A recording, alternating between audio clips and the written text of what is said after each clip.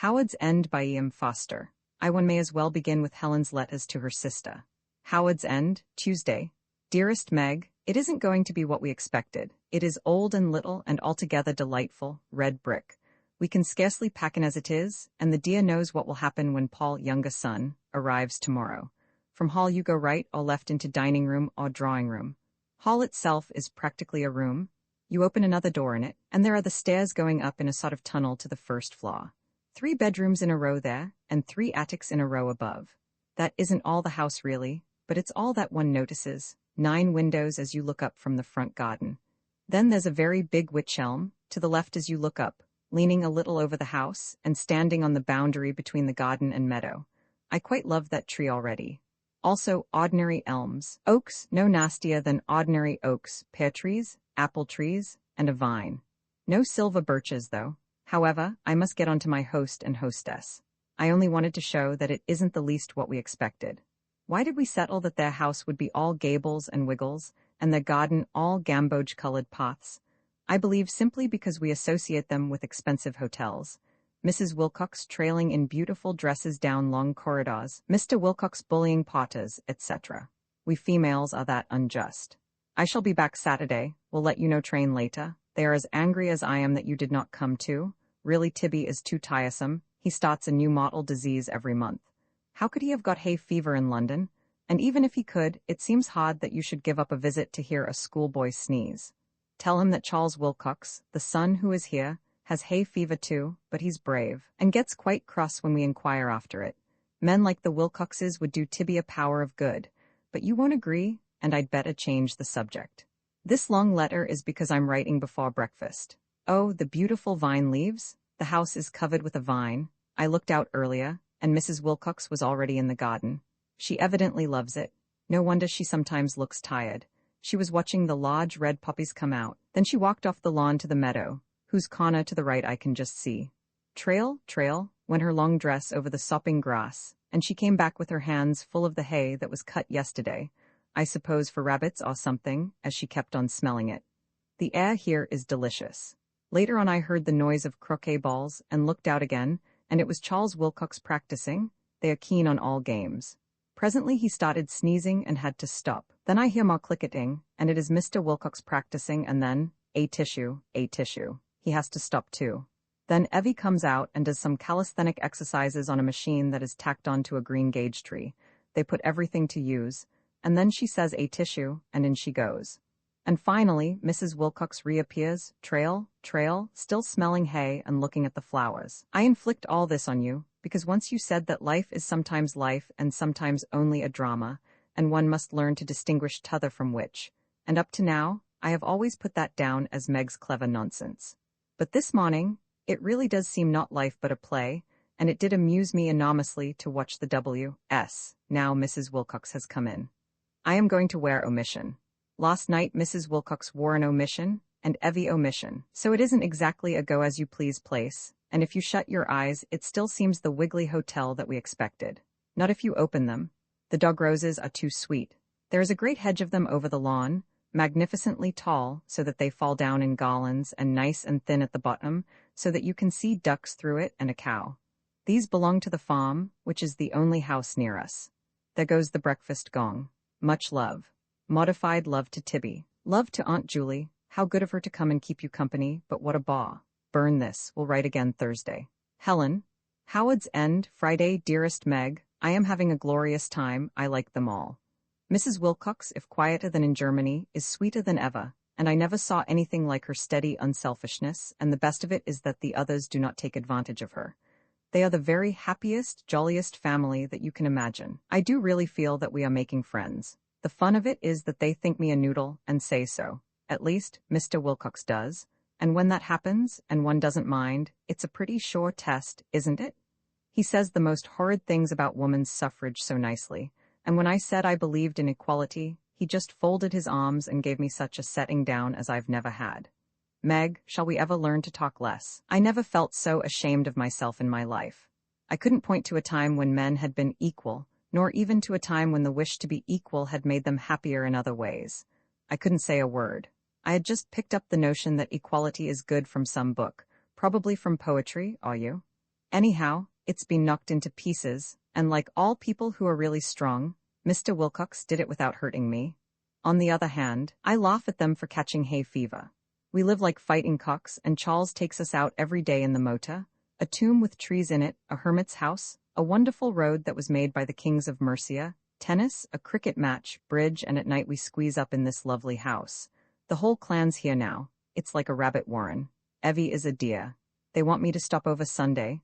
I suppose it won't matter if I do. Marvelous weather and the view's marvelous, views westward to the high ground. Thank you for your letter, burn this. Your affectionate Helen. Howard's End, Sunday. Dearest Meg, I do not know what you will say. Paul and I are in love, the younger son who only came here Wednesday. Several days passed. Was Mrs. Wilcox one of the unsatisfactory people, there are many of them, who dangle intimacy and then withdraw it? They evoke our interests and affections and keep the life of the spirit dawdling round them. Then they withdraw. When physical passion is involved, there is a definite name for such behavior, flirting, and if carried far enough it is punishable by law. But no law, not public opinion even, punishes those who coquet with friendship. Though the dull ache that they inflict, the sense of misdirected effort and exhaustion, may be as intolerable. Was she one of these? Margaret feared so at first, for, with a Londoner's impatience, she wanted everything to be settled up immediately. She mistrusted the periods of quiet that are essential to true growth. Desiring to book Mrs. Wilcox as a friend, she pressed on the ceremony, pencil, as it were, in hand, pressing the ma because the rest of the family were away, and the opportunity seemed favorable.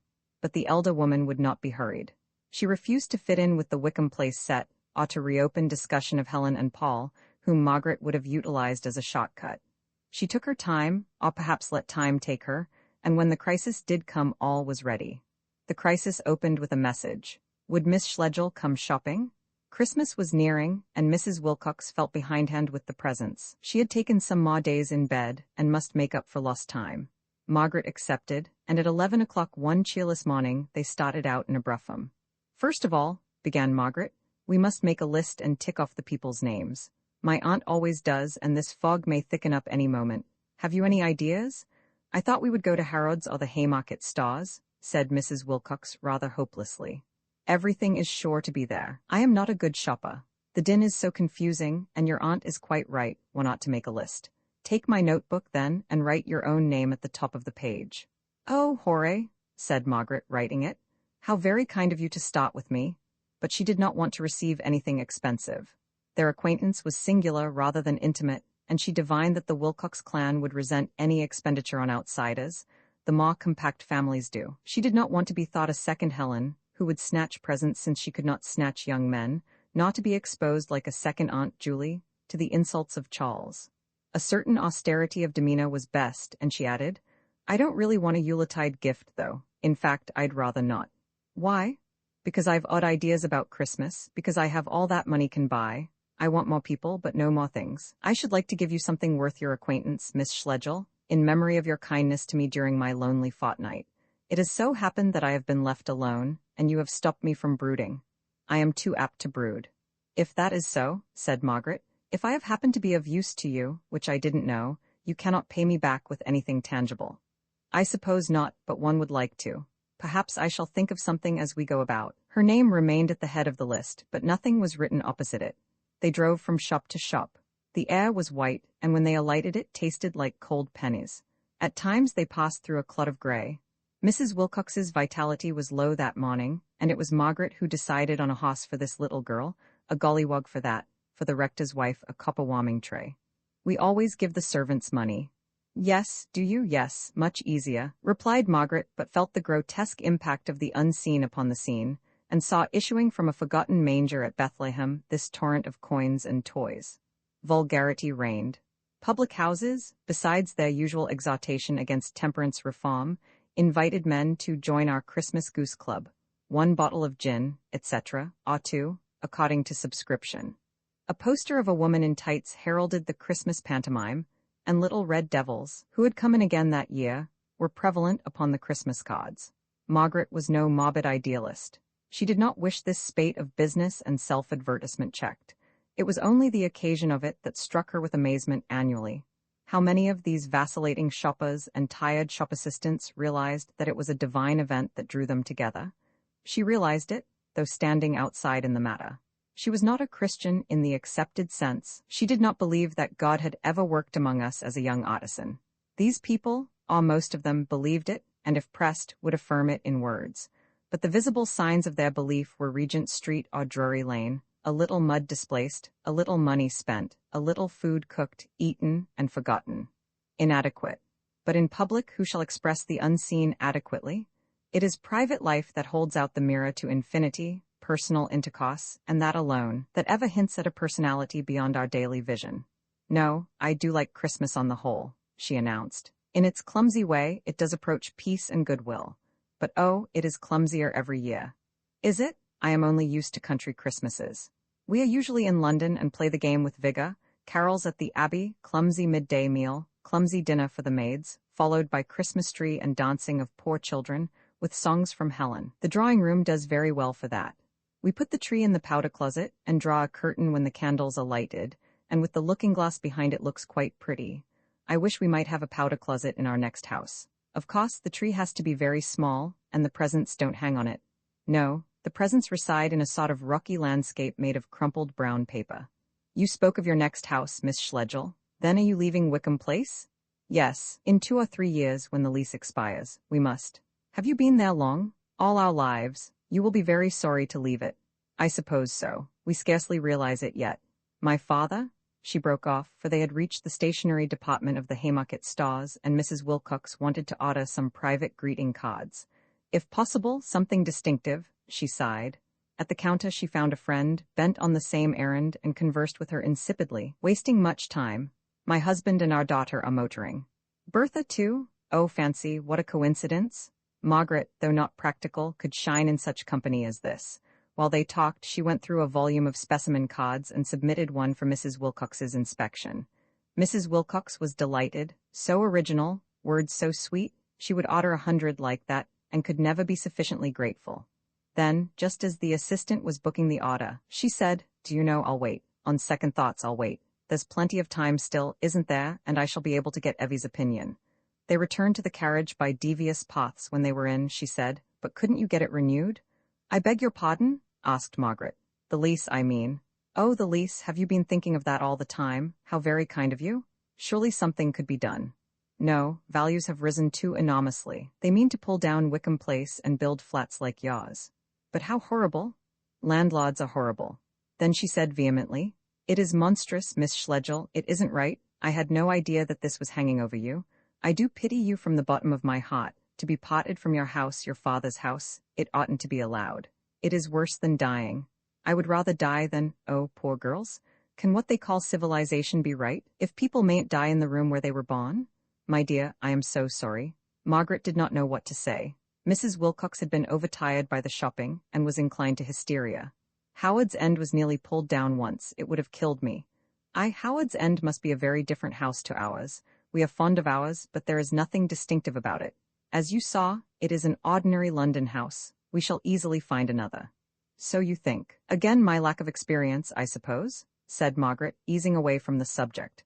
"I can't say anything when you take up that line, Mrs. Wilcox. I wish I could see myself as you see me, foreshortened into a backfish. Quite the ingenue, very charming, wonderfully well read for my age, but incapable." Mrs. Wilcox would not be deterred. "Come down with me to Howard's End now," she said, more vehemently than ever. "I want you to see it. You have never seen it. I want to hear what you say about it, for you do put things so wonderfully." Margaret glanced at the pitiless air and then at the tired face of her companion. "Later on I should love it," she continued, "but it's hardly the weather for such an expedition, and we ought to start when we're fresh. Isn't the house shut up, too?" She received no answer. Mrs. Wilcox appeared to be annoyed. "Might I come some other day?" Mrs. Wilcox bent forward and tapped the glass. "Back to Wickham Place, please," was her order to the coachman. Margaret had been snubbed. "1,000 thanks, Miss Schlegel, for all your help." "Not at all. It is such a comfort to get the presents off my mind, the Christmas cards especially. I do admire your choice." It was her turn to receive no answer. In her turn, Margaret became annoyed. "My husband and Evie will be back the day after tomorrow. That is why I dragged you out shopping today. I stayed in town chiefly to shop, but got through nothing. And now he writes that they must cut their tour short. The the weather is so bad, and the police traps have been so bad, nearly as bad as in Surrey. Ours is such a careful chauffeur, and my husband feels it particularly hard that they should be treated like road hogs. Why? Well, naturally he isn't a road hog.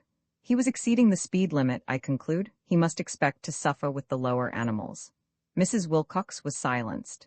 In growing discomfort, they drove homewards. The city seemed satanic, the narrowest streets oppressing like the galleries of a mine. No harm was done by the fog to trade, for it lay high, and the lighted windows of the shops were thronged with customers. It was rather a darkening of the spirit which fell back upon itself, to find a more grievous darkness within. Margaret nearly spoke a dozen times, but something throttled her. She felt petty and awkward, and her meditations on Christmas grew more cynical. Peace? It may bring other gifts, but is there a single Londoner to whom Christmas is peaceful? The craving for excitement and for elaboration has ruined that blessing. Goodwill? Had she seen any example of it in the hordes of purchases, or in herself? She had failed to respond to this invitation merely because it was a little queer and imaginative, she, whose birthright it was to nourish imagination. Better to have accepted, to have tired themselves a little by the journey, than coldly to reply, "Might I come some other day?" Her cynicism left her. There would be no other day. This shadowy woman would never ask her again. They parted at the mansions. Mrs. Wilcox went in after due civilities, and Margaret watched the tall, lonely figure sweep up the hall to the lift. As the glass doors closed on it, she had the sense of an imprisonment. The beautiful head disappeared first, still buried in the muff. The long trailing skirt followed. A woman of undefinable rarity was going up heavenward, like a specimen in a bottle. And into what a heaven? A vault as of hell, sooty black, from which soot descended. At lunch her brother, seeing her inclined for silence, insisted on talking. Tibby was not ill-natured, but from babyhood something drove him to do the unwelcome and the unexpected. Now he gave her a long account of the day school that he sometimes patronized.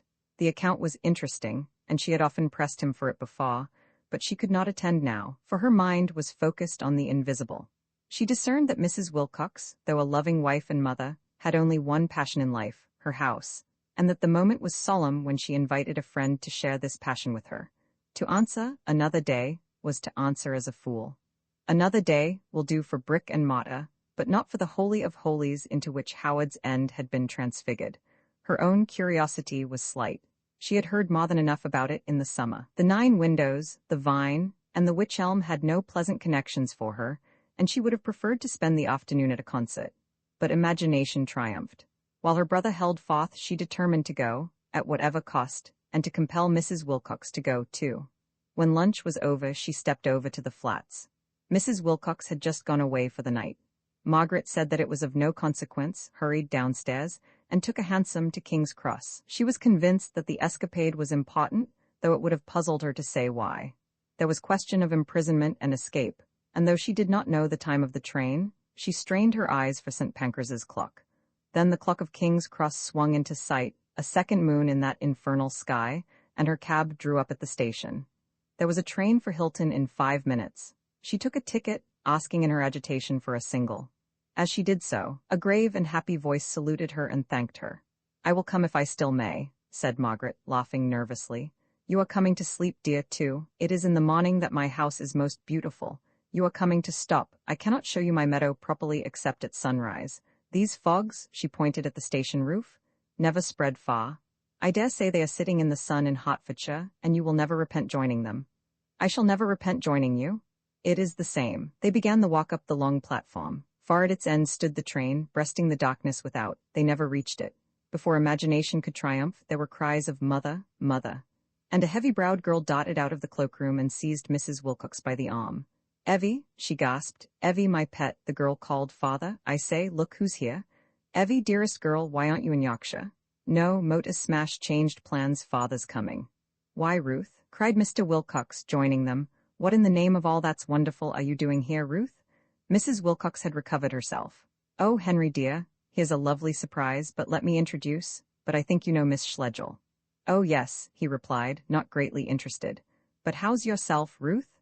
"Fit as a fiddle," she answered gaily. "So are we, and so was our car, which ran one as far as Ripon. But they're a wretched horse and cart which a fool of a driver. Miss Schlegel, our little outing must be for another day." "I was saying that this fool of a driver, as the policeman himself admits." Another day, Mrs. Wilcox, of course. But as we've insured against third-party risks, it won't so much matter, cot and car being practically at right angles. The voices of the happy family rose high. Margaret was left alone. No one wanted her. Mrs. Wilcox walked out of King's Cross between her husband and her daughter, listening to both of them. Roman 11, the funeral was over. The carriages had rolled away through the soft mud, and only the poor remained. They approached to the newly dug shaft and looked their last at the coffin, now almost hidden beneath the spadefuls of clay. It was their moment. Most of them were women from the dead woman's district, to whom black garments had been served out by Mr. Wilcox's orders.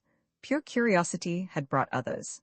They thrilled with the excitement of a death, and of a rapid death, and stood in groups or moved between the graves, like drops of ink.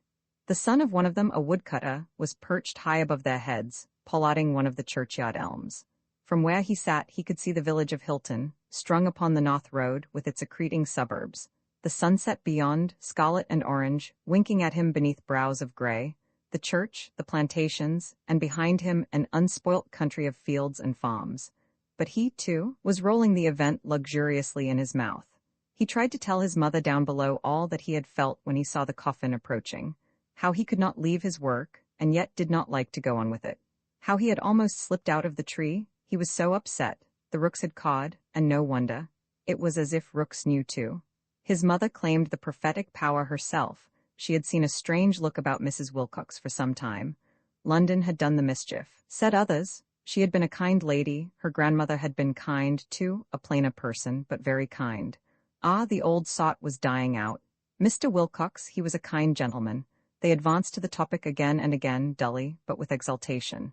The funeral of a rich person was to them what the funeral of Alcestis or Ophelia is to the educated. It was odd. Though remote from life, it enhanced life's values, and they witnessed it avidly. The gravediggers, who had kept up an undercurrent of disapproval.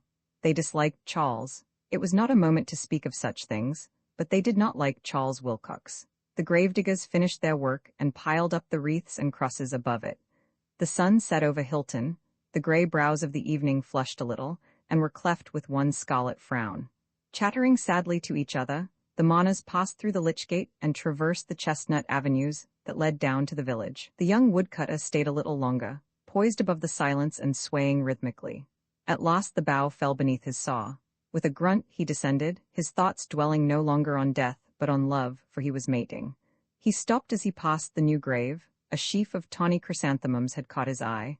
They didn't ought to have colored flowers at buryings, he reflected. Trudging on a few steps, he stopped again, looked furtively at the dusk, turned back, wrenched a chrysanthemum from the sheaf, and hid it in his pocket. After him came silence absolute. The cottage that abutted on the churchyard was empty, and no other house stood near. Hour after hour, the scene of the interment remained without an eye to witness it. Clouds drifted over it from the west, or the church may have been a ship, high-prowed, steering with all its company towards infinity. Towards morning the air grew colder, the sky clearer, the surface of the earth hard and sparkling above the prostrate dead. The woodcutter, returning after a night of joy, reflected. They lilies, they crescents, it's a pity I didn't take them all. Up at Howard's End they were attempting breakfast. Charles and Evie sat in the dining room with Mrs. Charles. Their father, who could not bear to see a face, breakfasted upstairs. He suffered acutely.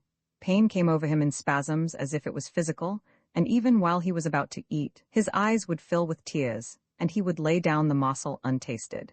He remembered his wife's even goodness during 30 years. Not anything in detail, not courtship or early raptures, but just the unvarying virtue that seemed to him a woman's noblest quality.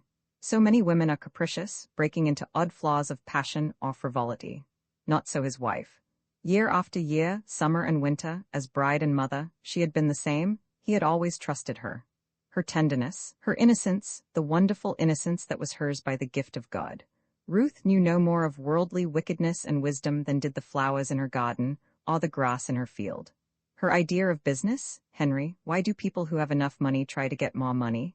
Her idea of politics, I am sure that if the mothers of various nations could meet, there would be no more wars. Her idea of religion, this had been a cloud, but a cloud that passed. She came of Quaker stock, and he and his family, formerly dissenters, were now members of the Church of England. The rector's sermons had at first repelled her, and she had expressed a desire for a more inward light, adding, Not so much for myself as for baby, Charles. Inward light must have been granted, for he heard no complaints in later years. They brought up their 3 children without dispute. They had never disputed. She lay under the earth now. She had gone, and as if to make her going the more bitter, had gone with a touch of mystery that was all unlike her. "Why didn't you tell me you knew of it?" he had moaned, and her faint voice had answered. "I didn't want to, Henry. I might have been wrong, and everyone hates illnesses." He had been told of the horror by a strange doctor, whom she had consulted during his absence from town. Was this altogether just? Without fully explaining, she had died. It was a fault on her part, and tears rushed into his eyes. What a little fault. It was the only time she had deceived him in those 30 years. He rose to his feet and looked out of the window, for Evie had come in with the letters, and he could meet no one's eye. Ah yes, she had been a good woman, she had been steady. He chose the word deliberately. To him steadiness included all praise. He himself, gazing at the wintry garden, is in appearance a steady man. His face was not as square as his son's, and indeed, the chin, though firm enough in outline, retreated a little, and the lips, ambiguous, were curtained by a moustache. But there was no external hint of weakness. The eyes, if capable of kindness and good fellowship, if ready for the moment with tears, were the eyes of one who could not be driven. The forehead, too, was like Charles's. High and straight, brown and polished, merging abruptly into temples and skull, it had the effect of a bastion that protected his head from the world. At times it had the effect of a blank wall. He had dwelt behind it, intact and happy, for 50 years. "The post's come, father," said Evie awkwardly. "Thanks, put it down. Has the breakfast been all right?" "Yes, thanks." The girl glanced at him and at it with constraint. She did not know what to do. "Charles says, do you want the Times?" "No, I'll read it later." "Ring if you want anything, father, won't you?" "I've all I want." Having sorted the letters from the circulars, she went back to the dining room.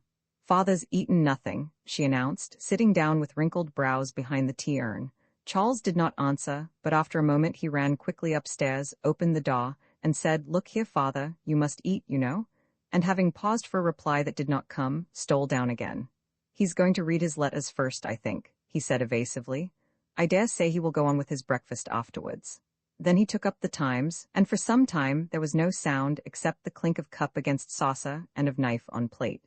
Poor Mrs. Charles sat between her silent companions, terrified at the course of events, and a little bawed.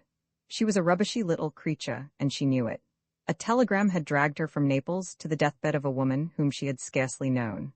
A word from her husband had plunged her into mourning. She desired to mourn inwardly as well, but she wished that Mrs. Wilcox, since fated to die, could have died before the marriage, for then less would have been expected of her. Crumbling her toast and too nervous to ask for the butter, she remained almost motionless, thankful only for this, that her father-in-law was having his breakfast upstairs. At last Charles spoke. "They had no business to be pollarding those elms yesterday," he said to his sister. "No, indeed. I must make a note of that," he continued. "I am surprised that the rector allowed it. Perhaps it may not be the rector's affair. Whose else could it be? The lord of the manor. Impossible. But a dolly? Thank you, Evie dear. Charles, yes, dear. I didn't know one could pollard elms. I thought one only pollarded willows. Oh no, one can pollard elms. Then why oughtn't the elms in the churchyard to be pollarded?" Charles frowned a little and turned again to his sister. "Another point, I must speak to Chalkeley." "Yes, rather, you must complain to Chalkeley. It's no good his saying he is not responsible for those men. He is responsible." "Yes, rather." Brother and sister were not callous. They spoke thus, partly because they desired to keep Chalkeley up to the mark, a healthy desire in its way, partly because they avoided the personal note in life. All Wilcoxes did. It did not seem to them of supreme importance, or it may be as Helen supposed. They realized its importance, but were afraid of it. Panic and emptiness. Could one glance behind? They were not callous, and they left the breakfast table with aching hearts. Their mother never had come in to breakfast. It was in the other rooms, and especially in the garden, that they felt her loss most. As Charles went out to the garage, he was reminded at every step of the woman who had loved him and whom he could never replace. What battles he had fought against her gentle conservatism, how she had disliked improvements, yet how loyally she had accepted them when made. He and his father, what trouble they had had to get this very garage. With what difficulty had they persuaded her to yield them the paddock for it, the paddock that she loved more dearly than the garden itself. The vine, she had got her way about the vine. It still encumbered the south wall with its unproductive branches, and so with Evie, as she stood talking to the cook. though she could take up her mother's work inside the house, just as the man could take it up without. She felt that something unique had fallen out of her life. Their grief, though less poignant than their father's, grew from deeper roots, for a wife may be replaced, a mother never. Charles would go back to the office. There was little at Howard's End. The contents of his mother's will had long been known to them. There were no legacies, no annuities, none of the posthumous bustle with which some of the dead prolong their activities. Trusting her husband, she had left him everything without reserve. She was quite a poor woman.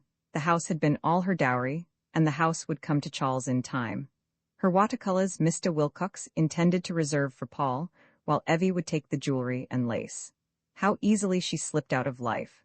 Charles thought the habit laudable, though he did not intend to adopt it himself, whereas Margaret would have seen in it an almost culpable indifference to earthly fame. Cynicism, not the superficial cynicism that snarls and sneers, but the cynicism that can go with courtesy and tenderness. That was the note of Mrs. Wilcox's will. She wanted not to vex people. That accomplished, the earth might freeze over her forever. No, there was nothing for Charles to wait for. He could not go on with his honeymoon, so he would go up to London and work. He felt too miserable hanging about. He and Dolly would have the furnished flat while his father rested quietly in the country with Evie. He could also keep an eye on his own little house, which was being painted and decorated for him in one of the Surrey suburbs, and in which he hoped to install himself soon after Christmas. Yes, he would go up after lunch in his new motor, and the town servants, who had come down for the funeral, would go up by train. He found his father's chauffeur in the garage, said morning without looking at the man's face, and bending over the car, continued, "Hullo, my new car's been driven? Has it, sir?" "Yes," said Charles, getting rather red. "And whoever's driven it hasn't cleaned it properly, for there's mud on the axle. Take it off." The man went for the cloths without a word. He was a chauffeur as ugly as sin, not that this did him disservice with Charles, who thought charm in a man rather rot, and had soon got rid of the little Italian beast with whom they had started. "Charles?" His bride was tripping after him over the Hofrust, a dainty black column, her little face and elaborate mourning hat forming the capital thereof. "1 minute, I'm busy." "Well, Crane, who's been driving it, do you suppose?" "Don't know, I'm sure, sir. No one's driven it since I've been back, but of course, there's the fortnight I've been away with the other car in Yorkshire." The mud came off easily. "Charles, your father's down. Something's happened. He wants you in the house at once." "Oh, Charles?" "Wait, dear, wait a minute. Who had the key of the garage while you were away, Crane?" "The gardener, sir." "Do you mean to tell me that old Penny can drive a motor?" "No, sir, no one's had the motor out, sir." "Then how do you account for the mud on the axle?" "I can't, of course, say for the time I've been in Yorkshire. No more mud now, sir." Charles was vexed. The man was treating him as a fool, and if his heart had not been so heavy, he would have reported him to his father. But it was not a morning for complaints. Ordering the motor to be round after lunch, he joined his wife, who had all the while been pouring out some incoherent story about a letter and a Miss Schlegel. "Now, Dolly, I can attend to you." "Miss Schlegel? What does she want?" When people wrote a letter, Charles always asked what they wanted. What was to him the only cause of action? And the question in this case was correct, for his wife replied, "She wants Howard's End." "Howard's End? Now, Crane, just don't forget to put on the Stepney wheel." "No, sir. Now, mind you don't forget, for I come, little woman." When they were out of the chauffeur's sight, he put his arm round her waist and pressed her against him. All his affection and half his attention, it was what he granted her throughout their happy married life. "But you haven't listened, Charles." "What's wrong?" "I keep on telling you, Howard's End, Miss Schlegel's got it." "Got what?" said Charles, unclasping her. "What the dickens are you talking about?" "Now, Charles, you promised not to say those naughty. Look here, I'm in no mood for foolery. It's no morning for it either.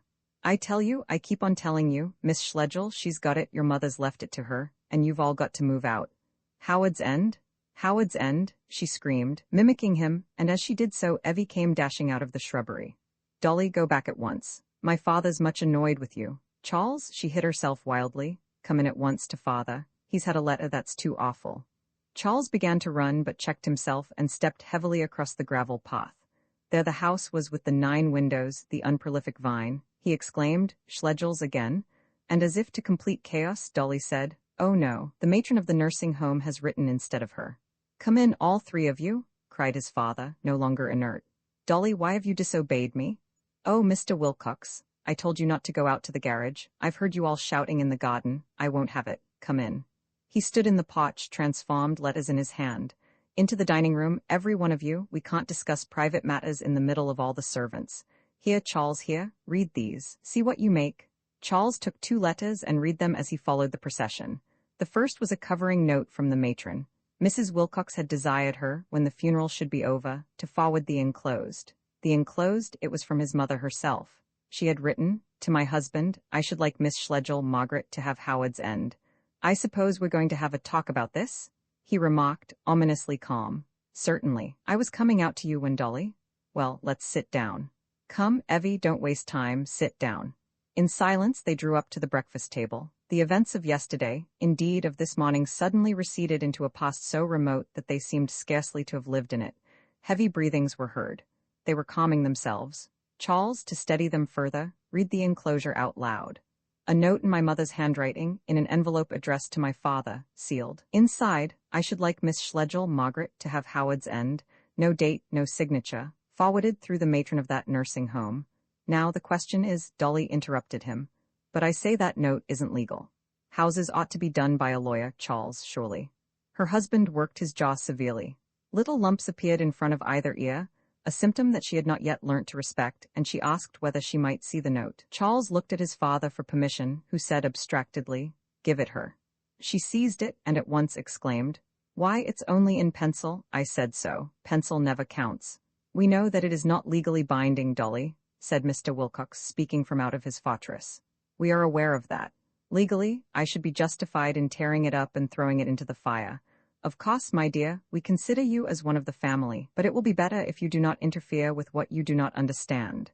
Charles, vexed both with his father and his wife, then repeated, "The question is—" He had cleared a space of the breakfast table from plates and knives so that he could draw patterns on the tablecloth. "The question is whether Miss Schlegel, during the fortnight we were all away, whether she unduly—" He stopped. "I don't think that," said his father, whose nature was nobler than his son's. "Don't think what?" "That she would have, that it is a case of undue influence. No, to my mind the question is the invalid's condition at the time she wrote. My dear father, consult an expert if you like, but I don't admit it is my mother's writing." "Why, you just said it was," cried Dolly. "Never mind if I did," he blazed out, "and hold your tongue." The poor little wife colored at this and, drawing her handkerchief from her pocket, shed a few tears. No one noticed her. Evie was scowling like an angry boy. The 2 men were gradually assuming the manner of the committee room. They were both at their best when serving on committees. They did not make the mistake of handling human affairs in the bulk, but disposed of them item by item, sharply. Calligraphy was the item before them now, and on it they turned their well-trained brains. Charles, after a little demur, accepted the writing as genuine, and they passed on to the next point. It is the best, perhaps the only, way of dodging emotion. They were the average human article, and had they considered the note as a whole it would have driven them miserable or mad.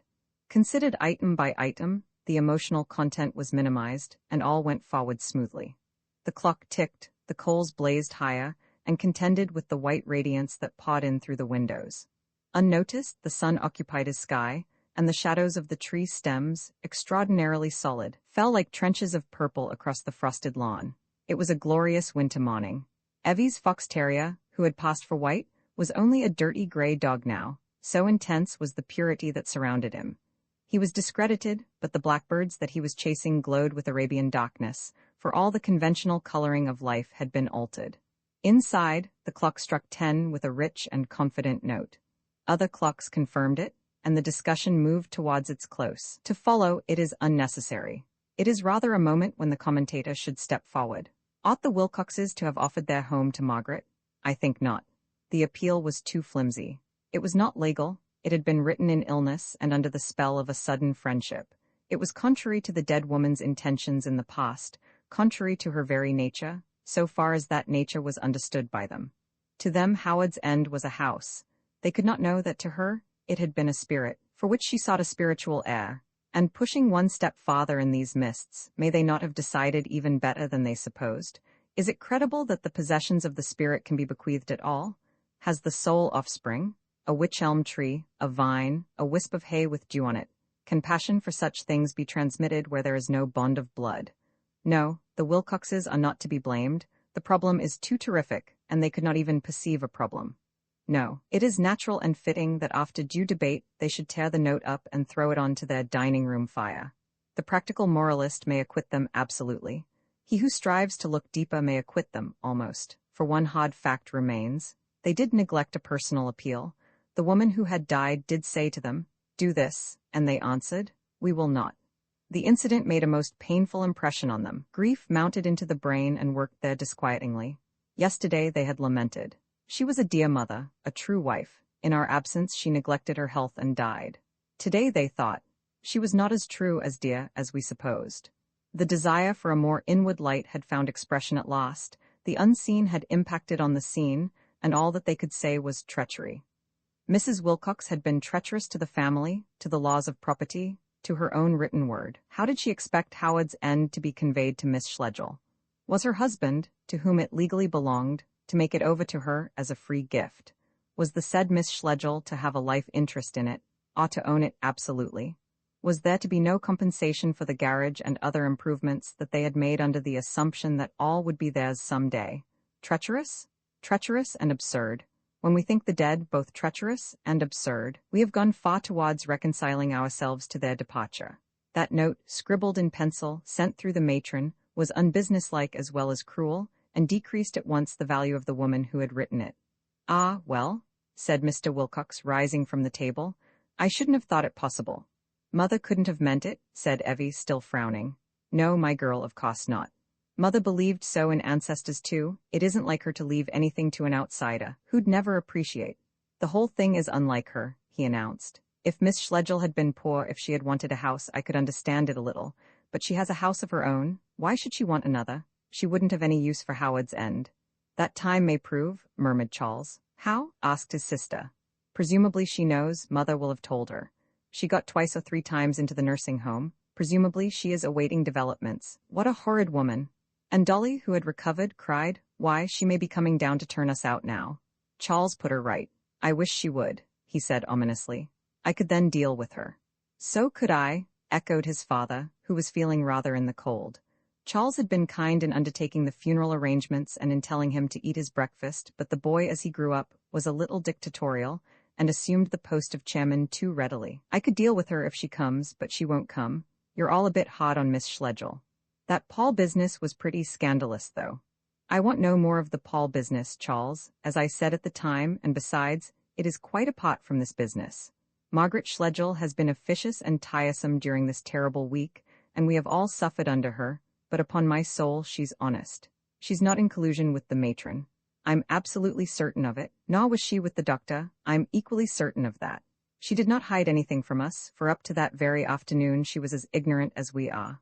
She, like ourselves, was a dupe." He stopped for a moment. "You see, Charles, in her terrible pain your mother put us all in false positions. Paul would not have left England, you would not have gone to Italy, nor Evie and I into Yorkshire, if only we had known. Well, Miss Schlegel's position has been equally false. Take all in all, she has not come out of it badly." Evie said, "But those chrysanthemums are coming down to the funeral at all?" echoed Dolly. "Why shouldn't she come down? She had the right to, and she stood far back among the Hilton women. The flowers, certainly we should not have sent such flowers, but they may have seemed the right thing to her, Evie, and for all you know, they may be the custom in Germany." "Oh, I forget she isn't really English," cried Evie. "That would explain a lot. She's a cosmopolitan," said Charles, looking at his watch.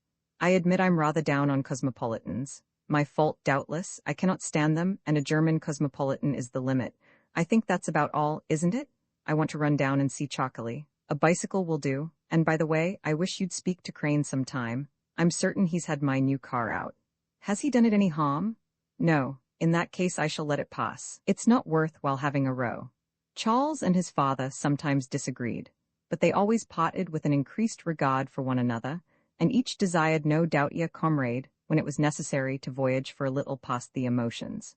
So the sailors of Ulysses voyaged past the sirens, having first stopped one another's ears with wool. Roman 12 Charles need not have been anxious. Miss Schlegel had never heard of his mother's strange request. She was to hear of it in after years, when she had built up her life differently, and it was to fit into position as the headstone of the corner. Her mind was bent on other questions now, and by her also it would have been rejected as the fantasy of an invalid. She was parting from these Wilcoxes for the second time.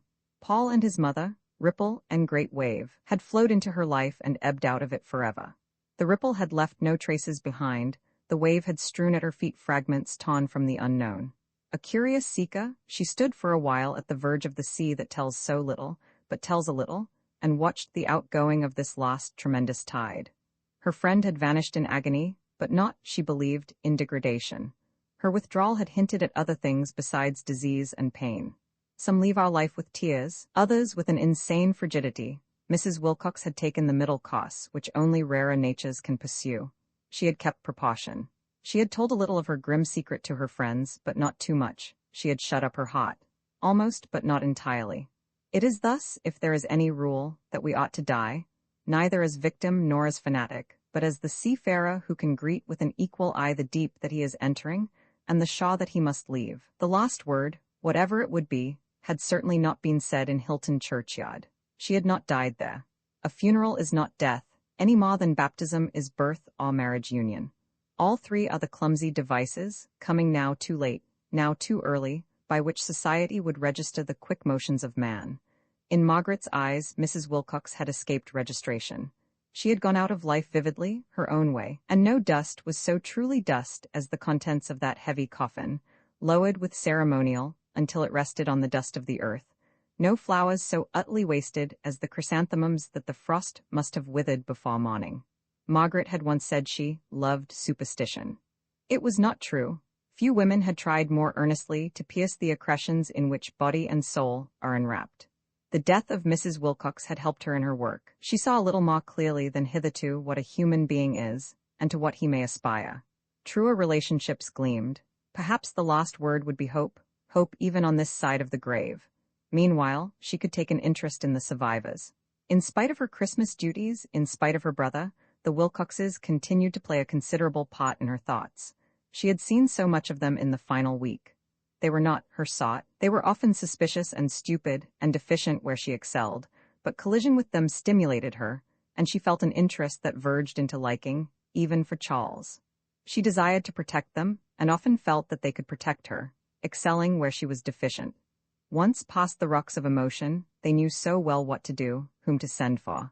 Their hands were on all the ropes, they had grit as well as grittiness, and she valued grit enormously. They led a life that she could not attain to, the outer life of telegrams and anger, which had detonated when Helen and Paul had touched in June, and had detonated again the other week. To Margaret this life was to remain a real farce. She could not despise it as Helen and Tibby affected to do. It fostered such virtues as neatness, decision, and obedience, virtues of the second rank, no doubt, but they have formed our civilization. They form character, too. Margaret could not doubt it, they keep the soul from becoming sloppy. How dare Schlegels despise Wilcoxes when it takes all sorts to make a world? Don't brood too much, she wrote to Helen, on the superiority of the unseen to the seen. It's true, but to brood on it is medieval. Our business is not to contrast the two, but to reconcile them. Helen replied that she had no intention of brooding on such a dull subject. What did her sister take her for? The weather was magnificent. She and the Mosbachs had gone tobogganing on the only hill that Pomerania boasted. It was fun, but overcrowded, for the rest of Pomerania had gone there too. Helen loved the country, and her letter glowed with physical exercise and poetry. She spoke of the scenery, quiet yet august, of the snow-clad fields with their scampering herds of deer, of the river and its quaint entrance into the Baltic Sea, of the Audiobook, only 300 feet high, from which one slid all too quickly back into the Pomeranian plains, and yet these Audiobook were real mountains, with pine forests, streams, and views complete. It isn't size that counts so much as the way things are arranged. In another paragraph, she referred to Mrs. Wilcox sympathetically, but the news had not bitten into her. She had not realized the accessories of death, which are in a sense more memorable than death itself. The atmosphere of precautions and recriminations, and in the midst a human body growing more vivid because it was in pain. The end of that body in Hilton churchyard. The survival of something that suggested hope, vivid in its turn against life's workaday cheerfulness. All these were lost to Helen, who only felt that a pleasant lady could now be pleasant no longer. She returned to Wickham Place full of her own affairs. She had had another proposal, and Margaret, after a moment's hesitation, was content that this should be so. The proposal had not been a serious matter. It was the work of Fraulein Mosbach, who had conceived the large and patriotic notion of winning back her cousins to the fatherland by matrimony. England had played Paul Wilcox, and lost. Germany played Herr Fürstmeister someone. Helen could not remember his name. Herr Forstmeister lived in a wood, and standing on the summit of the Audiobook, he had pointed out his house to Helen, or rather, had pointed out the wedge of pines in which it lay. She had exclaimed, "Oh, how lovely, that's the place for me." And in the evening Frieder appeared in her bedroom. "I have a message, dear Helen," etc. And so she had, but had been very nice when Helen laughed, quite understood, a forest too solitary and damp, quite agreed, but Herr Forstmeister believed he had assurance to the contrary. Germany had lost, but with good humor, holding the manhood of the world, she felt bound to win. "And there will even be someone for Tibby," concluded Helen. "Though now, Tibby, think of that. Frieder is saving up a little girl for you, in pigtails and white worsted stockings, but the feet of the stockings are pink as if the little girl had trodden in strawberries. I've talked too much. My head aches. Now you talk." Tibby consented to talk. He too was full of his own affairs, for he had just been up to try for a scholarship at Oxford. The men were down, and the candidates had been housed in various colleges, and had dined in hall. Tibby was sensitive to beauty, the experience was new, and he gave a description of his visit that was almost glowing. The august and mellow university, soaked with the richness of the western counties that it has served for 1,000 years, appealed at once to the boy's taste. It was the kind of thing he could understand, and he understood it all the better because it was empty. Oxford is, Oxford, not a mere receptacle for youth, like Cambridge. Perhaps it wants its inmates to love it rather than to love one another. Such at all events was to be its effect on Tibby.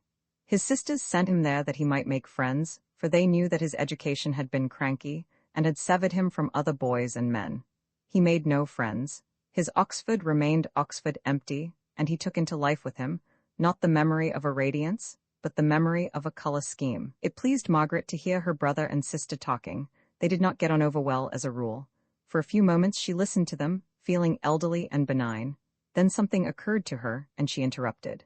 "Helen, I told you about poor Mrs. Wilcox, that sad business?" "Yes. I have had a correspondence with her son. He was winding up the estate and wrote to ask me whether his mother had wanted me to have anything. I thought it good of him, considering I knew her so little. I said that she had once spoken of giving me a Christmas present, but we both forgot about it afterwards. I hope Charles took the hint." "Yes, that is to say," her husband wrote later on, "and thanked me for being a little kind to her, and actually gave me her silver vinaigrette. Don't you think that is extraordinarily generous? It has made me like him very much. He hopes that this will not be the end of our acquaintance, but that you and I will go and stop with Evie sometime in the future. I like Mr. Wilcox. He is taking up his work, Rubber. It is a big business. I gather he is launching out rather. Charles is in it too. Charles is married, a pretty little creature, but she doesn't seem wise. They took on the flat, but now they have gone off to a house of their own." Helen, after a decent pause, continued her account of Stettin. How quickly a situation changes. In June, she had been in a crisis. Even in November, she could blush and be unnatural. Now it was January, and the whole affair lay forgotten. Looking back on the past 6 months, Margaret realized the chaotic nature of our daily life, and its difference from the orderly sequence that has been fabricated by historians. Actual life is full of false clues and signposts that lead nowhere. With infinite effort, we nerve ourselves for a crisis that never comes. The most successful career must show a waste of strength that might have removed mountains, and the most unsuccessful is not that of the man who is taken unprepared, but of him who has prepared and is never taken. On a tragedy of that kind, our national morality is duly silent. It assumes that preparation against danger is in itself a good, and that men, like nations, are the better for staggering through life fully armed. The tragedy of preparedness has scarcely been handled, save by the Greeks. Life is indeed dangerous, but not in the way morality would have us believe. It is indeed unmanageable, but the essence of it is not a battle. It is unmanageable because it is a romance, and its essence is romantic beauty. Margaret hoped that for the future she would be less cautious, not more cautious, than she had been in the past. Roman 13 over 2 years passed, and the Schlegel household continued to lead its life of cultured, but not ignoble, ease, still swimming gracefully on the grey tides of London.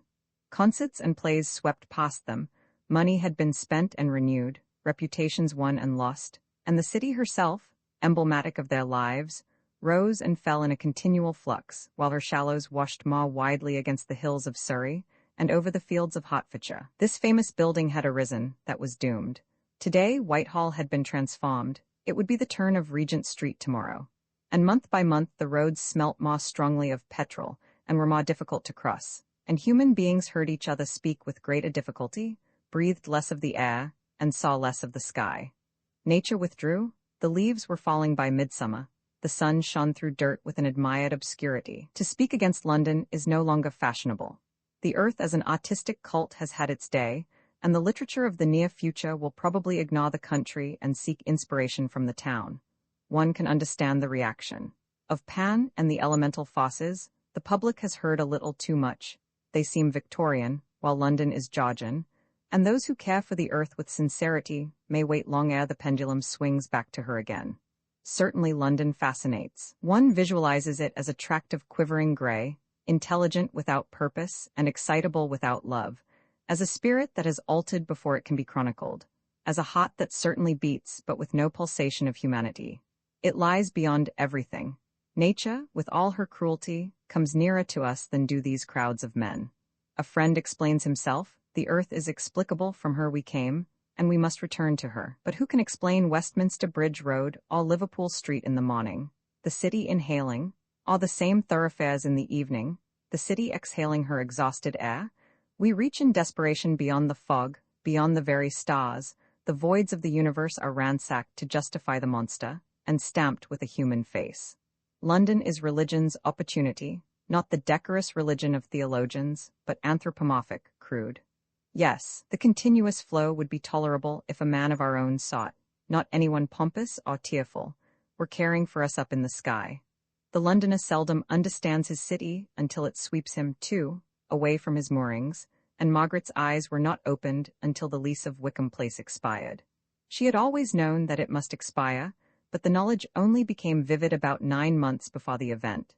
Then the house was suddenly ringed with pathos. It had seen so much happiness. Why had it to be swept away? In the streets of the city she noted for the first time the architecture of hurry, and heard the language of hurry on the mouths of its inhabitants, clipped words, formless sentences, potted expressions of approval or disgust. Month by month things were stepping livelier, but to what goal? The population still rose, but what was the quality of the men born? The particular millionaire who owned the freehold of Wickham Place, and desired to erect Babylonian flats upon it. What right had he to stir so large a portion of the quivering jelly? He was not a fool, she had heard him expose socialism. But true insight began just where his intelligence ended, and one gathered that this was the case with most millionaires. What right had such men? But Margaret checked herself. That way lies madness. Thank goodness she too had some money and could purchase a new home. Tibby, now in his 2nd year at Oxford, was down for the Easter vacation, and Margaret took the opportunity of having a serious talk with him. Did he at all know where he wanted to live? Tibby didn't know that he did know. Did he at all know what he wanted to do? He was equally uncertain, but when pressed remarked that he should prefer to be quite free of any profession. Margaret was not shocked, but went on sewing for a few minutes before she replied. I was thinking of Mr. Vyse. He never strikes me as particularly happy. Yees, said Tibby, and then held his mouth open in a curious quiver, as if he too had thought of Mr. Vyse, had seen round, through, over, and beyond Mr. Vyse, had weighed Mr. Vyse, grouped him, and finally dismissed him as having no possible bearing on the subject under discussion. That bleat of Tibby's infuriated Helen. But Helen was now down in the dining room preparing a speech about political economy. At times her voice could be heard declaiming through the flaw. But Mr. Vyse is rather a wretched, weedy man, don't you think? Then there's Guy. That was a pitiful business. Besides, shifting to the general, everyone is the better for some regular work. Groans. I shall stick to it, she continued, smiling. I am not saying it to educate you, it is what I really think. I believe that in the last century men have developed the desire for work, and they must not starve it. It's a new desire. It goes with a great deal that's bad, but in itself it's good, and I hope that for women too, not to work will soon become as shocking as not to be married was 100 years ago. I have no experience of this profound desire to which you allude, enunciated Tibby. Then we'll leave the subject till you do. I'm not going to rattle you round. Take your time. Only do think over the lives of the men you like most and see how they've arranged them. I like Guy and Mr. Vyse most, said Tibby faintly, and leant so far back in his chair that he extended in a horizontal line from knees to throat. And don't think I'm not serious because I don't use the traditional arguments, making money, a sphere awaiting you, and so on, all of which are, for various reasons, can't. She sewed on. I'm only your sister. I haven't any authority over you, and I don't want to have any, just to put before you what I think the truth. You see, she shook off the pince-nez to which she had recently taken. In a few years we shall be the same age practically, and I shall want you to help me. Men are so much nicer than women. Laboring under such a delusion, why do you not marry? I sometimes jolly well think I would if I got the chance. Has nobody asked you? Only ninnies. Do people ask Helen? Plentifully. Tell me about them. No, tell me about your ninnies then. They were men who had nothing better to do, said his sister, feeling that she was entitled to scar this point. So take warning, you must work, or else you must pretend to work, which is what I do. Work, work, work if you'd save your soul and your body. It is honestly a necessity, dear boy. Look at the Wilcoxes, look at Mr. Pembroke. With all their defects of temper and understanding, such men give me more pleasure than many who are better equipped, and I think it is because they have worked regularly and honestly. Spare me the Wilcoxes, he moaned. I shall not, they are the right sort. Oh, goodness me, Meg, he protested, suddenly sitting up, alert and angry. Tibby, for all his defects, had a genuine personality. Well, they're as near the right sort as you can imagine. No, no, oh no. I was thinking of the younger son, whom I once classed as a ninny, but who came back so ill from Nigeria. He's gone out there again, Evie Wilcox tells me, out to his duty. Duty always elicited a groan. He doesn't want the money, it is work he wants, though it is beastly work, dull country, dishonest natives, an eternal fidget over fresh water and food. A nation that can produce men of that sort may well be proud. No wonder England has become an empire. Empire? I can't bother over results, said Margaret, a little sadly. They are too difficult for me, I can only look at the men. An empire bores me so far, but I can appreciate the heroism that builds it up. London bores me, but what thousands of splendid people are laboring to make London. What it is, he sneered. What it is, worse luck. I want activity without civilization. How paradoxical, yet I expect that is what we shall find in heaven. And I, said Tibby, want civilization without activity, which, I expect, is what we shall find in the other place. You needn't go as far as the other place, Tibbykins, if you want that. You can find it at Oxford. Stupid? If I'm stupid, get me back to the house hunting. I'll even live in Oxford if you like, North Oxford. I'll live anywhere except Bournemouth, Torquay, and Cheltenham. Oh yes, or Ilfracombe and Swanage and Tunbridge Wells and Surbiton and Bedford. They're on no account. London, then. I agree, but Helen rather wants to get away from London. However, there's no reason we shouldn't have a house in the country and also a flat in town, provided we all stick together and contribute. Though of course, oh, how one does maunder on, and to think of the people who are really poor. How do they live? Not to move about the world would kill me. As she spoke, the door was flung open, and Helen burst in a state of extreme excitement. Oh, my dears, what do you think? You'll never guess. A woman's been here asking me for her husband, her what? Helen was fond of supplying her own surprise. Yes, for her husband, and it really is so. Not anything to do with Bracknell? Cried Margaret, who had lately taken on an unemployed of that name to clean the knives and boots. I offered Bracknell, and he was rejected. So was Tibby. Cheer up, Tibby, it's no one we know. I said, hunt, my good woman, have a good look round, hunt under the tables, poke up the chimney, shake out the antimacassars. Husband, husband? Oh, and she so magnificently dressed and tinkling like a chandelier. Now, Helen, what did really happen? What I say, I was, as it were, orating my speech. Annie opens the door like a fool and shows a female straight in on me with my mouth open. Then we began very civilly. I want my husband, what I have reason to believe is here. No, how unjust one is. She said whom, not what, she got it perfectly. So I said, name, please? And she said, Lan, miss, and there we were. Lan, Lanoline, we were not nice about our vowels, Lanoline. But what an extraordinary. I said, my good Mrs. Lanoline, we have some grave misunderstanding here. Beautiful as I am, my modesty is even more remarkable than my beauty, and never, never has Mr. Lanoline rested his eyes on mine. I hope you were pleased, said Tibby. Of course, Helen squeaked. A perfectly delightful experience. Oh, Mrs. Lanoline's a dear, she asked for a husband as if he were an umbrella. She mislaid him Saturday afternoon, and for a long time suffered no inconvenience. But all night, and all this morning her apprehensions grew. Breakfast didn't seem the same. No, no more did lunch, and so she strolled up to 2 Wickham Place as being the most likely place for the missing article. But how on earth? Don't begin how on earthing. I know what I know, she kept repeating, not uncivilly, but with extreme gloom. In vain I asked her what she did know. Some knew what others knew, and others didn't, and then others again had better be careful. Oh dear, she was incompetent? She had a face like a silkworm, and the dining room reeks of orris root. We chatted pleasantly a little about husbands, and I wondered where hers was too, and advised her to go to the police. She thanked me.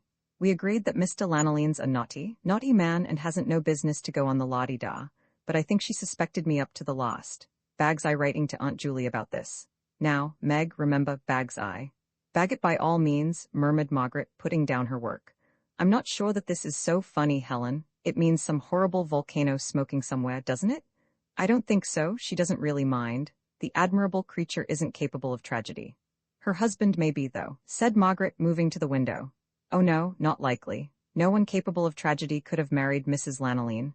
Was she pretty? Her figure may have been good once. The flats, their only outlook, hung like an ornate curtain between Margaret and the welter of London. Her thoughts turned sadly to house hunting. Wickham Place had been so safe. She feared, fantastically, that her own little flock might be moving into turmoil and squalor, into nearer contact with such episodes as these. Tibby and I have again been wondering where we'll live next September, she said at last. Tibby had better first wonder what he'll do, retorted Helen, and that topic was resumed, but with acrimony. Then tea came, and after tea Helen went on preparing her speech, and Margaret prepared one too, for they were going out to a discussion society on the morrow.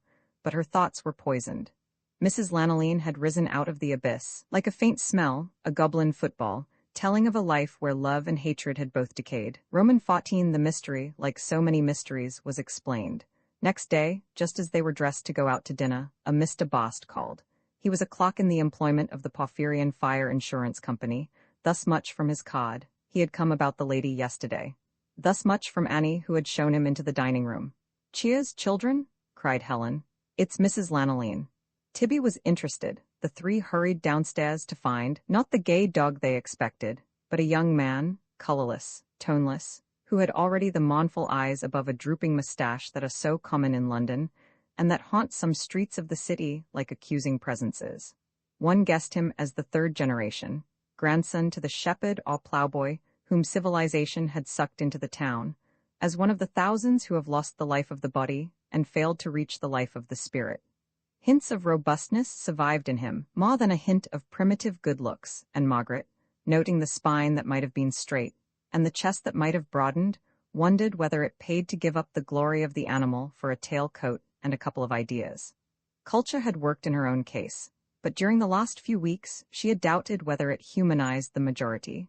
So wide and so widening is the gulf that stretches between the natural and the philosophic man, so many the good chaps who are wrecked in trying to cross it. She knew this type very well, the vague aspirations, the mental dishonesty, the familiarity with the outsides of books. She knew the very tones in which he would address her. She was only unprepared for an example of her own visiting card. You wouldn't remember giving me this, Miss Schlegel? Said he, uneasily familiar. No, I can't say I do. Well, that was how it happened, you see. Where did we meet, Mr. Bast? For the minute, I don't remember. It was a concert at the Queen's Hall. I think you will recollect, he added pretentiously, when I tell you that it included a performance of the Fifth Symphony of Beethoven. We hear the Fifth practically every time it's done, so I'm not sure. Do you remember, Helen? Was it the time the sandy cat walked round the balustrade? He thought not. Then I don't remember. That's the only Beethoven I ever remember specially. And you, if I may say so, took away my umbrella, inadvertently of course. Likely enough, Helen laughed, for I steal umbrellas even oftener than I hear Beethoven. Did you get it back? Yes, thank you, Miss Schlegel. The mistake arose out of my card, did it? Interposed Margaret. Yes, the mistake arose, it was a mistake. The lady who called here yesterday thought that you were calling too and that she could find you? She continued, pushing him forward for, though he had promised an explanation, he seemed unable to give one.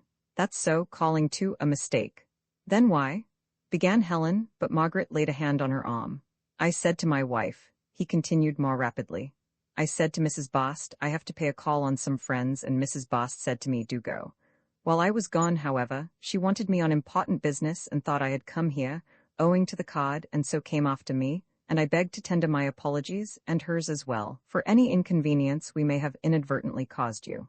No inconvenience, said Helen, but I still don't understand. An air of evasion characterized Mr. Bast. He explained again, but was obviously lying, and Helen didn't see why he should get off. She had the cruelty of youth. Neglecting her sister's pressure, she said, I still don't understand. When did you say you paid this call? Call?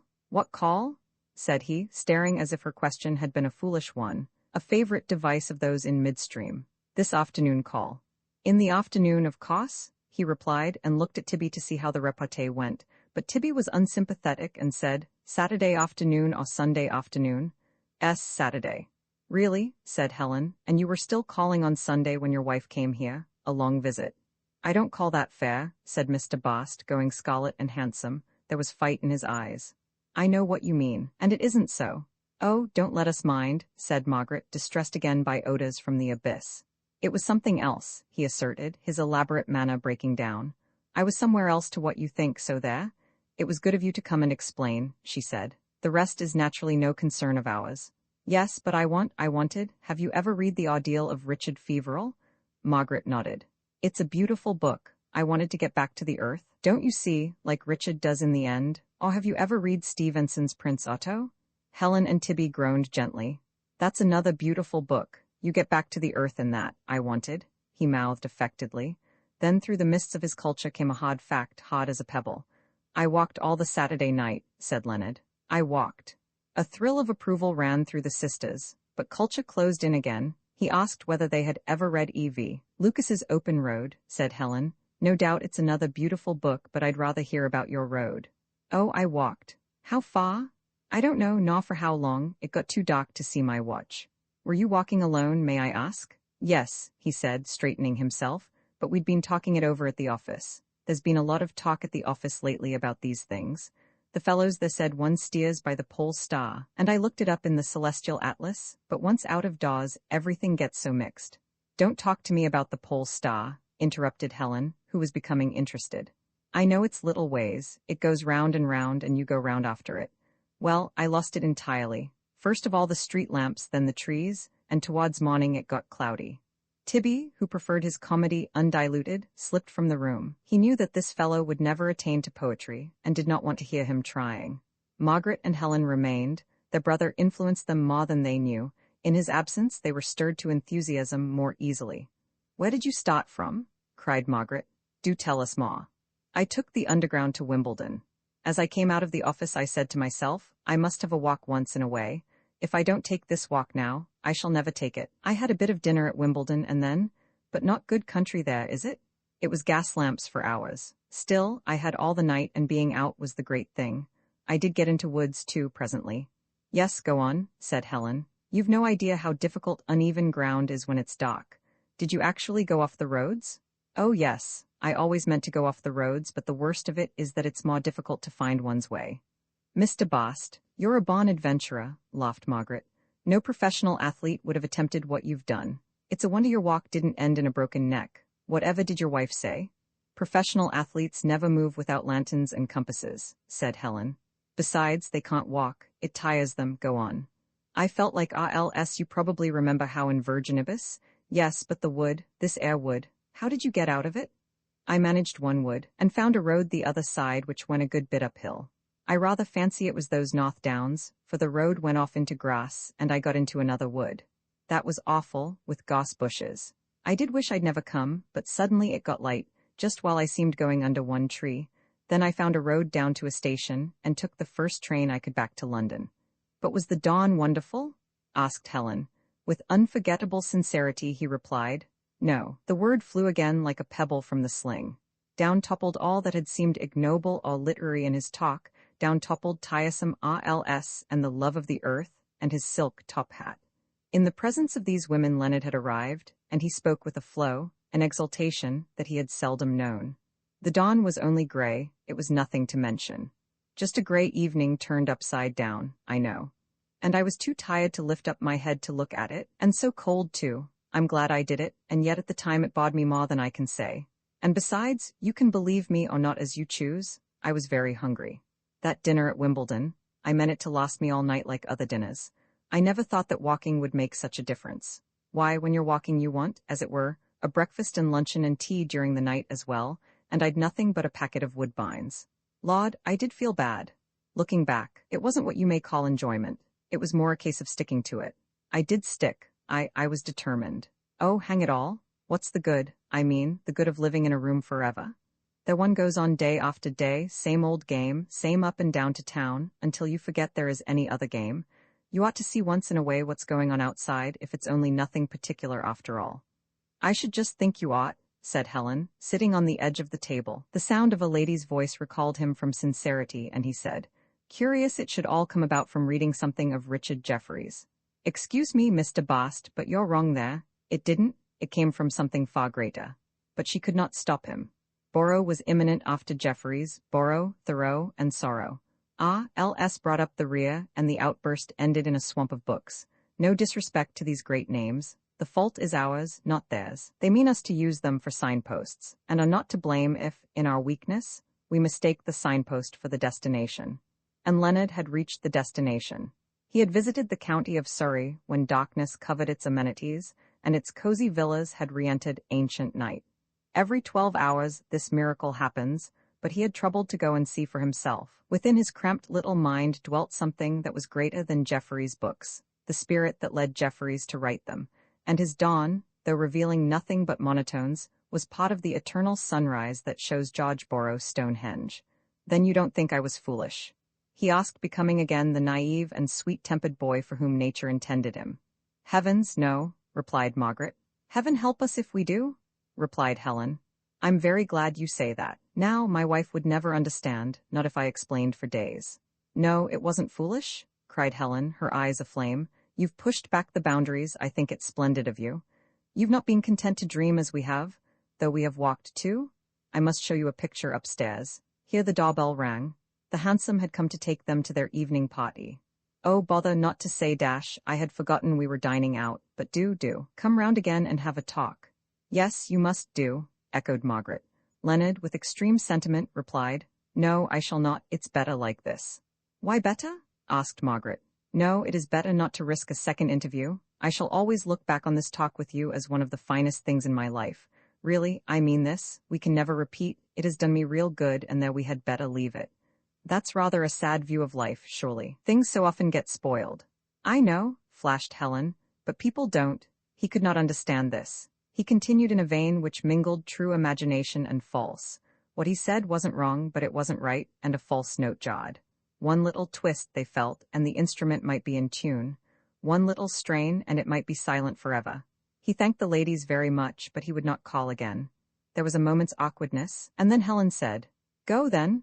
Perhaps you know best, but never forget you're better than Jefferies." And he went. Their hansom caught him up at the corner, passed with a waving of hands, and vanished with its accomplished load into the evening. London was beginning to illuminate herself against the night. Electric lights sizzled and jagged in the main thoroughfares. Gas lamps in the side streets glimmered a canary gold or green. The sky was a crimson battlefield of spring, but London was not afraid. Her smoke mitigated the splendor, and the clouds down Oxford Street were a delicately painted ceiling, which adorned while it did not distract. She had never known the clear-cut armies of the purer air. Leonard hurried through her tinted wonders, very much part of the picture. His was a grey life, and to brighten it he had ruled off a few corners for romance. The Miss Schlegels, or to speak more accurately, his interview with them, were to fill such a corner, nor was it by any means the first time that he had talked intimately to strangers. The habit was analogous to a debauch, an outlet, though the worst of outlets, for instincts that would not be denied. Terrifying him, it would beat down his suspicions and prudence until he was confiding secrets to people whom he had scarcely seen. It brought him many fears and some pleasant memories. Perhaps the keenest happiness he had ever known was during a railway journey to Cambridge, where a decent-mannered undergraduate had spoken to him. They had got into conversation, and gradually Leonard flung reticence aside, told some of his domestic troubles, and hinted at the rest. The undergraduate, supposing they could start a friendship, asked him to coffee after hall, which he accepted, but afterwards grew shy, and took care not to stir from the commercial hotel where he lodged. He did not want romance to collide with the Porphyrion, still less with Jackie, and people with fuller, happier lives are slow to understand this. To the Schlegels, as to the undergraduate, he was an interesting creature, of whom they wanted to see more. But they to him were denizens of romance, who must keep to the corner he had assigned them, pictures that must not walk out of their frames. His behavior over Margaret's visiting card had been typical. His had scarcely been a tragic marriage. Where there is no money and no inclination to violence, tragedy cannot be generated. He could not leave his wife, and he did not want to hit her. Petulance and squalor were enough. Here that card had come in. Leonard, though furtive, was untidy and left it lying about. Jackie found it and then began, "What's that cod, eh?" "Yes, don't you wish you knew what that cod was?" "Len, who's Miss Schlegel?" etc. Months passed and the cod, now as a joke, now as a grievance, was handed about, getting dirtier and dirtier. It followed them when they moved from Camellia Road to Tulse Hill. It was submitted to third parties. A few inches of pasteboard, it became the battlefield on which the souls of Leonard and his wife contended. Why did he not say, "A lady took my umbrella, another gave me this that I might call for my umbrella"? Because Jackie would have disbelieved him? Partly, but chiefly because he was sentimental. No affection gathered round the cod, but it symbolized the life of culture that Jackie should never spoil.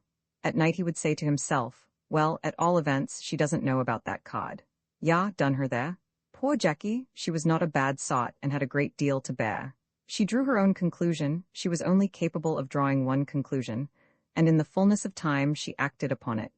All the Friday Leonard had refused to speak to her, and had spent the evening observing the stars. On the Saturday he went up, as usual, to town, but he came not back Saturday night, nor Sunday morning, nor Sunday afternoon. The inconvenience grew intolerable, and though she was now of a retiring habit and shy of women, she went up to Wickham Place. Leonard returned in her absence. The cod, the fatal cod, was gone from the pages of Ruskin, and he guessed what had happened. "Well," he had exclaimed, greeting her with peals of laughter. "I know where you've been, but you don't know where I've been." Jackie sighed, said, "Len, I do think you might explain," and resumed domesticity.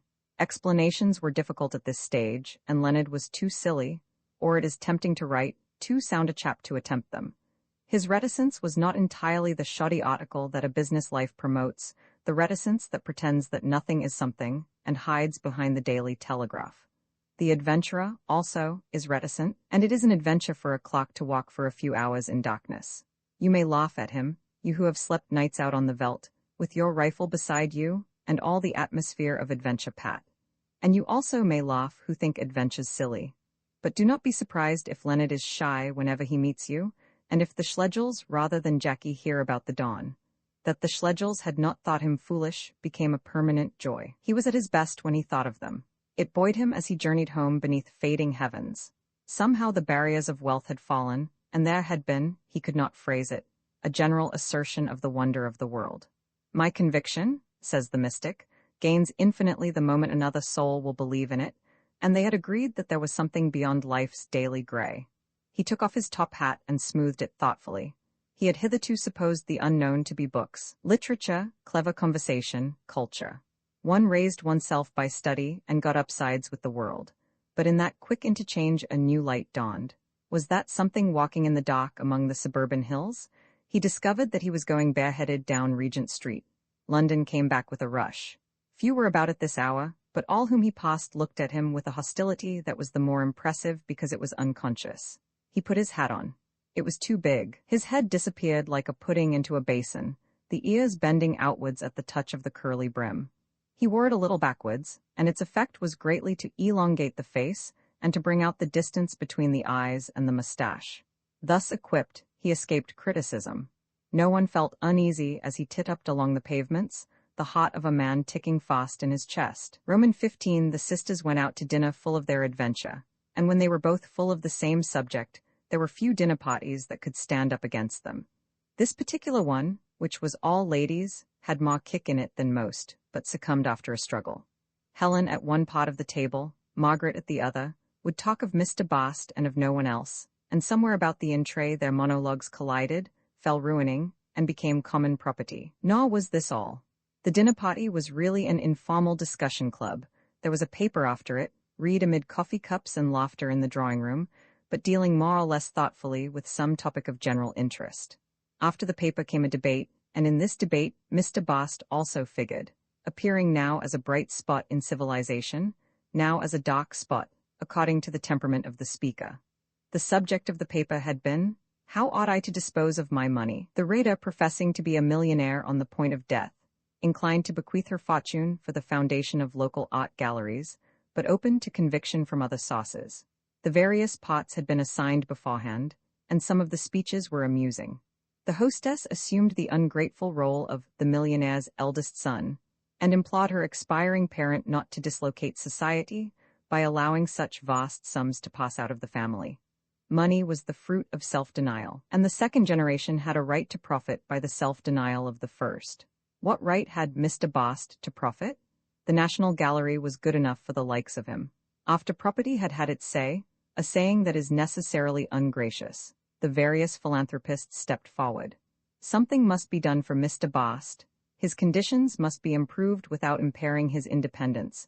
He must have a free library or free tennis courts. His rent must be paid in such a way that he did not know it was being paid. It must be made worth his while to join the territorials. He must be forcibly parted from his uninspiring wife, the money going to her as compensation. He must be assigned a twin star, some member of the leisured classes who would watch over him ceaselessly. Groans from Helen. He must be given food but no clothes, clothes but no food, a third return ticket to Venice, without either food or clothes when he arrived there. In short, he might be given anything and everything so long as it was not the money itself. And here Margaret interrupted. Order, Miss Schlegel, said the reader of the paper. You are here, I understand, to advise me in the interests of the Society for the Preservation of Places of Historic Interest or Natural Beauty. I cannot have you speaking out of your role. It makes my poor head go round, and I think you forget that I am very ill. Your head won't go round if only you'll listen to my argument, said Margaret. Why not give him the money itself? You're supposed to have about 30,000 a year. Have I? I thought I had 1 million. Wasn't 1 million your capital? Dear me, we ought to have settled that. Still, it doesn't matter. Whatever you've got, I order you to give as many poor men as you can 300 a year each. But that would be pauperizing them, said an earnest girl who liked the Schlegels but thought them a little unspiritual at times. Not if you gave them so much. A big windfall would not pauperize a man. It is these little driblets distributed among too many that do the harm. Money's educational. It's far more educational than the things it buys. There was a protest. In a sense, added Margaret, but the protest continued. Well, isn't the most civilized thing going, the man who has learnt to wear his income properly? Exactly what your Mr. Basts won't do. Give them a chance. Give them money. Don't dole them out poetry books and railway tickets like babies. Give them the wherewithal to buy these things.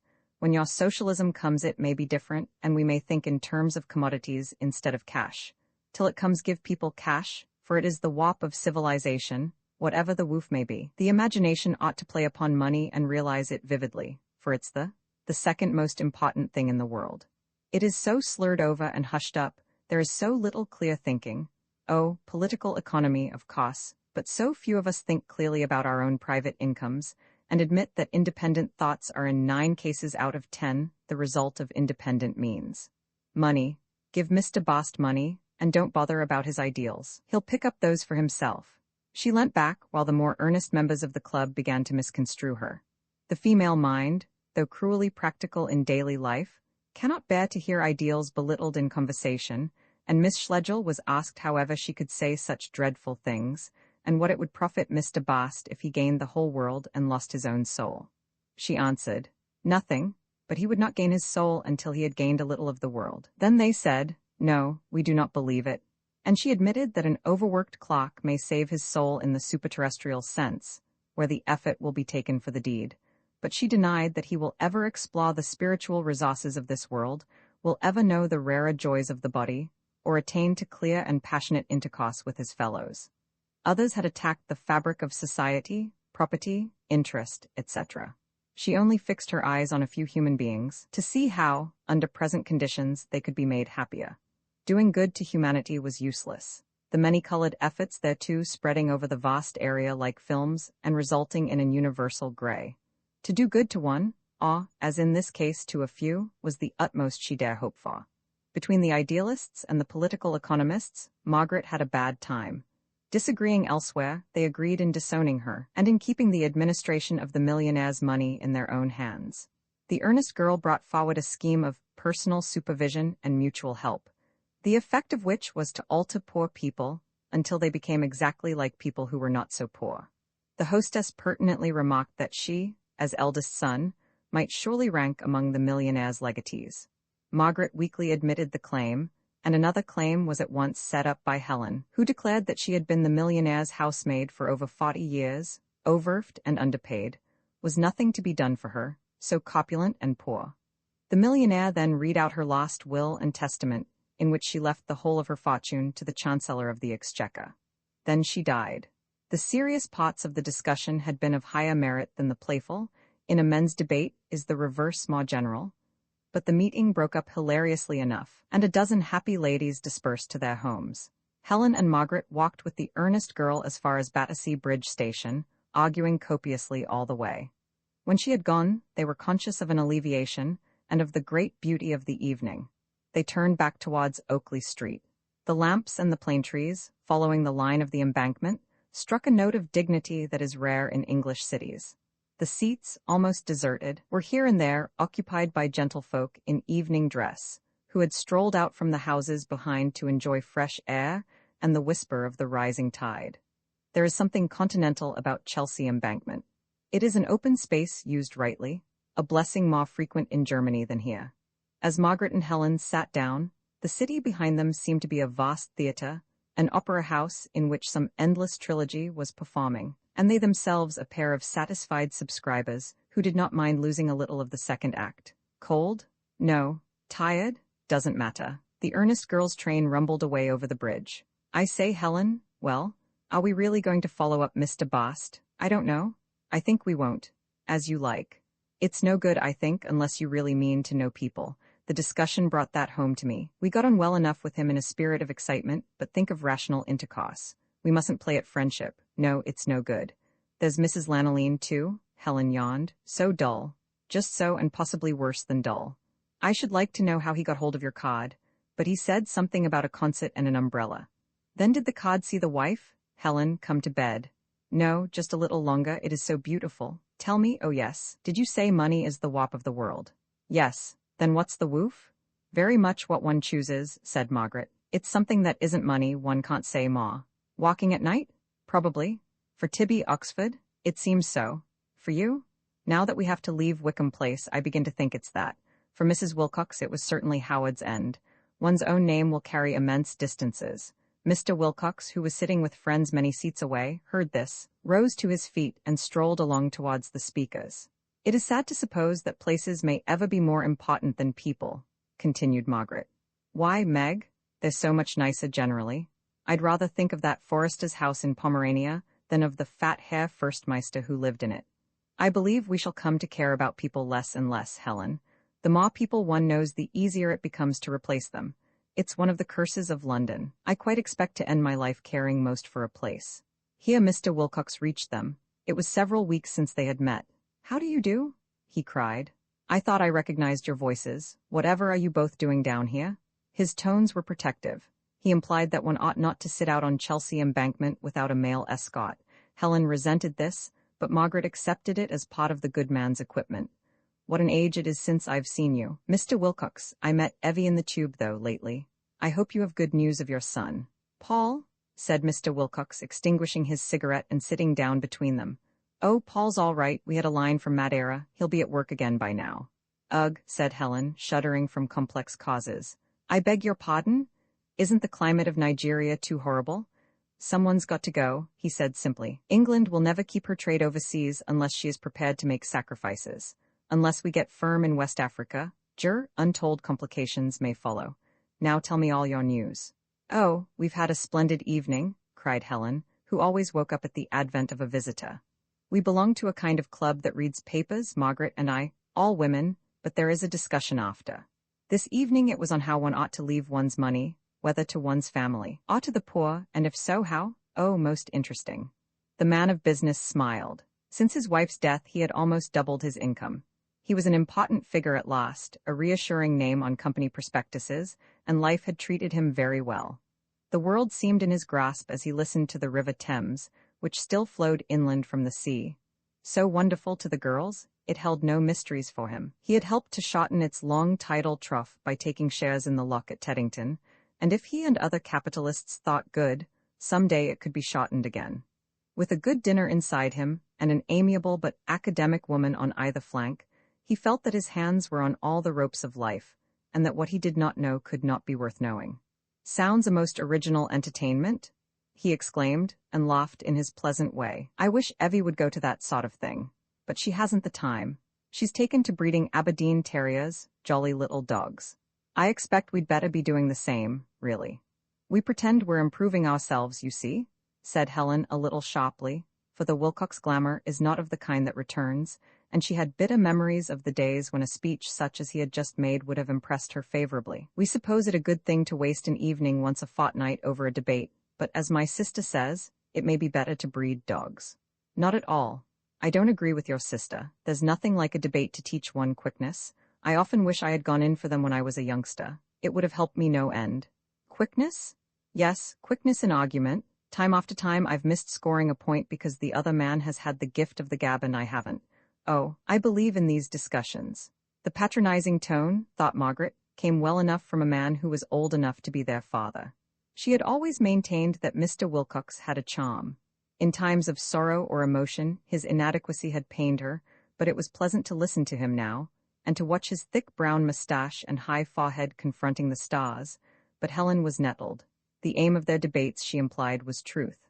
"Oh yes, it doesn't much matter what subject you take," said he. Margaret laughed and said, "But this is going to be far better than the debate itself." Helen recovered herself and laughed too. "No, I won't go on," she declared. "I'll just put our special case to Mr. Wilcox." "About Mr. Bast? Yes, do. He'll be more lenient to a special case. But Mr. Wilcox, do first light another cigarette. It's this. We've just come across a young fellow who's evidently very poor, and who seems interested. What's his profession? Clerk. What in? Do you remember, Margaret? Porphyrion Fire Insurance Company. Oh yes, the nice people who gave Aunt Julie a new hearth rug. He seems interesting in some ways very, and one wishes one could help him. He is married to a wife whom he doesn't seem to care for much. He likes books and what one may roughly call adventure, and if he had a chance, but he is so poor. He lives a life where all the money is apt to go on nonsense and clothes. One is so afraid that circumstances will be too strong for him, and that he will sink. Well, he got mixed up in our debate. He wasn't the subject of it, but it seemed to bear on his point. Suppose a millionaire died, and desired to leave money to help such a man. How should he be helped? Should he be given £300 a year direct, which was Margaret's plan? Most of them thought this would pauperize him. Should he and those like him be given free libraries? I said no. He doesn't want more books to read, but to read books rightly. My suggestion was he should be given something every year towards a summer holiday, but then there is his wife, and they said she would have to go too. Nothing seemed quite right. Now what do you think? Imagine that you were a millionaire and wanted to help the poor. What would you do? Mr. Wilcox, whose fortune was not so very far below the standard indicated, laughed exuberantly. My dear Miss Schlegel, I will not rush in where your sex has been unable to tread. I will not add another plan to the numerous excellent ones that have been already suggested. My only contribution is this. Let your young friend clear out of the Porphyrion Fire Insurance Company with all possible speed. Why? Said Margaret. He lowered his voice. This is between friends. It'll be in the receiver's hands before Christmas. It'll smash, he added, thinking that she had not understood. Dear me, Helen, listen to that. And he'll have to get another place? Let him leave the ship before it sinks. Let him get one now. Rather than wait to make sure? Decidedly. Why's that? Again the Olympian laugh and the lowered voice. Naturally, the man who's in a situation when he applies stands a better chance, is in a stronger position than the man who isn't. It looks as if he's worth something, I know by myself. This is letting you into the state secrets. It affects an employer greatly. Human nature, I'm afraid. I hadn't thought of that, murmured Margaret, while Helen said, Our human nature appears to be the other way round. We employ people because they're unemployed. The boot man, for instance. And how does he clean the boots? Not well, confessed Margaret. There you are. Then do you really advise us to tell this youth? I advise nothing, he interrupted, glancing up and down the embankment in case his indiscretion had been overheard. I oughtn't to have spoken, but I happen to know, being more or less behind the scenes. The Porphyrion's a bad concern. Now, don't say I said so. It's outside the tariff ring. Certainly I won't say. In fact, I don't know what that means. I thought an insurance company never smashed, was Helen's contribution. Don't the others always run in and save them? You're thinking of reinsurance, said Mr. Wilcox mildly. It is exactly there that the Porphyrion is weak. It has tried to undercut, has been badly hit by a long series of small fires, and it hasn't been able to reinsure. I'm afraid that public companies don't save one another for love. Human nature, I suppose, quoted Helen, and he laughed and agreed that it was. When Margaret said that she supposed that clocks, like everyone else, found it extremely difficult to get situations in these days, he replied, Yes, extremely, and rose to rejoin his friends. He knew by his own office, seldom a vacant post and hundreds of applicants for it, at present no vacant post. "And how's Howard's End looking?" said Margaret, wishing to change the subject before they parted. Mr. Wilcox was a little apt to think one wanted to get something out of him. "It's let." "Really? And you wandering homeless in long-haired Chelsea? How strange are the ways of fate." "No, it's let unfurnished, we've moved." "Why, I thought of you both as anchored there forever. Evie never told me." "I dare say when you met Evie the thing wasn't settled. We only moved a week ago. Paul has rather a feeling for the old place and we held on for him to have his holiday there, but really, it is impossibly small. Endless drawbacks. I forget whether you've been up to it. As far as the house, never. Well, Howard's End is one of those converted farms. They don't really spend what you will on them. We messed away with a garage all among the wych elm roots, and last year we enclosed a bit of the meadow and attempted a rockery. Evie got rather keen on alpine plants. But it didn't do? No, it didn't do. You remember, your sister will remember, the farm with those abominable guinea fowls, and the hedge that the old woman never would cut properly, so that it all went thin at the bottom. And inside the house, the beams and the staircase through a door, picturesque enough, but not a place to live in. He glanced over the parapet cheerfully. Full tide, and the position wasn't right either. The neighborhood's getting suburban. Either be in London or out of it, I say. So we've taken a house in Ducie Street, close to Sloane Street, and a place right down in Shropshire. Oniton Grange. Ever heard of Oniton? Do come and see us, right away from everywhere, up towards Wales. What a change, said Margaret, but the change was in her own voice, which had become most sad. I can't imagine Howard's End or Hilton without you. Hilton isn't without us, he replied. Charles is there still. Still? Said Margaret, who had not kept up with the Charleses. But I thought he was still at Epsom. They were furnishing that Christmas, one Christmas, how everything alters. I used to admire Mrs. Charles from our windows very often. Wasn't it Epsom? Yes, but they moved 18 months ago. Charles, the good chap, his voice dropped, thought I should be lonely. I didn't want him to move, but he would, and took a house at the other end of Hilton, down by the 6 Hills. He had a motor, too, there they all are, a very jolly party, he and she and the 2 grandchildren. I manage other people's affairs so much better than they manage them themselves, said Margaret as they shook hands. When you moved out of Howard's End, I should have moved Mr. Charles Wilcox into it. I should have kept so remarkable a place in the family. So it is, he replied. I haven't sold it and don't mean to. No, but none of you are there. Oh, we've got a splendid tenant, Hammer Bryce, an invalid. If Charles ever wanted it, but he won't. Dolly is so dependent on modern conveniences. No, we have all decided against Howard's End. We like it in a way, but now we feel that it is neither one thing nor the other. One must have one thing or the other. And some people are lucky enough to have both. You're doing yourself proud, Mr. Wilcox. My congratulations. And mine, said Helen. Do remind Evie to come and see us to Wickham Place. We shan't be there very long either. You too on the move? Next September, Margaret sighed. Everyone moving? Goodbye. The tide had begun to ebb. Margaret leant over the parapet and watched it sadly. Mr. Wilcox had forgotten his wife, Helen her lover. She herself was probably forgetting. Everyone moving. Is it worth while attempting the past when there is this continual flux even in the hearts of men? Helen roused her by saying, What a prosperous vulgarian Mr. Wilcox has grown. I have very little use for him in these days. However, he did tell us about the Porphyrion. Let us write to Mr. Bast as soon as ever we get home, and tell him to clear out of it at once. Do, yes, that's worth doing, let us. Roman 16 Leonard accepted the invitation to tea next Saturday, but he was right, the visit proved a conspicuous failure. Sugar, said Margaret. Cake, said Helen. The big cake or the little deadlies? I'm afraid you thought my letter rather odd, but we'll explain. We aren't odd, really, nor affected, really. We're over-expressive, that's all. As a lady's lapdog, Leonard did not excel. He was not an Italian, still less a Frenchman, in whose blood there runs the very spirit of persiflage and of gracious repartee. His wit was the Cockney's. It opened no doors into imagination, and Helen was drawn up short by, the more a lady has to say, the better, administered waggishly. Oh yes, she said. Ladies Brighton? Yes, I know. The Darlings are regular sunbeams. Let me give you a plate. How do you like your work? Interposed Margaret. He too was drawn up short. He would not have these women prying into his work. They were romance, and so was the room to which he had at last penetrated, with the queer sketches of people bathing upon its walls, and so were the very teacups, with their delicate borders of wild strawberries. But he would not let romance interfere with his life. There is the devil to pay then. Oh, well enough, he answered. Your company is the Porphyrion, isn't it? Yes, that's so. Becoming rather offended. It's funny how things get round. Why funny? Asked Helen, who did not follow the workings of his mind.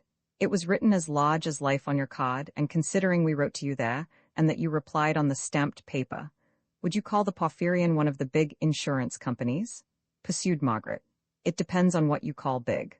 I mean by big, a solid, well-established concern that offers a reasonably good career to its employees. I couldn't say, some would tell you one thing and others another, said the employee uneasily. For my own part, he shook his head, I only believe half I hear. Not that even, it's safer. Those clever ones come to the worst grief, I've often noticed. Ah, you can't be too careful. He drank and wiped his mustache, which was going to be one of those mustaches that always droop into teacups, more bother than they are worth, surely, and not fashionable either. I quite agree, and that's why I was curious to know, is it a solid, well-established concern? Leonard had no idea. He understood his own corner of the machine, but nothing beyond it. He desired to confess neither knowledge nor ignorance, and under these circumstances, another motion of the head seemed safest. To him, as to the British public, the Porphyrion was the Porphyrion of the advertisement, a giant in the classical style, but draped sufficiently, who held in one hand a burning torch, and pointed with the other to St. Paul's and Windsor Castle.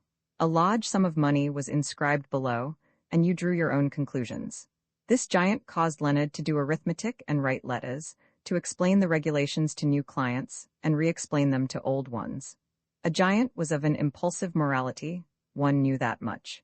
He would pay for Mrs. Munt's hearthrug with ostentatious haste, a large claim he would repudiate quietly, and fight cot by cot. But his true fighting weight, his antecedents, his amours with other members of the commercial pantheon, all these were as uncertain to ordinary mortals as were the escapades of Zeus.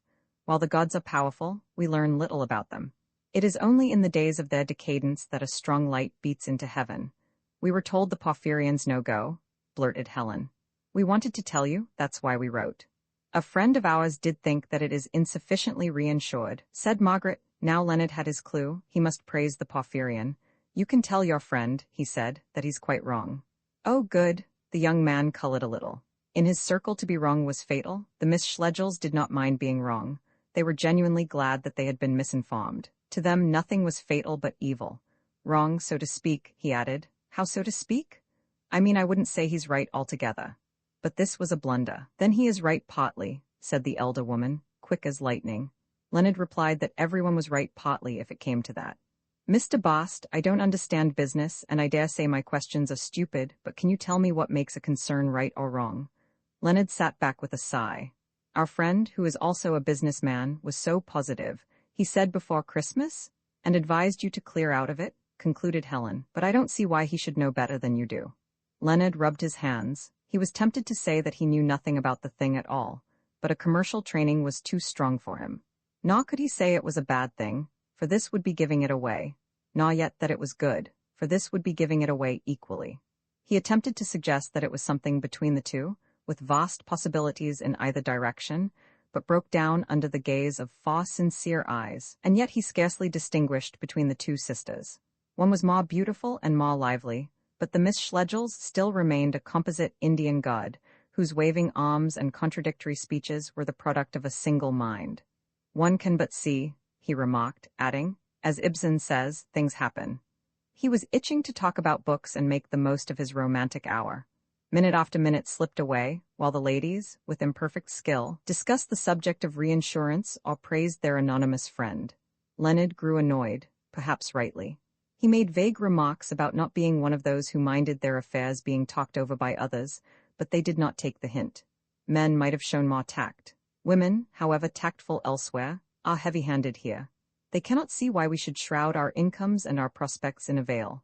How much exactly have you, and how much do you expect to have next June?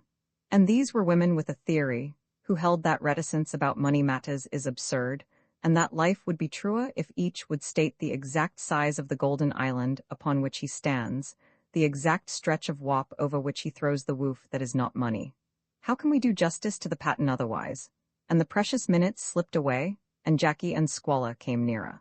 At last he could bear it no longer, and broke in, reciting the names of books feverishly. There was a moment of piercing joy when Margaret said, "So you like Carlyle?" And then the door opened, and Mr. Wilcox, Miss Wilcox entered, preceded by 2 prancing puppies. "Oh, the dears! Oh, Evie, how too impossibly sweet!" screamed Helen, falling on her hands and knees. "We brought the little fellows round," said Mr. Wilcox. "I bred 'em myself." "Oh, really, Mr. Bast, come and play with puppies." "I've got to be going now," said Leonard sourly. "But play with puppies a little first." "This is Ahab, that's Jezebel," said Evie, who was one of those who name animals after the less successful characters of Old Testament history. "I've got to be going." Helen was too much occupied with puppies to notice him. "Mr. Wilcox, Mr. Barr, must you be really? Goodbye." "Come again," said Helen from the floor. Then Leonard's gorge arose. Why should he come again? What was the good of it? He said roundly, "No, I shan't. I knew it would be a failure. Most people would have let him go. A little mistake. We tried knowing another class, impossible. But the Schlegels had never played with life. They had attempted friendship and they would take the consequences." Helen retorted, "I call that a very rude remark. What do you want to turn on me like that for?" And suddenly the drawing room reached to a vulgar row. "You ask me why I turn on you?" "Yes. What do you want to have me here for?" "To help you, you silly boy," cried Helen. "And don't shout. I don't want your patronage, I don't want your tea, I was quite happy. What do you want to unsettle me for?" He turned to Mr. Wilcox. "I put it to this gentleman, I ask you, sir, am I to have my brain picked?" Mr. Wilcox turned to Margaret with the air of humorous strength that he could so well command. "Are we intruding, Miss Schlegel? Can we be of any use? Or shall we go?" But Margaret ignored him. "I'm connected with a leading insurance company, sir. I receive what I take to be an invitation from these ladies," he drawled the word. "I come, and it's to have my brain picked. I ask you, is it fair?" "Highly unfair," said Mr. Wilcox, drawing a gasp from Evie, who knew that her father was becoming dangerous. "There, you hear that? Most unfair, the gentleman says there, not content with," pointing at Margaret. "You can't deny it." His voice rose, he was falling into the rhythm of a scene with Jackie. "But as soon as I'm useful, it's a very different thing. Oh yes, send for him, cross-question him, pick his brains. Oh yes, now take me on the whole, I'm a quiet fellow, I'm law-abiding, I don't wish any unpleasantness, but you," said Margaret, you, laughter from Evie as at a repartee. "You are the man who tried to walk by the pole star." More laughter. "You saw the sunrise." Laughter. "You tried to get away from the fogs that are stifling us all, away past books and houses to the truth. You were looking for a real home." "I fail to see the connection," said Leonard, hot with stupid anger. "So do I." There was a pause. "You were that last Sunday, you are this today. Mr. Bast, I and my sister have talked you over. We wanted to help you, we also supposed you might help us. We did not have you here out of charity, which bores us, but because we hoped there would be a connection between last Sunday and other days. What is the good of your stars and trees, your sunrise and the wind, if they do not enter into our daily lives? They have never entered into mine, but into yours, we thought. Haven't we all to struggle against life's daily grayness, against pettiness, against mechanical cheerfulness, against suspicion? I struggle by remembering my friends, others I have known by remembering some place, some beloved place or tree. We thought you one of these. Of course, if there's been any misunderstanding," mumbled Leonard, "all I can do is to go, but I beg to state," he paused. "Ahab and Jezebel danced at his boots and made him look ridiculous. You were picking my brain for official information, I can prove it." He blew his nose and left them. "Can I help you now?" said Mr. Wilcox, turning to Margaret. "May I have one quiet word with him in the hall?" "Helen, go after him, do anything to make the noodle understand." Helen hesitated. "But really," said their visitor. "Ought she to?" "At once she went," he resumed. "I would have chimed in, but I felt that you could polish him off for yourselves. I didn't interfere. You were splendid, Miss Schlegel, absolutely splendid. You can take my word for it, but there are very few women who could have managed him." "Oh yes," said Margaret distractedly. "Bowling him over with those long sentences was what fetched me," cried Evie. "Yes, indeed," chuckled her father. "All that pot about mechanical cheerfulness, oh fine." "I'm very sorry," said Margaret, collecting herself. "He's a nice creature really, I cannot think what set him off. It has been most unpleasant for you." "Oh, I didn't mind." Then he changed his mood. He asked if he might speak as an old friend, and, permission given, said, "Oughtn't you really to be more careful?" Margaret laughed, though her thoughts still strayed off to Helen. "Do you realize that it's all your fault?" she said. "You're responsible." "I? This is the young man whom we were to warn against the Porphyrion, we warn him, and look." Mr. Wilcox was annoyed. "I hardly consider that a fair deduction," he said. "Obviously unfair," said Margaret. "I was only thinking how tangled things are. It's our fault mostly, neither yours nor his." "Not his. No, Miss Schlegel, you are too kind." Yes, indeed, nodded Evie, a little contemptuously. You behave much too well to people and then they impose on you. I know the world and that type of man, and as soon as I entered the room I saw you had not been treating him properly. You must keep that type at a distance. Otherwise they forget themselves. Sad but true, they aren't our sort and one must face the fact. Ye-ease. Do admit that we should never have had the outburst if he was a gentleman. I admit it willingly, said Margaret, who was pacing up and down the room. A gentleman would have kept his suspicions to himself. Mr. Wilcox watched her with a vague uneasiness. What did he suspect you of? Of wanting to make money out of him. Intolerable brute, but how were you to benefit? Exactly, how indeed? Just horrible, corroding suspicion. One touch of thought or of goodwill would have brushed it away. Just the senseless fear that does make men intolerable brutes. I come back to my original point. You ought to be more careful, Miss Schlegel. Your servants ought to have orders not to let such people in. She turned to him frankly. Let me explain exactly why we like this man and want to see him again. That's your clever way of talking. I shall never believe you like him. I do. Firstly, because he cares for physical adventure, just as you do.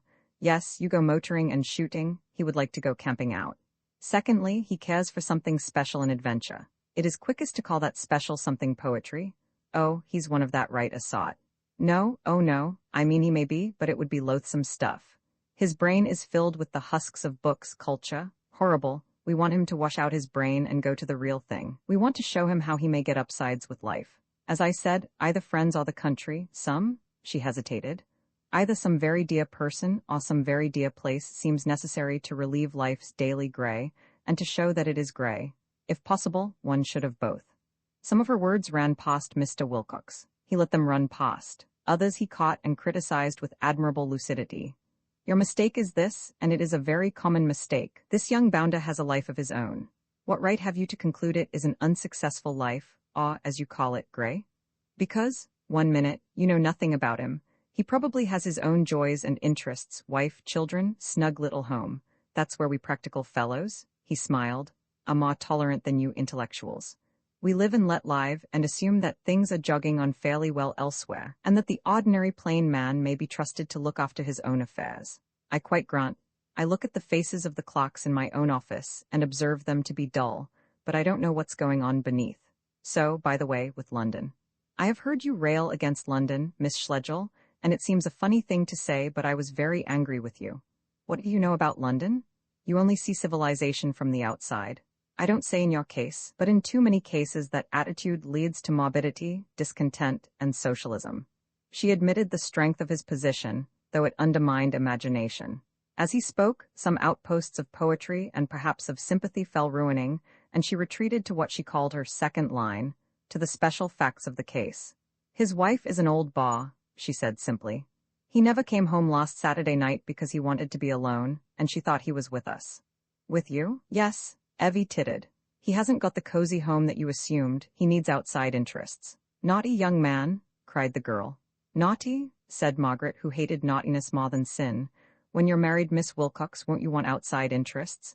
He has apparently got them, put in Mr. Wilcox slyly. Yes, indeed, father. He was tramping in Surrey, if you mean that, said Margaret, pacing away rather crossly. Oh, I dare say. Miss Wilcox, he was. From Mr. Wilcox, who thought the episode amusing if risque. With most ladies he would not have discussed it, but he was trading on Margaret's reputation as an emancipated woman.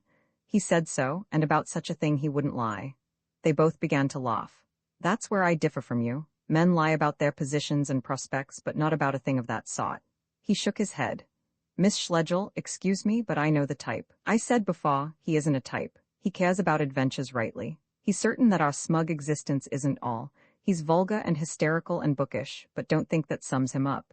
There's manhood in him as well. Yes, that's what I'm trying to say. He's a real man. As she spoke, their eyes met, and it was as if Mr. Wilcox's defenses fell. She saw back to the real man in him. Unwittingly, she had touched his emotions. A woman and 2 men, they had formed the magic triangle of sex, and the male was thrilled to jealousy, in case the female was attracted by another male. Love, say the ascetics, reveals our shameful kinship with the beasts. Be it so, one can bear that. Jealousy is the real shame. It is jealousy, not love, that connects us with the farmyard intolerably and calls up visions of 2 angry cocks and a complacent hen. Margaret crushed complacency down because she was civilized. Mr. Wilcox, uncivilized, continued to feel anger long after he had rebuilt his defenses and was again presenting a bastion to the world. Miss Schlegel, you're a pair of dear creatures, but you really must be careful in this uncharitable world. What does your brother say? I forget. Surely he has some opinion? He laughs, if I remember correctly. He's very clever, isn't he? Said Evie, who had met and detested Tibby at Oxford. Yes, pretty well, but I wonder what Helen's doing. She is very young to undertake this sort of thing, said Mr. Wilcox. Margaret went out to the landing. She heard no sound, and Mr. Bast's topper was missing from the hall. Helen? She called. Yes, replied a voice from the library. You in there? Yes, he's gone some time. Margaret went to her. Why, you're all alone, she said. Yes, it's all right, Meg, poor creature. Come back to the Wilcoxes and tell me later, Mr. W., much concerned and slightly titillated. Oh, I've no patience with him. I hate him. Poor dear Mr. Bast. He wanted to talk literature and we would talk business. Such a muddle of a man and yet so worth pulling through. I like him extraordinarily. Well done, said Margaret, kissing her, but come into the drawing-room now and don't talk about him to the Wilcoxes. Make light of the whole thing. Helen came and behaved with a cheerfulness that reassured their visitor. This hen at all events was fancy-free. He's gone with my blessing, she cried. And now for puppies. As they drove away, Mr. Wilcox said to his daughter, I am really concerned at the way those girls go on. They are as clever as you make 'em, but unpractical. God bless me. One of these days they'll go too far. Girls like that oughtn't to live alone in London. Until they marry, they ought to have someone to look after them. We must look in more often. We're better than no one. You like them, don't you, Evie? Evie replied, Helen's right enough, but I can't stand the toothy one, and I shouldn't have called either of them girls. Evie had grown up handsome. Dark-eyed, with the glow of youth under sunburn, built firmly and firm-lipped, she was the best the Wilcoxes could do in the way of feminine beauty. For the present, puppies and her father were the only things she loved, but the net of matrimony was being prepared for her, and a few days later she was attracted to a Mr. Percy Cahill, an uncle of Mrs. Charles's, and he was attracted to her. Romans 17, the age of property holds bitter moments even for a proprietor. When a move is imminent, furniture becomes ridiculous, and Margaret now lay awake at nights wondering where on earth they and all their belongings would be deposited in September next. Chairs, tables, pictures, books that had rumbled down to them through the generations must rumble forward again like a slide of rubbish to which she longed to give the final push and send toppling into the sea. But there were all their father's books. They never read them, but they were their father's and must be kept. There was the marble-topped chiffonier. Their mother had set store by it, they could not remember why.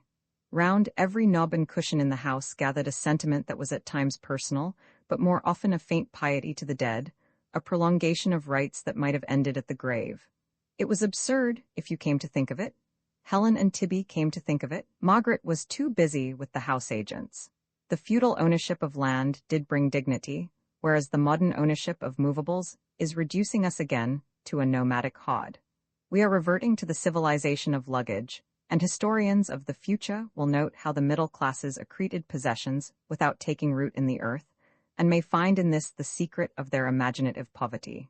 The Schlegels were certainly the poorer for the loss of Wickham Place. It had helped to balance their lives, and almost to counsel them. Nor is their ground landlord spiritually the richer. He has built flats on its site, his motor cars grow swifter, his exposures of socialism more trenchant. But he has spilt the precious distillation of the years, and no chemistry of his can give it back to society again. Margaret grew depressed. She was anxious to settle on a house before they left town to pay their annual visit to Mrs. Munt. She enjoyed this visit and wanted to have her mind at ease for it. Swanage, though dull, was stable, and this year she longed more than usual for its fresh air and for the magnificent downs that guarded on the north. But London thwarted her. In its atmosphere she could not concentrate. London only stimulates, it cannot sustain, and Margaret, hurrying over its surface for a house without knowing what sort of a house she wanted, was paying for many a thrilling sensation in the past. She could not even break loose from culture, and her time was wasted by concerts which it would be a sin to miss, and invitations which it would never do to refuse. At last, she grew desperate. She resolved that she would go nowhere and be at home to no one until she found a house, and broke the resolution in half an hour. Once she had humorously lamented that she had never been to Simpson's restaurant in the Strand. Now a note arrived from Miss Wilcox, asking her to lunch there. Mr. Cahill was coming and the three would have such a jolly chat, and perhaps end up at the Hippodrome. Margaret had no strong regard for Evie, and no desire to meet her fiancé, and she was surprised that Helen, who had been far funnier about Simpsons, had not been asked instead. But the invitation touched her by its intimate tone.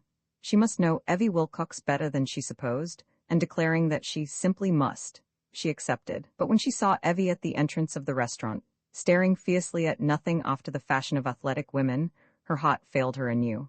Miss Wilcox had changed perceptibly since her engagement. Her voice was gruffer, her manner more downright, and she was inclined to patronize the more foolish virgin. Margaret was silly enough to be pained at this. Depressed at her isolation, she saw not only houses and furniture, but the vessel of life itself slipping past her, with people like Evie and Mr. Cahill on board. There are moments when virtue and wisdom fail us, and one of them came to her at Simpson's in the Strand. As she trod the staircase, narrow, but carpeted thickly, as she entered the eating-room, where saddles of mutton were being trundled up to expectant clergymen, she had a strong, if erroneous, conviction of her own futility, and wished she had never come out of her backwater, where nothing happened except art and literature, and where no one ever got married or succeeded in remaining engaged. Then came a little surprise. Father might be of the party, yes, father was. With a smile of pleasure she moved forward to greet him, and her feeling of loneliness vanished. "I thought I'd get round if I could," said he. "Evie told me of her little plan, so I just slipped in and secured a table. Always secure a table first. Evie, don't pretend you want to sit by your old father, because you don't. Miss Schlegel, come in my side out of pity. My goodness, but you look tired, been worrying round after your young clocks." "No, after houses," said Margaret, edging past him into the box. "I'm hungry, not tired, I want to eat heaps." "That's good, what'll you have?" "Fish pie," said she with a glance at the menu. "Fish pie, fancy coming for fish pie to Simpson's. It's not a bit the thing to go for here." "Go for something for me then," said Margaret, pulling off her gloves. Her spirits were rising, and his reference to Leonard Bast had warmed her curiously. "Saddle of mutton," said he after profound reflection, "and cider to drink, that's the type of thing. I like this place for a joke once in a way. It is so thoroughly old English. Don't you agree?" "Yes," said Margaret, who didn't. The order was given, the joint rolled up, and the carver, under Mr. Wilcox's direction, cut the meat where it was succulent and piled their plates high. Mr. Cahill insisted on sirloin, but admitted that he had made a mistake later on. He and Evie soon fell into a conversation of the "no, I didn't, yes, you did" type conversation which, though fascinating to those who are engaged in it, neither desires nor deserves the attention of others. It's a golden rule to tip the carver. Tip everywhere's my motto. Perhaps it does make life more human. Then the fellows know one again. Especially in the East, if you tip, they remember you from year's end to year's end. Have you been in the East? Oh, Greece and the Levant. I used to go out for sport and business to Cyprus, some military society of a sort there. A few piastres, properly distributed, help to keep one's memory green. But you, of course, think this shockingly cynical. How's your discussion society getting on? Any new utopias lately? No, I'm house hunting, Mr. Wilcox, as I've already told you once. Do you know of any houses? Afraid I don't. Well, what's the point of being practical if you can't find two distressed females a house? We merely want a small house with large rooms and plenty of them. Evie, I like that. Miss Schlegel expects me to turn house agent for her. What's that, father? I want a new home in September and someone must find it. I can't. Percy, do you know of anything? I can't say I do, said Mr. Cahill. How like you? You're never any good. Never any good. Just listen to her. Never any good. Oh, come. Well, you aren't Miss Schlegel, is he? The torrent of their love, having splashed these drops at Margaret, swept away on its habitual course. She sympathized with it now, for a little comfort had restored her geniality. Speech and silence pleased her equally, and while Mr. Wilcox made some preliminary inquiries about cheese, her eyes surveyed the restaurant and admired its well-calculated tributes to the solidity of our past. Though no more Old English than the works of Kipling, it had selected its reminiscences so adroitly that her criticism was lulled, and the guests whom it was nourishing for imperial purposes bore the outer semblance of Parson Adams or Tom Jones. Scraps of their talk jarred oddly on the ear. Right you are. I'll cable out to Uganda this evening, came from the table behind. Their emperor once was. Well, let him have it, was the opinion of a clergyman. She smiled at such incongruities. Next time, she said to Mr. Wilcox, you shall come to lunch with me at Mr. Eustace Miles's. With pleasure. No, you'd hate it, she said, pushing her glass towards him for some more cider. It's all protids and bodybuildings and people come up to you and beg your pardon, but you have such a beautiful aura. A what? Never heard of an aura? Oh, happy, happy man. I scrub at mine for hours, nor of an astral plane? He had heard of astral planes and censured them. Just so. Luckily it was Helen's aura, not mine, and she had to chaperone it and do the politenesses. I just sat with my handkerchief in my mouth till the man went. Funny experiences seem to come to you two girls. No one's ever asked me about my, what you call it? Perhaps I've not got one. You're bound to have one, but it may be such a terrible color that no one dares mention it. Tell me though, Miss Schlegel, do you really believe in the supernatural and all that? Too difficult a question. Why's that, Grier or Stilton? Grier, please, better have Stilton. Stilton, because though I don't believe in auras and think Theosophy's only a halfway house, yet there may be something in it all the same, he concluded with a frown. Not even that, it may be halfway in the wrong direction. I can't explain. I don't believe in all these fads and yet I don't like saying that I don't believe in them. He seemed unsatisfied and said, So you wouldn't give me your word that you don't hold with astral bodies and all the rest of it? I could, said Margaret, surprised that the point was of any importance to him. Indeed, I will. When I talked about scrubbing my aura, I was only trying to be funny. But why do you want this settled? I don't know. Now, Mr. Wilcox, you do know. Yes, I am. No, you're not, burst from the lovers opposite. Margaret was silent for a moment and then changed the subject. How's your house? Much the same as when you wanted it last week. I don't mean Ducey Street, Howard's End, of course. Why of course? Can't you turn out your tenant and let it to us? We're nearly demented.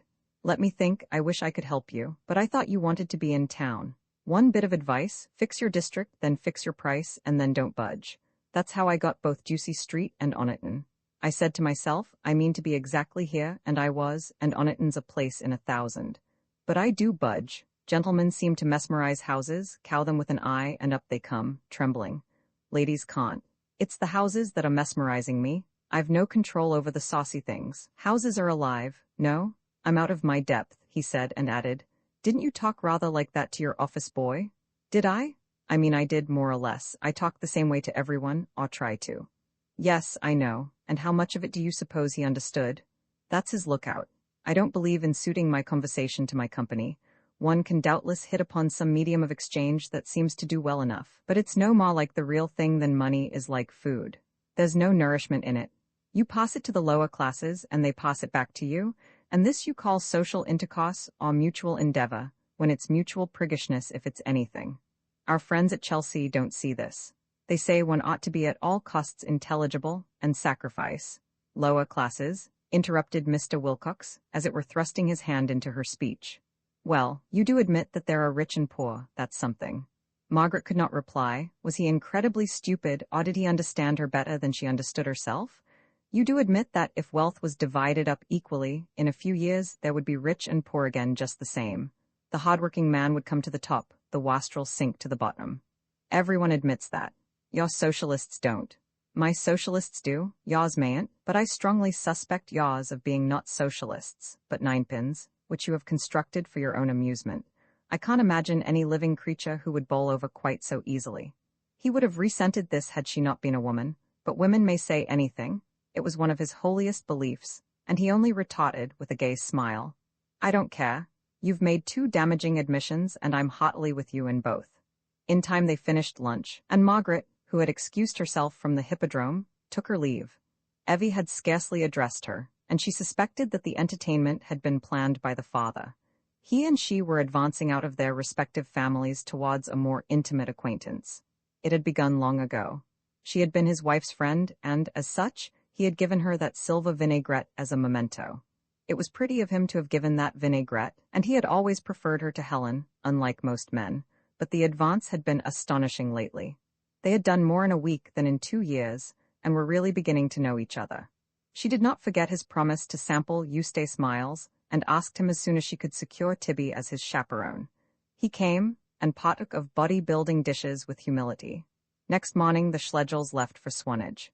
They had not succeeded in finding a new home. Roman 18, as they were seated at Aunt Julie's breakfast table at the Bays, parrying her excessive hospitality and enjoying the view of the bay, a letter came for Margaret, and threw her into perturbation. It was from Mr. Wilcox. It announced an important change in his plans. Owing to Evie's marriage, he had decided to give up his house in Ducey Street and was willing to let it on a yearly tenancy. It was a businesslike letter and stated frankly what he would do for them and what he would not do. Also the rent. If they approved, Margaret was to come up at once. The words were underlined, as is necessary when dealing with women, and to go over the house with him.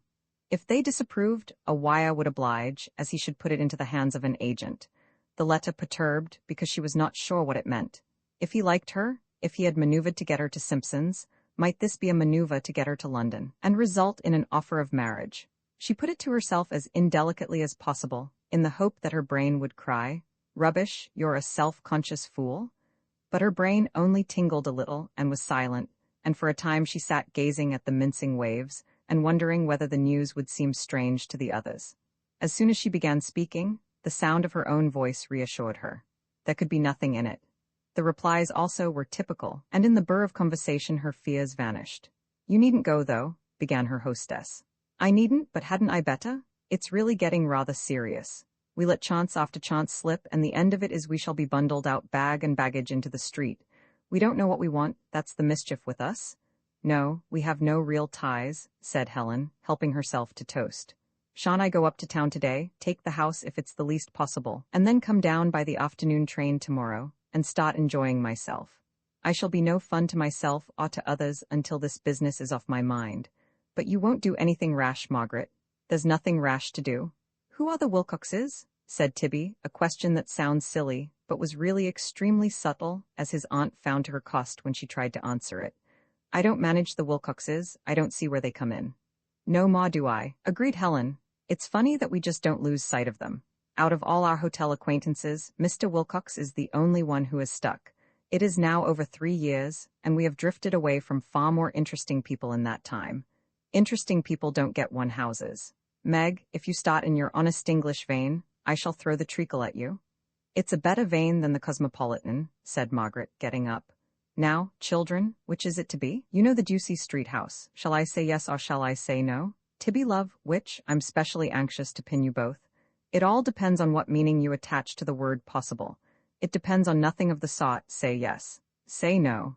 Then Margaret spoke rather seriously. "I think," she said, "that our race is degenerating. We cannot settle even this little thing. What will it be like when we have to settle a big one?" "It will be as easy as eating," returned Helen. "I was thinking of father. How could he settle to leave Germany as he did, when he had fought for it as a young man, and all his feelings and friends were Prussian? How could he break loose with patriotism and begin aiming at something else? It would have killed me. When he was nearly 40, he could change countries and ideals, and we, at our age, can't change houses. It's humiliating." "Your father may have been able to change countries," said Mrs. Munt with asperity, "and that may or may not be a good thing. But he could change houses no better than you can, in fact, much worse. Never shall I forget what poor Emily suffered in the move from Manchester." "I knew it," cried Helen. "I told you so. It is the little things one bungles at. The big, real ones are nothing when they come." "Bungle, my dear? You are too little to recollect. In fact, you weren't there. But the furniture was actually in the vans and on the move before the lease for Wickham Place was signed, and Emily took train with baby, who was Margaret then, and the smaller luggage for London, without so much as knowing where her new home would be. Getting away from that house may be hard, but it is nothing to the misery that we all went through getting you into it." Helen, with her mouth full, cried, "And that's the man who beat the Austrians and the Danes and the French, and who beat the Germans that were inside himself, and we're like him." "Speak for yourself," said Tibby. "Remember that I am cosmopolitan, please. Helen may be right." "Of course she's right," said Helen. Helen might be right, but she did not go up to London. Margaret did that. An interrupted holiday is the worst of the minor worries, and one may be pardoned for feeling morbid when a business letter snatches one away from the sea and friends. She could not believe that her father had ever felt the same.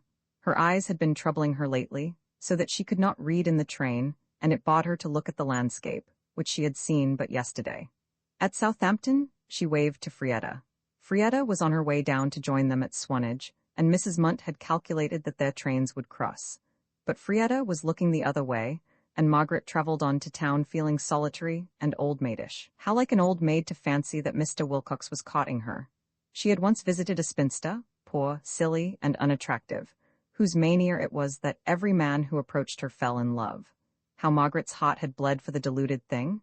How she had lectured, reasoned, and in despair acquiesced.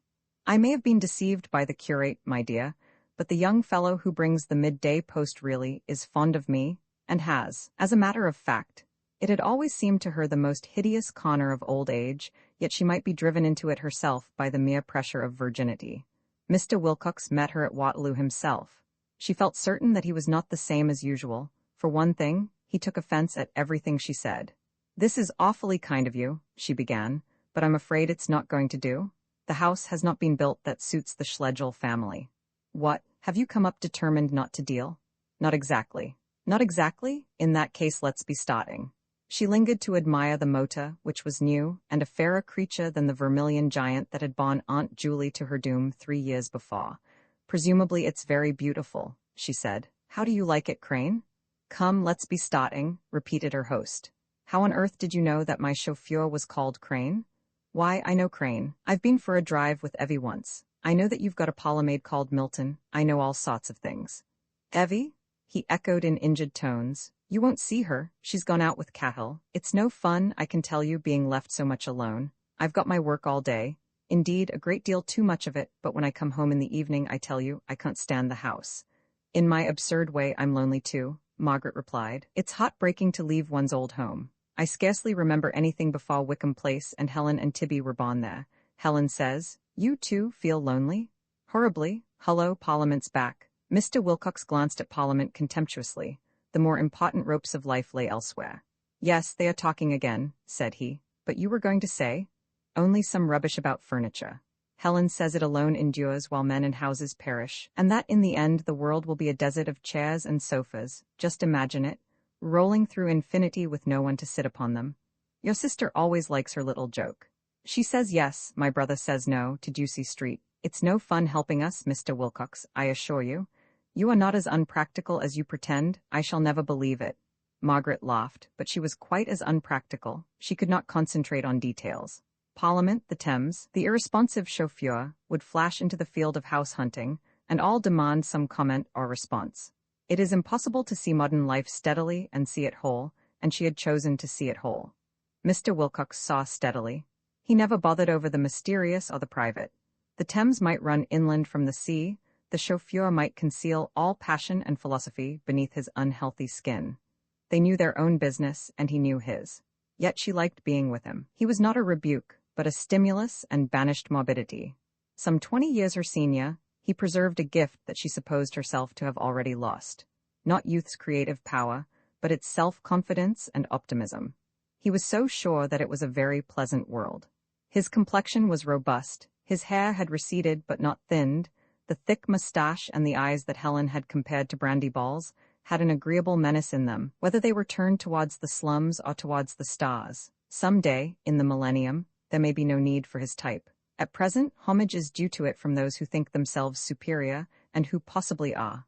"At all events, you responded to my telegram promptly," he remarked. "Oh, even I know a good thing when I see it. I'm glad you don't despise the goods of this world." "Heavens, no, only idiots and prigs do that." "I am glad, very glad," he repeated, suddenly softening and turning to her, as if the remark had pleased him.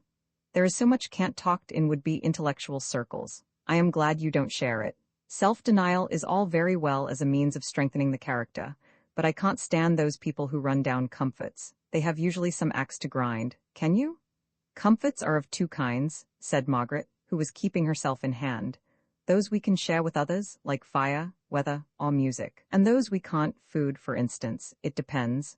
I mean reasonable comforts, of course. I shouldn't like to think that you—" He bent nearer. The sentence died unfinished. Margaret's head turned very stupid, and the inside of it seemed to revolve like the beacon in a lighthouse. He did not kiss her, for the hour was 12:30, and the car was passing by the stables of Buckingham Palace. But the atmosphere was so charged with emotion that people only seemed to exist on her account, and she was surprised that Crane did not realize this, and turn round. Idiot though she might be, surely Mr. Wilcox was how should one put it? More psychological than usual. Always a good judge of character for business purposes, he seemed this afternoon to enlarge his field, and to note qualities outside neatness, obedience, and decision. "I want to go over the whole house," she announced when they arrived. "As soon as I get back to Swanage, which will be tomorrow afternoon, I'll talk it over once more with Helen and Tibby, and why are you yes or no? Right, the dining room. And they began their survey. The dining room was big but overfurnished. Chelsea would have moaned aloud. Mr. Wilcox had eschewed those decorative schemes that wince and relent and refrain and achieve beauty by sacrificing comfort and pluck. After so much self-color and self-denial, Margaret viewed with relief the sumptuous dado, the frieze, the gilded wallpaper, amid whose foliage parrots sang. It would never do with her own furniture, but those heavy chairs, that immense sideboard loaded with presentation plate, stood up against its pressure like men.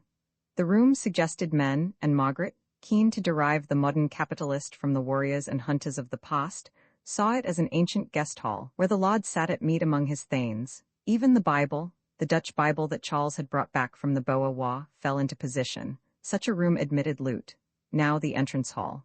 The entrance hall was paved. Here we fellows smoke. We fellows smoked in chairs of maroon leather. It was as if a motor car had spawned. "Oh, jolly," said Margaret, sinking into one of them. "You do like it?" he said, fixing his eyes on her upturned face, and surely betraying an almost intimate note.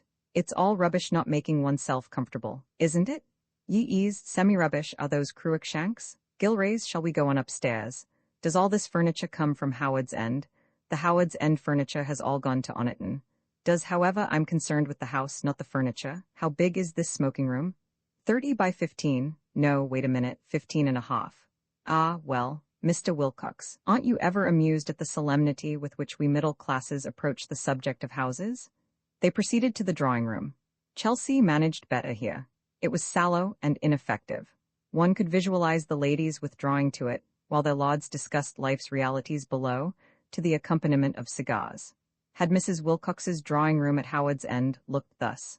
Just as this thought entered Margaret's brain, Mr. Wilcox did ask her to be his wife, and the knowledge that she had been right so overcame her that she nearly fainted, but the proposal was not to rank among the world's great love scenes. "Miss Schlegel," his voice was firm, "I have had you up on false pretenses. I want to speak about a much more serious matter than a house."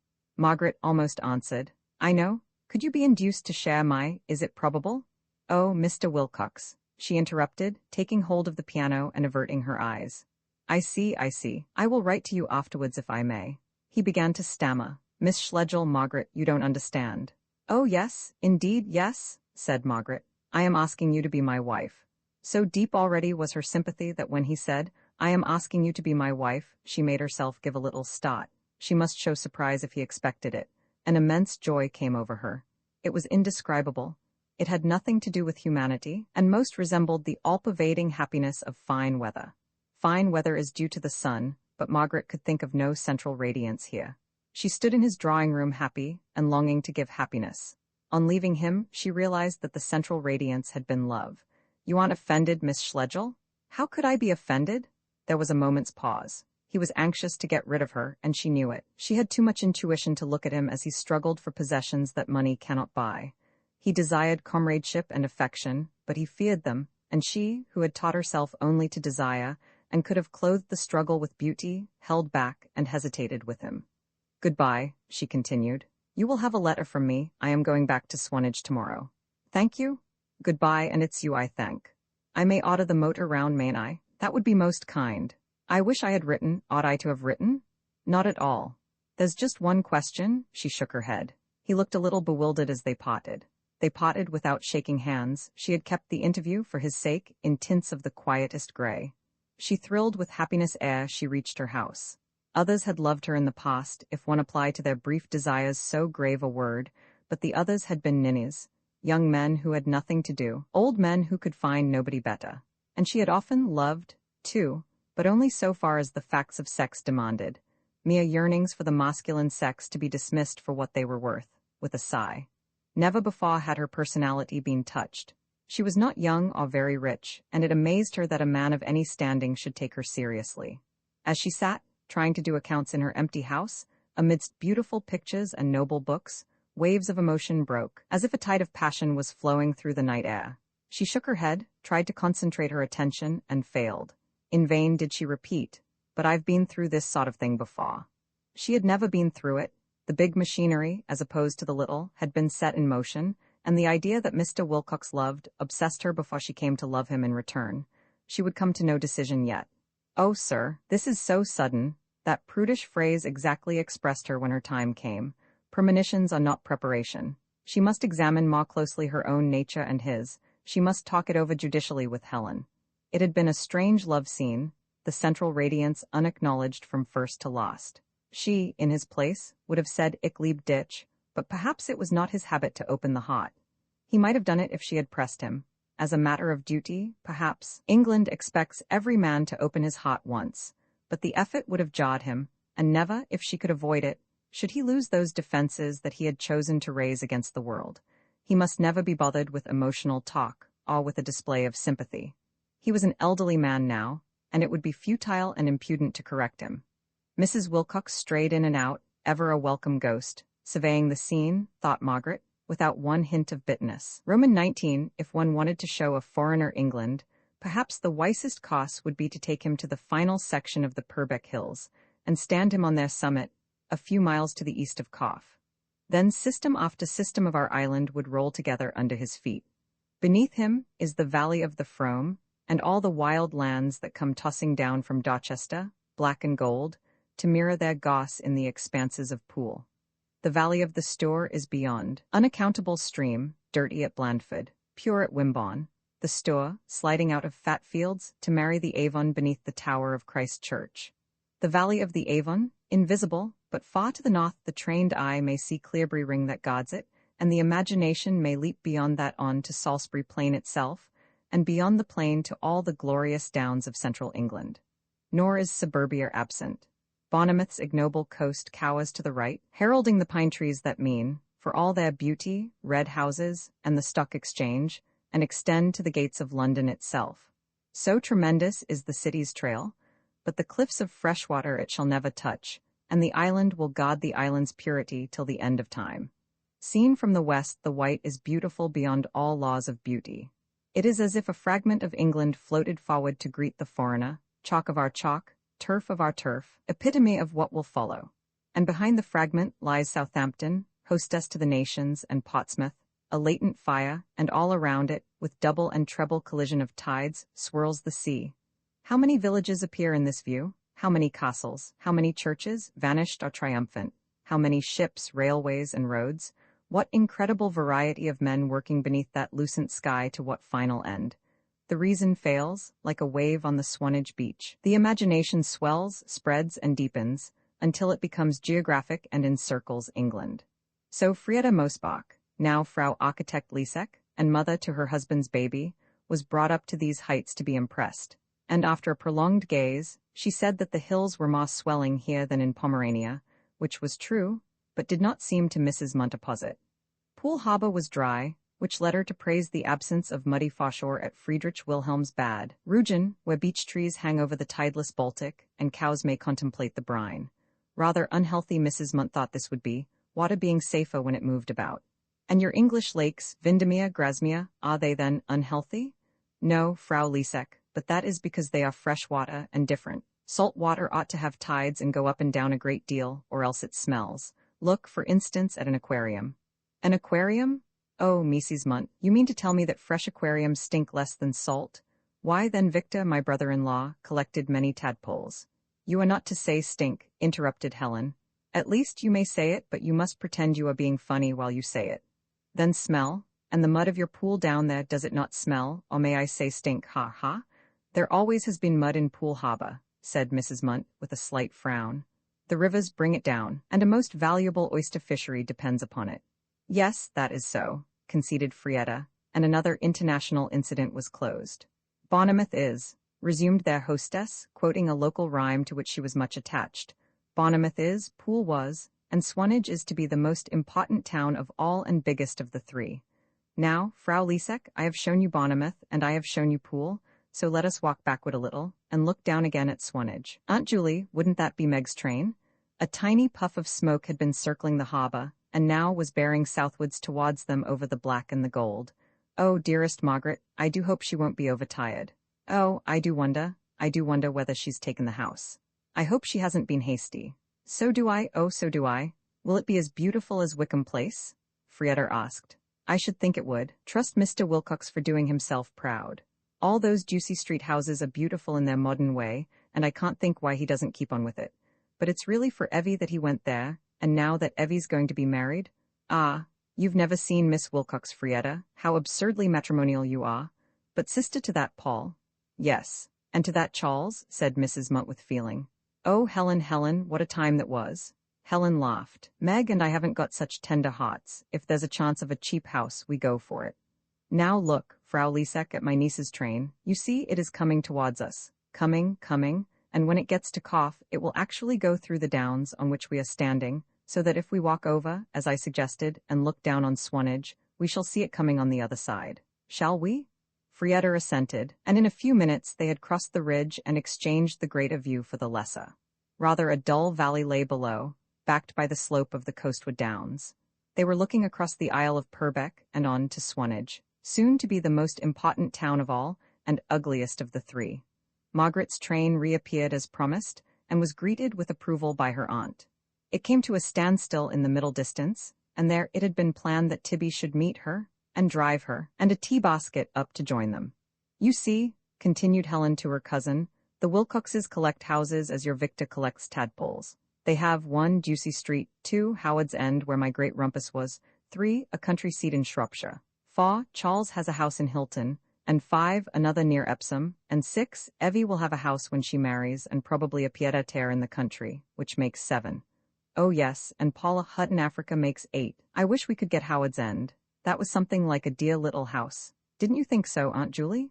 I had too much to do, dear, to look at it, said Mrs. Munt with a gracious dignity. I had everything to settle and explain, and Charles Wilcox to keep in his place besides. It isn't likely I should remember much. I just remember having lunch in your bedroom. Yes, so do I, but oh dear, how dreadful it all seems. And in the autumn there began that anti-pollen movement, you and Frieda and Meg and Mrs. Wilcox, all obsessed with the idea that I might yet marry Paul. You yet may, said Frieda despondently. Helen shook her head. The great Wilcox peril will never return. If I'm certain of anything, it's of that. One is certain of nothing but the truth of one's own emotions. The remark fell damply on the conversation, but Helen slipped her arm round her cousin, somehow liking her the better for making it. It was not an original remark, nor had Frieda appropriated it passionately, for she had a patriotic rather than a philosophic mind. Yet it betrayed that interest in the universal which the average Teuton possesses and the average Englishman does not. It was, however, illogically, the good, the beautiful, the true, as opposed to the respectable, the pretty, the adequate. It was a landscape of Birkelands beside a landscape of Ledas, strident and ill-considered, but quivering into supernatural life. It sharpened idealism, stirred the soul. It may have been a bad preparation for what followed. Look, cried Aunt Julie, hurrying away from generalities over the narrow summit of the down. Stand where I stand, and you will see the pony cart coming. I see the pony cart coming. They stood and saw the pony cart coming. Margaret and Tibby were presently seen coming in it. Leaving the outskirts of Swanage, it drove for a little through the budding lanes and then began the ascent. Have you got the house? They shouted, long before she could possibly hear. Helen ran down to meet her. The high road passed over a saddle, and a track went thence at right angles along the ridge of the down. Have you got the house? Margaret shook her head. Oh, what a nuisance, so we're as we were. Not exactly. She got out, looking tired. Some mystery, said Tibby. We are to be enlightened presently. Margaret came close up to her and whispered that she had had a proposal of marriage from Mr. Wilcox. Helen was amused. She opened the gate onto the downs so that her brother might lead the pony through. It's just like a widower, she remarked. They've cheek enough for anything and invariably select one of their first wife's friends. Margaret's face flashed despair. That type, she broke off with a cry. Meg, not anything wrong with you? Wait 1 minute, said Margaret, whispering always. But you've never, she pulled herself together. Tibby, hurry up through, I can't hold this gate indefinitely. Aunt Julie? I say, Aunt Julie, make the tea, will you, and Frieda, we've got to talk houses and we'll come on afterwards. And then, turning her face to her sisters, she burst into tears. Margaret was stupefied. She heard herself saying, Oh, really? She felt herself touched with a hand that trembled. Don't, sobbed Helen. Don't, Meg, don't. She seemed incapable of saying any other word. Margaret, trembling herself, led her forward up the road till they strayed through another gate on to the down. Don't do such a thing. I tell you not to don't, I know don't. What do you know? Panic and emptiness, sobbed Helen. Don't, then Margaret thought. Helen is a little selfish. I have never behaved like this when there has seemed a chance of her marrying. She said, but we would still see each other very often, and you? It's not a thing like that, sobbed Helen, and she broke right away and wandered distractedly upwards, stretching her hands towards the view and crying. What's happened to you? Called Margaret, following through the wind that gathers at sundown on the northern slopes of hills. But it's stupid. And suddenly stupidity seized her, and the immense landscape was blurred. But Helen turned back. I don't know what's happened to either of us, said Margaret, wiping her eyes. We must both have gone mad. Then Helen wiped hers and they even laughed a little. Look here, sit down. All right, I'll sit down if you'll sit down. There, one kiss. Now, whatever is the matter? I do mean what I said, don't it wouldn't do. Oh, Helen, stop saying don't, it's ignorant, it's as if your head wasn't out of the slime. Don't is probably what Mrs. Bast says all the day to Mr. Bast. Helen was silent. Well, tell me about it first, and meanwhile perhaps I'll have got my head out of the slime. That's better? Well, where shall I begin? When I arrived at Waterloo? No, I'll go back before that, because I'm anxious you should know everything from the first. The first was about 10 days ago. It was the day Mr. Bast came to tea and lost his temper. I was defending him, and Mr. Wilcox became jealous about me, however slightly. I thought it was the involuntary thing, which men can't help any more than we can. You know, at least, I know in my own case, when a man has said to me, so-and-so's a pretty girl, I am seized with a momentary sourness against so-and-so, and long to tweak her ear. It's a tiresome feeling, but not an important one, and one easily manages it. But it wasn't only this in Mr. Wilcox's case, I gather now. Then you love him? Margaret considered. It is wonderful knowing that a real man cares for you, she said. The mere fact of that grows more tremendous. Remember, I've known and liked him steadily for nearly 3 years. But loved him? Margaret peered into her past. It is pleasant to analyze feelings while they are still only feelings and unembodied in the social fabric. With her arm round Helen, and her eyes shifting over the view, as if this country or that could reveal the secret of her own heart, she meditated honestly and said, No. But you will? Yes, said Margaret, of that I'm pretty sure. Indeed, I began the moment he spoke to me. And have settled to marry him? I had, but am wanting a long talk about it now. What is it against him, Helen? You must try and say. Helen, in her turn, looked outwards.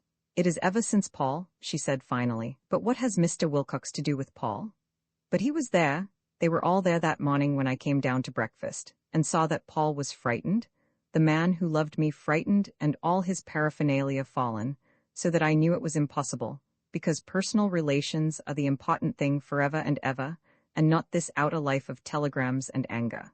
She poured the sentence forth in one breath, but her sister understood it, because it touched on thoughts that were familiar between them. That's foolish. In the first place, I disagree about the outer life. Well, we've often argued that. The real point is that there is the widest gulf between my lovemaking and yours. Yours was romance, mine will be prose. I'm not running it down. A very good kind of prose, but well considered, well thought out. For instance, I know all Mr. Wilcox's faults. He's afraid of emotion. He cares too much about success, too little about the past. His sympathy lacks poetry, and so isn't sympathy really. I'd even say, she looked at the shining lagoons, that spiritually he's not as honest as I am. Doesn't that satisfy you? No, it doesn't, said Helen. It makes me feel worse and worse. You must be mad. Margaret made a movement of irritation. I don't intend him, or any man or any woman, to be all my life. Good heavens, no. There are heaps of things in me that he doesn't, and shall never, understand. Thus she spoke before the wedding ceremony and the physical union, before the astonishing glass shade had fallen that interposes between married couples and the world. She was to keep her independence more than do most women as yet. Marriage was to alter her fortunes rather than her character, and she was not far wrong in boasting that she understood her future husband. Yet he did alter her character, a little. There was an unforeseen surprise, a cessation of the winds and odors of life, a social pressure that would have her think conjugally. So with him, she continued, there are heaps of things in him, more especially things that he does that will always be hidden from me. He has all those public qualities which you so despise and which enable all this. She waved her hand at the landscape, which confirmed anything. If Wilcoxes hadn't worked and died in England for thousands of years, you and I couldn't sit here without having our throats cut. There would be no trains, no ships to carry us literary people about in, no fields even, just savagery. No, perhaps not even that. Without their spirit life might never have moved out of protoplasm. More and more do I refuse to draw my income and sneer at those who guarantee it. There are times when it seems to me, and to all women, so one kissed Paul. That's brutal, said Margaret. Mine is an absolutely different case. I've thought things out. It makes no difference thinking things out, they come to the same. Rubbish? There was a long silence, during which the tide returned into Pool Harbor. One would lose something, murmured Helen, apparently to herself. The water crept over the mudflats towards the goss and the blackened heather. Branksea Island lost its immense fosshaws and became a sombre episode of trees. Frome was forced inward towards Dorchester, Stour against Wimborne, Avon towards Salisbury, and over the immense displacement the sun presided, leading it to triumph ere he sank to rest. England was alive, throbbing through all her estuaries, crying for joy through the mouths of all her gulls, and the north wind, with contrary motion, blew stronger against her rising seas. What did it mean? For what end are her fair complexities, her changes of soil, her sinuous coast? Does she belong to those who have molded her and made her feared by other lands, or to those who have added nothing to her power, but have somehow seen her, seen the whole island at once, lying as a jewel in a silver sea, sailing as a ship of souls, with all the brave world's fleet accompanying her towards eternity? Roman II. Margaret glanced at her sister's note and pushed it over the breakfast table to her aunt. There was a moment's hush, and then the floodgates opened. I can tell you nothing, Aunt Julie. I know no more than you do. We only met the father and mother abroad last spring. I know so little that I didn't even know their son's name. It's all so. She waved her hand and laughed a little. In that case it is far too sudden. Who knows, Aunt Julie, who knows? But, Margaret dear, we mustn't be unpractical now that we've come to facts. It is too sudden, surely. Who knows? But, Margaret dear, I'll go for her other letters, said Margaret. No, I won't, I'll finish my breakfast. In fact, I haven't them. We met the Wilcoxes on an awful expedition that we made from Heidelberg to Speyer. Helen and I had got it into our heads that there was a grand old cathedral at Speyer. The Archbishop of Speyer was one of the 7 electors. You know, Speyer, Mainz, and Köln. Those 3 sees once commanded the Rhine Valley and got it the name of Priest Street. I still feel quite uneasy about this business, Margaret. The train crossed by a bridge of boats, and at first sight it looked quite fine. But oh, in 5 minutes we had seen the whole thing. The cathedral had been ruined, absolutely ruined, by restoration, not an inch left of the original structure. We wasted a whole day, and came across the Wilcoxes as we were eating our sandwiches in the public gardens. They too, poor things, had been taken in. They were actually stopping at Speyer, and they rather liked Helen's insisting that they must fly with us to Heidelberg. As a matter of fact, they did come on next day. We all took some drives together. They knew us well enough to ask Helen to come and see them. At least I was asked too, but Tibby's illness prevented me, so last Monday she went alone. That's all. You know as much as I do now. It's a young man out of the unknown. She was to have come back Saturday, but put off till Monday, perhaps on account of, I don't know. She broke off and listened to the sounds of a London morning. Their house was in Wickham Place and fairly quiet, for a lofty promontory of buildings separated it from the main thoroughfare. One had the sense of a backwater, or rather of an estuary, whose waters flowed in from the invisible sea and ebbed into a profound silence while the waves without were still beating. Though the promontory consisted of flats, expensive, with cavernous entrance halls, full of concierges and palms, it fulfilled its purpose and gained for the older houses opposite a certain measure of peace. These, too, would be swept away in time, and another promontory would arise upon their site, as humanity piled itself higher and higher on the precious soil of London. Mrs. Munt had her own method of interpreting her nieces. She decided that Margaret was a little hysterical and was trying to gain time by a torrent of talk. Feeling very diplomatic, she lamented the fate of Speyer and declared that never should she be so misguided as to visit it, and added of her own accord that the principles of restoration were ill understood in Germany. The Germans, she said, are too thorough, and this is all very well sometimes, but at other times it does not do. Exactly, said Margaret. Germans are too thorough, and her eyes began to shine. Of course I regard you Schlegels as English, said Mrs. Munt hastily, English to the backbone. Margaret leaned forward and stroked her hand. And that reminds me, Helen's letter. Oh yes, Aunt Julie, I am thinking all right about Helen's letter. I know, I must go down and see her. I am thinking about her all right. I am meaning to go down. But go with some plan, said Mrs. Munt, admitting into her kindly voice a note of exasperation.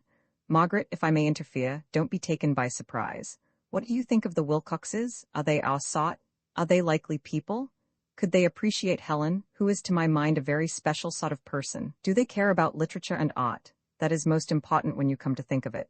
Literature and art. Most important, how old would the son be? she says. Youngest son, would he be in a position to marry? Is he likely to make Helen happy? Did you gather? I gathered nothing.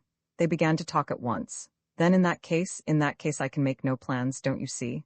On the contrary, I hate plans, I hate lines of action. Helen isn't a baby. Then in that case, my dear, why go down? Margaret was silent. If her aunt could not see why she must go down, she was not going to tell her. She was not going to say, I love my dear sister, I must be near her at this crisis of her life. The affections are more reticent than the passions, and their expression more subtle. If she herself should ever fall in love with a man, she, like Helen, would proclaim it from the housetops, but as she loved only a sister, she used the voiceless language of sympathy. I consider you odd girls, continued Mrs. Munt, and very wonderful girls, and in many ways far older than your years. But you won't be offended? Frankly, I feel you are not up to this business. It requires an older person. Dear, I have nothing to call me back to Swanage. She spread out her plump arms. I am all at your disposal. Let me go down to this house whose name I forget instead of you. Aunt Julie? She jumped up and kissed her. I must go to Howard's End myself. You don't exactly understand, though I can never thank you properly for offering. I do understand, retorted Mrs. Munt with immense confidence. I go down in no spirit of interference, but to make inquiries. Inquiries are necessary. Now, I am going to be rude. You would say the wrong thing, to a certainty you would. In your anxiety for Helen's happiness, you would offend the whole of these Wilcoxes by asking one of your impetuous questions. Not that one minds offending them. I shall ask no questions. I have it in Helen's writing that she and a man are in love. There is no question to ask as long as she keeps to that. All the rest isn't worth a straw. A long engagement if you like, but inquiries, questions, plans, lines of action? No, Aunt Julie, no. Away she hurried, not beautiful, not supremely brilliant, but filled with something that took the place of both qualities, something best described as a profound vivacity, a continual and sincere response to all that she encountered in her path through life. If Helen had written the same to me about a shop assistant or a penniless clerk. Dear Margaret, do come into the library and shut the door. Your good maids are dusting the banisters. Or if she had wanted to marry the man who calls for Carter Pattison, I should have said the same. Then, with one of those turns that convinced her aunt that she was not mad really, and convinced observers of another type that she was not a barren theorist, she added, though in the case of Carter Pattison, I should want it to be a very long engagement indeed, I must say. I should think so, said Mrs. Munt, and indeed I can scarcely follow you. Now, just imagine if you said anything of that sort to the Wilcoxes. I understand it, but most good people would think you mad. Imagine how disconcerting for Helen. What is wanted is a person who will go slowly in this business, and see how things are and where they are likely to lead to. Margaret was down on this, but you implied just now that the engagement must be broken off. I think probably it must, but slowly. Can you break an engagement off slowly? Her eyes lit up. What's an engagement made of, do you suppose? I think it's made of some hard stuff that may snap, but can't break. It is different to the other ties of life. They stretch or bend, they admit of degree, they're different. Exactly so. But won't you let me just run down to Howard's house and save you all the discomfort? I will really not interfere, but I do so thoroughly understand the kind of thing you Schlegels want that one quiet look round will be enough for me. Margaret again thanked her, again kissed her, and then ran upstairs to see her brother. He was not so well. The hay fever had worried him a good deal all night. His head ached, his eyes were wet, his mucous membrane, he informed her, in a most unsatisfactory condition. The only thing that made life worth living was the thought of Walter Savage Landor, from whose imaginary conversations she had promised to read at frequent intervals during the day. It was rather difficult. Something must be done about Helen. She must be assured that it is not a criminal offense to love at first sight. A telegram to this effect would be cold and cryptic. A personal visit seemed each moment more impossible. Now the doctor arrived, and said that Tibby was quite bad. Might it really be best to accept Aunt Julie's kind offer, and to send her down to Howard's End with a note? Certainly Margaret was impulsive. She did swing rapidly from one decision to another. Running downstairs into the library, she cried, "Yes, I have changed my mind. I do wish that you would go." There was a train from King's Cross at 11. At 10:30 Tibby, with rare self-effacement, fell asleep, and Margaret was able to drive her aunt to the station. You will remember, Aunt Julie, not to be drawn into discussing the engagement. Give my letter to Helen, and say whatever you feel yourself, but do keep clear of the relatives. We have scarcely got their names straight yet, and besides, that sort of thing is so uncivilized and wrong. So uncivilized, queried Mrs. Munt, fearing that she was losing the point of some brilliant remark. "Oh, I used an affected word. I only meant would you please talk the thing over only with Helen." Only with Helen? Because? But it was no moment to expound the personal nature of love. Even Margaret shrank from it, and contented herself with stroking her good aunt's hand, and with meditating, half sensibly and half poetically, on the journey that was about to begin from King's Cross. Like many others who have lived long in a great capital, she had strong feelings about the various railway termini. They are our gates to the glorious and the unknown. Through them, we pass out into adventure and sunshine. To them, alas, we return. In Paddington, all Cornwall is latent and the remoter west. Down the inclines of Liverpool Street lie fenlands and the illimitable Broads. Scotland is through the pylons of Euston, Wessex behind the poised chaos of Waterloo. Italians realize this, as is natural. Those of them who are so unfortunate as to serve as waiters in Berlin call the Anhalt Bahnhof the Stazione d'Italia, because by it they must return to their homes. And he is a chilly Londoner who does not endow his stations with some personality, and extend to them, however shyly, the emotions of fear and love. To Margaret, I hope that it will not set the reader against her. The station of King's Cross had always suggested infinity. Its very situation, withdrawn a little behind the facile splendors of St. Pancras, implied a comment on the materialism of life. Those two great arches, colorless, indifferent, shouldering between them an unlovely clock, were fit pottles for some eternal adventure, whose issue might be prosperous, but would certainly not be expressed in the ordinary language of prosperity.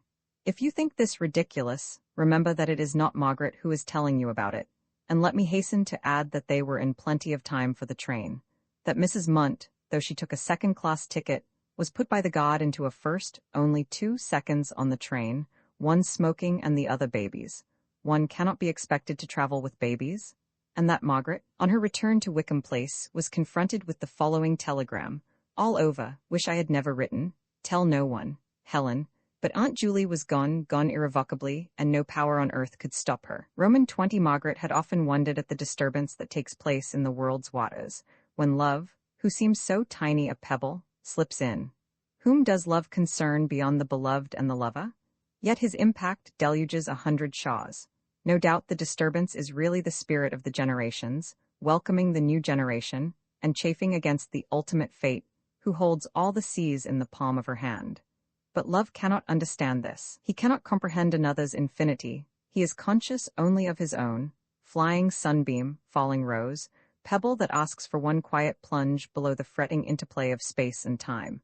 He knows that he will survive at the end of things, and be gathered by fate as a jewel from the slime, and be handed with admiration round the assembly of the gods. Men did produce this, they will say, and saying, they will give men immortality.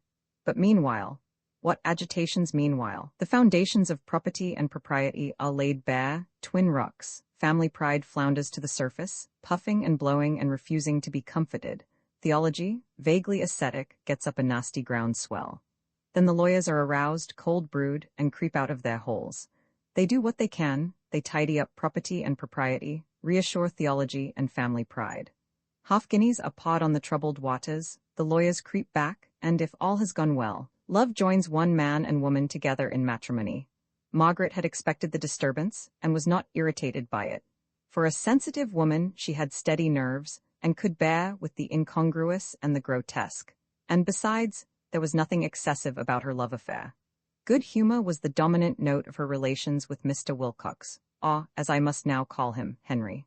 Henry did not encourage romance, and she was no girl to fidget for it. An acquaintance had become a lover, might become a husband, but would retain all that she had noted in the acquaintance, and love must confirm an old relation rather than reveal a new one.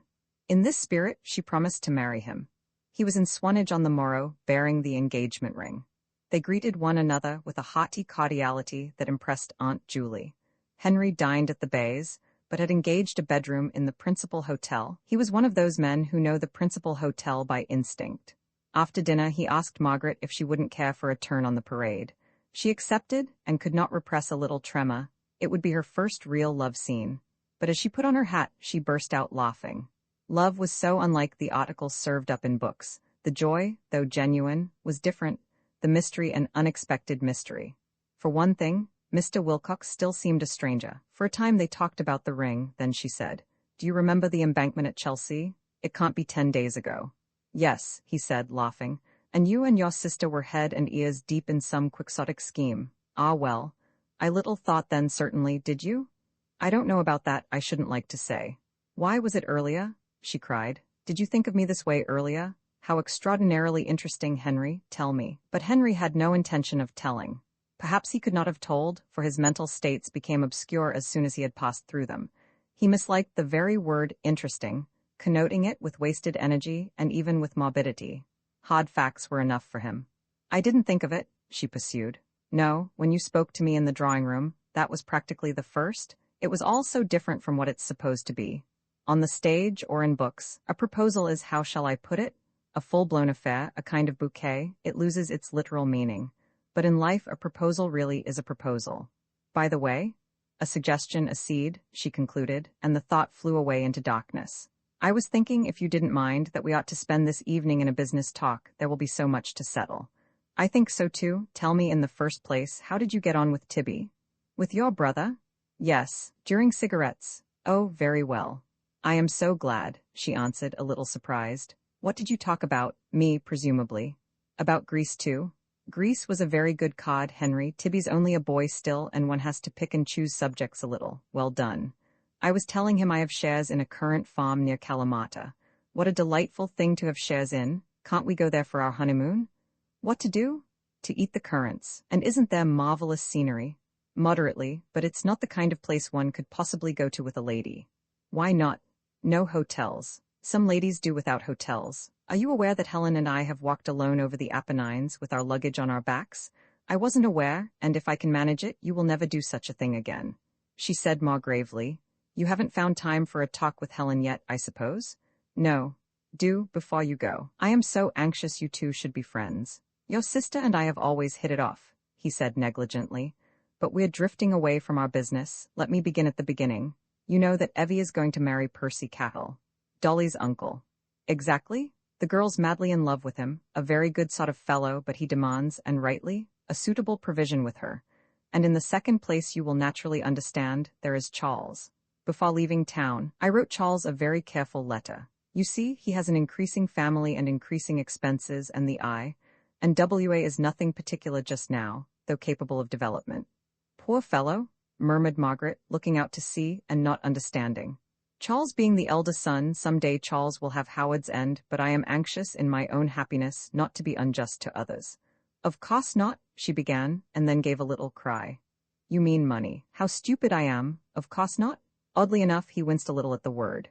Yes, money, since you put it so frankly. I am determined to be just to all, just to you, just to them. I am determined that my children shall have me. Be generous to them, she said sharply. Bother justice? I am determined, and have already written to Charles to that effect, but how much have you got? What? How much have you a year? I've 600. My income? Yes, we must begin with how much you have, before we can settle how much you can give Charles. Justice and even generosity depend on that.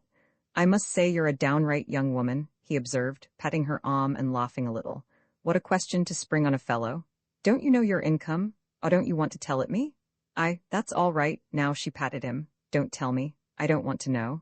I can do the sum just as well by proportion. Divide your income into 10 pots. How many pots would you give to Evie? How many to Charles? How many to Paul? The fact is, my dear, I hadn't any intention of bothering you with details.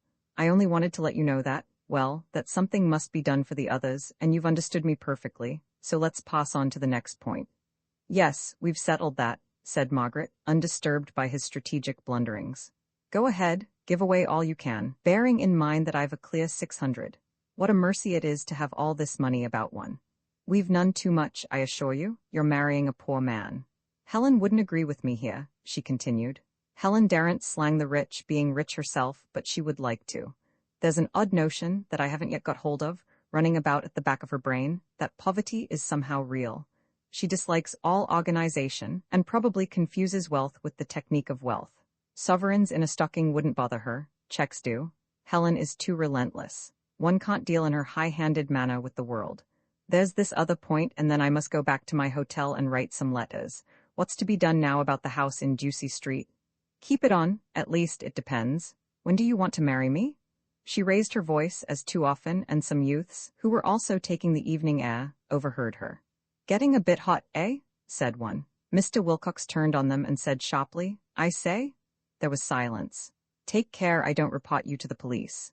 They moved away quietly enough, but were only biding their time, and the rest of the conversation was punctuated by peals of ungovernable laughter. Lowering his voice and infusing a hint of reproof into it, he said, "Evie will probably be married in September. We could scarcely think of anything before then. The earlier the nicer, Henry. Females are not supposed to say such things, but the earlier the nicer." "How about September for us too?" he asked, rather dryly. "Right, shall we go into Ducie Street ourselves in September? Or shall we try to bounce Helen and Tibby into it? That's rather an idea. They are so unbusinesslike, we could make them do anything by judicious management. Look here? Yes, we'll do that. And we ourselves could live at Howard's End or Shropshire." He blew out his cheeks. "Heavens, how you women do fly round. My head's in a whirl. Point by point, Margaret. Howard's End's impossible. I let it to Hammer Bryce on a 3 years agreement last March. Don't you remember? On it and... Well, that is much, much too far away to rely on entirely. You will be able to be down there entertaining a certain amount, but we must have a house within easy reach of town. Only Ducie Street has huge drawbacks. There's a mews behind." Margaret could not help laughing. It was the first she had heard of the mews behind Ducie Street. When she was a possible tenant, it had suppressed itself, not consciously, but automatically. The breezy Wilcox manner, though genuine, lacked the clearness of vision that is imperative for truth. When Henry lived in Ducie Street, he remembered the mews. When he tried to let, he forgot it, and if anyone had remarked that the mews must be either there or not, he would have felt annoyed, and afterwards have found some opportunity of stigmatizing the speaker as academic. So does my grocer stigmatize me when I complain of the quality of his sultanas, and he answers in one breath that they are the best sultanas, and how can I expect the best sultanas at that price? It is a flaw inherent in the business mind, and Margaret may do well to be tender to it, considering all that the business mind has done for England. Yes, in summer especially, the mews is a serious nuisance. The smoking room, too, is an abominable little den. The house opposite has been taken by operatic people. Ducie Street's going down, it's my private opinion. How sad. It's only a few years since they built those pretty houses. Shows things are moving, good for trade. I hate this continual flux of London. It is an epitome of us at our worst, eternal formlessness, all the qualities, good, bad, and indifferent, streaming away, streaming forever. That's why I dread it so. I mistrust rivers, even in scenery. Now the sea, high tide, yes. Hoy-toyed from the promenading youths. And these are the men to whom we give the vote, observed Mr. Wilcox, omitting to add that they were also the men to whom he gave work as clocks, work that scarcely encouraged them to grow into other men. However, they have their own lives and interests. Let's get on. He turned as he spoke and prepared to see her back to the bays. The business was over. His hotel was in the opposite direction, and if he accompanied her, his letters would be late for the post. She implored him not to come, but he was obdurate. A nice beginning, if your aunt saw you slip in alone, but I always do go about alone. Considering I've walked over the Apennines, it's common sense. You will make me so angry. I don't the least take it as a compliment. He laughed and lit a cigar. It isn't meant as a compliment, my dear. I just won't have you going about in the dark. Such people about too, it's dangerous. Can't I look after myself? I do wish. Come along, Margaret, no wheedling. A younger woman might have resented his masterly ways, but Margaret had too firm a grip of life to make a fuss. She was in her own way as masterly. If he was a fortress, she was a mountain peak, whom all might tread, but whom the snows made nightly virginal. Disdaining the heroic outfit, excitable in her methods, garrulous, episodical, shrill, she misled her lover much as she had misled her aunt. He mistook her fertility for weakness. He supposed her as clever as they make them. But no more, not realizing that she was penetrating to the depths of his soul, and approving of what she found there. And if insight were sufficient, if the inner life were the whole of life, their happiness had been assured. They walked ahead briskly. The parade and the road after it were well lighted, but it was darker in Aunt Julie's garden. As they were going up by the side paths, through some rhododendrons, Mr. Wilcox, who was in front, said Margaret rather huskily, turned, dropped his cigar, and took her in his arms.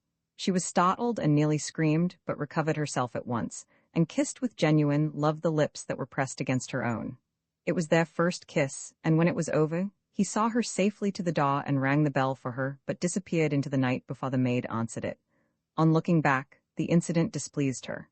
It was so isolated. Nothing in their previous conversation had heralded it, and worse still, no tenderness had ensued. If a man cannot lead up to passion, he can at all events lead down from it, and she had hoped after her complaisance for some interchange of gentle words. But he had hurried away as if ashamed, and for an instant she was reminded of Helen and Paul. Roman 21 Charles had just been scolding his Dolly. She deserved the scolding and had bent before it, but her head, though bloody, was unsubdued, and her chirrupings began to mingle with his retreating thunder. "You've waked the baby. I knew you would. Rum-tai-foo, rackety-tackety Tompkin. I'm not responsible for what Uncle Percy does, nor for anybody else or anything, so there. Who asked him while I was away? Who asked my sister down to meet him? Who sent them out in the motor day after day? Charles, that reminds me of some poem."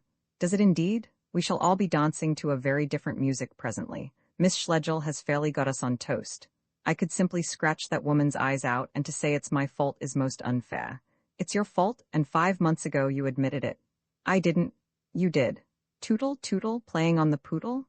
exclaimed Dolly, suddenly devoting herself to the child. "It's all very well to turn the conversation, but father would never have dreamt of marrying as long as Evie was there to make him comfortable. But you must needs start matchmaking. Besides, Cahill's too old. Of course, if you're going to be rude to Uncle Percy. Miss Schlegel always meant to get hold of Howard's end, and, thanks to you, she's got it. I call the way you twist things round and make them hang together most unfair. You couldn't have been nastier if you'd caught me flirting. Could he, Diddums? We're in a bad hole and must make the best of it. I shall answer the pater's letter civilly. He's evidently anxious to do the decent thing.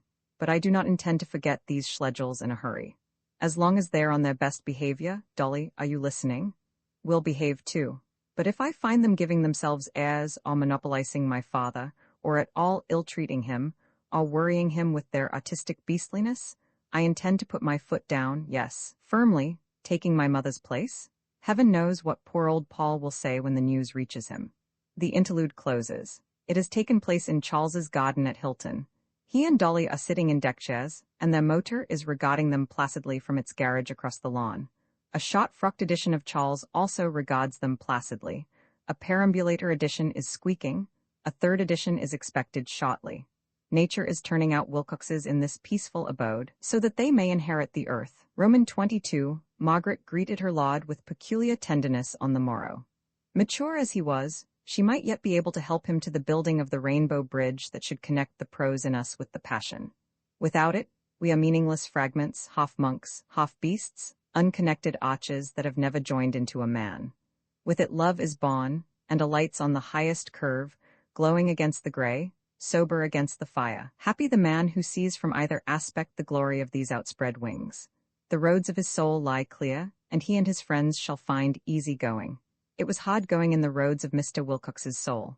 From boyhood he had neglected them. I am not a fellow who bothers about my own inside. Outwardly he was cheerful, reliable, and brave, but within, all had reverted to chaos, ruled, so far as it was ruled at all, by an incomplete asceticism. Whether as boy, husband, or widower, he had always the sneaking belief that bodily passion is bad, a belief that is desirable only when held passionately. Religion had confirmed him.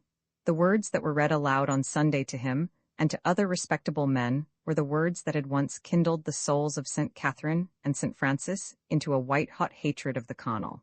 He could not be as the saints and love the infinite with a seraphic ardor, but he could be a little ashamed of loving a wife. Amabat, amare timebat.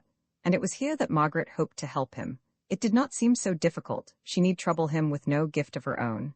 She would only point out the salvation that was latent in his own soul, and in the soul of every man. Only connect. That was the whole of her sermon.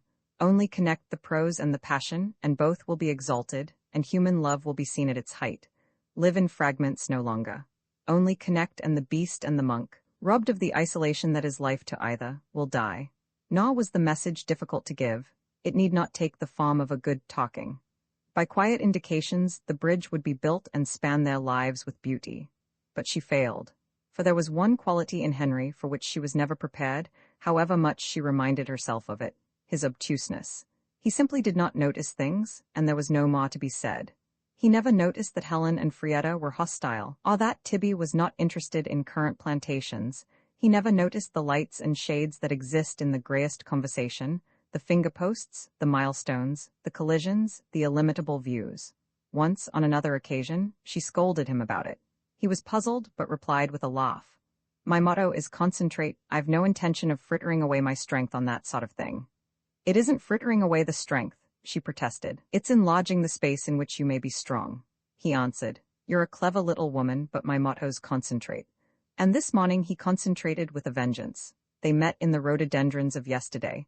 In the daylight the bushes were inconsiderable, and the path was bright in the morning sun. She was with Helen, who had been ominously quiet since the affair was settled. Here we all are, she cried, and took him by one hand, retaining her sisters in the other. Here we are. Good morning, Helen. Helen replied, Good morning, Mr. Wilcox. Henry, she has had such a nice letter from the queer, cross boy. Do you remember him? He had a sad moustache, but the back of his head was young. I have had a letter too, not a nice one. I want to talk it over with you. For Leonard Bast was nothing to him now that she had given him her word. The triangle of sex was broken forever. Thanks to your hint, he's clearing out of the Porphyrion. Not a bad business, that Porphyrion, he said absently, as he took his own letter out of his pocket. Not a bad, she exclaimed, dropping his hand. Surely, on Chelsea Embankment. Here's our hostess. Good morning, Mrs. Munt, fine rhododendrons. Good morning, Frau Lisek. We manage to grow flowers in England, don't we? Not a bad business? No, my letter's about Howard's End. Bryce has been ordered abroad, and wants to sublet it. I am far from sure that I shall give him permission. There was no clause in the agreement. In my opinion, subletting is a mistake. If he can find me another tenant whom I consider suitable, I may cancel the agreement. Morning, Schlegel. Don't you think that's better than subletting? Helen had dropped her hand now, and he had steered her past the whole party to the seaward side of the house. Beneath them was the bourgeois little bay, which must have yearned all through the centuries for just such a watering place as Swanage to be built on its margin. The waves were colorless, and the Bournemouth steamer gave a further touch of insipidity, drawn up against the pier and hooting wildly for excursionists. When there is a sublet, I find that damage. Do excuse me, but about the Porphyrion. I don't feel easy. Might I just bother you, Henry? Her manner was so serious that he stopped and asked her a little sharply what she wanted. You said on Chelsea Embankment, surely, that it was a bad concern, so we advised this clock to clear out. He writes this morning that he's taken our advice, and now you say it's not a bad concern. A clock who clears out of any concern, good or bad, without securing a berth somewhere else first, is a fool, and I've no pity for him. He has not done that. He's going into a bank in Camden Town, he says. The salary's much lower, but he hopes to manage. A branch of Dempster's bank. Is that all right? Dempster? Why, goodness me, yes. More right than the Porphyrion? Yes, yes, yes, safe as houses, safer. Very many thanks. I'm sorry if you sublet. If he sublets, I shan't have the same control. In theory, there should be no more damage done at Howard's End. In practice, there will be. Things may be done for which no money can compensate.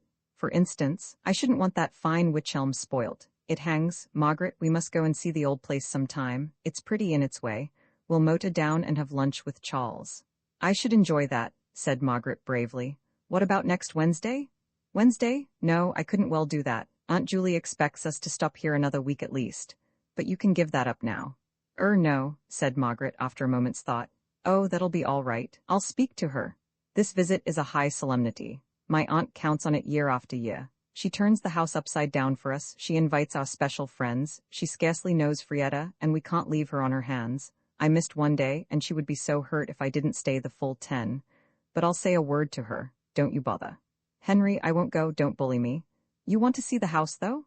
Very much, I've heard so much about it. One way or the other. Aren't there pig's teeth in the wych elm? Pig's teeth? And you chew the bark for toothache. What a rum notion, of course not. Perhaps I have confused it with some other tree. There are still a great number of sacred trees in England, it seems. But he left her to intercept Mrs. Munt, whose voice could be heard in the distance, to be intercepted himself by Helen. Oh, Mr. Wilcox, about the Porphyrion? She began and went scarlet all over her face. It's all right, called Margaret, catching them up. Dempster's bank's better. But I think you told us the Porphyrion was bad and would smash before Christmas. Did I? It was still outside the tariff ring and had to take rotten policies. Lately it came in, safe as houses now. In other words, Mr. Bast need never have left it. No, the fellow needn't. And needn't have started life elsewhere at a greatly reduced salary. He only says reduced, corrected Margaret, seeing trouble ahead. With a man so poor, every reduction must be great. I consider it a deplorable misfortune. Mr. Wilcox, intent on his business with Mrs. Munt, was going steadily on, but the last remark made him say, What's that? Do you mean that I'm responsible? You're ridiculous, Helen. You seem to think, he looked at his watch. Let me explain the point to you. It is like this. You seem to assume, when a business concern is conducting a delicate negotiation, it ought to keep the public informed stage by stage. The Porphyrion, according to you, was bound to say, I am trying all I can to get into the tariff ring. I am not sure that I shall succeed, but it is the only thing that will save me from insolvency, and I am trying. My dear Helen, is that your point? A man who had little money has less, that's mine. I am grieved for your clock, but it is all in the day's work. It's part of the battle of life. A man who had little money, she repeated, has less, owing to us. Under these circumstances, I consider the battle of life a happy expression. Oh, come, he protested pleasantly. You're not to blame, no one's to blame. Is no one to blame for anything? I wouldn't say that, but you're taking it far too seriously. Who is this fellow? We have told you about the fellow twice already, said Helen. You have even met the fellow. He is very poor and his wife is an extravagant imbecile. He is capable of better things. We the upper classes, thought we would help him from the height of our superior knowledge, and here's the result? He raised his finger. Now, a word of advice. I require no more advice. A word of advice. Don't take up that sentimental attitude over the poor. See that she doesn't, Margaret. The poor are poor, and one's sorry for them, but there it is. As civilization moves forward, the shoe is bound to pinch in places, and it's absurd to pretend that anyone is responsible personally. Neither you, nor I, nor my informant, nor the man who informed him, nor the directors of the Porphyrion, are to blame for this clock's loss of salary. It's just the shoe pinching. No one can help it, and it might easily have been worse. Helen quivered with indignation. By all means, subscribe to charities. Subscribe to them largely, but don't get carried away by absurd schemes of social reform. I see a good deal behind the scenes, and you can take it from me that there is no social question, except for a few journalists who try to get a living out of the phrase. There are just rich and poor, as there always have been and always will be. Point me out a time when men have been equal. I didn't say, point me out a time when desire for equality has made them happier. No, you can't. There always have been rich and poor. I'm no fatalist, heaven forbid, but our civilization is molded by great impersonal forces. His voice grew complacent. It always did when he eliminated the personal, and there always will be rich and poor. You can't deny it, and now it was a respectful voice. And you can't deny that, in spite of all, the tendency of civilization has on the whole been upward. Owing to God, I suppose, flashed Helen. He stared at her. You grab the dollars, God does the rest. It was no good instructing the girl if she was going to talk about God in that neurotic modern way. Fraternal to the last, he left her for the quiet company of Mrs. Munt. He thought, she rather reminds me of Dolly. Helen looked out at the sea. Don't ever discuss political economy with Henry, advised her sister. It'll only end in a cry. But he must be one of those men who have reconciled science with religion, said Helen slowly. I don't like those men. They are scientific themselves, and talk of the survival of the fittest, and cut down the salaries of their clocks, and stunt the independence of all who may menace their comfort, but yet they believe that somehow good, it is always that sloppy somehow, will be the outcome, and that in some mystical way the Mr. Basts of the future will benefit because the Mr. Brits of today are in pain. He is such a man in theory. But oh, Helen, in theory? But oh, Meg, what a theory! Why should you put things so bitterly, dearie? Because I'm an old maid, said Helen, biting her lip. I can't think why I go on like this myself. She shook off her sister's hand and went into the house. Margaret, distressed at the day's beginning, followed the Bournemouth steamer with her eyes. She saw that Helen's nerves were exasperated by the unlucky Bast business beyond the bounds of politeness.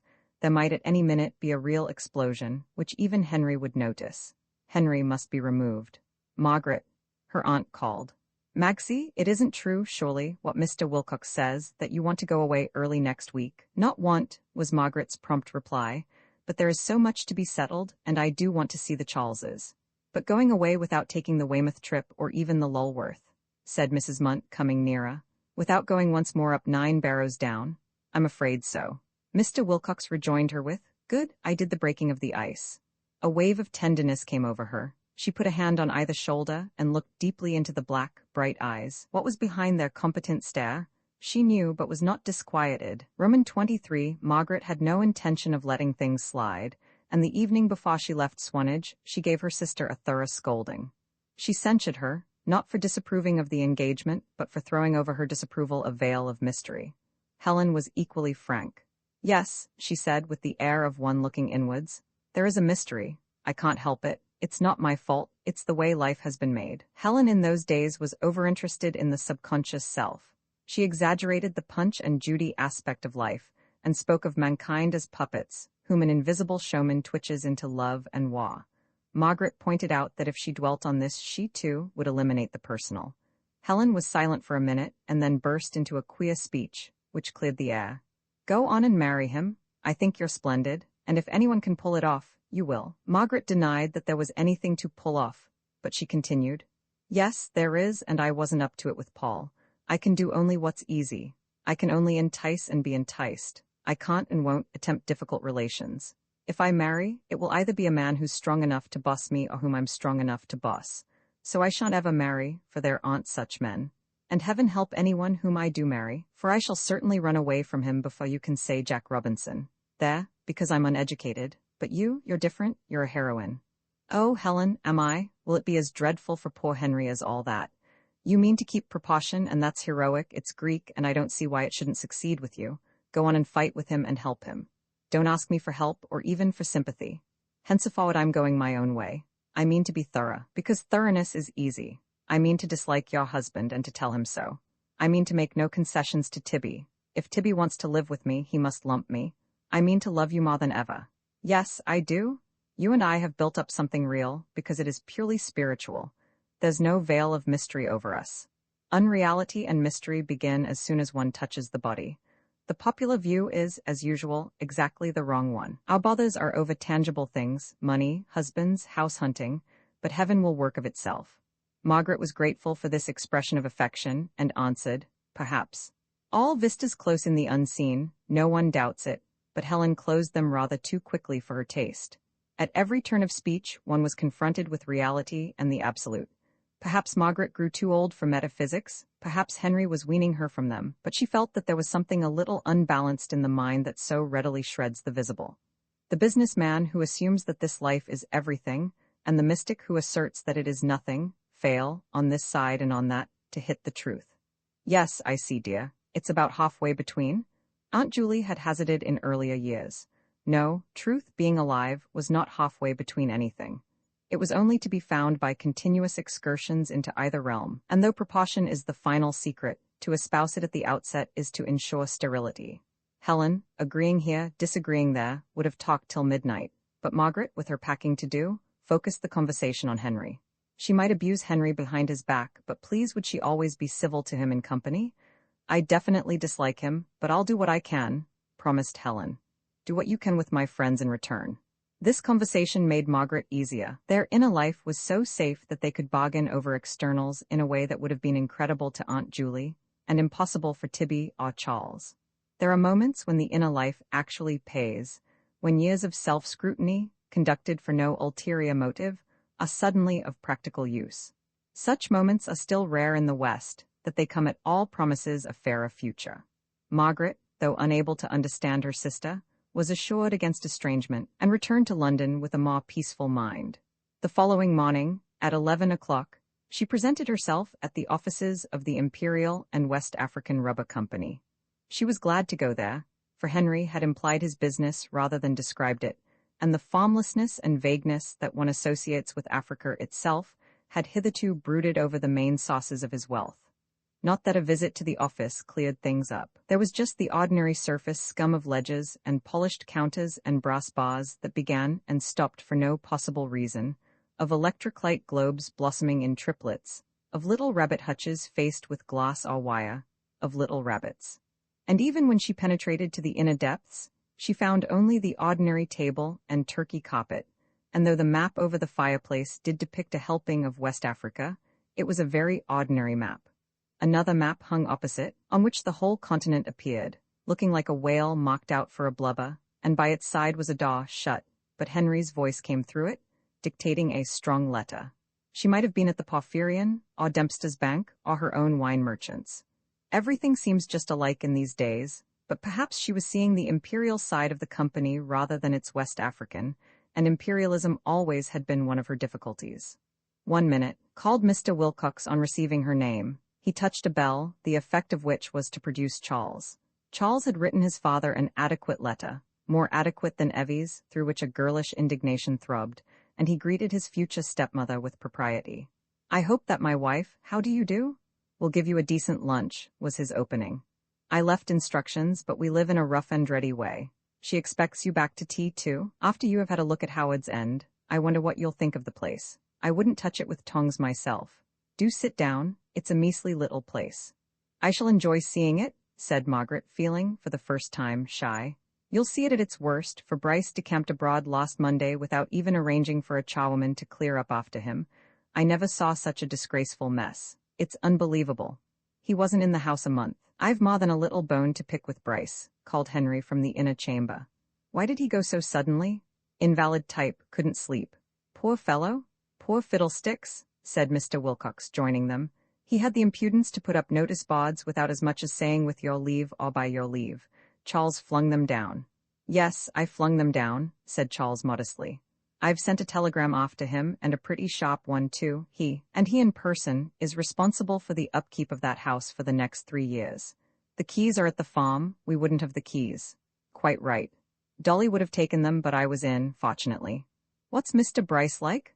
asked Margaret, but nobody cared. Mr. Bryce was the tenant who had no right to sublet. To have defined him further was a waste of time. On his misdeeds they descanted profusely, until the girl who had been typing the strong letter came out with it. Mr. Wilcox added his signature. "Now we'll be off," said he. A motor drive, a form of felicity detested by Margaret, awaited her. Charles saw them in, civil to the last, and in a moment the offices of the Imperial and West African Rubber Company faded away. But it was not an impressive drive. Perhaps the weather was to blame, being grey and banked high with weary clouds. Perhaps Hertfordshire is scarcely intended for motorists. Did not a gentleman once motor so quickly through Westmoreland that he missed it? And if Westmoreland can be missed, it will fare ill with a county whose delicate structure particularly needs the attentive eye. Hertfordshire is England at its quietest, with little emphasis of river and hill. It is England meditative. If Drayton were with us again to write a new edition of his incomparable poem, he would sing the nymphs of Hertfordshire as indeterminate of feature, with hair obfuscated by the London smoke. Their eyes would be sad, and averted from their fate towards the northern flats, their leader not Isis or Sabrina, but the slowly flowing Lee. No glory of raiment would be theirs, no urgency of dance, but they would be real nymphs. The chauffeur could not travel as quickly as he had hoped, for the Great North Road was full of Easter traffic.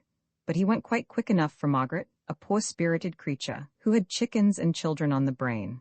"They're all right," said Mr. Wilcox. "They'll learn like the swallows and the telegraph wires."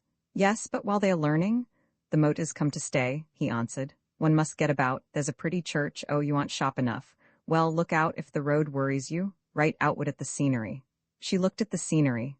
It heaved and merged like porridge. Presently it congealed. They had arrived. Charles's house on the left. On the right, the swelling farms of the 6 Hills. Their appearance in such a neighborhood surprised her. They interrupted the stream of residences that was thickening up towards Hilton.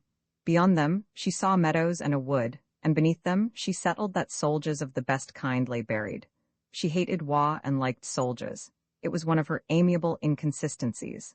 But here was Dolly, dressed up to the nines, standing at the door to greet them, and here were the first drops of the rain. They ran in gaily, and after a long wait in the drawing-room, sat down to the rough and ready lunch, every dish of which concealed or exuded cream. Mr. Bryce was the chief topic of conversation. Dolly described his visit with the key, while her father-in-law gave satisfaction by chaffing her and contradicting all she said. It was evidently the custom to laugh at Dolly. He chaffed Margaret too, and Margaret, roused from a grave meditation, was pleased and chaffed him back. Dolly seemed surprised and eyed her curiously. After lunch the 2 children came down. Margaret disliked babies, but hit it off better with the 2-year-old, and sent Dolly into fits of laughter by talking sense to him. "Kiss them now, and come away," said Mr. Wilcox. She came, but refused to kiss them. It was such hard luck on the little things, she said, and though Dolly proffered Chollywhirly and Pogglywuggles in turn, she was obdurate.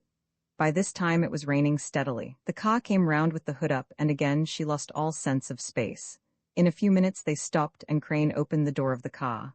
"What's happened?" asked Margaret. What do you suppose? Said Henry. A little potch was close up against her face. Are we there already? We are. Well, I never. In years ago it seemed so far away. Smiling, but somehow disillusioned, she jumped out, and her impetus carried her to the front door.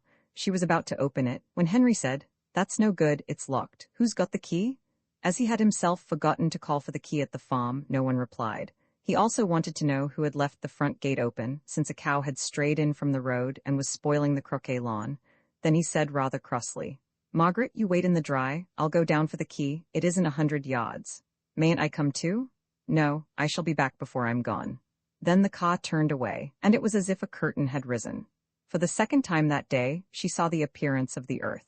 There were the green gage trees that Helen had once described, there the tennis lawn, there the hedge that would be glorious with dog roses in June, but the vision now was of black and palest green.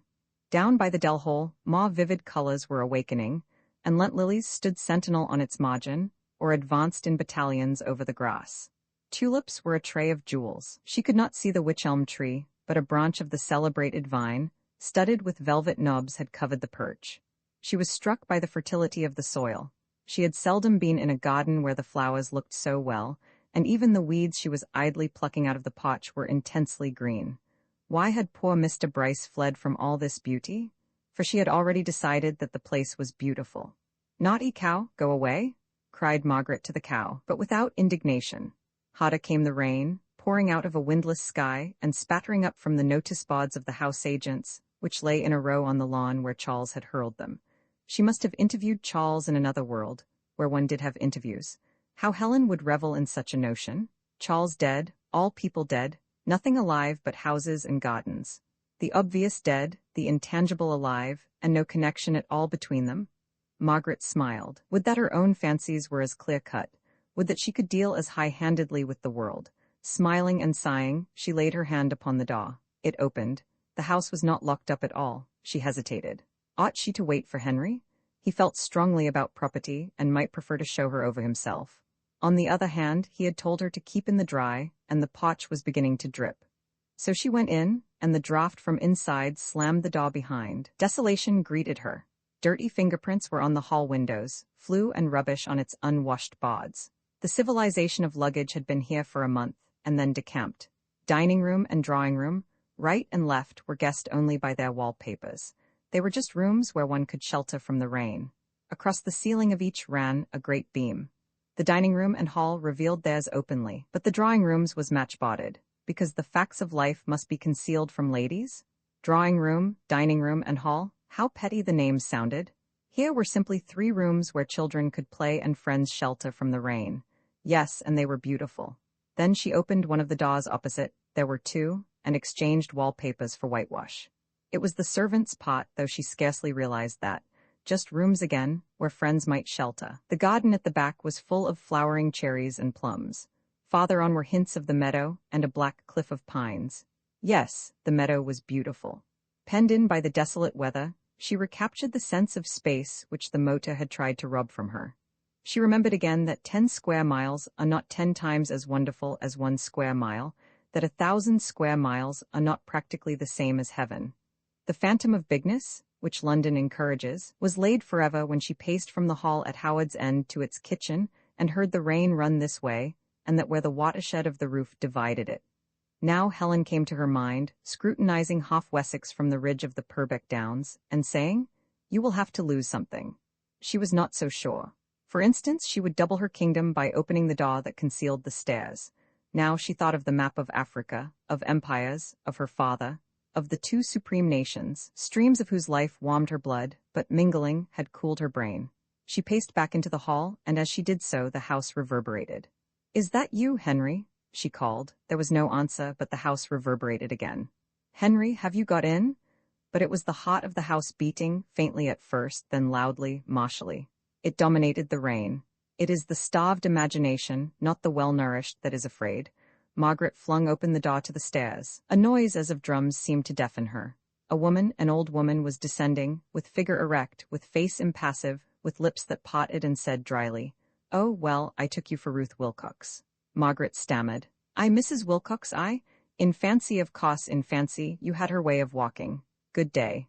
And the old woman passed out into the rain. Roman 25 gave her quite a turn, said Mr. Wilcox, when retailing the incident to Dolly at tea time. None of you girls have any nerves, really. Of course, a word from me put it all right, but silly old Miss Avery, she frightened you, didn't she, Margaret? That you stood clutching a bunch of weeds. She might have said something, instead of coming down the stairs with that alarming bonnet on. I passed her as I came in. Enough to make the car shy. I believe Miss Avery goes in for being a character, some old maids do. He lit a cigarette.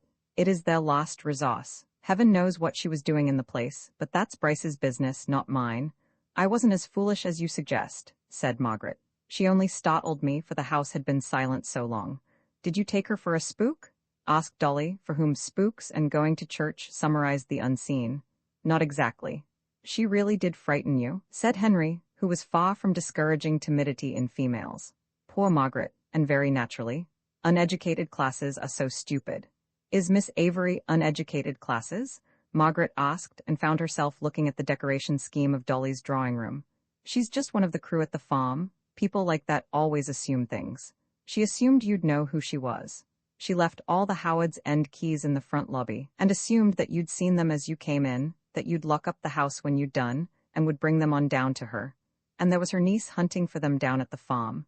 Lack of education makes people very casual. Hilton was full of women like Miss Avery once. I shouldn't have disliked it, perhaps. Ah, Miss Avery giving me a wedding present, said Dolly, which was illogical but interesting. Through Dolly, Margaret was destined to learn a good deal, but Charles said I must try not to mind, because she had known his grandmother. As usual, you've got the story wrong, my good Dorothea. I meant great-grandmother, the one who left Mrs. Wilcox the house. Weren't both of them and Miss Avery friends when Howard's End, too, was a farm? Her father-in-law blew out a shaft of smoke. His attitude to his dead wife was curious.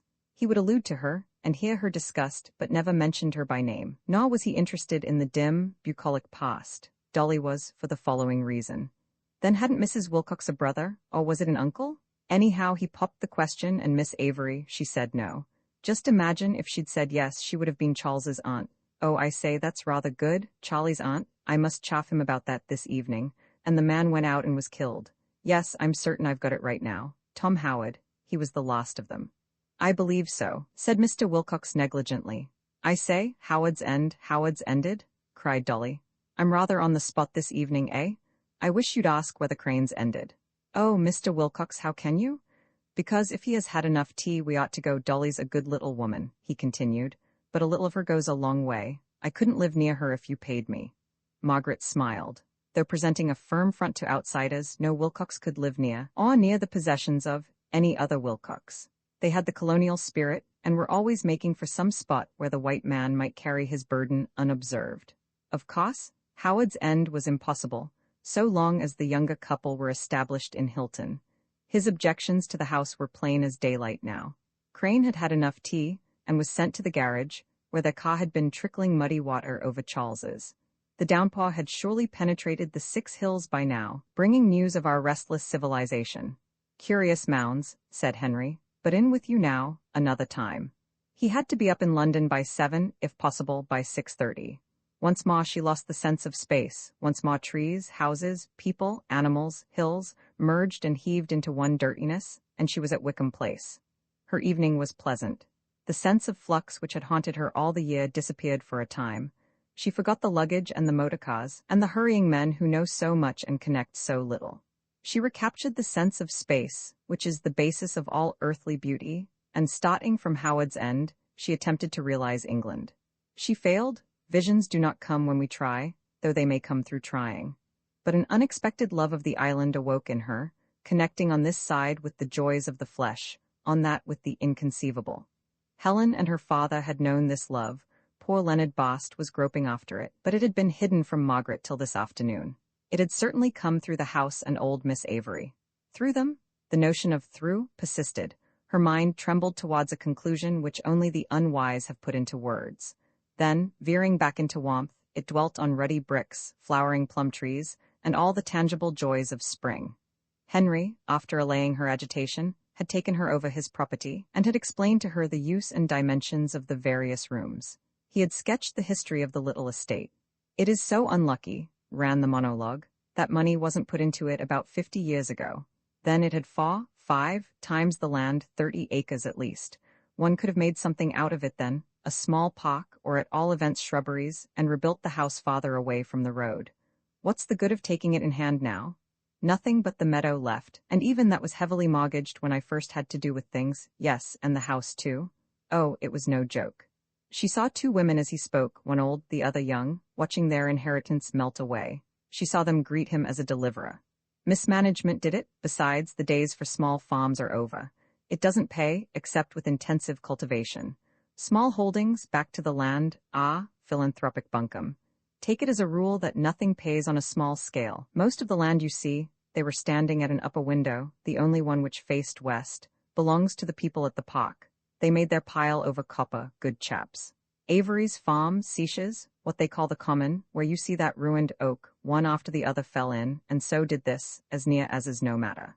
But Henry had saved it as near as is no matter, without fine feelings or deep insight, but he had saved it, and she loved him for the deed. When I had more control, I did what I could. Sold off the 2.5 animals, and the mangy pony, and the superannuated tools, pulled down the outhouses, drained, thinned out I don't know how many guelder roses and elder trees, and inside the house I turned the old kitchen into a hall, and made a kitchen behind where the dairy was.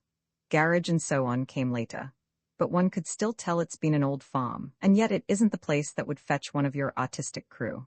No, it wasn't, and if he did not quite understand it, the artistic crew would still less. It was English, and the wych elm that she saw from the window was an English tree. No repot had prepared her for its peculiar glory. It was neither warrior, nor lover, nor god. In none of these roles do the English excel. It was a comrade bending over the house, strength and adventure in its roots, but in its utmost fingers tenderness, and the girth, that a dozen men could not have spanned, became in the end evanescent, till pale bud clusters seemed to float in the air. It was a comrade. House and tree transcended any similes of sex. Margaret thought of them now, and was to think of them through many a windy night and London day, but to compare either to man, to woman, always dwarfed the vision. Yet they kept within limits of the human. Their message was not of eternity, but of hope on this side of the grave. As she stood in the one, gazing at the other, truer relationship had gleamed. Another touch and the account of her day is finished. They entered the garden for a minute, and to Mr. Wilcox's surprise she was right. Teeth, pig's teeth, could be seen in the bark of the wych elm tree, just the white tips of them showing. "Extraordinary?" he cried. "Who told you?" "I heard of it one winter in London," was her answer, for she, too, avoided mentioning Mrs. Wilcox by name. Roman 25, Evie heard of her father's engagement when she was in for a tennis tournament, and her play went simply to pot. That she should marry and leave him had seemed natural enough. That he, left alone, should do the same was deceitful. And now Charles and Dolly said that it was all her fault. "But I never dreamt of such a thing," she grumbled. "Dad took me to call now and then, and made me ask her to Simpson's. Well, I'm altogether off Dad." It was also an insult to their mother's memory. There they were agreed, and Evie had the idea of returning Mrs. Wilcox's lace and jewelry, as a protest. Against what it would protest she was not clear, but being only 18, the idea of renunciation appealed to her, the more as she did not care for jewelry or lace. Dolly then suggested that she and Uncle Percy should pretend to break off their engagement, and then perhaps Mr. Wilcox would quarrel with Miss Schlegel, and break off his, or Paul might be cabled for. But at this point Charles told them not to talk nonsense. So Evie settled to marry as soon as possible. It was no good hanging about with these Schlegels eyeing her. The date of her wedding was consequently put forward from September to August, and in the intoxication of presents she recovered much of her good humor. Margaret found that she was expected to figure at this function, and to figure largely. It would be such an opportunity, said Henry, for her to get to know his set. Sir James Bidder would be there, and all the Cahills and the Fussells, and his sister-in-law, Mrs. Warrington Wilcox, had fortunately got back from her tour around the world. Henry she loved, but his set promised to be another matter. He had not the knack of surrounding himself with nice people. Indeed, for a man of ability and virtue his choice had been singularly unfortunate. He had no guiding principle beyond a certain preference for mediocrity. He was content to settle one of the greatest things in life haphazard, and so, while his investments went right, his friends generally went wrong. She would be told, "Oh, so-and-so's a good sot, a thundering good sot," and find, on meeting him, that he was a brute or a baw. If Henry had shown real affection, she would have understood, for affection explains everything. but he seemed without sentiment. The thundering good sot might at any moment become a fellow for whom I never did have much use and have less now, and be shaken off cheerily into oblivion. Margaret had done the same as a schoolgirl. Now she never forgot anyone for whom she had once cared. She connected, though the connection might be bitter, and she hoped that some day Henry would do the same. Evie was not to be married from Ducie Street. She had a fancy for something rural, and besides, no one would be in London then, so she left her boxes for a few weeks at Oniton Grange, and her banns were duly published in the parish church. And for a couple of days the little town, dreaming between the ruddy hills, was roused by the clang of our civilization, and drew up by the roadside to let the motors pass. Oniton had been a discovery of Mr. Wilcox's, a discovery of which he was not altogether proud. It was up towards the Welsh border, and so difficult of access that he had concluded it must be something special. A ruined castle stood in the grounds, but having got there, what was one to do? The shooting was bad, the fishing indifferent, and womenfolk reported the scenery as nothing much. The place turned out to be in the wrong part of Shropshire, and though he never ran down his own property to others, he was only waiting to get it off his hands, and then to let fly. Evie's marriage was its last appearance in public. As soon as a tenant was found, it became a house for which he never had had much use, and had less now, and, like Howard's End, faded into limbo. But on Margaret, Oniton was destined to make a lasting impression. She regarded it as her future home, and was anxious to start straight with the clergy, etc., and, if possible, to see something of the local life. It was a market town, as tiny a one as England possesses, and had for ages served that lonely valley, and guarded our marches against the Celt. In spite of the occasion, in spite of the numbing hilarity that greeted her as soon as she got into the reserved saloon at Paddington, her senses were awake and watching, and though Oniton was to prove one of her innumerable false starts, she never forgot it, or the things that happened there. The London party only numbered 8, the Fussells, father and son, 2 Anglo-Indian ladies named Mrs. Plinlimmon and Lady Edsa, Mrs. Warrington Wilcox and her daughter, and lastly, the little girl, very smart and quiet, who figures at so many weddings, and who kept a watchful eye on Margaret, the bride-elect. Dolly was absent. A domestic event detained her at Hilton. Paul had cabled a humorous message. Charles was to meet them with a trio of motors at Shrewsbury. Helen had refused her invitation. Tibby had never answered his. The management was excellent, as was to be expected with anything that Henry undertook. One was conscious of his sensible and generous brain in the background. They were his guests as soon as they reached the train. A special label for their luggage, a courier, a special lunch. They had only to look pleasant and, where possible, pretty. Margaret thought with dismay of her own nuptials, presumably under the management of Tibby. Mr. Theobald Schlegel and Miss Helen Schlegel request the pleasure of Mrs. Plinlimmon's company on the occasion of the marriage of their sister Margaret. The formula was incredible, but it must soon be printed and sent, and though Wickham Place need not compete with Oniton, it must feed its guests properly, and provide them with sufficient chairs. Her wedding would either be ramshackly or bourgeois, she hoped the latter. Such an affair as the present, staged with a deftness that was almost beautiful, lay beyond her powers and those of her friends. The low rich purr of a Great Western Express is not the worst background for conversation, and the journey passed pleasantly enough. Nothing could have exceeded the kindness of the 2 men. They raised windows for some ladies, and lowered them for others. They rang the bell for the servant. They identified the colleges as the train slipped past Oxford. They caught books or bag purses in the act of tumbling on to the floor. Yet there was nothing finicking about their politeness. It had the public school touch, and, though sedulous, was virile. More battles than Waterloo have been won on our playing fields, and Margaret bowed to a charm of which she did not wholly approve, and said nothing when the Oxford colleges were identified wrongly. Male and female created he them? The journey to Shrewsbury confirmed this questionable statement, and the long glass saloon, that moved so easily and felt so comfortable, became a fossing house for the idea of sex. At Shrewsbury came fresh air. Margaret was all for sightseeing, and while the others were finishing their tea at the Raven, she annexed a motor and hurried over the astonishing city. Her chauffeur was not the faithful Crane, but an Italian, who dearly loved making her late. Charles, watch in hand, though with a level brow, was standing in front of the hotel when they returned. It was perfectly all right, he told her. She was by no means the last. And then he dived into the coffee-room and she heard him say, "For God's sake, hurry the women up. We shall never be off." And Albert Fussell reply, "Not I, I've done my share." and Colonel Fussell opined that the ladies were getting themselves up to kill. Presently Myra, Mrs. Warrington's daughter, appeared, and as she was his cousin, Charles blew her up a little. She had been changing her smart traveling hat for a smart motor hat. Then Mrs. Warrington herself, leading the quiet child. The two Anglo-Indian ladies were always lost.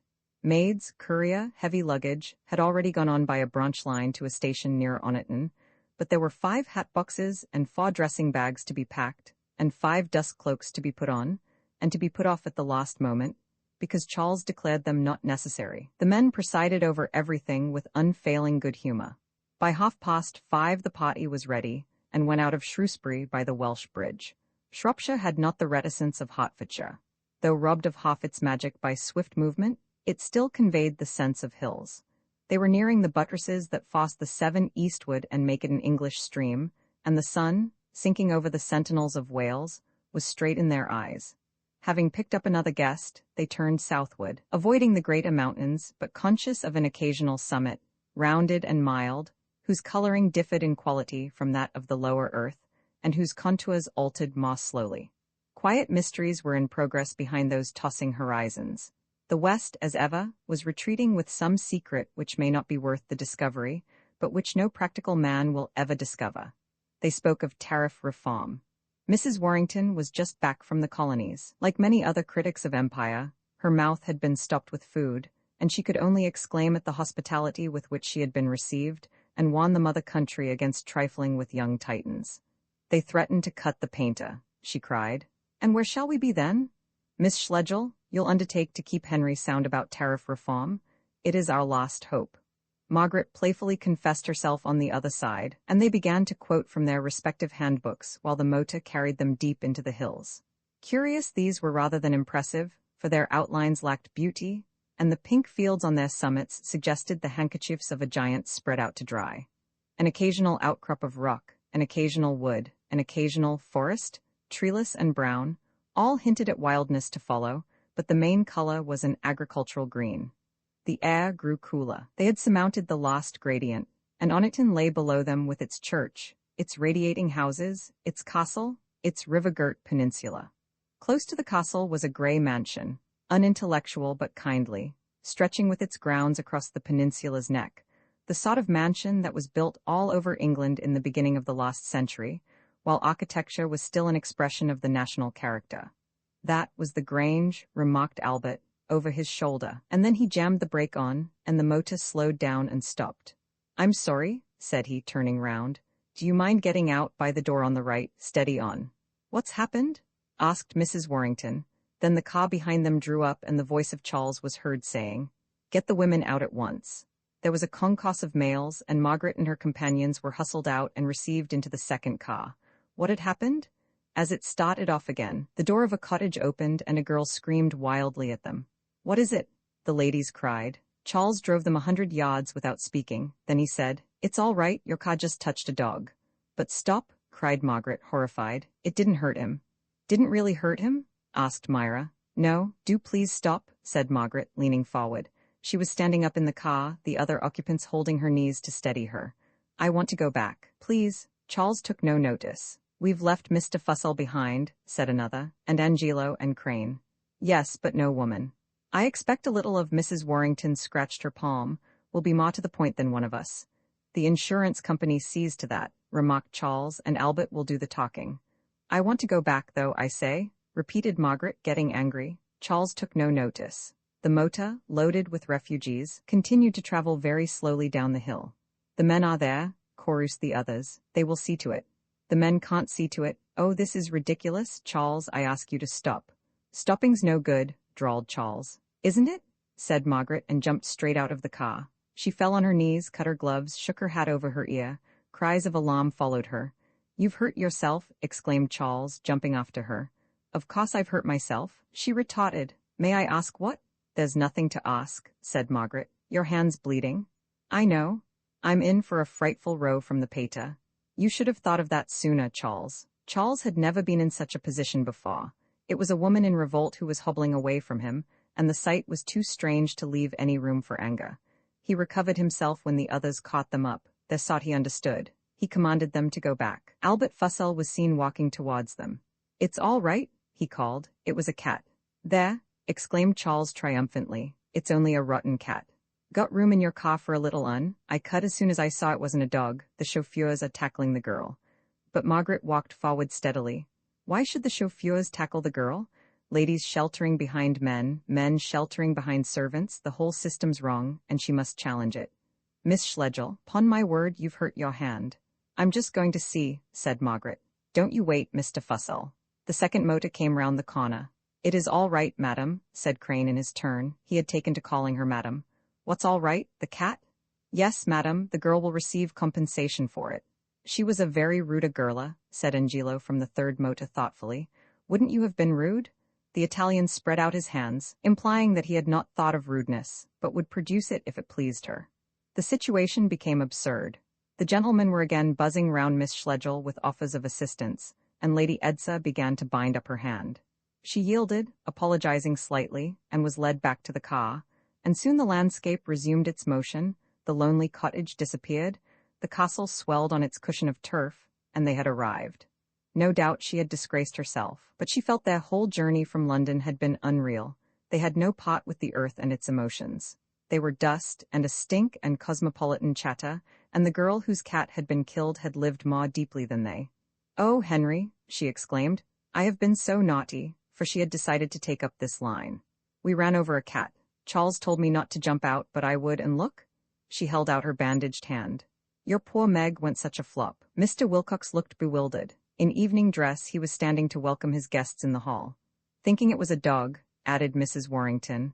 "Ah, a dog's a companion," said Colonel Fussell. "A dog'll remember you. Have you hurt yourself, Margaret?" "Not to speak about, and it's my left hand." "Well, hurry up and change." She obeyed, as did the others. Mr. Wilcox then turned to his son. "Now, Charles, what's happened?" Charles was absolutely honest. He described what he believed to have happened. Albert had flattened out a cat, and Miss Schlegel had lost her nerve, as any woman might. She had been got safely into the other car, but when it was in motion had leapt out again, in spite of all that they could say. After walking a little on the road, she had calmed down and had said that she was sorry. His father accepted this explanation, and neither knew that Margaret had artfully prepared the way for it. It fitted in too well with their view of feminine nature.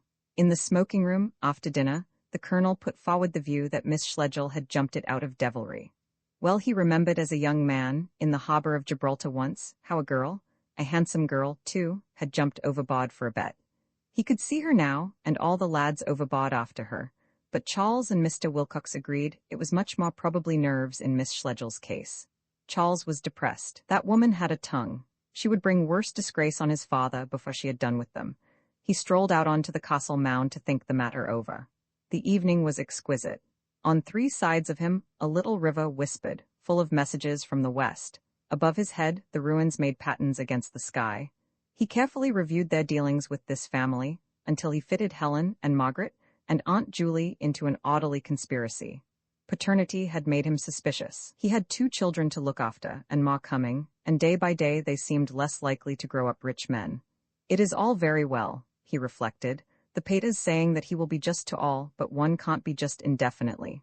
Money isn't elastic. What's to happen if Evie has a family? And come to that, so may the pater. There'll not be enough to go round, for there's none coming in, either through Dolly or Percy. It's damnable? He looked enviously at the Grange, whose windows pawed light and laughter. First and last, this wedding would cost a pretty penny.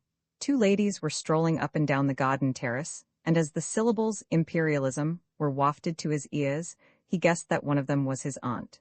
She might have helped him, if she too had not had a family to provide for. Everyone for himself, he repeated, a maxim which had cheered him in the past, but which rang grimly enough among the ruins of Oniton. He lacked his father's ability in business, and so had an ever higher regard for money. Unless he could inherit plenty, he feared to leave his children poor. As he sat thinking, one of the ladies left the terrace and walked into the meadow. He recognized her as Margaret by the white bandage that gleamed on her arm, and put out his cigar, lest the gleam should betray him. She climbed up the mound in zigzags, and at times stooped down, as if she was stroking the turf. It sounds absolutely incredible, but for a moment Charles thought that she was in love with him, and had come out to tempt him. Charles believed in temptresses, who are indeed the strong man's necessary complement, and having no sense of humor, he could not purge himself of the thought by a smile. Margaret, who was engaged to his father, and his sister's wedding guest, kept on her way without noticing him, and he admitted that he had wronged her on this point. But what was she doing? Why was she stumbling about amongst the rubble and catching her dress in brambles and burrs? As she edged round the keep, she must have got to windward and smelt his cigar smoke, for she exclaimed, "Hullo, who's that?" Charles made no answer. "Saxon or Celt?" she continued, laughing in the darkness. "But it doesn't matter. Whichever you are, you will have to listen to me. I love this place, I love Shropshire, I hate London. I am glad that this will be my home." "Ah, dear," she was now moving back towards the house. "What a comfort to have arrived." "That woman means mischief," thought Charles, and compressed his lips. In a few minutes he followed her indoors, as the ground was getting damp. Mists were rising from the river, and presently it became invisible, though it whispered more loudly. There had been a heavy downpour in the Welsh hills. Roman 26 next morning, a fine mist covered the peninsula.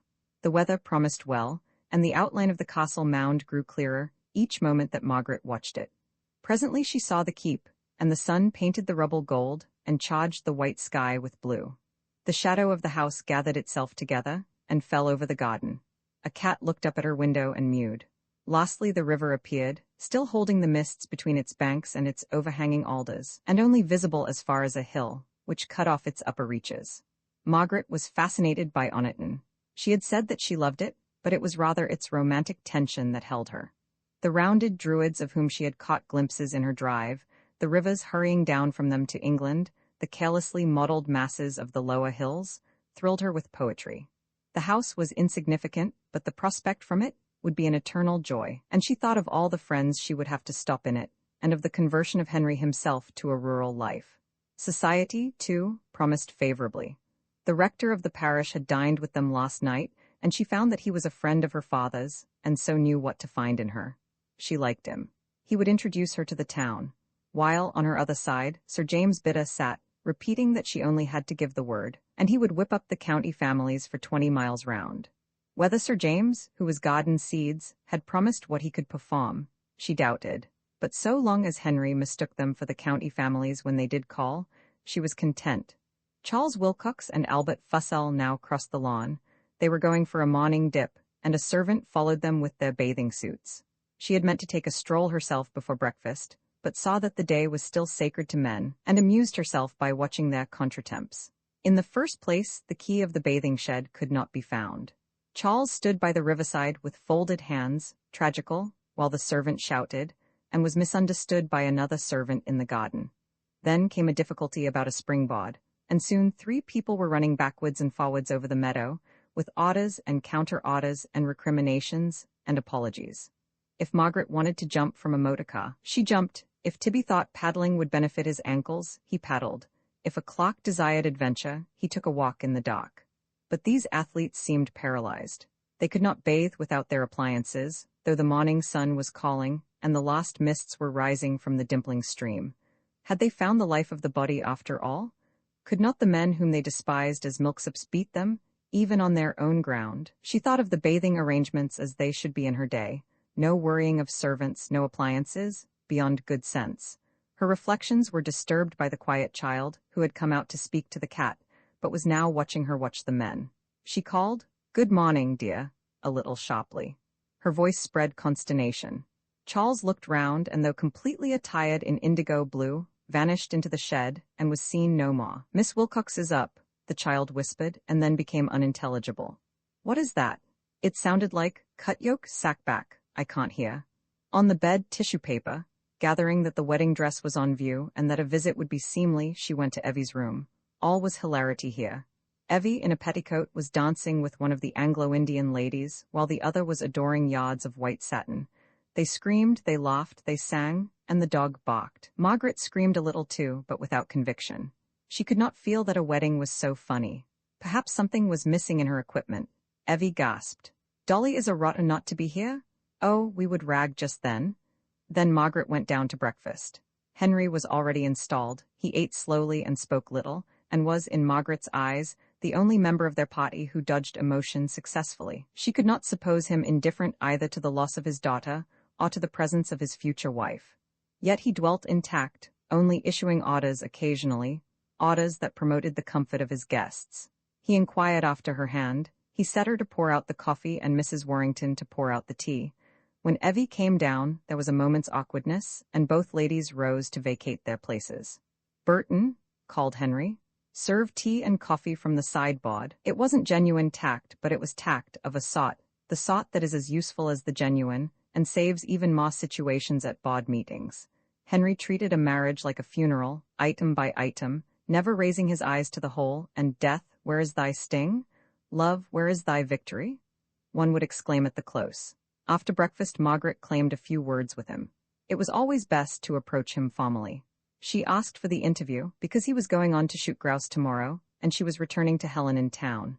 "Certainly, dear," said he. "Of course I have the time. What do you want?" "Nothing. I was afraid something had gone wrong." "No, I have nothing to say, but you may talk." Glancing at his watch, he talked of the nasty curve at the Lich Gate. She heard him with interest. Her surface could always respond to his without contempt, though all her deeper being might be yearning to help him. She had abandoned any plan of action. Love is the best, and the more she let herself love him, the more chance was there that he would set his soul in order. Such a moment as this, when they sat under fair weather by the walks of their future home, was so sweet to her that its sweetness would surely pierce to him. Each lift of his eyes, each parting of the thatched lip from the clean-shaven, must prelude the tenderness that kills the monk and the beast at a single blow. Disappointed 100 times, she still hoped. She loved him with too clear a vision to fear his cloudiness. Whether he droned trivialities, as today, or sprang kisses on her in the twilight, she could pardon him, she could respond. "If there is this nasty curve," she suggested, "couldn't we walk to the church? Not of course you and Evie, but the rest of us might very well go on first, and that would mean fewer carriages. One can't have ladies walking through the market square. The Fussells wouldn't like it. They were awfully particular at Charles's wedding. Our party was anxious to walk, and certainly the church was just round the corner, and I shouldn't have minded, but the Colonel made a great point of it." "You men shouldn't be so chivalrous," said Margaret thoughtfully. "Why not?" She knew why not, but said that she did not know. He then announced that, unless she had anything special to say, he must visit the wine cellar, and they went off together in search of Burton. Though clumsy and a little inconvenient, Oniton was a genuine country house. They clattered down flagged passages, looking into room after room, and scaring unknown maids from the performance of obscure duties. The wedding breakfast must be in readiness when they come back from church, and tea would be served in the garden.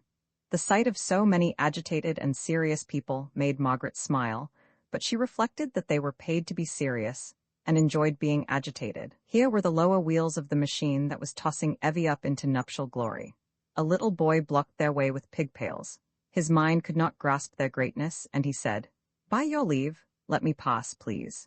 Henry asked him where Burton was, but the servants were so new that they did not know one another's names. In the still room sat the band, who had stipulated for champagne as part of their fee, and who were already drinking beer. Scents of Araby came from the kitchen, mingled with cries. Margaret knew what had happened there, for it happened at Wickham Place. One of the wedding dishes had boiled over, and the cook was throwing cedar shavings to hide the smell. At last they came upon the butler. Henry gave him the keys and handed Margaret down the cellar stairs. 2 doors were unlocked. She, who kept all her wine at the bottom of the linen cupboard, was astonished at the sight. "We shall never get through it?" she cried, and the 2 men were suddenly drawn into brotherhood, and exchanged smiles. She felt as if she had again jumped out of the car while it was moving. Certainly, Oniton would take some digesting. It would be no small business to remain herself, and yet to assimilate such an establishment. She must remain herself, for his sake as well as her own, since a shadowy wife degrades the husband whom she accompanies, and she must assimilate for reasons of common honesty, since she had no right to marry a man and make him uncomfortable. Her only ally was the power of home. The loss of Wickham Place had taught her more than its possession. Howards End had repeated the lesson. She was determined to create new sanctities among these hills. After visiting the wine cellar, she dressed, and then came the wedding, which seemed a small affair when compared with the preparations for it. Everything went like 1 o'clock. Mr. Cahill materialized out of space and was waiting for his bride at the church door. No one dropped the ring or mispronounced the responses, or trod on Evie's train, or cried. In a few minutes the clergymen performed their duty, the register was signed, and they were back in their carriages, negotiating the dangerous curve by the Lich Gate. Margaret was convinced that they had not been married at all, and that the Norman Church had been intent all the time on other business. There were more documents to sign at the house, and the breakfast to eat, and then a few more people dropped in for the garden party. There had been a great many refusals, and after all, it was not a very big affair, not as big as Margaret's would be. She noted the dishes and the strips of red carpet that outwardly she might give Henry what was proper, but inwardly she hoped for something better than this blend of Sunday church and fox hunting. If only someone had been upset, but this wedding had gone off so particularly well. Quite like a durbar, in the opinion of Lady Edsa, and she thoroughly agreed with her. So the wasted day lumbered forward, the bride and bridegroom drove off, yelling with laughter, and for the second time the sun retreated towards the hills of Wales. Henry, who was more tired than he owned, came up to her in the castle meadow, and in tones of unusual softness, said that he was pleased. Everything had gone off so well. She felt that he was praising her, too, and blushed. Certainly she had done all she could with his intractable friends, and had made a special point of kowtowing to the men. They were breaking camp this evening. Only the Warringtons and Quiet Child would stay the night, and the others were already moving towards the house to finish their packing. "I think it did go off well," she agreed. "Since I had to jump out of the motor, I'm thankful I lighted on my left hand. I am so very glad about it, Henry dear. I only hope that the guests at ours may be half as comfortable. You must all remember that we have no practical person among us, except my aunt, and she's not used to entertainments on a large scale." "I know," he said gravely. "Under the circumstances, it would be better to put everything into the hands of Harrods or Whiteley's, or even to go to some hotel." "You desire a hotel?" "Yes, because, well, I mustn't interfere with you. No doubt you want to be married from your old home." "My old home's falling into pieces, Henry. I only want my new. Isn't it a perfect evening? The Alexandrina isn't bad." "The Alexandrina," she echoed, more occupied with the threads of smoke that were issuing from their chimneys, and ruling the sunlit slopes with parallels of gray. "It's off Curzon Street." "Is it? Let's be married from off Curzon Street." Then she turned westward to gaze at the swirling gold. Just where the river rounded the hill the sun caught it. Fairyland must lie above the bend, and its precious liquid was pouring towards them past Charles's bathing shed. She gazed so long that her eyes were dazzled, and when they moved back to the house, she could not recognize the faces of people who were coming out of it. A parlourmaid was preceding them. "Who are those people?" she asked. "They're callers?" exclaimed Henry. "It's too late for callers. Perhaps they're town people who want to see the wedding presents. I'm not at home yet to townies." "Well, hide among the ruins, and if I can stop them, I will." He thanked her. Margaret went forward, smiling socially. She supposed that these were unpunctual guests who would have to be content with vicarious civility, since Evie and Charles were gone, Henry tired, and the others in their rooms. She assumed the airs of a hostess. Not for long, for one of the group was Helen in her oldest clothes, and dominated by that tense, wounding excitement that had made her a terror in their nursery days. "What is it?" she called. "Oh, what's wrong? Is Tibby ill?" Helen spoke to her two companions who fell back. Then she bore forward furiously. "They're starving," she shouted. "I found them starving." "Who? Why have you come?" "The Basts." "Oh, Helen," moaned Margaret. "Whatever have you done now?" "He has lost his place. He has been turned out of his bank. Yes, he's done for. We upper classes have ruined him, and I suppose you'll tell me it's the battle of life. Starving? His wife is ill, starving. She fainted in the train." "Helen, are you mad?" "Perhaps, yes, if you like, I'm mad, but I've brought them.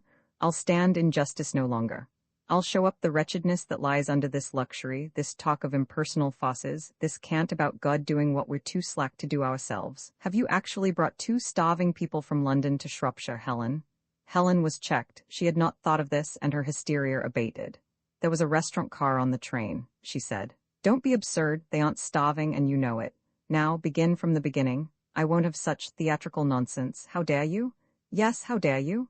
she repeated as anger filled her, bursting into Evie's wedding in this heartless way. "My goodness, but you've a perverted notion of philanthropy. Look," she indicated the house, servants, people out of the windows. "They think it's some vulgar scandal, and I must explain, oh no, it's only my sister screaming, and only 2 hangers-on of ours, whom she has brought here for no conceivable reason." "Kindly take back that word hangers-on," said Helen, ominously calm. "Very well," conceded Margaret, who for all her wrath was determined to avoid a real quarrel. "I, too, am sorry about them, but it beats me why you've brought them here, or why you're here yourself. It's our last chance of seeing Mr. Wilcox." Margaret moved towards the house at this. She was determined not to worry Henry. "He's going to Scotland, I know he is, I insist on seeing him." "Yes, tomorrow.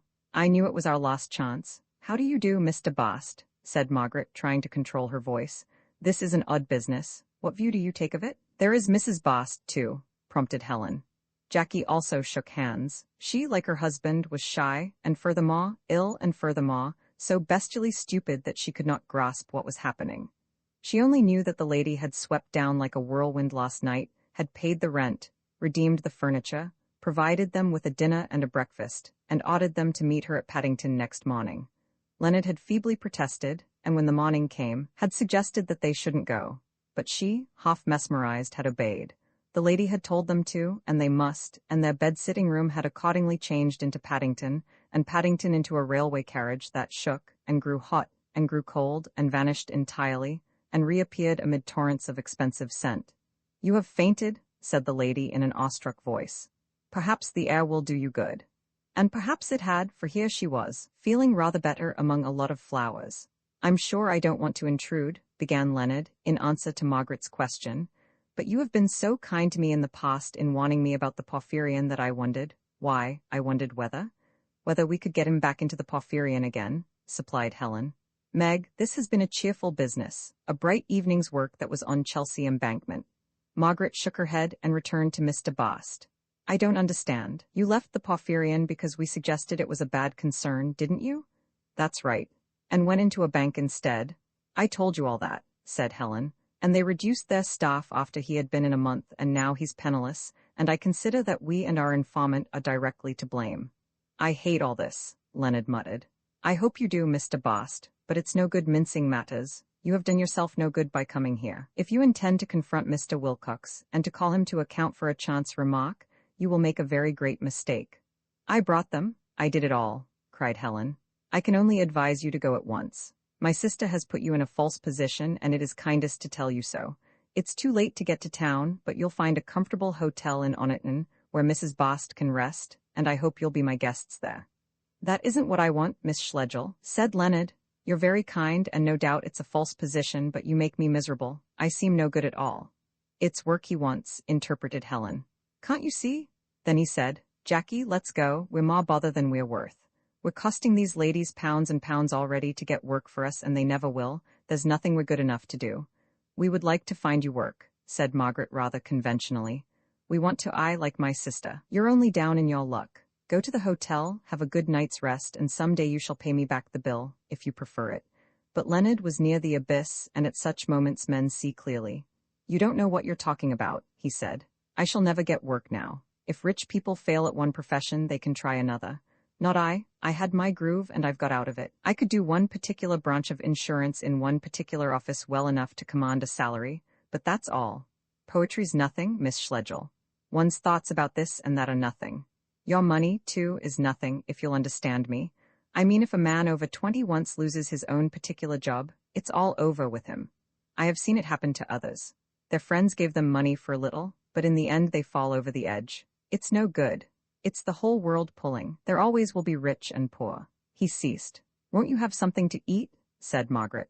"I don't know what to do. It isn't my house, and though Mr. Wilcox would have been glad to see you at any other time, as I say, I don't know what to do, but I undertake to do what I can for you. Helen, offer them something. Do try a sandwich, Mrs. Bast." They moved to a long table behind which a servant was still standing. Iced cakes, sandwiches innumerable, coffee, claret cup, champagne, remained almost intact. Their overworked guests could do no more. Leonard refused. Jackie thought she could manage a little. Margaret left them whispering together and had a few more words with Helen. She said, "Helen, I like Mr. Bast. I agree that he's worth helping. I agree that we are directly responsible. No, indirectly, via Mr. Wilcox. Let me tell you once for all that if you take up that attitude, I'll do nothing. No doubt you're right logically, and are entitled to say a great many scathing things about Henry. Only, I won't have it, so choose." Helen looked at the sunset. "If you promise to take them quietly to the Judge, I will speak to Henry about them, in my own way, mind. There is to be none of this absurd screaming about justice. I have no use for justice. If it was only a question of money, we could do it ourselves. But he wants work, and that we can't give him, but possibly Henry can." "It's his duty to," grumbled Helen. "Nor am I concerned with duty. I'm concerned with the characters of various people whom we know, and how, things being as they are, things may be made a little better. Mr. Wilcox hates being asked favors, all businessmen do, but I am going to ask him at the risk of a rebuff because I want to make things a little better. Very well, I promise you take it very calmly. Take them off to the judge then, and I'll try, poor creatures, but they look tired. As they parted, she added, I haven't nearly done with you though, Helen. You have been most self-indulgent, I can't get over it. You have less restraint rather than more as you grow older. Think it over and alter yourself, or we shan't have happy lives. She rejoined Henry. Fortunately, he had been sitting down. These physical matters were important. Was it townies? He asked, greeting her with a pleasant smile. You'll never believe me, said Margaret, sitting down beside him. It's all right now, but it was my sister. Helen here? He cried, preparing to rise. But she refused the invitation. I thought she despised weddings. Don't get up, she has not come to the wedding. I've bundled her off to the judge. Inherently hospitable, he protested. No, she has 2 of her proteges with her and must keep with them. Let 'em all come. My dear Henry, did you see them? I did catch sight of a brown bunch of a woman, certainly. The brown bunch was Helen, but did you catch sight of a sea green and salmon bunch? What, are they out been feasting? No, business, they wanted to see me, and later on I want to talk to you about them. She was ashamed of her own diplomacy. In dealing with a Wilcox, how tempting it was to lapse from comradeship, and to give him the kind of woman that he desired. Henry took the hint at once, and said, Why later on? Tell me now, no time like the present. Shall I? If it isn't a long story. Oh, not 5 minutes, but there's a sting at the end of it, for I want you to find the man some work in your office. What are his qualifications? I don't know, he's a clerk. How old? 25, perhaps. What's his name? Bast, said Margaret, and was about to remind him that they had met at Wickham Place, but stopped herself. It had not been a successful meeting. Where was he before? Dempster's Bank. Why did he leave? He asked, still remembering nothing. They reduced their staff. All right, I'll see him. It was the reward of her tact and devotion through the day. Now she understood why some women prefer influence to rights. Mrs. Plinlimmon, when condemning suffragettes, had said, The woman who can't influence her husband to vote the way she wants ought to be ashamed of herself. Margaret had winced, but she was influencing Henry now, and though pleased at her little victory, she knew that she had won it by the methods of the harem. I should be glad if you took him, she said, but I don't know whether he's qualified. I'll do what I can, but Margaret, this mustn't be taken as a precedent. No, of course, I can't fit in your proteges every day. Business would suffer. I can promise you he's the last. He's rather a special case. Proteges always are. She let it stand at that. He rose with a little extra touch of complacency and held out his hand to help her up. How wide the gulf between Henry as he was and Henry as Helen thought he ought to be, and she herself, hovering as usual between the two, now accepting men as they are, now yearning with her sister for truth. Love and truth, their warfare seems eternal. Perhaps the whole visible world rests on it, and if they were one, life itself, like the spirits when Prospero was reconciled to his brother, might vanish into air, into thin air. Your protégé has made us late, said he. The Fussells will just be starting. On the whole, she sided with men as they are. Henry would save the Basts as he had saved Howard's End, while Helen and her friends were discussing the ethics of salvation. His was a slapdash method, but the world has been built slapdash, and the beauty of mountain and river and sunset may be but the varnish with which the unskilled artificer hides his joins. Oniton, like herself, was imperfect. Its apple trees were stunted, its castle ruinous. It, too, had suffered in the border warfare between the Anglo-Saxon and the Celt, between things as they are and as they ought to be. Once more the west was retreating, once again the orderly stars were dotting the eastern sky. There is certainly no rest for us on the earth, but there is happiness, and as Margaret descended the mound on her lover's arm, she felt that she was having her share. To her annoyance, Mrs. Bast was still in the garden. The husband and Helen had left her there to finish her meal while they went to engage rooms. Margaret found this woman repellent. She had felt, when shaking her hand, an overpowering shame. She remembered the motive of her call at Wickham Place, and smelt again odors from the abyss, odors the more disturbing because they were involuntary. For there was no malice in Jackie. There she sat, a piece of cake in one hand, an empty champagne glass in the other, doing no harm to anybody. She's overtired, Margaret whispered. She's something else, said Henry. This won't do. I can't have her in my garden in this state. Is she? Margaret hesitated to add drunk.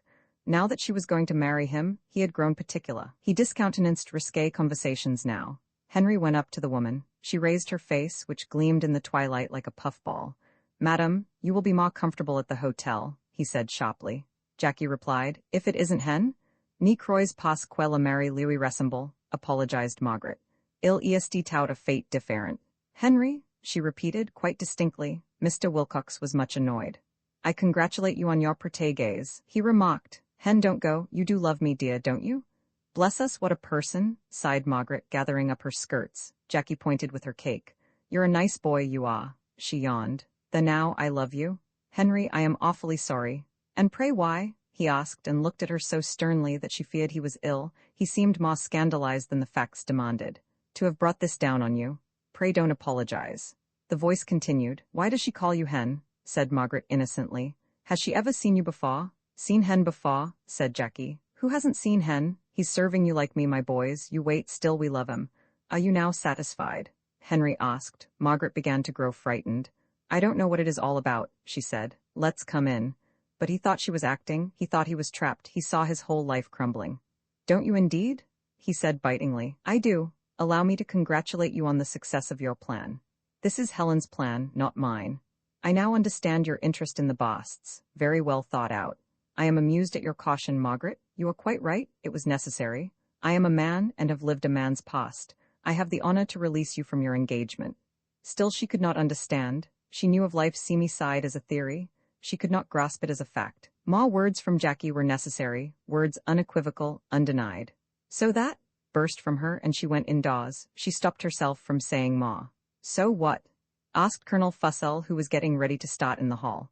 We were saying, Henry and I were just having the fiercest argument, my point being, seizing his fur coat from a footman, she offered to help him on. He protested, and there was a playful little scene. No, let me do that, said Henry, following. Thanks so much, you see, he has forgiven me. The colonel said gallantly. I don't expect there's much to forgive.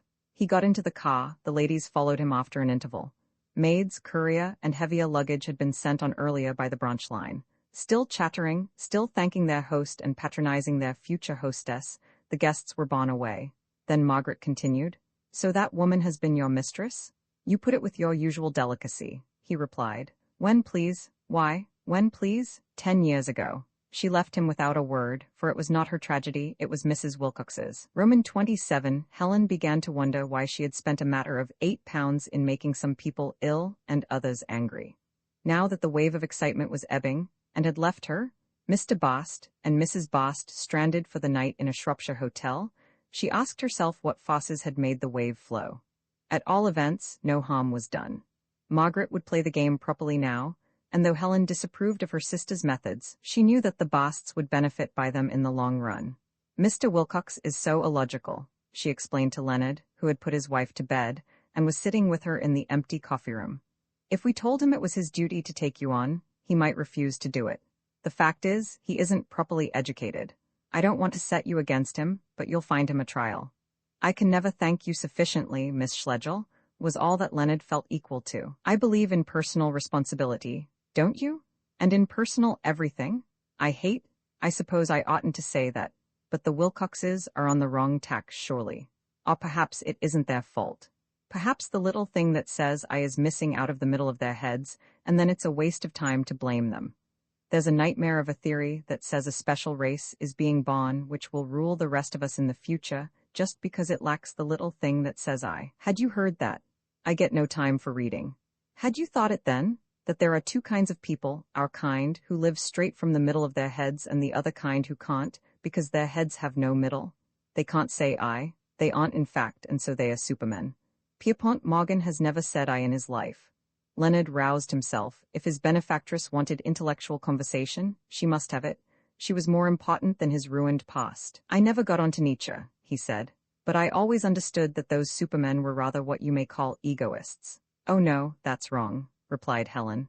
No Superman ever said I want because I want must lead to the question, who am I? And so to pity and to justice. He only says want. Want Europe if he's Napoleon, want wives if he's Bluebeard, want Botticelli if he's Pierpont Morgan. Never the I, and if you could pierce through the Superman, you'd find panic and emptiness in the middle. Leonard was silent for a moment, then he said, May I take it, Miss Schlegel, that you and I are both the sort that say I?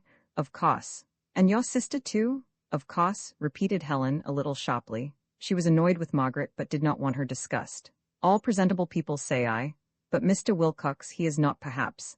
I don't know that it's any good discussing Mr. Wilcox either.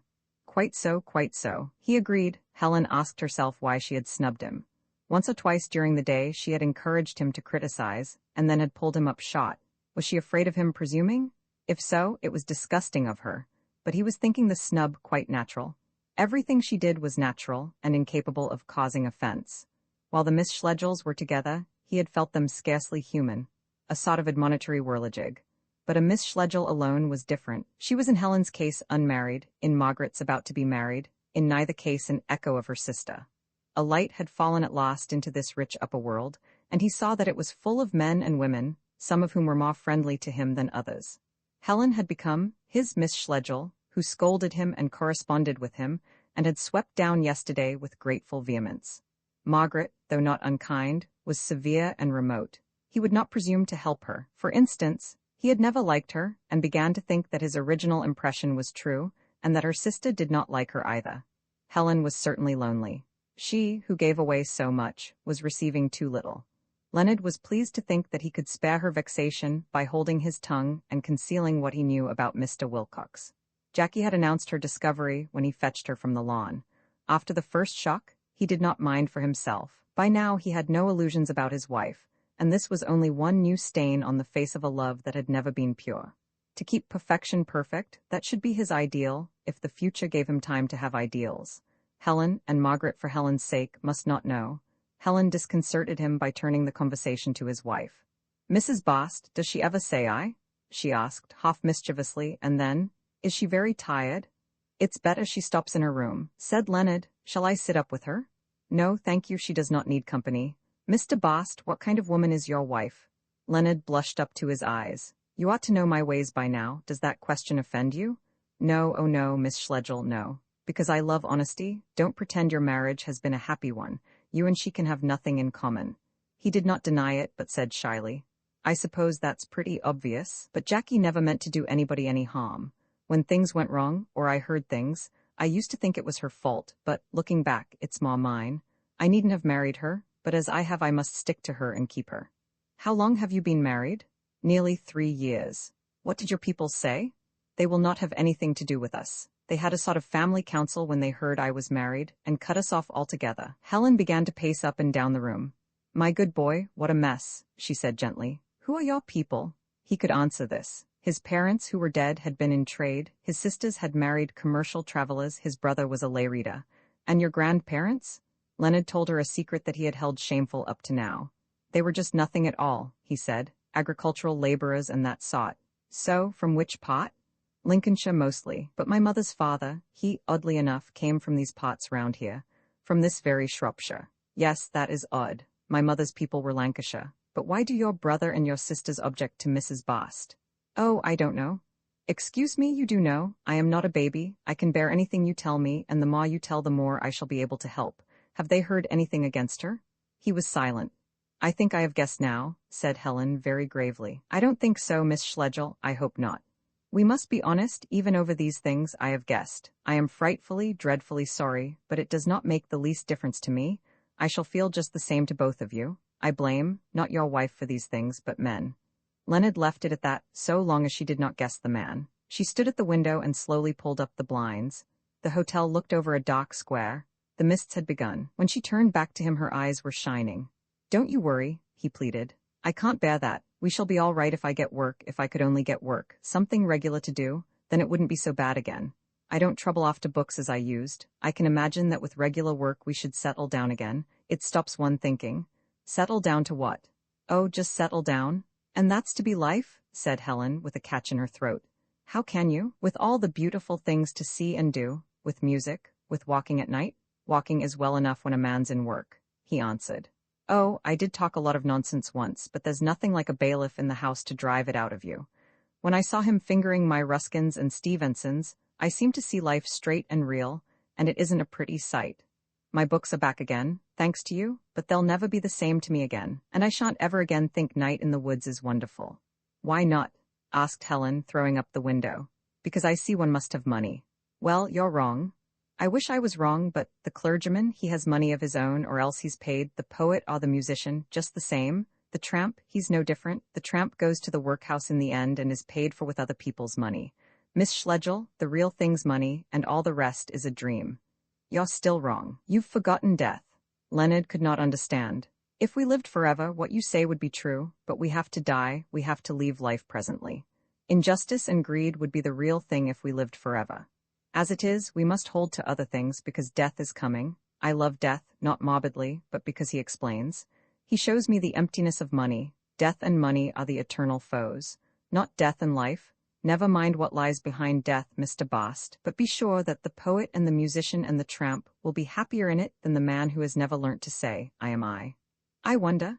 We are all in a mist, I know, but I can help you this far. Men like the Wilcoxes are deeper in the mist than any.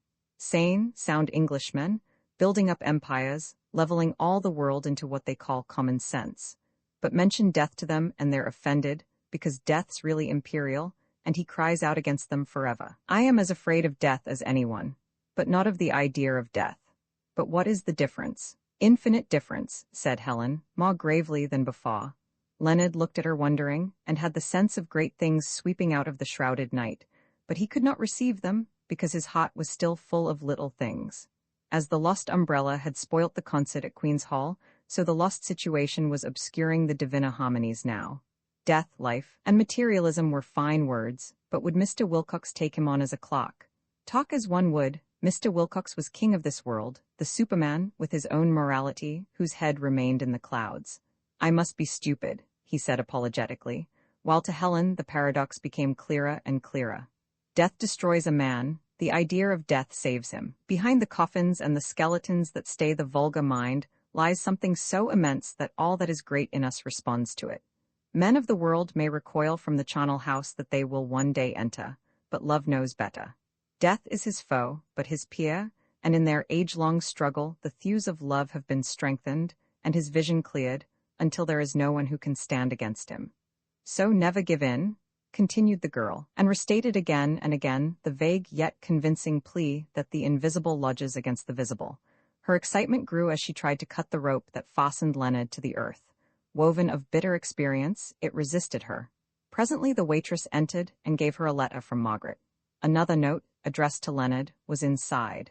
They read them, listening to the murmurings of the river. Roman 28. For many hours Margaret did nothing. Then she controlled herself and wrote some letters. She was too bruised to speak to Henry. She could pity him, and even determined to marry him, but as yet all lay too deep in her heart for speech. On the surface the sense of his degradation was too strong. She could not command voice or look, and the gentle words that she forced out through her pen seemed to proceed from some other person. My dearest boy, she began, this is not to part us. It is everything or nothing, and I mean it to be nothing. It happened long before we ever met, and even if it had happened since, I should be writing the same, I hope. I do understand. But she crossed out, I do understand. It struck a false note. Henry could not bear to be understood. She also crossed out, it is everything or nothing. Henry would resent so strong a grasp of the situation. She must not comment. Comment is unfeminine. I think that'll about do, she thought. Then the sense of his degradation choked her. Was he worth all this bother? To have yielded to a woman of that sort was everything, yes, it was, and she could not be his wife. She tried to translate his temptation into her own language, and her brain reeled. Men must be different even to want to yield to such a temptation. Her belief in comradeship was stifled, and she saw life as from that glass saloon on the Great Western, which sheltered male and female alike from the fresh air. Are the sexes really races, each with its own code of morality, and their mutual love a mere device of nature to keep things going? Strip human intercourse of the proprieties, and is it reduced to this? Her judgment told her no. She knew that out of nature's device we have built a magic that will win us immortality. Far more mysterious than the call of sex to sex is the tenderness that we throw into that call. Far wider is the gulf between us and the farmyard than between the farmyard and the garbage that nourishes it. We are evolving, in ways that science cannot measure, to ends that theology dares not contemplate. Men did produce one jewel, the gods will say, and saying, will give us immortality. Margaret knew all this, but for the moment she could not feel it, and transformed the marriage of Evie and Mr. Cahill into a carnival of fools, and her own marriage. Too miserable to think of that, she tore up the letter, and then wrote another. Dear Mr. Bast, I have spoken to Mr. Wilcox about you, as I promised, and am sorry to say that he has no vacancy for you. Yours truly, M. J. Schlegel. She enclosed this in a note to Helen, over which she took less trouble than she might have done, but her head was aching, and she could not stop to pick her words. Dear Helen, give him this, the Basts are no good. Henry found the woman drunk on the lawn. I am having a room got ready for you here, and will you please come round at once on getting this? The Basts are not at all the type we should trouble about. I may go round to them myself in the morning, and do anything that is fair. In writing this, Margaret felt that she was being practical. Something might be arranged for the Basts later on, but they must be silenced for the moment. She hoped to avoid a conversation between the woman and Helen. She rang the bell for a servant, but no one answered it. Mr. Wilcox and the Warringtons were gone to bed, and the kitchen was abandoned to Saturnalia. Consequently, she went over to the George herself. She did not enter the hotel, for discussion would have been perilous, and, saying that the letter was important, she gave it to the waitress. As she recrossed the square, she saw Helen and Mr. Bast looking out of the window of the coffee-room, and feared she was already too late. Her task was not yet over. She ought to tell Henry what she had done. This came easily, for she saw him in the hall. The night wind had been rattling the pictures against the wall, and the noise had disturbed him. "Who's there?" he called, quite the householder. Margaret walked in and passed him. "I have asked Helen to sleep," she said. "She is best here, so don't lock the front door." "I thought someone had got in," said Henry. "At the same time I told the man that we could do nothing for him. I don't know about later, but now the Basts must clearly go. Did you say that your sister is sleeping here after all?" "Probably. Is she to be shown up to your room?" "I have naturally nothing to say to her. I am going to bed. Will you tell the servants about Helen? Could someone go to carry her bag?" He tapped a little gong, which had been bought to summon the servants. "You must make more noise than that if you want them to hear." Henry opened a door, and down the corridor came shouts of laughter. "Far too much screaming there," he said, and strode towards it. Margaret went upstairs, uncertain whether to be glad that they had met, or sorry. They had behaved as if nothing had happened, and her deepest instincts told her that this was wrong. For his own sake, some explanation was due. And yet, what could an explanation tell her? A date, a place, a few details, which she could imagine all too clearly. Now that the first shock was over, she saw that there was every reason to premise a Mrs. Bast. Henry's inner life had long laid open to her, his intellectual confusion, his obtuseness to personal influence, his strong but furtive passions. Should she refuse him because his outer life corresponded? Perhaps if the dishonor had been done to her, but it was done long before her day. She struggled against the feeling. She told herself that Mrs. Wilcox's wrong was her own, but she was not a barren theorist. As she undressed, her anger, her regard for the dead, her desire for a scene, all grew weak. Henry must have it as he liked, for she loved him, and some day she would use her love to make him a better man. Pity was at the bottom of her actions all through this crisis. Pity, if one may generalize, is at the bottom of woman. When men like us, it is for our better qualities, and however tender their liking, we dare not be unworthy of it, or they will quietly let us go. But unworthiness stimulates woman. It brings out her deeper nature, for good or for evil. Here was the core of the question. Henry must be forgiven and made better by love. Nothing else mattered. Mrs. Wilcox, that unquiet yet kindly ghost, must be left to her own wrong. To her everything was in proportion now, and she, too, would pity the man who was blundering up and down their lives. Had Mrs. Wilcox known of his trespass? An interesting question, but Margaret fell asleep, tethered by affection, and lulled by the murmurs of the river that descended all the night from Wales. She felt herself at one with her future home, coloring it and colored by it, and awoke to see, for the second time, Oniton Castle conquering the morning mists. Roman 29, Henry dear, was her greeting. He had finished his breakfast and was beginning the Times. His sister-in-law was packing.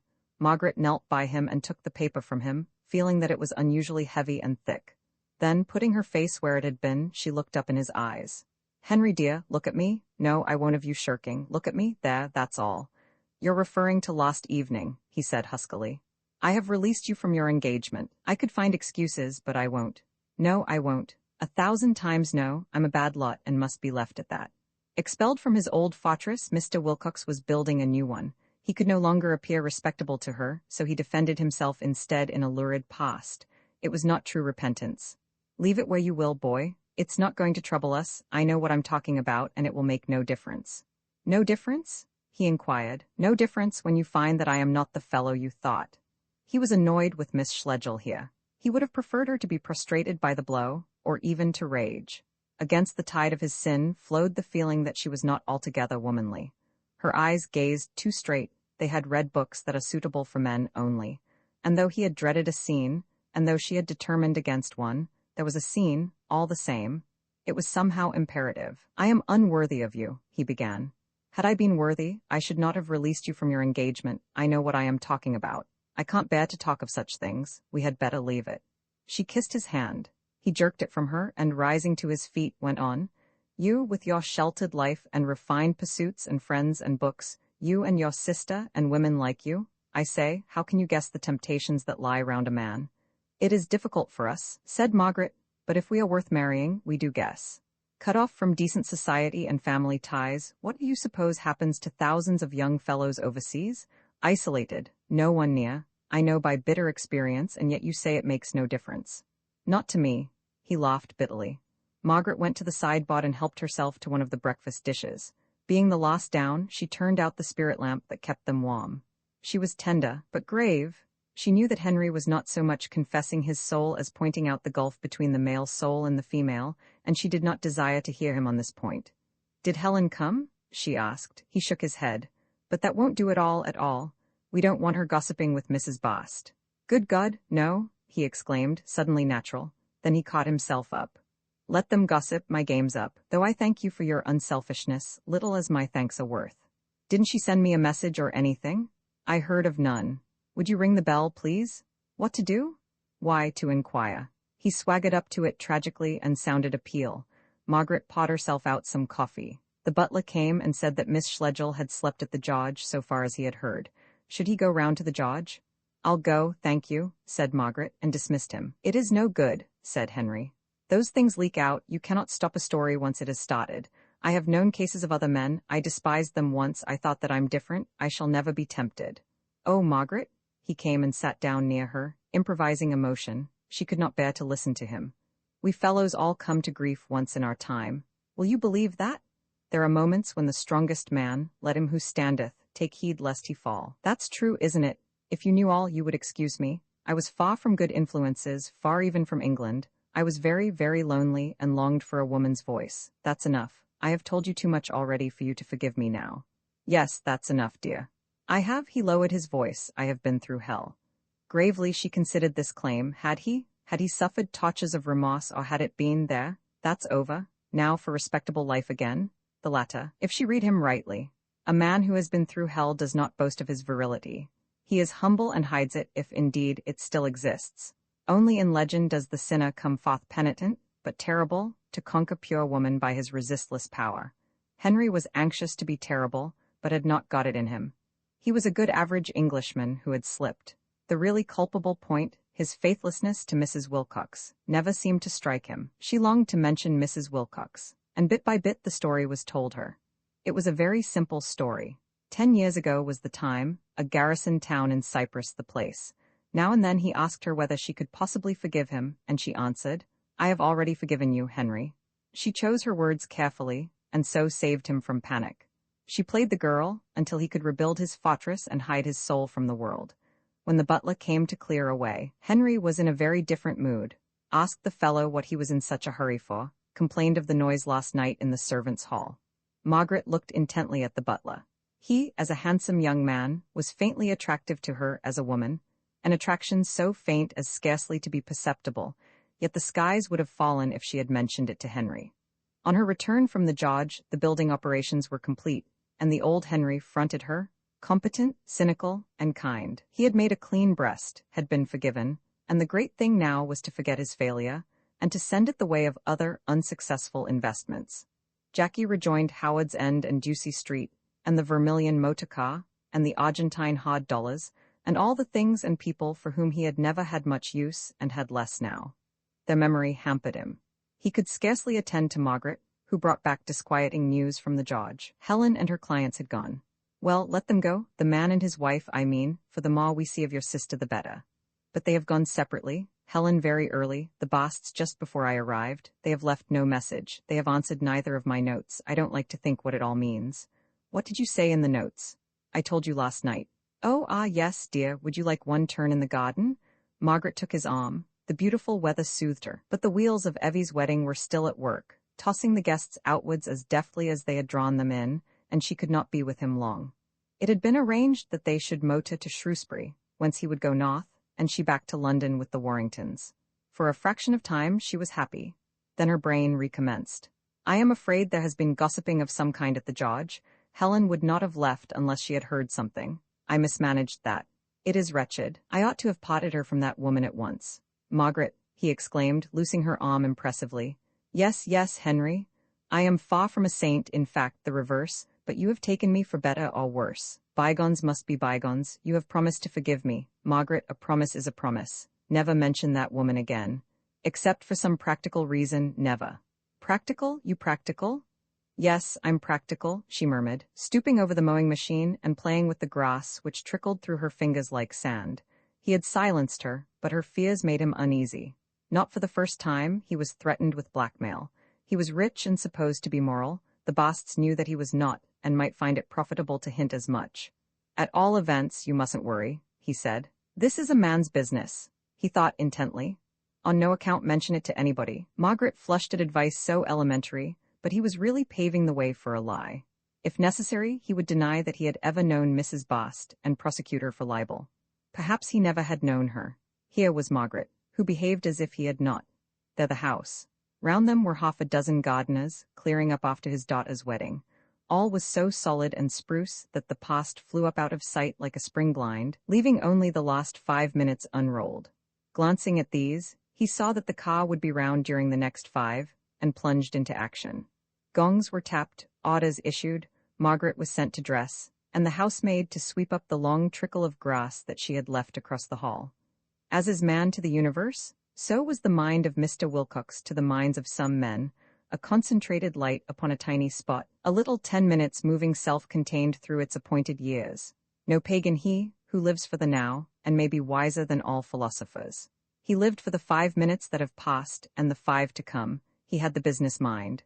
How did he stand now, as his motor slipped out of Oniton and breasted the great round hills? Margaret had heard a certain rumor, but was all right. She had forgiven him, God bless her, and he felt the manlier for it. Charles and Evie had not heard it, and never must hear, no more must Paul. Over his children he felt great tenderness, which he did not try to track to a cause. Mrs. Wilcox was too far back in his life. He did not connect her with the sudden aching love that he felt for Evie. Poor little Evie? He trusted that Cahill would make her a decent husband. And Margaret? How did she stand? She had several minor worries. Clearly her sister had heard something. She dreaded meeting her in town, and she was anxious about Leonard, for whom they certainly were responsible. Nor ought Mrs. Bast to starve, but the main situation had not altered. She still loved Henry. His actions, not his disposition, had disappointed her, and she could bear that. And she loved her future home. Standing up in the car, just where she had leapt from it 2 days before, she gazed back with deep emotion upon Oniton. Besides the Grange and the castle keep, she could now pick out the church and the black and white gables of the George. There was the bridge, and the river nibbling its green peninsula. She could even see the bathing shed, but while she was looking for Charles's new springboard, the forehead of the hill rose and hid the whole scene. She never saw it again. Day and night the river flows down into England, day after day the sun retreats into the Welsh mountains, and the tower chimes, see the conquering hero. But the Wilcoxes have no part in the place, nor in any place. It is not their names that recur in the parish register. It is not their ghosts that sigh among the alders at evening. They have swept into the valley and swept out of it, leaving a little dust and a little money behind. Roman 3, most complacently did Mrs. Munt rehearse her mission. Her nieces were independent young women, and it was not often that she was able to help them. Emily's daughters had never been quite like other girls. They had been left motherless when Tibby was born, when Helen was 5 and Margaret herself but 13. It was before the passing of the deceased wife's sister Bill, so Mrs. Munt could without impropriety offer to go and keep house at Wickham Place. But her brother-in-law, who was peculiar and a German, had referred the question to Margaret, who with the crudity of youth had answered, no, they could manage much better alone. 5 years later Mr. Schlegel had died too, and Mrs. Munt had repeated her offer. Margaret, crude no longer, had been grateful and extremely nice, but the substance of her answer had been the same. I must not interfere a third time, thought Mrs. Munt. However, of course she did. She learnt, to her horror, that Margaret, now of age, was taking her money out of the old safe investments and putting it into foreign things, which always smash. Silence would have been criminal. Her own fortune was invested in home rails, and most ardently did she beg her niece to imitate her. "Then we should be together, dear." Margaret, out of politeness, invested a few hundreds in the Nottingham and Derby Railway, and though the foreign things did admirably, and the Nottingham and Derby declined with the steady dignity of which only home rails are capable, Mrs. Munt never ceased to rejoice, and to say, "I did manage that, at all events. When the smash comes poor, Margaret will have a nest egg to fall back upon." This year Helen came of age, and exactly the same thing happened in Helen's case. She also would shift her money out of consols, but she, too, almost without being pressed, consecrated a fraction of it to the Nottingham and Derby Railway. So far so good, but in social matters their aunt had accomplished nothing. Sooner or later, the girls would enter on the process known as throwing themselves away, and if they had delayed hitherto, it was only that they might throw themselves more vehemently in the future. They saw too many people at Wickham Place, unshaven musicians, an actress even, German cousins, one knows what foreigners are, acquaintances picked up at continental hotels, one knows what they are too. It was interesting, and down at Swanage no one appreciated culture more than Mrs. Munt, but it was dangerous, and disaster was bound to come. How right she was, and how lucky to be on the spot when the disaster came. The train sped northward, under innumerable tunnels. It was only an hour's journey, but Mrs. Munt had to raise and lower the window again and again. She passed through the South Welland Tunnel, saw light for a moment, and entered the North Welland Tunnel, of tragic fame. She traversed the immense viaduct, whose arches span untroubled meadows and the dreamy flow of Tuin water. She skirted the parks of politicians. At times the Great North Road accompanied her, more suggestive of infinity than any railway, awakening, after a nap of 100 years, to such life as is conferred by the stench of motor cars, and to such culture as is implied by the advertisements of antibilious pills. To history, to tragedy, to the past, to the future, Mrs. Munt remained equally indifferent, hers but to concentrate on the end of her journey, and to rescue poor Helen from this dreadful mess. The station for Howard's End was at Hilton, one of the large villages that are strung so frequently along the North Road, and that owe their size to the traffic of coaching and pre-coaching days. Being near London, it had not shared in the rural decay, and its long high street had butted out right and left into residential estates. For about a mile, a series of tiled and slated houses passed before Mrs. Munt's inattentive eyes, a series broken at one point by 6 Danish tumuli that stood shoulder to shoulder along the high road, tombs of soldiers. Beyond these tumuli, habitations thickened, and the train came to a standstill in a tangle that was almost a town. The station, like the scenery, like Helen's letters, struck an indeterminate note. Into which country will it lead, England or suburbia? It was new, it had island platforms and a subway, and the superficial comfort exacted by businessmen. But it held hints of local life, personal intercourse, as even Mrs. Munt was to discover. "I want a house," she confided to the ticket boy. "Its name is Howard's Lodge. Do you know where it is?" "Mr. Wilcox," the boy called. A young man in front of them turned around. "She's wanting Howard's End." There was nothing for it but to go forward, though Mrs. Munt was too much agitated even to stare at the stranger. But remembering that there were 2 brothers, she had the sense to say to him, "Excuse me asking, but are you the younger Mr. Wilcox or the elder?" "The younger. Can I do anything for you?" "Oh, well," she controlled herself with difficulty. "Really, are you?" She moved away from the ticket boy and lowered her voice. "I am Miss Schlegel's aunt. I ought to introduce myself, oughtn't I? My name is Mrs. Munt." She was conscious that he raised his cap and said quite coolly, "Oh, rather. Miss Schlegel is stopping with us. Did you want to see her?" "Possibly. I'll call you a cab." "No, wait a mo," he thought. "Our moat is here. I'll run you up in it." "That is very kind." "Not at all, if you'll just wait till they bring out a parcel from the office. This way." "My niece is not with you by any chance?" "No, I came over with my father. He has gone on north in your train. You'll see Miss Schlegel at lunch. You're coming up to lunch, I hope?" "I should like to come up," said Mrs. Munt, not committing herself to nourishment until she had studied Helen's lover a little more. He seemed a gentleman, but had so rattled her round that her powers of observation were numbed. She glanced at him stealthily. To a feminine eye there was nothing amiss in the sharp depressions at the corners of his mouth, or in the rather box-like construction of his forehead. He was dark, clean-shaven, and seemed accustomed to command. "In front or behind? Which do you prefer? It may be windy in front." "In front if I may, then we can talk. But excuse me one moment, I can't think what they're doing with that parcel." He strode into the booking office and called with a new voice. Hi, you there. Are you going to keep me waiting all day?" Parcel for Wilcox, Howard's End. Just look sharp. Emerging, he said in quiet tones. This station's abominably organized. If I had my way, the whole lot of 'em should get the sack. May I help you in? This is very good of you, said Mrs. Munt, as she settled herself into a luxurious cavern of red leather and suffered her person to be padded with rugs and shawls. She was more civil than she had intended, but really this young man was very kind. Moreover, she was a little afraid of him. His self-possession was extraordinary. Very good indeed, she repeated, adding, it is just what I should have wished. Very good of you to say so, he replied, with a slight look of surprise, which, like most slight looks, escaped Mrs. Munt's attention. I was just tooling my father over to catch the down train. You see, we heard from Helen this morning. Young Wilcox was pouring in petrol, starting his engine, and performing other actions with which this story has no concern. The great car began to rock, and the form of Mrs. Munt, trying to explain things, sprang agreeably up and down among the red cushions. The mater will be very glad to see you, he mumbled.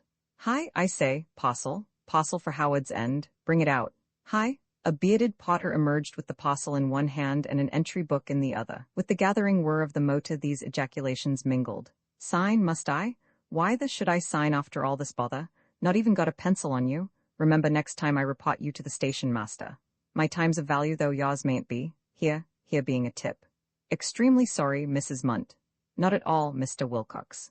And do you object to going through the village? It is rather a longer spin, but I have 1 or 2 commissions. I should love going through the village. Naturally, I am very anxious to talk things over with you. As she said this, she felt ashamed, for she was disobeying Margaret's instructions. Only disobeying them in the letter, surely. Margaret had only warned her against discussing the incident with outsiders. Surely it was not uncivilized or wrong to discuss it with the young man himself, since chance had thrown them together. A reticent fellow, he made no reply. Mounting by her side, he put on gloves and spectacles, and off they drove, the bearded potter. Life is a mysterious business, looking after them with admiration. The wind was in their faces down the station road, blowing the dust into Mrs. Munt's eyes, but as soon as they turned into the Great North Road, she opened fire. You can well imagine, she said, that the news was a great shock to us. What news? Mr. Wilcox, she said frankly, Margaret has told me everything. I have seen Helen's letter. He could not look her in the face as his eyes were fixed on his work. He was traveling as quickly as he dared down the high street, but he inclined his head in her direction and said, I beg your pardon, I didn't catch. About Helen. Helen, of course. Helen is a very exceptional person. I am sure you will let me say this, feeling towards her as you do. Indeed, all the Schlegels are exceptional. I come in no spirit of interference, but it was a great shock. They drew up opposite a draper's. Without replying, he turned round in his seat and contemplated the cloud of dust that they had raised in their passage through the village. It was settling again, but not all into the road from which he had taken it. Some of it had percolated through the open windows, some had whitened the roses and gooseberries of the wayside gardens, while a certain proportion had entered the lungs of the villages. I wonder when they'll learn wisdom and tar the roads, was his comment. Then a man ran out of the draper's with a roll of oilcloth, and off they went again. Margaret could not come herself on account of poor Tibby, so I am here to represent her and to have a good talk. I'm sorry to be so dense, said the young man, again drawing up outside a shop, but I still haven't quite understood. Helen, Mr. Wilcox, my niece and you? He pushed up his goggles and gazed at her, absolutely bewildered. Horror smote her to the heart, for even she began to suspect that they were at cross purposes, and that she had commenced her mission by some hideous blunder. Miss Schlegel and myself, he asked, compressing his lips. I trust there has been no misunderstanding, quavered Mrs. Munt. Her letters certainly read that way. What way? That you and she paused, then drooped her eyelids. I think I catch your meaning, he said stickily. What an extraordinary mistake. Then you didn't the least, she stammered, getting bloodred in the face and wishing she had never been born. Scarcely, as I am already engaged to another lady. There was a moment's silence, and then he caught his breath and exploded with, Oh, good God, don't tell me it's some silliness of Paul's. But you are Paul. I'm not. Then why did you say so at the station? I said nothing of the sort. I beg your pardon, you did. I beg your pardon, I did not. My name is Charles. Younger may mean son as opposed to father, or second brother as opposed to first. There is much to be said for either view, and later on they said it. But they had other questions before them now. Do you mean to tell me that Paul? But she did not like his voice. He sounded as if he was talking to a potter, and certain that he had deceived her at the station, she too grew angry. Do you mean to tell me that Paul and your niece, Mrs. Munt, such is human nature, determined that she would champion the lovers? She was not going to be bullied by a severe young man.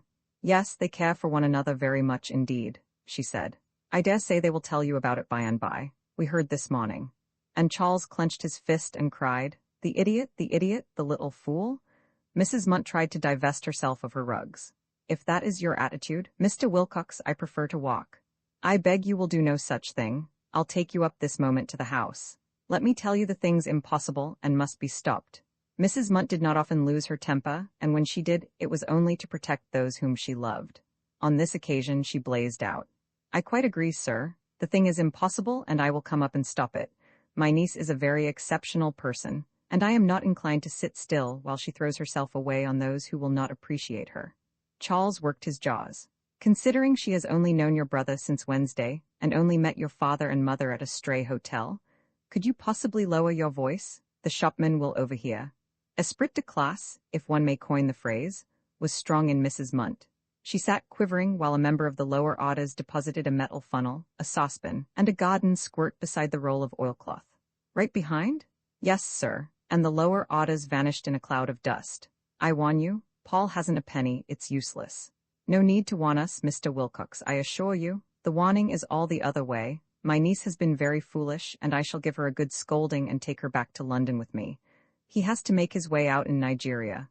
He couldn't think of marrying for years, and when he does, it must be a woman who can stand the climate and is in other ways. Why hasn't he told us? Of course he's ashamed. He knows he's been a fool, and so he has, a downright fool. She grew furious. Whereas Miss Schlegel has lost no time in publishing the news. If I were a man, Mr. Wilcox, for that last remark I'd box your ears. You're not fit to clean my niece's boots, to sit in the same room with her, and you actually dare. I decline to argue with such a person. All I know is, she's spread the thing and he hasn't, and my father's away and all that I know is, might I finish my sentence, please? No. Charles clenched his teeth and sent the motor swerving all over the lane. She screamed. So they played the game of capping families, a round of which is always played when love would unite two members of our race. But they played it with unusual vigor, stating in so many words that Schlegel's were better than Wilcox's, Wilcox's better than Schlegel's. They flung decency aside. The man was young, the woman deeply stirred, in both a vein of coarseness was latent.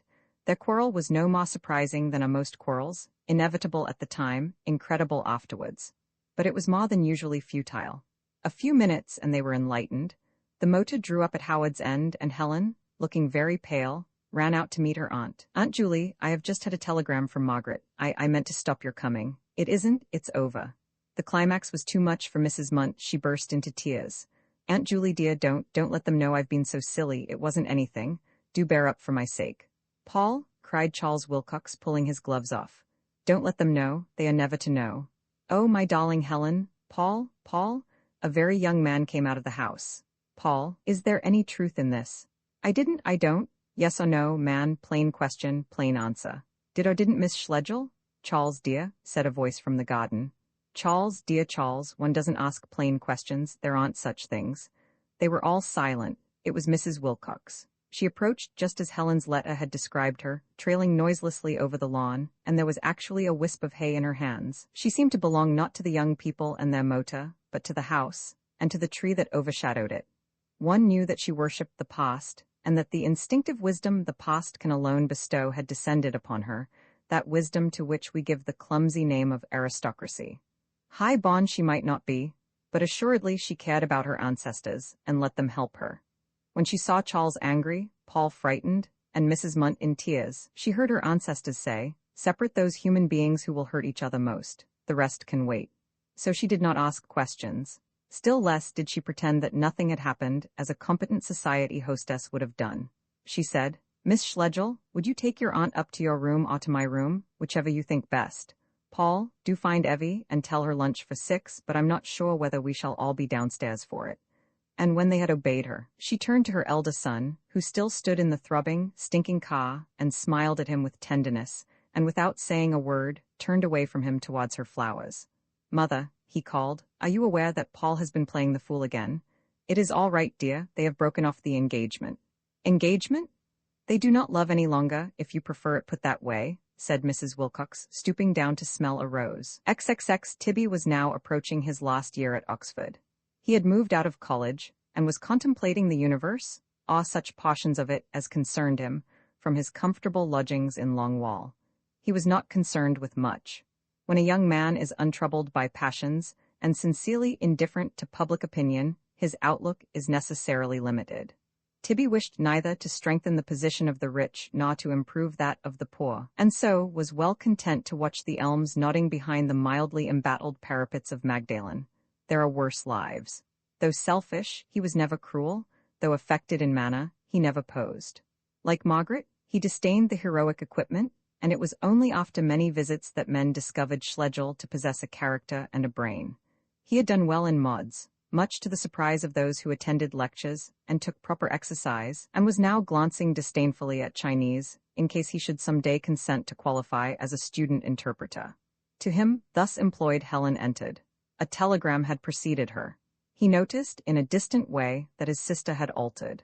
As a rule, he found her too pronounced, and had never come across this look of appeal, pathetic yet dignified, the look of a sailor who has lost everything at sea. "I have come from Oniton," she began. "There has been a great deal of trouble there." "Who's for lunch?" said Tibby, picking up the claret which was warming in the hearth. Helen sat down submissively at the table. "Why such an early start?" he asked. "Sunrise or something when I could get away." "So I surmise. Why?" "I don't know what's to be done, Tibby. I am very much upset at a piece of news that concerns Meg, and do not want to face her, and I am not going back to Wickham Place. I stopped here to tell you this." The landlady came in with the cutlets. Tibby put a marker in the leaves of his Chinese grammar and helped them. Oxford, the Oxford of the vacation, dreamed and rustled outside, and indoors the little fire was coated with grey where the sunshine touched it. Helen continued her odd story. "Give Meg my love and say that I want to be alone. I mean to go to Munich or else Bonn." "Such a message is easily given," said her brother. "As regards Wickham Place and my share of the furniture, you and she ought to do exactly as you like. My own feeling is that everything may just as well be sold. What does one want with dusty economic books which have made the world no better, or with mother's hideous chiffoniers? I have also another commission for you. I want you to deliver a letter." She got up. "I haven't written it yet. Why shouldn't I post it, though?" She sat down again. "My head is rather wretched. I hope that none of your friends are likely to come in." Tibby locked the door. His friends often found it in this condition. Then he asked whether anything had gone wrong at Evie's wedding. "Not there," said Helen, and burst into tears. He had known her hysterical. It was one of her aspects with which he had no concern, and yet these tears touched him as something unusual. They were nearer the things that did concern him, such as music. He laid down his knife and looked at her curiously. Then, as she continued to sob, he went on with his lunch. The time came for the second course, and she was still crying. Apple Charlotte was to follow, which spoils by waiting. "Do you mind Mrs. Motlett coming in?" he asked. "Or shall I take it from her at the door?" "Could I bathe my eyes, Tibby?" He took her to his bedroom and introduced the pudding in her absence. Having helped himself, he put it down to warm in the hearth. His hand stretched towards the grammar, and soon he was turning over the pages, raising his eyebrows scornfully, perhaps at human nature, perhaps at Chinese. To him thus employed Helen returned. She had pulled herself together, but the grave appeal had not vanished from her eyes. "Now for the explanation," she said. "Why didn't I begin with it? I have found out something about Mr. Wilcox. He has behaved very wrongly indeed, and ruined two people's lives. It all came on me very suddenly last night. I am very much upset, and I do not know what to do. Mrs. Bast—" "Oh, those people?" Helen seemed silenced. "Shall I lock the door again?" "No, thanks, Tibbykins. You're being very good to me.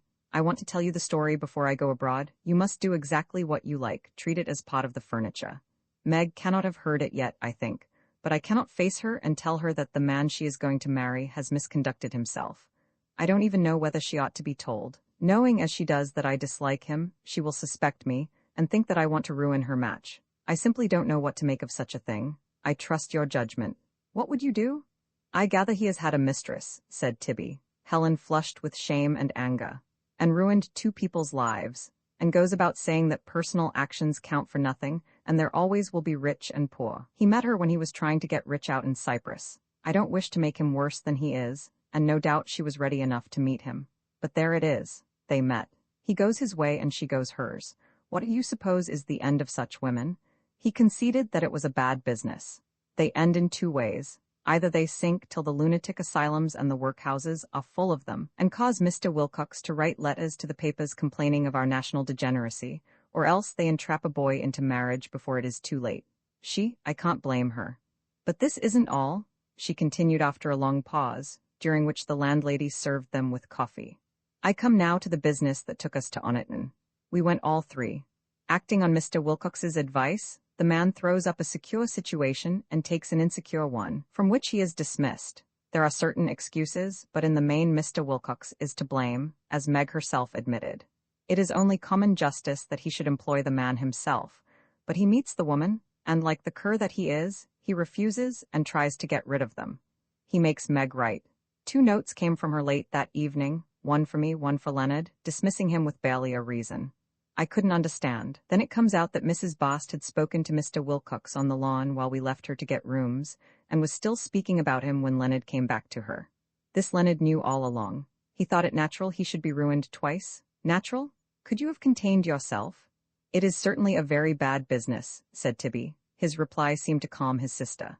I was afraid that I saw it out of proportion, but you are right outside it, and you must know. In a day or 2, or perhaps a week, take whatever steps you think fit. I leave it in your hands. She concluded her charge. The facts as they touch Meg are all before you, she added, and Tibby sighed and felt it rather hard that, because of his open mind, he should be impaneled to serve as a juror. He had never been interested in human beings, for which one must blame him, but he had had rather too much of them at Wickham Place, just as some people cease to attend when books are mentioned, so Tibby's attention wandered when personal relations came under discussion. Ought Margaret to know what Helen knew the Basts to know? Similar questions had vexed him from infancy, and at Oxford he had learned to say that the importance of human beings has been vastly overrated by specialists. The epigram, with its faint whiff of the 80s, meant nothing, but he might have let it off now if his sister had not been ceaselessly beautiful. You see, Helen, have a cigarette, I don't see what I'm to do. Then there's nothing to be done. I dare say you are right, let them marry. There remains the question of compensation. Do you want me to adjudicate that too? Had you not better consult an expert? This pot is in confidence, said Helen. It has nothing to do with Meg, and do not mention it to her. The compensation, I do not see who is to pay it if I don't, and I have already decided on the minimum sum. As soon as possible I am placing it to your account, and when I am in Germany you will pay it over for me. I shall never forget your kindness, Tibbykins, if you do this. What is the sum? 5,000. Good God alive, said Tibby, and went crimson. Now, what is the good of driblets, to go through life having done one thing, to have raised one person from the abyss? Not these puny gifts of shillings and blankets, making the grey more grey. No doubt people will think me extraordinary. I don't care an iota what people think, cried he, heated to unusual manliness of diction, but it's half what you have. Not nearly half. She spread out her hands over her soiled skirt. I have far too much, and we settled at Chelsea last spring that 300 a year is necessary to set a man on his feet. What I give will bring in 150 between 2. It isn't enough. He could not recover. He was not angry or even shocked, and he saw that Helen would still have plenty to live on. But it amazed him to think what Haycock's people can make of their lives. His delicate intonations would not work, and he could only blurt out that the £5,000 would mean a great deal of bother for him personally. I didn't expect you to understand me. I understand nobody, but you'll do it, apparently. I leave you 2 commissions, then. The first concerns Mr. Wilcox, and you ought to use your discretion. The second concerns the money, and is to be mentioned to no one, and carried out literally. You will send £100 on account tomorrow. He walked with her to the station, passing through those streets whose serried beauty never bewildered him and never fatigued. The lovely creature raised domes and spires into the cloudless blue, and only the ganglion of vulgarity round Carfax showed how evanescent was the phantom, how faint its claim to represent England. Helen, rehearsing her commission, noticed nothing. The Basts were in her brain, and she retold the crisis in a meditative way, which might have made other men curious. She was seeing whether it would hold. He asked her once why she had taken the Basts right into the heart of Evie's wedding. She stopped like a frightened animal and said, "Does that seem to you so odd?" Her eyes, the hand laid on the mouth, quite haunted him, until they were absorbed into the figure of St. Mary the Virgin, before whom he paused for a moment on the walk home. It is convenient to follow him in the discharge of his duties. Margaret summoned him the next day. She was terrified at Helen's flight, and he had to say that she had called in at Oxford. Then she said, Did she seem worried at any rumor about Henry? He answered, "Yes, I knew it was that," she exclaimed. "I'll write to her." Tibby was relieved. He then sent the check to the address that Helen gave him and stated that he was instructed to forward later on £5,000. An answer came back very civil and quiet in tone, such an answer as Tibby himself would have given. The check was returned, the legacy refused, the writer being in no need of money. Tibby forwarded this to Helen, adding in the fullness of his heart that Leonard Bast seemed somewhat a monumental person after all. Helen's reply was frantic. He was to take no notice. He was to go down at once and say that she commanded acceptance. He went. A scurf of books and china ornaments awaited him. The Basts had just been evicted for not paying their rent, and had wandered no one knew whither. Helen had begun bungling with her money by this time, and had even sold out her shares in the Nottingham and Derby Railway. For some weeks she did nothing. Then she reinvested, and, owing to the good advice of her stockbrokers, became rather richer than she had been before. Roman 31 houses have their own ways of dying, falling as variously as the generations of men, some with a tragic raw, some quietly, but to an afterlife in the city of ghosts, while from others, and thus was the death of Wickham Place. The spirit slips before the body perishes. It had decayed in the spring, disintegrating the girls more than they knew, and causing either to accost unfamiliar regions. By September it was a corpse, void of emotion, and scarcely hallowed by the memories of 30 years of happiness. Through its round-topped doorway passed furniture, and pictures, and books, until the last room was gutted and the last van had rumbled away. It stood for a week or two longer, open-eyed, as if astonished at its own emptiness. Then it fell. Navvies came and spilt it back into the grey. With their muscles and their beery good temper, they were not the worst of undertakers for a house which had always been human, and had not mistaken culture for an end. The furniture, with a few exceptions, went down into Hertfordshire, Mr. Wilcox having most kindly offered Howard's End as a warehouse.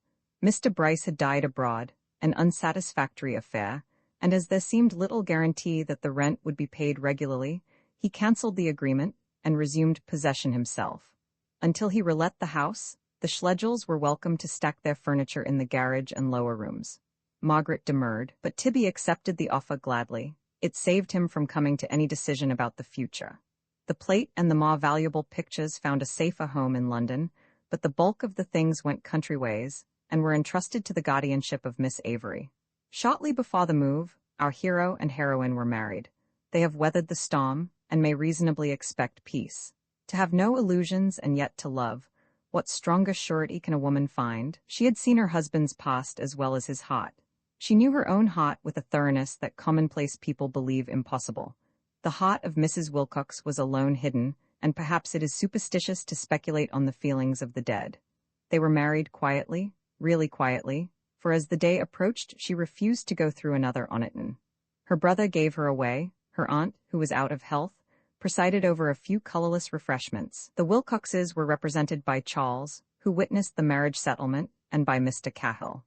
Paul did send a cablegram. In a few minutes, and without the aid of music, the clergyman made them man and wife, and soon the glass shade had fallen that cuts off married couples from the world. She, a monogamist, regretted the cessation of some of life's innocent odors. He, whose instincts were polygamous, felt morally braced by the change and less liable to the temptations that had assailed him in the past.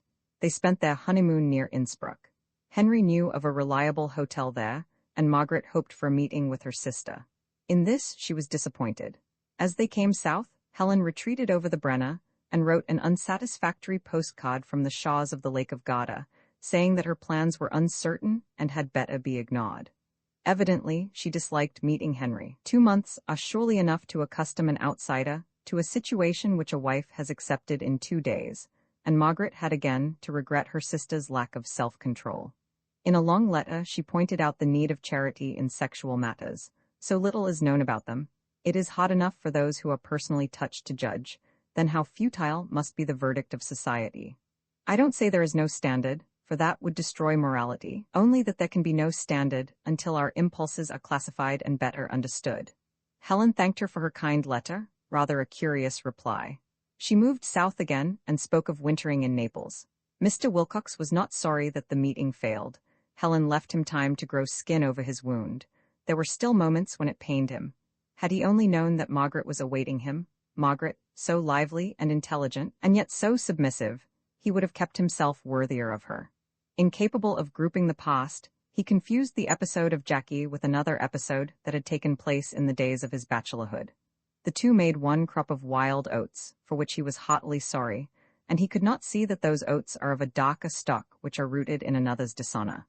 Unchastity and infidelity were as confused to him as to the Middle Ages, his only moral teacher. Ruth, poor old Ruth, did not enter into his calculations at all, for poor old Ruth had never found him out.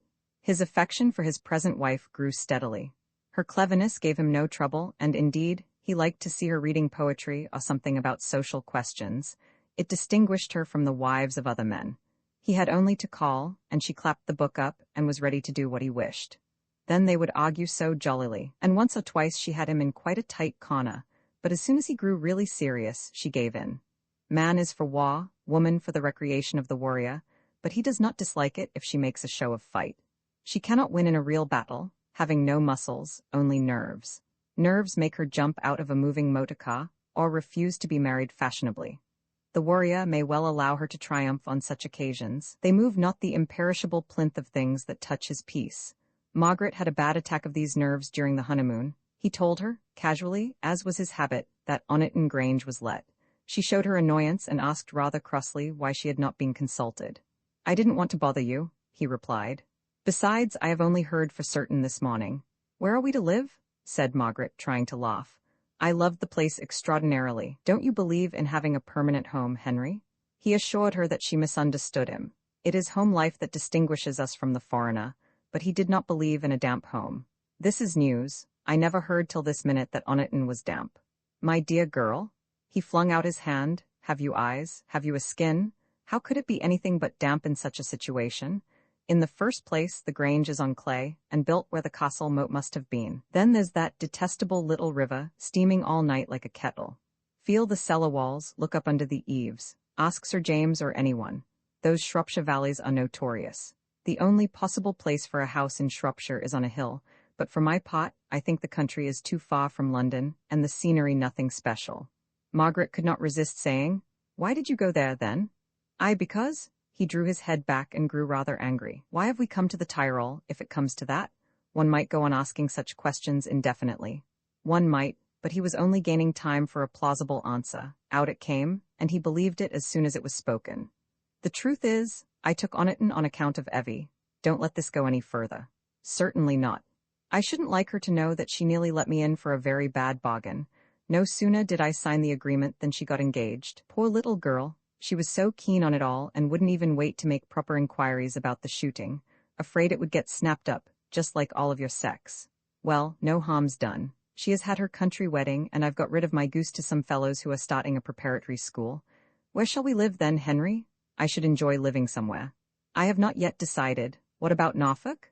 Margaret was silent. Marriage had not saved her from the sense of flux. London was but a foretaste of this nomadic civilization which is altering human nature so profoundly, and throws upon personal relations a stress greater than they have ever borne before. Under cosmopolitanism, if it comes, we shall receive no help from the earth. Trees and meadows and mountains will only be a spectacle, and the binding force that they once exercised on character must be entrusted to love alone. May love be equal to the task. It is now what?" continued Henry. "Nearly October. Let us camp for the winter at Ducie Street and look out for something in the spring. If possible, something permanent. I can't be as young as I was, for these alterations don't suit me. But, my dear, which would you rather have, alterations or rheumatism?" "I see your point," said Margaret, getting up. "If Oniton is really damp, it is impossible and must be inhabited by little boys. Only, in the spring, let us look before we leap. I will take warning by Evie and not hurry you. Remember that you have a free hand this time. These endless moves must be bad for the furniture and are certainly expensive. What a practical little woman it is. What's it been reading? Theo, how much?" Theosophy. So Ducie Street was her first fate, a pleasant enough fate. The house, being only a little larger than Wickham Place, trained her for the immense establishment that was promised in the spring. They were frequently away, but at home life ran fairly regularly. In the morning, Henry went to business, and his sandwich, a relic this of some prehistoric craving, was always cut by her own hand. He did not rely upon the sandwich for lunch, but liked to have it by him, in case he grew hungry at 11. When he had gone, there was the house to look after, and the servants to humanize, and several kettles of Helen's to keep on the boil. Her conscience pricked her a little about the Basts. She was not sorry to have lost sight of them. No doubt Leonard was worth helping, but being Henry's wife, she preferred to help someone else.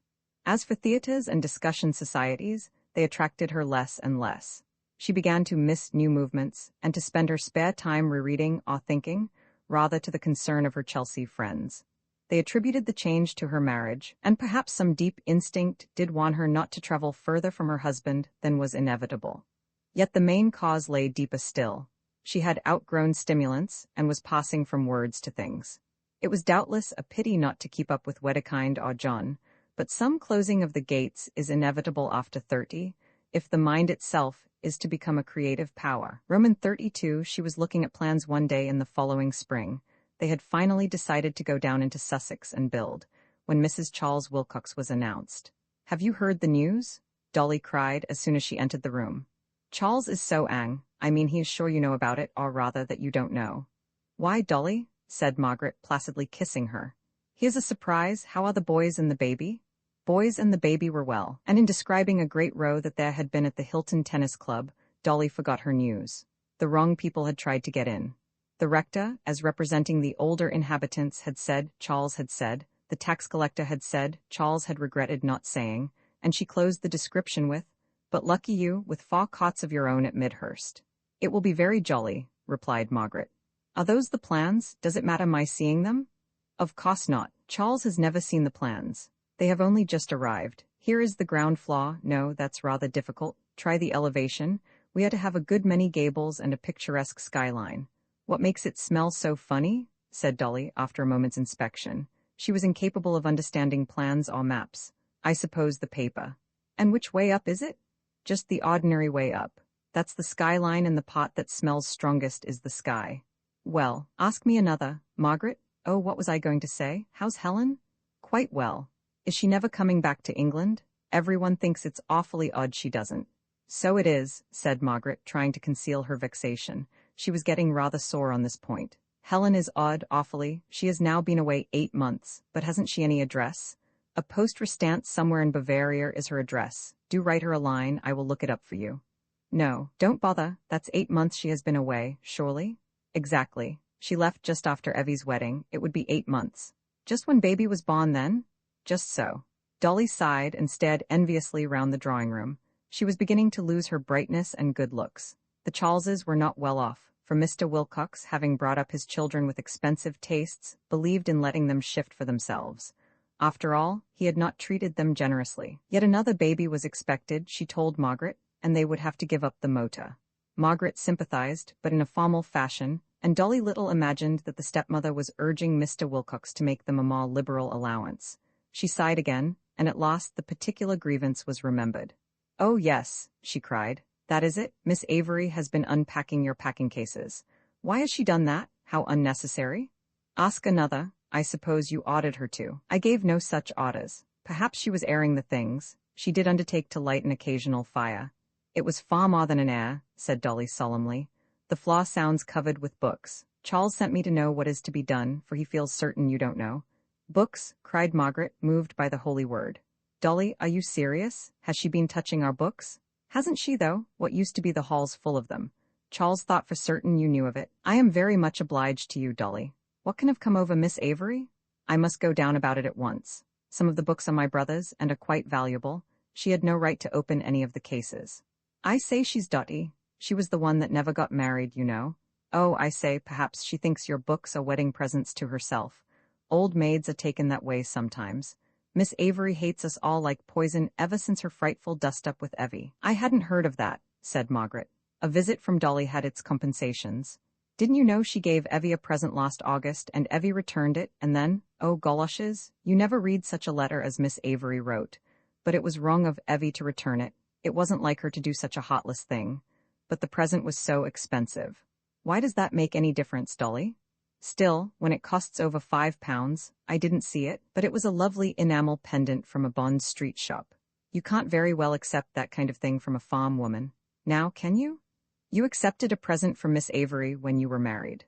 Oh, mine was old earthenware stuff, not worth a halfpenny. Evie's was quite different. You'd have to ask anyone to the wedding who gave you a pendant like that. Uncle Percy and Albert and Father and Charles all said it was quite impossible, and when 4 men agree, what is a girl to do? Evie didn't want to upset the old thing, so thought a sort of joking letter best, and returned the pendant straight to the shop to save Miss Avery trouble.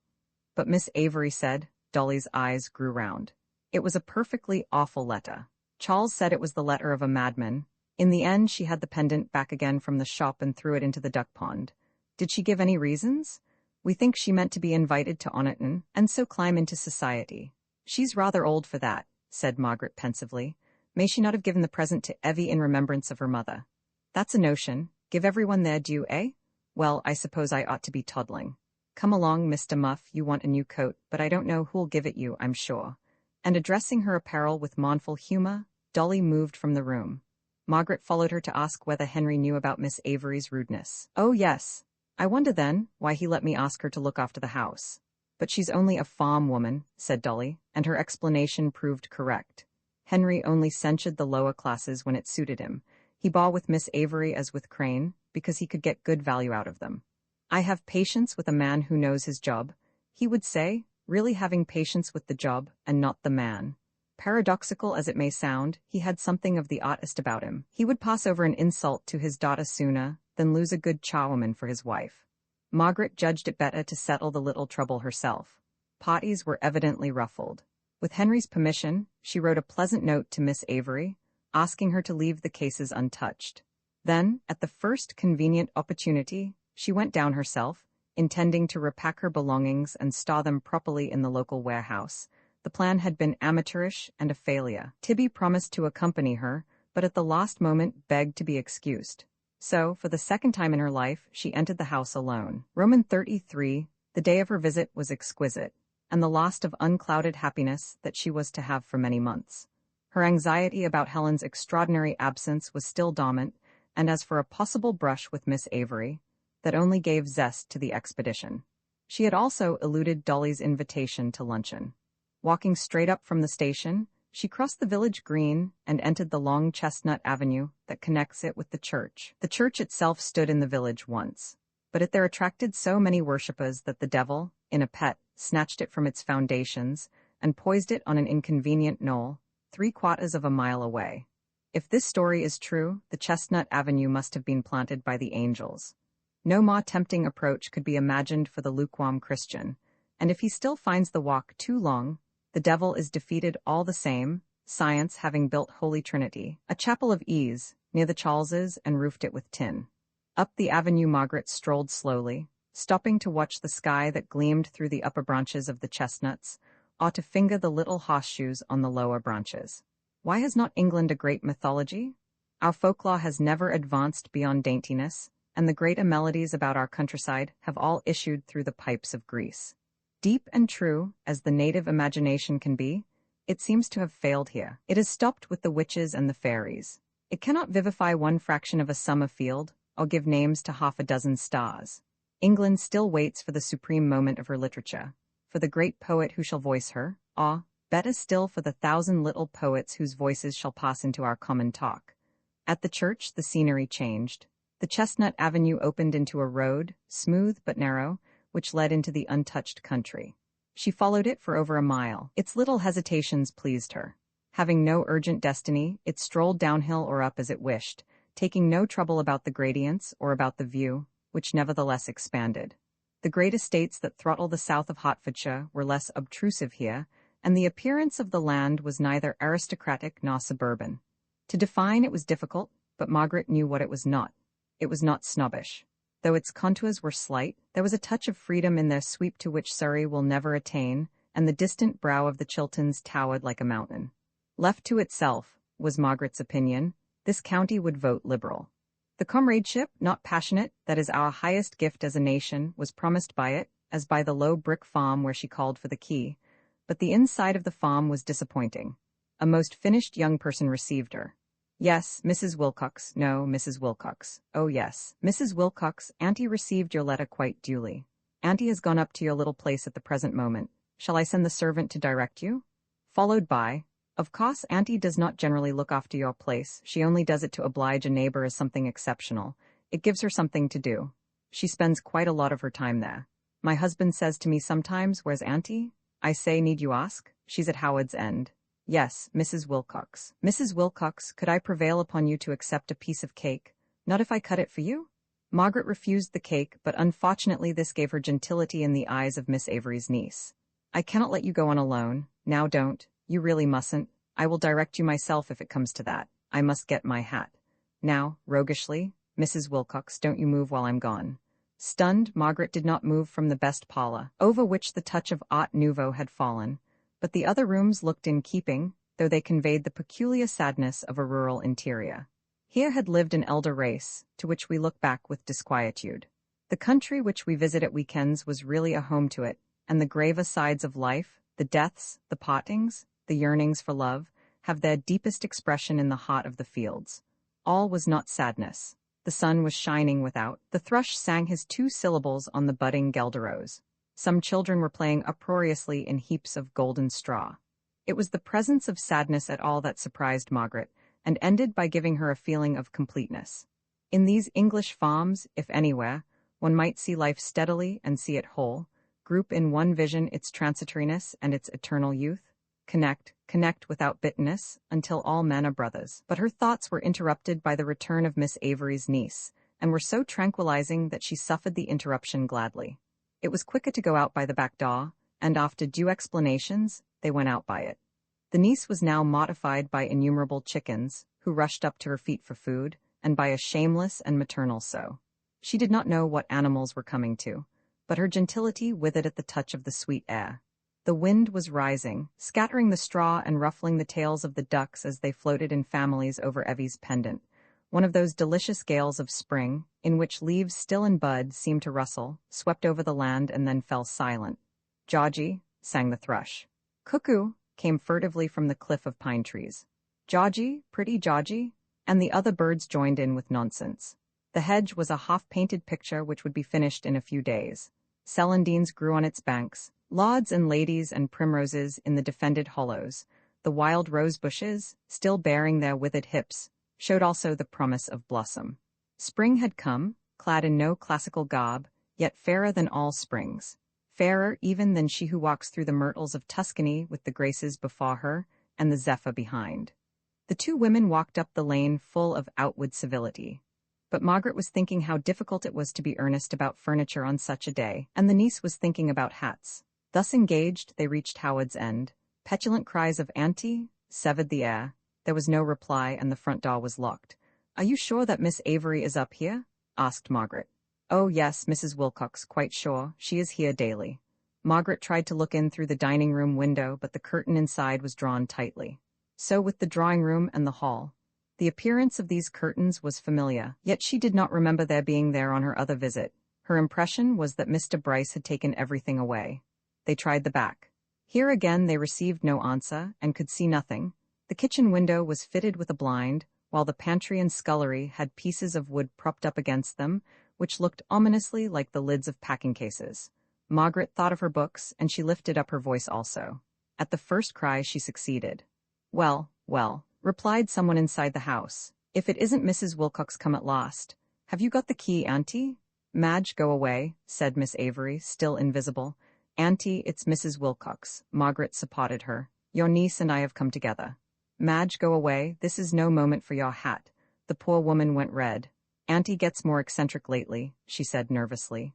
"Miss Avery," called Margaret, "I have come about the furniture. Could you kindly let me in?" "Yes, Mrs. Wilcox," said the voice, of course. But after that came silence. They called again without response. They walked round the house disconsolately. "I hope Miss Avery is not ill," hazarded Margaret. "Well, if you'll excuse me," said Madge, "perhaps I ought to be leaving you now. The servants need seeing to at the farm. Auntie is so odd at times." Gathering up her elegancies, she retired defeated, and as if her departure had loosed a spring, the front door opened at once. Miss Avery said, "Well, come right in, Mrs. Wilcox," quite pleasantly and calmly. "Thank you so much," began Margaret, but broke off at the sight of an umbrella stand. It was her own. "Come right into the hall first," said Miss Avery. She drew the curtain, and Margaret uttered a cry of despair. For an appalling thing had happened. The hall was fitted up with the contents of the library from Wickham Place. The carpet had been laid, the big work table drawn up near the window. The bookcases filled the wall opposite the fireplace, and her father's sword, this is what bewildered her particularly, had been drawn from its scabbard and hung naked amongst the sober volumes. Miss Avery must have worked for days. "I'm afraid this isn't what we meant," she began. "Mr. Wilcox and I never intended the cases to be touched. For instance, these books are my brother's. We are storing them for him and for my sister, who is abroad. When you kindly undertook to look after things, we never expected you to do so much." "The house has been empty long enough," said the old woman. Margaret refused to argue. "I dare say we didn't explain," she said civilly. "It has been a mistake and very likely our mistake. Mrs. Wilcox, it has been mistake upon mistake for 50 years. The house is Mrs. Wilcox's, and she would not desire it to stand empty any longer." "To help the poor decaying brain," Margaret said. "Yes, Mrs. Wilcox's house, the mother of Mr. Charles." "Mistake upon mistake," said Miss Avery. "Mistake upon mistake." "Well, I don't know," said Margaret, sitting down in one of her own chairs. "I really don't know what's to be done." She could not help laughing. The other said, "Yes, it should be a merry house enough." "I don't know, I dare say." "Well, thank you very much, Miss Avery. Yes, that's all right, delightful. There is still the parlor." She went through the door opposite and drew a curtain. Light flooded the drawing-room furniture from Wickham Place. And the dining room. More curtains were drawn, more windows were flung open to the spring. "Then through here?" Miss Avery continued, passing and repassing through the hall. Her voice was lost, but Margaret heard her pulling up the kitchen blind. "I've not finished here yet," she announced, returning. "There's still a deal to do. The farm lads will carry your great wardrobes upstairs, for there is no need to go into expense at Hilton." "It is all a mistake," repeated Margaret, feeling that she must put her foot down. "A misunderstanding. Mr. Wilcox and I are not going to live at Howard's End." "Oh, indeed, on account of his hay fever? We have settled to build a new home for ourselves in Sussex, and part of this furniture, my part, will go down there presently." She looked at Miss Avery intently, trying to understand the kink in her brain. Here was no maundering old woman. Her wrinkles were shrewd and humorous. She looked capable of scathing wit and also of high but unostentatious nobility. "You think that you won't come back to live here, Mrs. Wilcox, but you will?" "That remains to be seen," said Margaret, smiling. "We have no intention of doing so for the present. We happen to need a much larger house. Circumstances oblige us to give big parties. Of course, some day, one never knows, does one?" Miss Avery retorted. "Some day? Teacher, don't talk about some day. You are living here now." "Am I?" "You are living here, and have been for the last 10 minutes, if you ask me." It was a senseless remark, but with a queer feeling of disloyalty Margaret rose from her chair. She felt that Henry had been obscurely censured. They went into the dining room, where the sunlight poured in upon her mother's chiffonier, and upstairs, where many an old god peeped from a new niche. The furniture fitted extraordinarily well. In the central room, over the hall, the room that Helen had slept in 4 years ago, Miss Avery had placed Tibby's old bassinet. "The nursery," she said. Margaret turned away without speaking. At last everything was seen. The kitchen and lobby were still stacked with furniture and straw, but as far as she could make out, nothing had been broken or scratched. A pathetic display of ingenuity? Then they took a friendly stroll in the garden. It had gone wild since her last visit. The gravel sweep was weedy, and grass had sprung up at the very jaws of the garage. And Evie's rockery was only bumps. Perhaps Evie was responsible for Miss Avery's oddness, but Margaret suspected that the cause lay deeper, and that the girl's silly letter had but loosed the irritation of years. "It's a beautiful meadow," she remarked. It was one of those open-air drawing rooms that have been farmed, hundreds of years ago, out of the smaller fields. So the boundary hedge zigzagged down the hill at right angles, and at the bottom there was a little green annex, a sort of powder closet for the cows. "Yes, the matey's well enough," said Miss Avery, "for those, that is, who don't suffer from sneezing." And she cackled maliciously. "I've seen Charlie Wilcox go out to my lads in hay time. Oh, they ought to do this, they mustn't do that, he'd learn them to be lads." And just then the tickling took him. He has it from his father, with other things. There's not one Wilcox that can stand up against a field in June. I laughed fit to burst while he was courting Ruth. "My brother gets hay fever too," said Margaret. "This house lies too much on the land for them. Naturally, they were glad enough to slip in at first, but Wilcoxes are better than nothing, as I see you've found." Margaret laughed. "They keep a place going, don't they?" "Yes, it is just that. They keep England going, it is my opinion," but Miss Avery upset her by replying, "Aye, they breed like rabbits. Well, it's a funny world. but he who made it knows what he wants in it, I suppose. If Mrs. Charlie is expecting her foth, it isn't for us to repine. They breed and they also work, said Margaret, conscious of some invitation to disloyalty, which was echoed by the very breeze and by the songs of the birds. It certainly is a funny world, but so long as men like my husband and his sons govern it, I think it'll never be a bad one, never really bad. No, bettin' nothing, said Miss Avery, and turned to the wych-elm. On their way back to the farm, she spoke of her old friend much more clearly than before. In the house, Margaret had wondered whether she quite distinguished the first wife from the second. Now, she said, I never saw much of Ruth after her grandmother died, but we stayed civil. It was a very civil family. Old Mrs. Howard never spoke against anybody, nor let anyone be turned away without food. Then it was never trespassers will be prosecuted in their land, but would people please not come in? Mrs. Howard was never created to run a farm. Had they no men to help them? Margaret asked. Miss Avery replied, things went on until there were no men.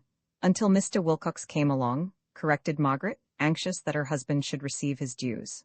I suppose so, but Ruth should have married a no disrespect to you to say this, for I take it you were intended to get Wilcox anyway, whether she got him first or no. Whom should she have married? A soldier? Exclaimed the old woman. Some real soldier. Margaret was silent. It was a criticism of Henry's character far more trenchant than any of her own. She felt dissatisfied. But that's all over, she went on. A better time is coming now, though you've kept me long enough waiting. In a couple of weeks I'll see your light shining through the hedge of an evening. Have you aughted in coals? We are not coming, said Margaret firmly. She respected Miss Avery too much to humor her. No, not coming, never coming. It has all been a mistake. The furniture must be repacked at once, and I am very sorry, but I am making other arrangements and must ask you to give me the keys. Certainly, Mrs. Wilcox, said Miss Avery, and resigned her duties with a smile. Relieved at this conclusion, and having sent her compliments to Madge, Margaret walked back to the station. She had intended to go to the furniture warehouse and give directions for removal, but the muddle had turned out more extensive than she expected, so she decided to consult Henry. It was as well that she did this. He was strongly against employing the local man whom he had previously recommended, and advised her to store in London after all. But before this could be done, an unexpected trouble fell upon her. Roman 34, it was not unexpected entirely. Aunt Julie's health had been bad all winter. She had had a long series of colds and coughs, and had been too busy to get rid of them. She had scarcely promised her niece to really take my tiresome chest in hand, when she caught a chill and developed acute pneumonia. Margaret and Tibby went down to Swanage. Helen was telegraphed for, and that spring party that after all gathered in that hospitable house had all the pathos of fair memories. On a perfect day, when the sky seemed blue porcelain, and the waves of the discreet little bay beat gentlest of tattoos upon the sand, Margaret hurried up through the rhododendrons, confronted again by the senselessness of death. One death may explain itself, but it throws no light upon another. The groping inquiry must begin anew. Preachers or scientists may generalize, but we know that no generality is possible about those whom we love. Not one heaven awaits them, not even one oblivion. Aunt Julie, incapable of tragedy, slipped out of life with odd little laughs and apologies for having stopped in it so long. She was very weak. She could not rise to the occasion, or realize the great mystery which all agree must await her. It only seemed to her that she was quite done up, more done up than ever before, that she saw and heard and felt less every moment, and that, unless something changed, she would soon feel nothing. Her spare strength she devoted to plans. Could not Margaret take some steamer expeditions? Were mackerel cooked as Tibby liked them? She worried herself about Helen's absence, and also that she should be the cause of Helen's return. The nurses seemed to think such interests quite natural, and perhaps hers was an average approach to the great gate, but Margaret saw death stripped of any false romance. Whatever the idea of death may contain, the process can be trivial and hideous. Important Margaret dear, take the Lulworth when Helen comes. Helen won't be able to stop, Aunt Julie. She has telegraphed that she can only get away just to see you. She must go back to Germany as soon as you are well. How very odd of Helen. Mr. Wilcox. Yes, dear. Can he spare you? Henry wished her to come and had been very kind. Yet again Margaret said so. Mrs. Munt did not die. Quite outside her will, a more dignified power took hold of her and checked her on the downward slope. She returned without emotion, as fidgety as ever. On the 4th day she was out of danger. Margaret, important, it went on. I should like you to have some companion to take walks with. Do try Miss Kildare. I have been for a little walk with Miss Kildare. But she is not really interesting. If only you had Helen. I have Tibby, Aunt Julie. No, but he has to do his Chinese. Some real companion is what you need. Really, Helen is odd. Helen is odd, very, agreed Margaret. Not content with going abroad, why does she want to go back there at once? No doubt she will change her mind when she sees us. She has not the least balance. That was the stock criticism about Helen, but Margaret's voice trembled as she made it. By now she was deeply pained at her sister's behavior. It may be unbalanced to fly out of England, but to stay away 8 months argues that the heart is awry as well as the head. A Sikt could recall Helen, but she was deaf to more human calls. After a glimpse at her aunt, she would retire into her nebulous life behind some post restant. She scarcely existed, her letters had become dull and infrequent, she had no wants and no curiosity. And it was all put down to poor Henry's account? Henry, long pardoned by his wife, was still too infamous to be greeted by his sister-in-law. It was morbid, and to her alarm, Margaret fancied that she could trace the growth of morbidity back in Helen's life for nearly 4 years. The flight from Oniton, the unbalanced patronage of the Basts, the explosion of grief up on the Downs, all connected with Paul, an insignificant boy whose lips had kissed hers for a fraction of time. Margaret and Mrs. Wilcox had feared that they might kiss again. Foolishly, the real danger was reaction. Reaction against the Wilcoxes had eaten into her life until she was scarcely sane. At 25, she had an idea fix. What hope was there for her as an old woman? The more Margaret thought about it, the more alarmed she became. For many months she had put the subject away, but it was too big to be slighted now. There was almost a taint of madness. Were all Helen's actions to be governed by a tiny mishap, such as may happen to any young man or woman? Can human nature be constructed on lines so insignificant? The blundering little encounter at Howard's End was vital. It propagated itself where graver intercourse lay barren. It was stronger than sisterly intimacy, stronger than reason or books. In one of her moods, Helen had confessed that she still enjoyed it in a certain sense. Paul had faded, but the magic of his caress endured. And where there is enjoyment of the past, there may also be reaction, propagation at both ends. Well, it is odd and sad that our minds should be such seed-beds, and we without power to choose the seed. But man is an odd, sad creature as yet, intent on pilfering the earth, and heedless of the growths within himself. He cannot be bought about psychology.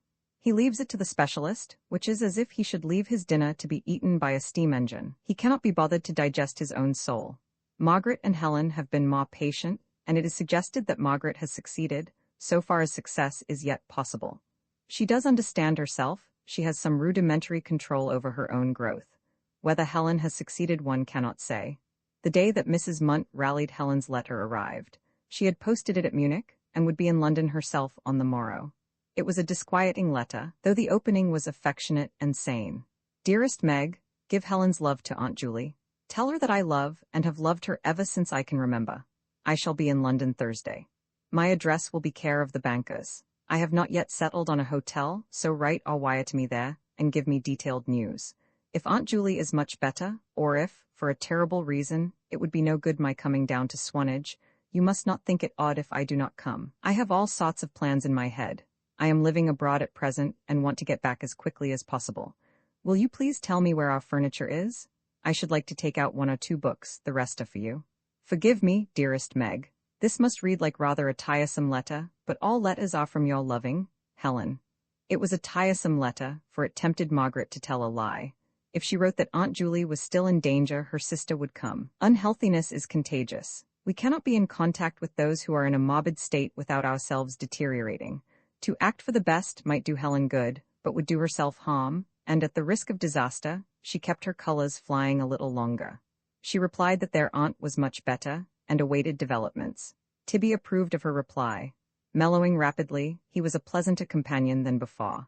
Oxford had done much for him. He had lost his peevishness, and could hide his indifference to people and his interest in food. But he had not grown more human. The years between 18 and 22, so magical for most, were leading him gently from boyhood to middle age. He had never known young manliness, that quality which warms the heart till death, and gives Mr. Wilcox an imperishable charm. He was frigid, through no fault of his own, and without cruelty.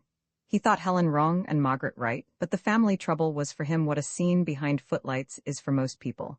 He had only one suggestion to make, and that was characteristic. Why don't you tell Mr. Wilcox? About Helen? Perhaps he has come across that sort of thing. He would do all he could, but, oh, you know best, but he is practical. It was the student's belief in experts. Margaret demurred for 1 or 2 reasons. Presently Helen's answer came. She sent a telegram requesting the address of the furniture, as she would now return at once. Margaret replied, "Certainly not. Meet me at the banker's at 4." She and Tibby went up to London. Helen was not at the banker's, and they were refused her address. Helen had passed into chaos. Margaret put her arm round her brother. He was all that she had left, and never had he seemed more unsubstantial.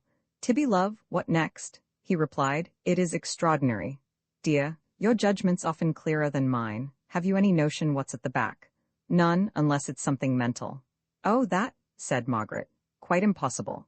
But the suggestion had been uttered, and in a few minutes she took it up herself. Nothing else explained, and London agreed with Tibby. The mask fell off the city, and she saw it for what it really is, a caricature of infinity. The familiar barriers, the streets along which she moved, the houses between which she had made her little journeys for so many years, became negligible suddenly. Helen seemed one with grimy trees and the traffic, and the slowly flowing slabs of mud. She had accomplished a hideous act of renunciation, and returned to the one. Margaret's own faith held firm. She knew the human soul will be merged, if it be merged at all, with the stars and the sea.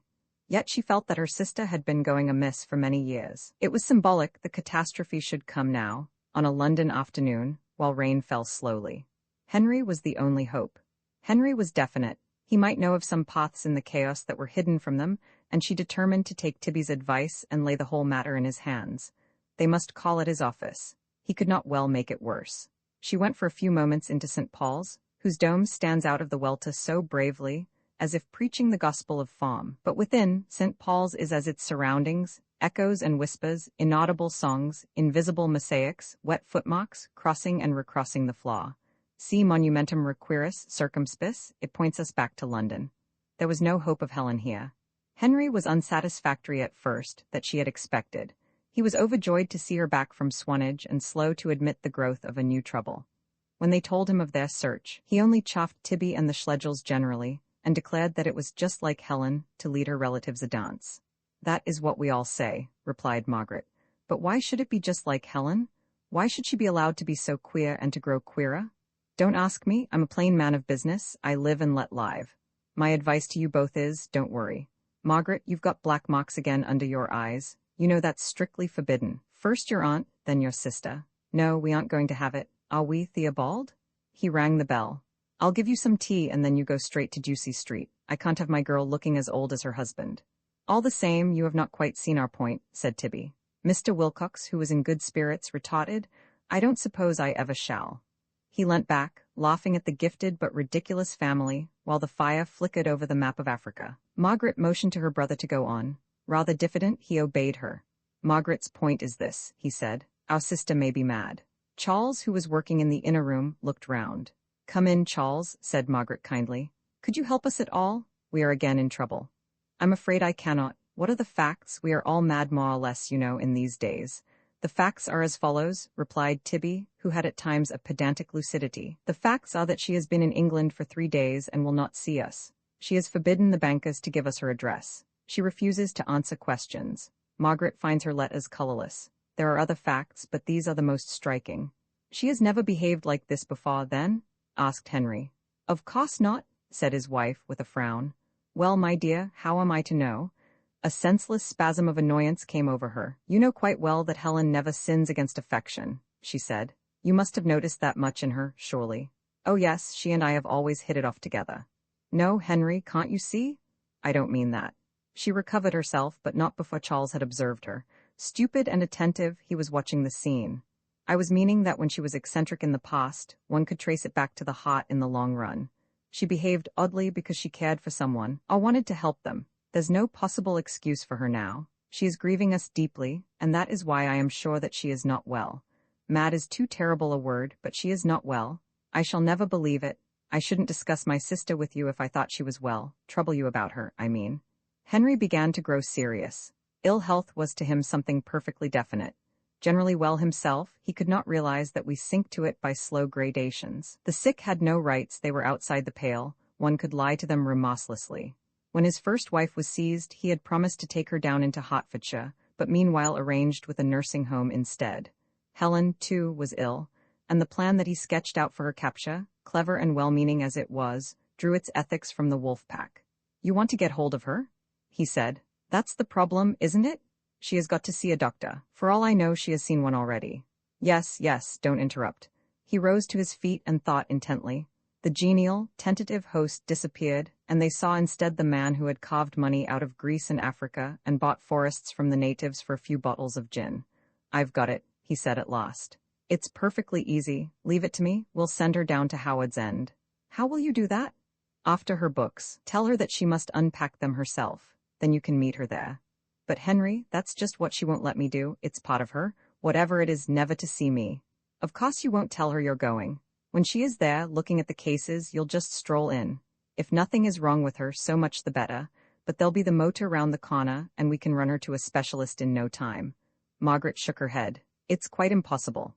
"Why, it doesn't seem impossible to me," said Tibby. "It is surely a very tippy plan." "It is impossible because," she looked at her husband sadly, "it's not the particular language that Helen and I talk, if you see my meaning. It would do splendidly for other people, whom I don't blame." "But Helen doesn't talk," said Tibby. "That's our whole difficulty. She won't talk your particular language, and on that account you think she's ill." "No, Henry, it's sweet of you, but I couldn't." "I see," he said. "You have scruples." "I suppose so. And sooner than go against them you would have your sister suffer. You could have got her down to Swanage by a word, but you had scruples, and scruples are all very well.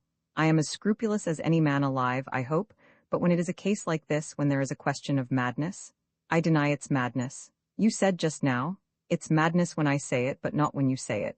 Henry shrugged his shoulders. Margaret, he groaned. "No education can teach a woman logic. Now, my dear, my time is valuable. Do you want me to help you or not?" "Not in that way. Answer my question, plain answer." "Do," Charles surprised them by interrupting. "Pater, we may as well keep Howard's End out of it," he said.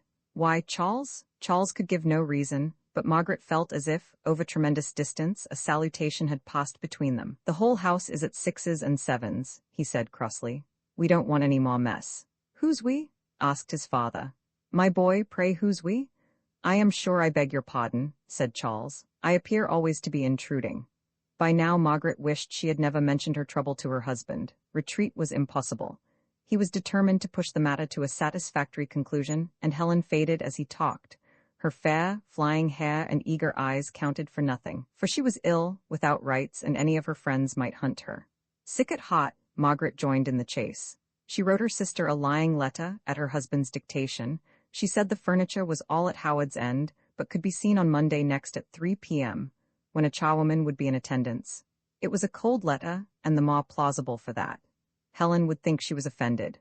And on Monday next she and Henry were to lunch with Dolly, and then ambush themselves in the garden. After they had gone, Mr. Wilcox said to his son, "I can't have this sort of behavior, my boy. Margaret's too sweet-natured to mind, but I mind for her." Charles made no answer. "Is anything wrong with you, Charles, this afternoon?" "No, Pater, but you may be taking on a bigger business than you reckon." "How? Don't ask me." Roman 35:1 speaks of the moods of spring, but the days that are her true children have only one mood. They are all full of the rising and dropping of winds and the whistling of birds. New flowers may come out, the green embroidery of the hedges increase, but the same heaven broods overhead, soft, thick, and blue. The same figures, seen and unseen, are wandering by coppice and meadow. The morning that Margaret had spent with Miss Avery, and the afternoon she set out to entrap Helen, were the scales of a single balance. Time might never have moved, rain never have fallen, and man alone, with his schemes and ailments, was troubling nature until he saw her through a veil of tears. She protested no more. Whether Henry was right or wrong, he was most kind, and she knew of no other standard by which to judge him. She must trust him absolutely. As soon as he had taken up a business, his obtuseness vanished. He profited by the slightest indications, and the capture of Helen promised to be staged as deftly as the marriage of Evie. They went down in the morning as arranged, and he discovered that their victim was actually in Hilton. On his arrival, he called at all the livery stables in the village and had a few minutes' serious conversation with the proprietors. What he said, Margaret did not know, perhaps not the truth, but news arrived after lunch that a lady had come by the London train and had taken a fly to Howard's End. "She was bound to drive," said Henry. "There will be her books." "I cannot make it out," said Margaret for the 100th time. "Finish your coffee, dear, we must be off." Yes, Margaret, you know you must take plenty, said Dolly. Margaret tried, but suddenly lifted her hand to her eyes. Dolly stole glances at her father-in-law which he did not answer. In the silence, the motor came round to the door. You're not fit for it, he said anxiously. Let me go alone, I know exactly what to do. Oh yes, I am fit, said Margaret, uncovering her face. Only most frightfully worried. I cannot feel that Helen is really alive. Her letters and telegrams seem to have come from someone else. Her voice isn't in them. I don't believe your driver really saw her at the station. I wish I'd never mentioned it. I know that Charles is vexed. Yes, he is? She seized Dolly's hand and kissed it. There, Dolly will forgive me. There. Now we'll be off. Henry had been looking at her closely. He did not like this breakdown. Don't you want to tidy yourself? He asked. Have I time? Yes, plenty. She went to the lavatory by the front door, and as soon as the bolt slipped, Mr. Wilcox said quietly, Dolly, I'm going without her. Dolly's eyes lit up with vulgar excitement. She followed him on tiptoe out to the car. Tell her I thought it best. Yes, Mr. Wilcox, I see. Say anything you like. All right. The car started well, and with ordinary luck would have got away. But Poggly Wuggles, who was playing in the garden, chose this moment to sit down in the middle of the path. Crane, in trying to pass him, ran one wheel over a bed of wallflowers. Dolly screamed. Margaret, hearing the noise, rushed out hatless and was in time to jump on the footboard. She said not a single word. He was only treating her as she had treated Helen, and her rage at his dishonesty only helped to indicate what Helen would feel against them. She thought, I deserve it, I am punished for lowering my colors. And she accepted his apologies with a calmness that astonished him. I still consider you are not fit for it, he kept saying. Perhaps I was not at lunch, but the whole thing is spread clearly before me now. I was meaning to act for the best. Just lend me your scarf, will you? This wind takes one's hair so. Certainly. Dear girl, are you all right now? Look, my hands have stopped trembling, and have quite forgiven me? Then listen. Her cab should already have arrived at Howard's End. We're a little late, but no matter. Our first move will be to send it down to wait at the farm, as, if possible, one doesn't want a scene before servants. A certain gentleman, he pointed at Crane's back, won't drive in, but will wait a little shot of the front gate, behind the laurels. Have you still the keys of the house? Yes. Well, they aren't wanted. Do you remember how the house stands? Yes. If we don't find her in the porch, we can stroll round into the garden. Our object? Here they stopped to pick up the doctor. I was just saying to my wife, Mansbridge, that our main object is not to frighten Miss Schlegel. The house, as you know, is my property, so it should seem quite natural for us to be there. The trouble is evidently nervous. Wouldn't you say so, Margaret? The doctor, a very young man, began to ask questions about Helen. Was she normal? Was there anything congenital or hereditary? Had anything occurred that was likely to alienate her from her family? Nothing, answered Margaret, wondering what would have happened if she had added, though she did resent my husband's immorality. She always was highly strung, pursued Henry, leaning back in the car as it shot past the church. A tendency to spiritualism and those things, though nothing serious. Musical, literary, artistic, but I should say normal, a very charming girl. Margaret's anger and terror increased every moment. How dare these men label her sister? What horrors lay ahead? What impertinences that shelter under the name of science? The pack was turning on Helen to deny her human rights, and it seemed to Margaret that all Schlegels were threatened with her. Were they normal? What a question to ask. And it is always those who know nothing about human nature, who are bawed by psychology, and shocked by physiology, who ask it. However piteous her sister's state, she knew that she must be on her side. They would be mad together if the world chose to consider them so. It was now 5 minutes past 3. The car slowed down by the farm, in the yard of which Miss Avery was standing. Henry asked her whether a cab had gone past. She nodded, and the next moment they caught sight of it, at the end of the lane. The car ran silently like a beast of prey. So unsuspicious was Helen that she was sitting in the porch with her back to the road. She had come. Only her head and shoulders were visible. She sat framed in the vine, and one of her hands played with the buds. The wind ruffled her hair, the sun glorified it. She was as she had always been. Margaret was seated next to the door. Before her husband could prevent her, she slipped out. She ran to the garden gate, which was shut, passed through it, and deliberately pushed it in his face. The noise alarmed Helen. Margaret saw her rise with an unfamiliar movement and, rushing into the porch, learnt the simple explanation of all their fears. Her sister was with child. "Is the truant all right?" called Henry. She had time to whisper, "Oh, my darling." The keys of the house were in her hand. She unlocked Howard's End and thrust Helen into it. "Yes, all right," she said, and stood with her back to the door. "Roman 36, Margaret, you look upset," said Henry. Mansbridge had followed, Crane was at the gate, and the flyman had stood up on the box. Margaret shook her head at them. She could not speak any more. She remained clutching the keys as if all their future depended on them. Henry was asking more questions. She shook her head again. His words had no sense. She heard him wonder why she had let Helen in. "You might have given me a knock with the gate," was another of his remarks. Presently she heard herself speaking. She, or someone for her, said, "Go away." Henry came nearer. He repeated, "Margaret, you look upset again. My dear, give me the keys. What are you doing with Helen?" "Oh, dearest, do go away, and I will manage it all." "Manage what?" He stretched out his hand for the keys. She might have obeyed if it had not been for the doctor. "Stop that at least," she said piteously. The doctor had turned back and was questioning the driver of Helen's cab. A new feeling came over her. She was fighting for women against men. She did not care about rights, but if men came into Howard's End, it should be over her body. "Come, this is an odd beginning," said her husband. The doctor came forward now and whispered 2 words to Mr. Wilcox. The scandal was out. Sincerely horrified, Henry stood gazing at the earth. "I cannot help it," said Margaret. "Do wait. It's not my fault. Please, all 4 of you go away now." Now the flyman was whispering to Crane. "We are relying on you to help us, Mrs. Wilcox," said the young doctor. "Could you go in and persuade your sister to come out?" "On what grounds?" said Margaret, suddenly looking him straight in the eyes. Thinking it professional to prevaricate, he murmured something about a nervous breakdown. "I beg your pardon, but it is nothing of the sort. You are not qualified to attend my sister, Mr. Mansbridge. If we require your services, we will let you know. I can diagnose the case more bluntly if you wish," he retorted. "You could, but you have not. You are, therefore, not qualified to attend my sister." "Come, come, Margaret," said Henry, never raising his eyes. "This is a terrible business, an appalling business. It's doctor's orders. Open the door." "Forgive me, but I will not." "I don't agree." Margaret was silent. "This business is as broad as it's long," contributed the doctor. "We had better all work together. You need us, Mrs. Wilcox, and we need you." "Quite so," said Henry. "I do not need you in the least," said Margaret. The 2 men looked at each other anxiously. "No more does my sister, who is still many weeks from her confinement." Margaret? "Well, Henry, send your doctor away. What possible use is he now?" Mr. Wilcox ran his eye over the house. He had a vague feeling that he must stand firm and support the doctor. He himself might need support, for there was trouble ahead. "It all turns on affection now," said Margaret. "Affection, don't you see?" Resuming her usual methods, she wrote the word on the house with her finger. "Surely you see, I like Helen very much, you not so much. Mr. Mansbridge doesn't know her, that's all. And affection, when reciprocated, gives rights. Put that down in your notebook, Mr. Mansbridge, it's a useful formula." Henry told her to be calm. "You don't know what you want yourselves," said Margaret, folding her arms.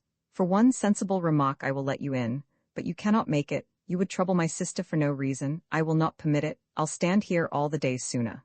"Mansbridge," said Henry in a low voice. "Perhaps not now." The pack was breaking up. At a sign from his master, Crane also went back into the car. "Now, Henry, you," she said gently. None of her bitterness had been directed at him.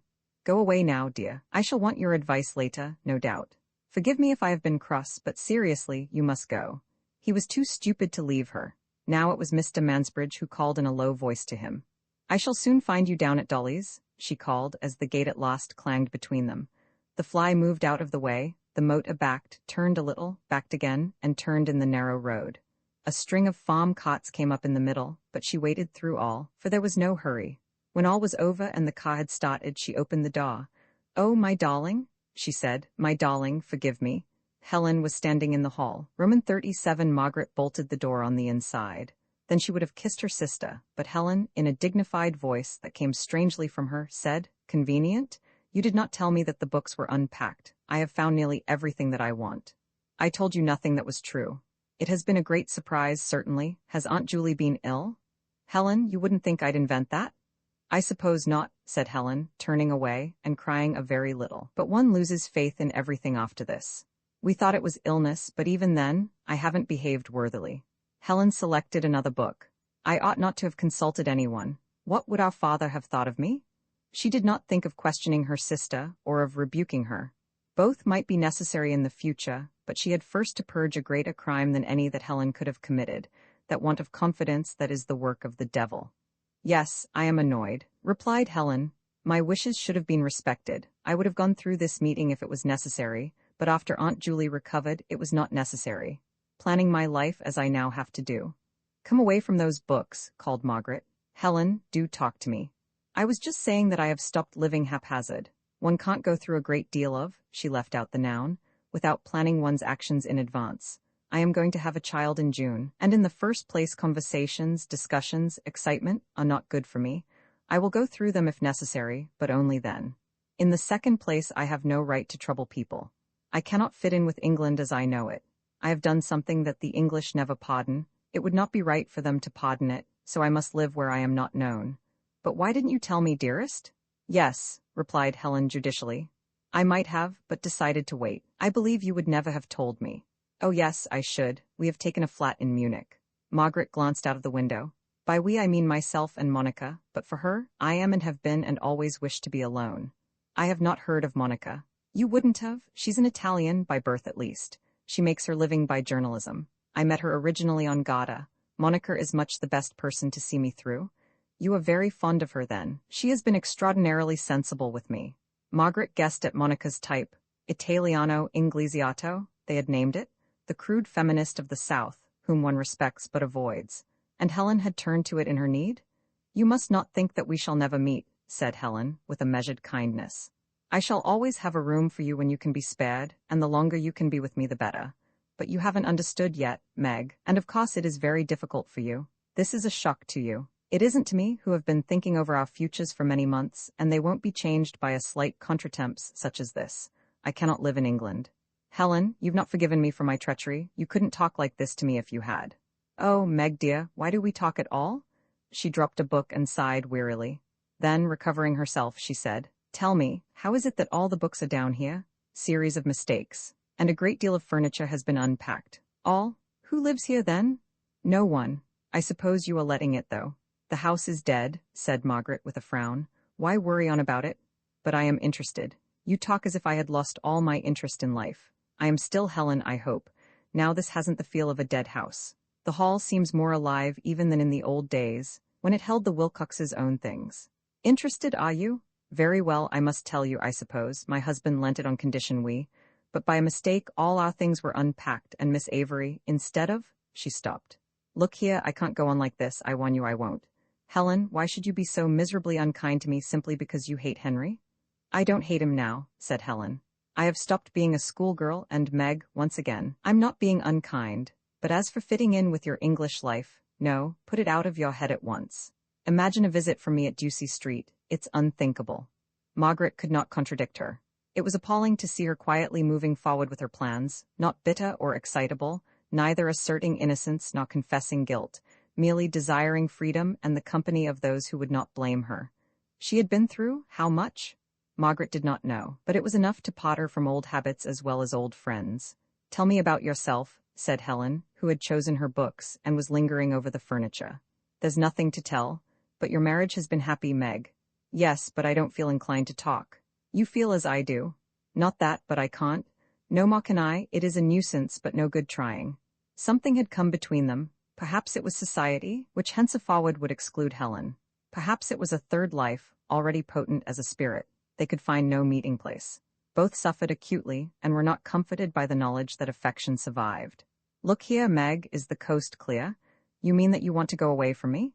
I suppose so, dear old lady. It isn't any use. I knew we should have nothing to say.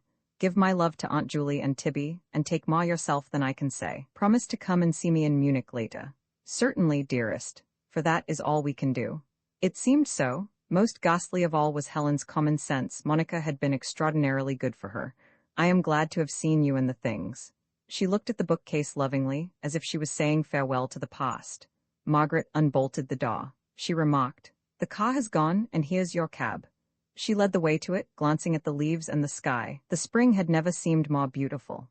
The driver, who was leaning on the gate, called out, Please, lady, a message, and handed her Henry's visiting card through the bars.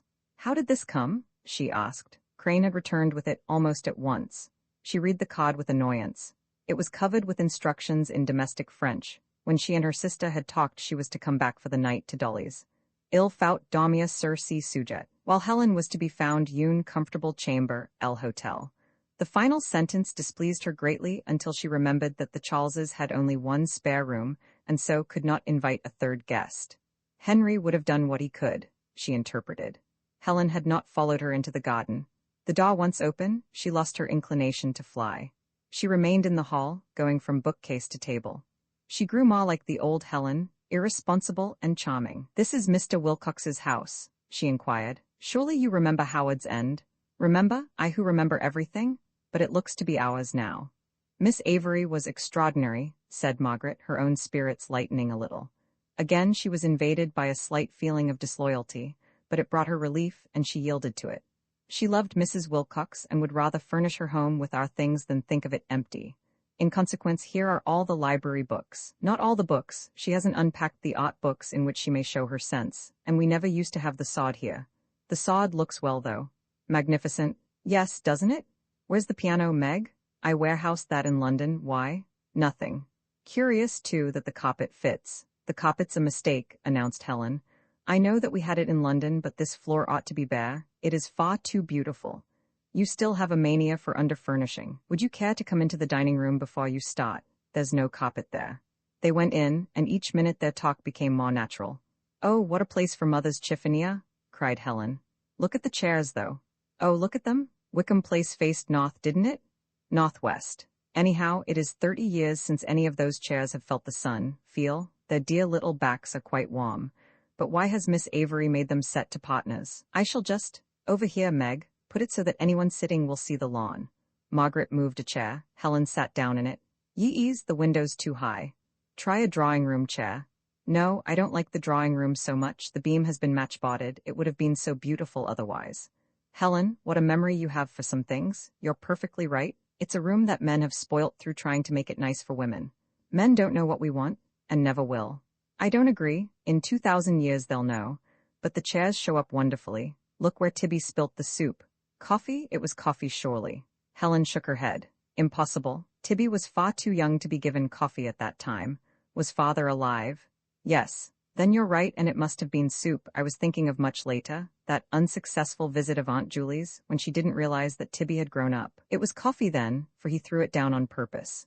There was some rhyme, tea, coffee, tea, that she said to him every morning at breakfast. Wait a minute, how did it go? I know, no, I don't. What a detestable boy Tibby was. But the rhyme was simply awful. No decent person could put up with it. Ah, that green gage tree, cried Helen, as if the garden was also part of their childhood. Why do I connect it with dumbbells? And there come the chickens, the grass wants cutting. I love yellowhammers, Margaret interrupted her.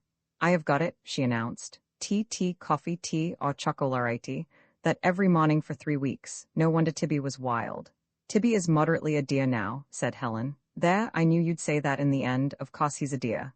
A bell rang. Listen, what's that? Helen said. Perhaps the Wilcoxes are beginning the siege. What nonsense, listen. And the triviality faded from their faces, though it left something behind, the knowledge that they never could be parted because their love was rooted in common things. Explanations and appeals had failed. They had tried for a common meeting ground and had only made each other unhappy. And all the time their salvation was lying round them, the past sanctifying the present, with wild heartthrob, declaring that there would after all be a future with laughter and the voices of children. Helen, still smiling, came up to her sister. She said, "It is always Meg." They looked into each other's eyes. The inner life had paid. Solemnly the clapper tolled. No one was in the front.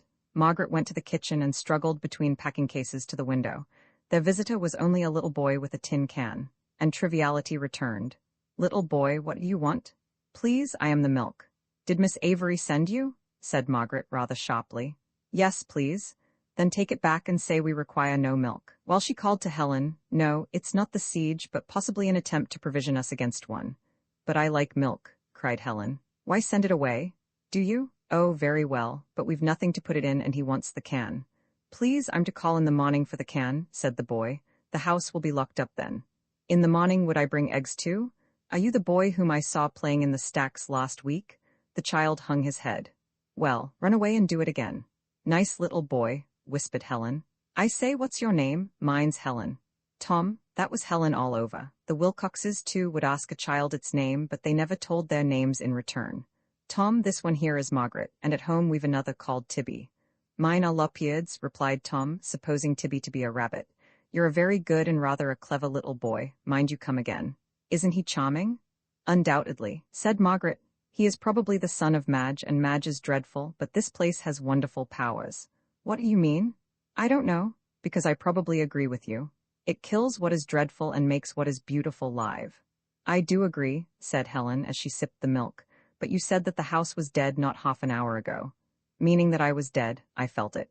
Yes, the house has a surer life than we, even if it was empty, and as it is, I can't get over that for 30 years the sun has never shone full on our furniture. After all, Wickham Place was a grave. Meg, I've a startling idea. What is it? Drink some milk to steady you. Margaret obeyed. No, I won't tell you yet, said Helen, because you may laugh, I'll be angry. Let's go upstairs first and give the rooms an airing. They opened window after window till the inside, too, was rustling to the spring. Curtains blew, picture frames tapped cheerfully. Helen uttered cries of excitement as she found this bed obviously in its right place, that in its wrong one. She was angry with Miss Avery for not having moved the wardrobes up. Then one would see really. She admired the view. She was the Helen who had written the memorable letters 4 years ago. As they leant out, looking westward, she said, "About my idea? Couldn't you and I camp out in this house for the night?" "I don't think we could well do that," said Margaret. "Here are beds, tables, towels. I know, but the house isn't supposed to be slept in, and Henry's suggestion was, I require no suggestions, I shall not alter anything in my plans, but it would give me so much pleasure to have one night here with you. It will be something to look back on. Oh, Meg lovey, do let's." "But Helen, my pet," said Margaret, "we can't without getting Henry's leave." "Of course he would give it, but you said yourself that you couldn't visit at Ducie Street now, and this is equally intimate. Ducie Street is his house, this is ours, our furniture, our sort of people coming to the door. Do let us camp out just one night, and Tom shall feed us on eggs and milk. Why not? It's a moon." Margaret hesitated. "I feel Charles wouldn't like it," she said at last. "Even our furniture annoyed him, and I was going to clear it out when Aunt Julie's illness prevented me. I sympathize with Charles. He feels it's his mother's house. He loves it in rather an untaking way. Henry, I could answer for not Charles." "I know he won't like it," said Helen, "but I am going to pass out of their lives. What difference will it make in the long run if they say, and she even spent the night at Howard's End? How do you know you'll pass out of their lives? We have thought that twice before. Because my plans? Which you change in a moment. Then because my life is great and theirs a little," said Helen, taking fire. "I know of things they can't know of, and so do you. We know that there's poetry. We know that there's death. They can only take them on hearsay. We know this is our house because it feels ours. Oh, they may take the title deeds and the dock-keys, but for this one night we are at home. It would be lovely to have you once more alone," said Margaret. "It may be a chance in 1,000. Yes, and we could talk." She dropped her voice. "It won't be a very glorious story, but under that wych elm, honestly, I see little happiness ahead. Cannot I have this one night with you? I needn't say how much it would mean to me. Then let us. It is no good hesitating. Shall I drive down to Hilton now and get leave?" "Oh, we don't want leave." But Margaret was a loyal wife. In spite of imagination and poetry, perhaps on account of them, she could sympathize with the technical attitude that Henry would adopt. If possible, she would be technical too. A night's lodging, and they demanded no more, need not involve the discussion of general principles. "Charles may say no," grumbled Helen. "We shan't consult him. Go if you like, I should have stopped without leave." It was the touch of selfishness which was not enough to mar Helen's character, and even added to its beauty. She would have stopped without leave and escaped to Germany the next morning. Margaret kissed her. "Expect me back before dark. I am looking forward to it so much. It is like you to have thought of such a beautiful thing." "Not a thing, only an ending," said Helen rather sadly, and the sense of tragedy closed in on Margaret again as soon as she left the house. She was afraid of Miss Avery. It is disquieting to fulfill a prophecy, however superficially. She was glad to see no watching figure as she drove past the farm, but only little Tom, turning somersaults in the straw. Roman 38. The tragedy began quietly enough, and like many another talk, by the man's deft assertion of his superiority. Henry heard her arguing with the driver, stepped out and settled the fellow, who was inclined to be rude, and then led the way to some chairs on the lawn. Dolly, who had not been told, ran out with offers of tea. He refused them, and ordered them to wheel baby's perambulator away, as they desired to be alone. "But the Diddums can't listen. He isn't 9 months old," she pleaded. "That's not what I was saying," retorted her father-in-law. Baby was wheeled out of earshot, and did not hear about the crisis till later years. It was now the turn of Margaret. "Is it what we feared?" he asked. "It is?" "Dear girl," he began, "there is a troublesome business ahead of us, and nothing but the most absolute honesty and plain speech will see us through. Margaret bent her head. I am obliged to question you on subjects we'd both prefer to leave untouched. As you know, I am not one of your Bernard Shaws who consider nothing sacred. To speak as I must will pain me, but there are occasions. We are husband and wife, not children. I am a man of the world, and you are a most exceptional woman. All Margaret's senses forsook her. She blushed and looked past him at the 6 hills, covered with spring herbage. Noting her color, he grew still more kind. I see that you feel as I felt when, my poor little wife. Oh, be brave, just 1 or 2 questions and I have done with you. Was your sister wearing a wedding ring? Margaret stammered a no. There was an appalling silence. Henry, I really came to ask a favor about Howard's End. 1 point at a time, I am now obliged to ask for the name of her seducer. She rose to her feet and held the chair between them. Her color had ebbed and she was gray. It did not displease him that she should receive his question thus.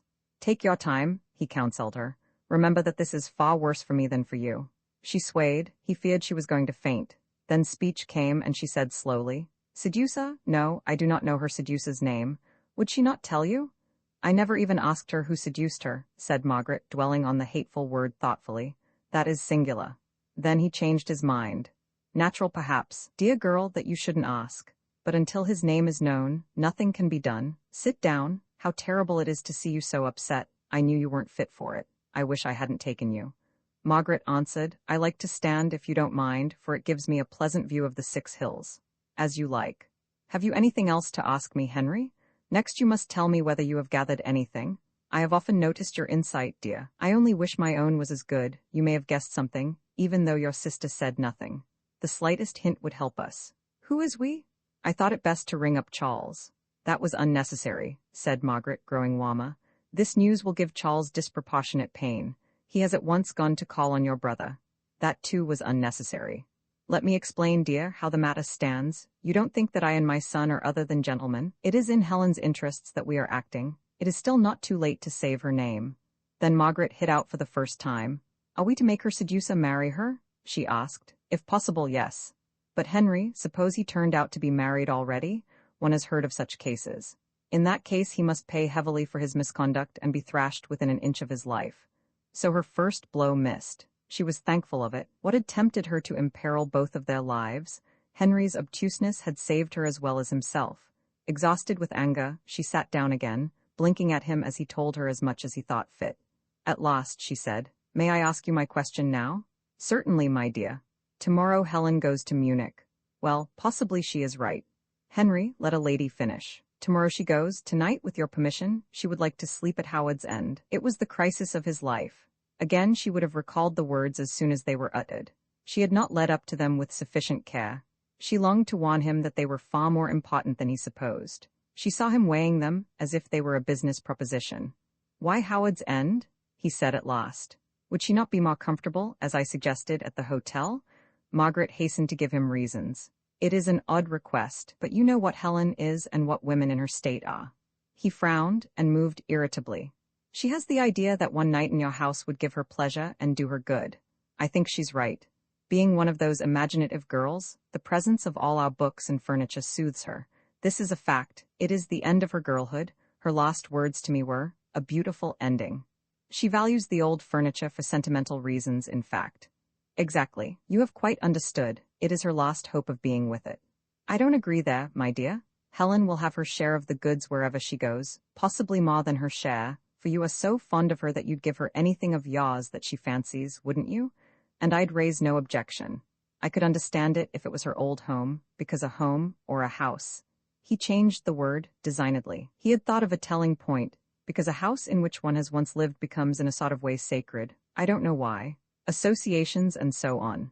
Now Helen has no associations with Howard's End, though I and Charles and Evie have. I do not see why she wants to stay the night there. She will only catch cold. Leave it that you don't see, cried Margaret. Call it fancy? But realize that fancy is a scientific fact. Helen is fanciful and wants to. Then he surprised her, a rare occurrence. He shot an unexpected bolt. If she wants to sleep one night, she may want to sleep too. We shall never get her out of the house, perhaps. Well, said Margaret with the precipice in sight, and suppose we don't get her out of the house? Would it matter? She would do no one any harm. Again the irritated gesture. No, Henry, she panted, receding. I didn't mean that. We will only trouble Howard's End for this one night. I take her to London tomorrow. Do you intend to sleep in a damp house too? She cannot be left alone. That's quite impossible. Madness, you must be here to meet Charles. I have already told you that your message to Charles was unnecessary, and I have no desire to meet him. Margaret, my Margaret. What has this business to do with Charles? If it concerns me little, it concerns you less, and Charles not at all. As the future owner of Howard's End, said Mr. Wilcox, arching his fingers, I should say that it did concern Charles. In what way will Helen's condition depreciate the property? My dear, you are forgetting yourself. I think you yourself recommended plain speaking. They looked at each other in amazement. The precipice was at their feet now. Helen commands my sympathy, said Henry. As your husband, I shall do all for her that I can, and I have no doubt that she will prove more sinned against than sinning, but I cannot treat her as if nothing has happened. I should be false to my position in society if I did. She controlled herself for the last time. No, let us go back to Helen's request, she said. It is unreasonable, but the request of an unhappy girl. Tomorrow she will go to Germany, and trouble society no longer. Tonight she asks to sleep in your empty house, a house which you do not care about, and which you have not occupied for over a year. May she? Will you give my sister leave? Will you forgive her as you hope to be forgiven, and as you have actually been forgiven? Forgive her for one night only, that will be enough. As I have actually been forgiven? Never mind for the moment what I mean by that, said Margaret. Answer my question. Perhaps some hint of her meaning did dawn on him. If so, he blotted it out. Straight from his fortress he answered. I seem rather unaccommodating, but I have some experience of life, and know how one thing leads to another. I am afraid that your sister had better sleep at the hotel. I have my children and the memory of my dear wife to consider. I am sorry, but see that she leaves my house at once. You have mentioned Mrs. Wilcox. I beg your pardon? A rare occurrence. In reply, may I mention Mrs. Bast? You have not been yourself all day, said Henry, and rose from his seat with face unmoved. Margaret rushed at him and seized both his hands. She was transfigured. Not any more of this, she cried. You shall see the connection if it kills you, Henry. You have had a mistress, I forgave you. My sister has a lover, you drive her from the house. Do you see the connection? Stupid, hypocritical, cruel, oh, contemptible. A man who insults his wife when she's alive and cants with her memory when she's dead. A man who ruins a woman for his pleasure and casts her off to ruin other men, and gives bad financial advice, and then says he is not responsible. These men are you? You can't recognize them because you cannot connect. I've had enough of your unneeded kindness. I've spoilt you long enough. All your life you have been spoiled.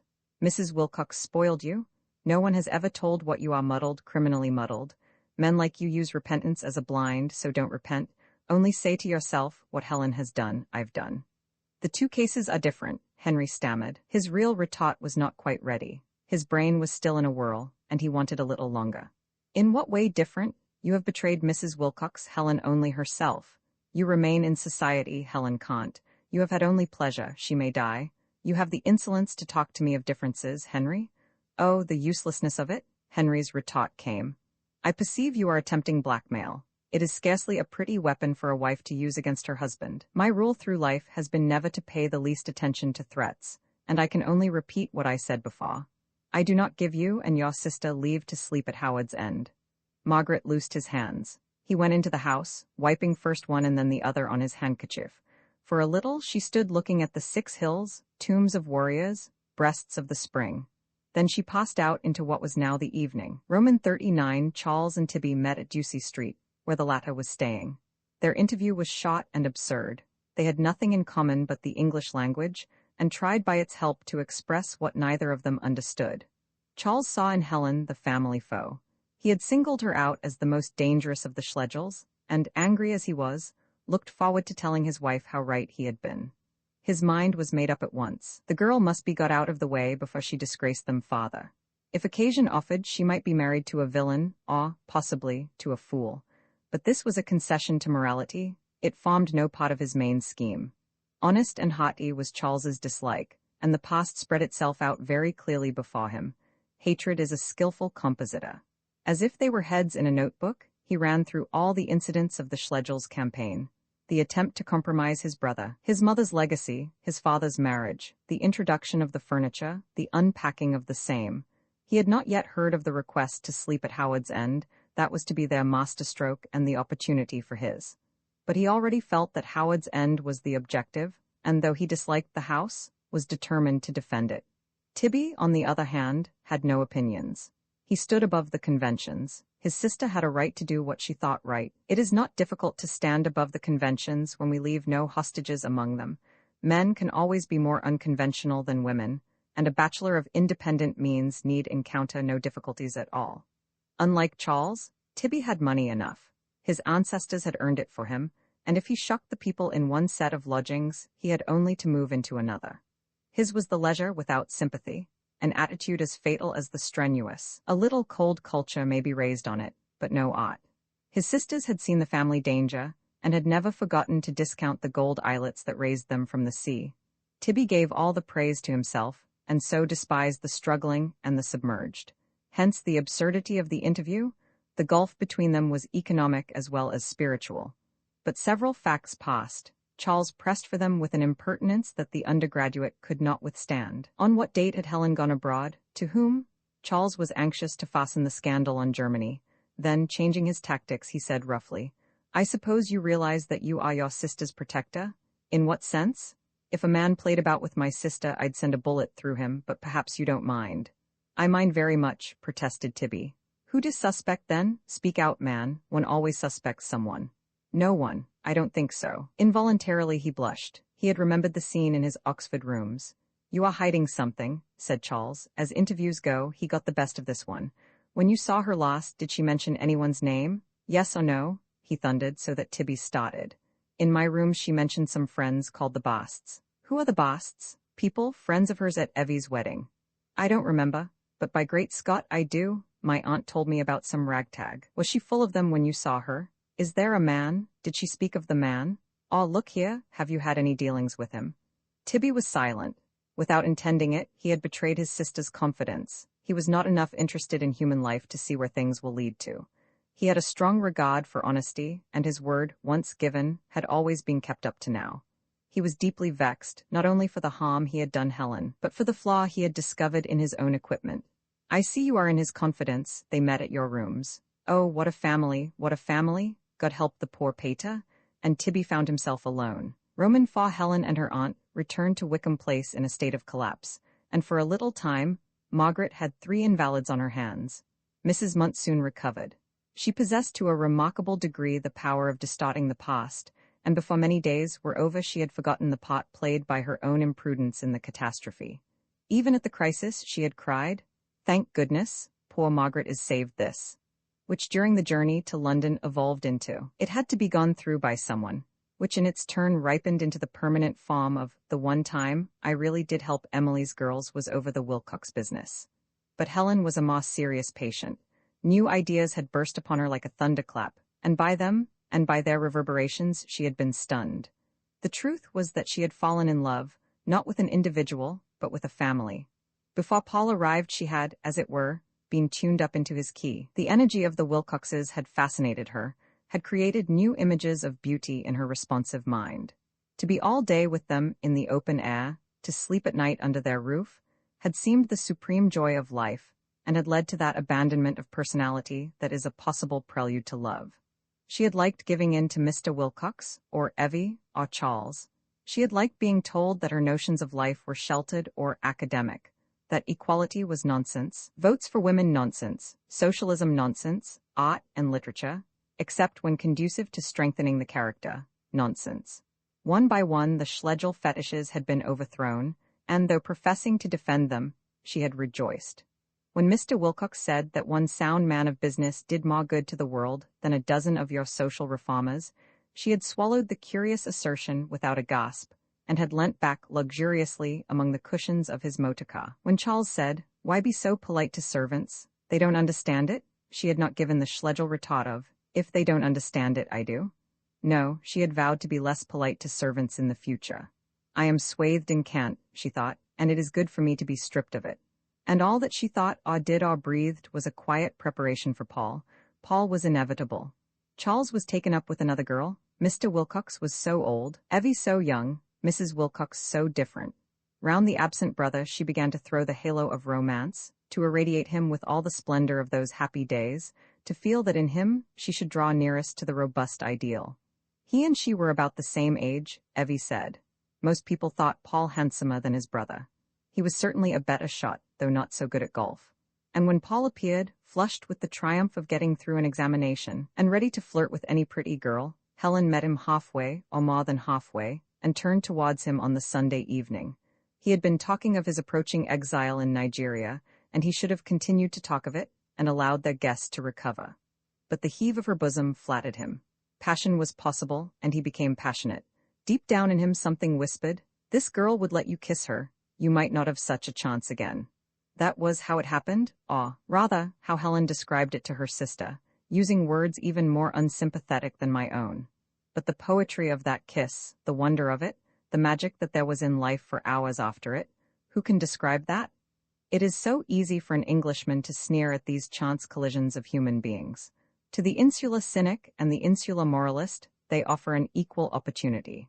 It is so easy to talk of passing emotion, and to forget how vivid the emotion was ere it passed. Our impulse to sneer, to forget, is at root a good one.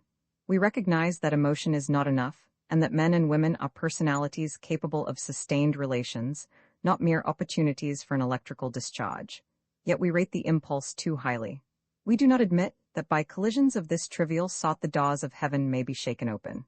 To Helen, at all events, her life was to bring nothing more intense than the embrace of this boy who played no part in it. He had drawn her out of the house, where there was danger of surprise and light.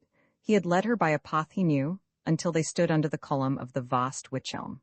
A man in the darkness, he had whispered, "I love you," when she was desiring love.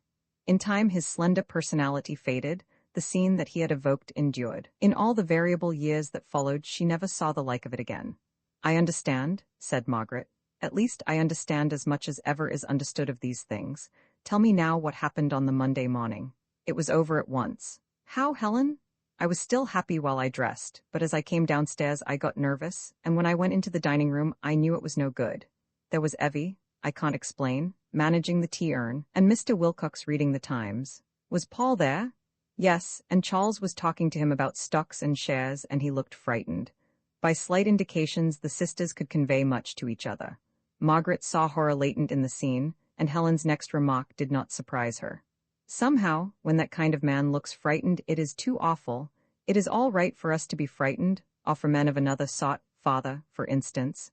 But for men like that, when I saw all the others so placid, and Paul mad with terror in case I said the wrong thing, I felt for a moment that the whole Wilcox family was a fraud, just a wall of newspapers and motorcars and golf clubs, and that if it fell, I should find nothing behind it but panic and emptiness. I don't think that. The Wilcoxes struck me as being genuine people, particularly the wife. No, I don't really think that, but Paul was so broad-shouldered. All kinds of extraordinary things made it worse, and I knew that it would never do, never. I said to him after breakfast, when the others were practicing strokes, we rather lost our heads, and he looked better at once, though frightfully ashamed. He began a speech about having no money to marry on, but it hurt him to make it, and I stopped him. Then he said, "I must beg your pardon over this, Miss Schlegel. I can't think what came over me last night." And I said, "Nor what over me, never mind." And then we parted, at least, until I remembered that I had written straight off to tell you the night before, and that frightened him again. I asked him to send a telegram for me, for he knew you would be coming or something, and he tried to get hold of the motor, but Charles and Mr. Wilcox wanted it to go to the station. And Charles offered to send the telegram for me, and then I had to say that the telegram was of no consequence, for Paul said Charles might read it, and though I wrote it out several times, he always said people would suspect something. He took it himself at last, pretending that he must walk down to get cartridges, and what with one thing and the other, it was not handed in at the post office until too late. It was the most terrible morning. Paul disliked me more and more, and Evie talked cricket averages till I nearly screamed. I cannot think how I stood her all the other days. At last, Charles and his father started for the station, and then came your telegram warning me that Aunt Julie was coming by that train, and Paul, oh rather horrible, said that I had muddled it. But Mrs. Wilcox knew. Knew what? Everything, though we neither of us told her a word, and she had known all along, I think. Oh, she must have overheard you. I suppose so, but it seemed wonderful. When Charles and Aunt Julie drove up, calling each other names, Mrs. Wilcox stepped in from the garden and made everything less terrible. Ugh, but it has been a disgusting business. To think that? She sighed. To think that because you and a young man meet for a moment, there must be all these telegrams and anger, supplied Margaret. Helen nodded. I've often thought about it, Helen. It's one of the most interesting things in the world. The truth is that there is a great outer life that you and I have never touched, a life in which telegrams and anger count. Personal relations that we think supreme are not supreme there. Their love means marriage settlements, death duties. So far I'm clear. But here my difficulty. This outer life, though obviously horrid, often seems the real one. There's grit in it. It does breed character. Do personal relations lead to sloppiness in the end? Oh, Meg, that's what I felt, only not so clearly, when the Wilcoxes were so competent and seemed to have their hands on all the ropes. Don't you feel it now? I remember Paul at breakfast, said Helen quietly. I shall never forget him. He had nothing to fall back upon. I know that personal relations are the real life, forever and ever. Amen. So the Wilcox episode fell into the background, leaving behind it memories of sweetness and horror that mingled, and the sisters pursued the life that Helen had commended. They talked to each other and to other people. They filled the tall, thin house at Wickham Place with those whom they liked or could befriend. They even attended public meetings. In their own fashion, they cared deeply about politics, though not as politicians would have us care. They desired that public life should mirror whatever is good in the life within. Temperance, tolerance, and sexual equality were intelligible cries to them, whereas they did not follow our forward policy in Tibet with the keen attention that it merits, and would at times dismiss the whole British Empire with a puzzled, if reverent, sigh. Not out of them are the shows of history erected. The world would be a grey, bloodless place were it composed entirely of Miss Schlegels. But the world being what it is, perhaps they shine out in it like stars. A word on their origin. They were not English to the backbone, as their aunt had piously asserted, but on the other hand, they were not Germans of the dreadful sort. Their father had belonged to a type that was more prominent in Germany 50 years ago than now. He was not the aggressive German, so dear to the English journalist, nor the domestic German, so dear to the English wit. If one classed him at all, it would be as the countryman of Hegel and Kant, as the idealist, inclined to be dreamy, whose imperialism was the imperialism of the air. Not that his life had been inactive. He had fought like blazes against Denmark, Austria, France, but he had fought without visualizing the results of victory. A hint of the truth broke on him after Sedan, when he saw the dyed mustaches of Napoleon going grey, another when he entered Paris and saw the smashed windows of the Tuileries. Peace came. It was all very immense. One had turned into an empire, but he knew that some quality had vanished for which not all Alsace-Lorraine could compensate him. Germany, a commercial power, Germany, a naval power, Germany with colonies here and a forward policy there, and legitimate aspirations in the other place, might appeal to others and be fitly served by them. For his own part, he abstained from the fruits of victory and naturalized himself in England. The more earnest members of his family never forgave him, and knew that his children, though scarcely English of the dreadful sort, would never be German to the backbone. He had obtained work in one of our provincial universities, and then married poor Emily, or Die Englanderin, as the case may be, and as she had money, they proceeded to London and came to know a good many people. But his gaze was always fixed beyond the sea.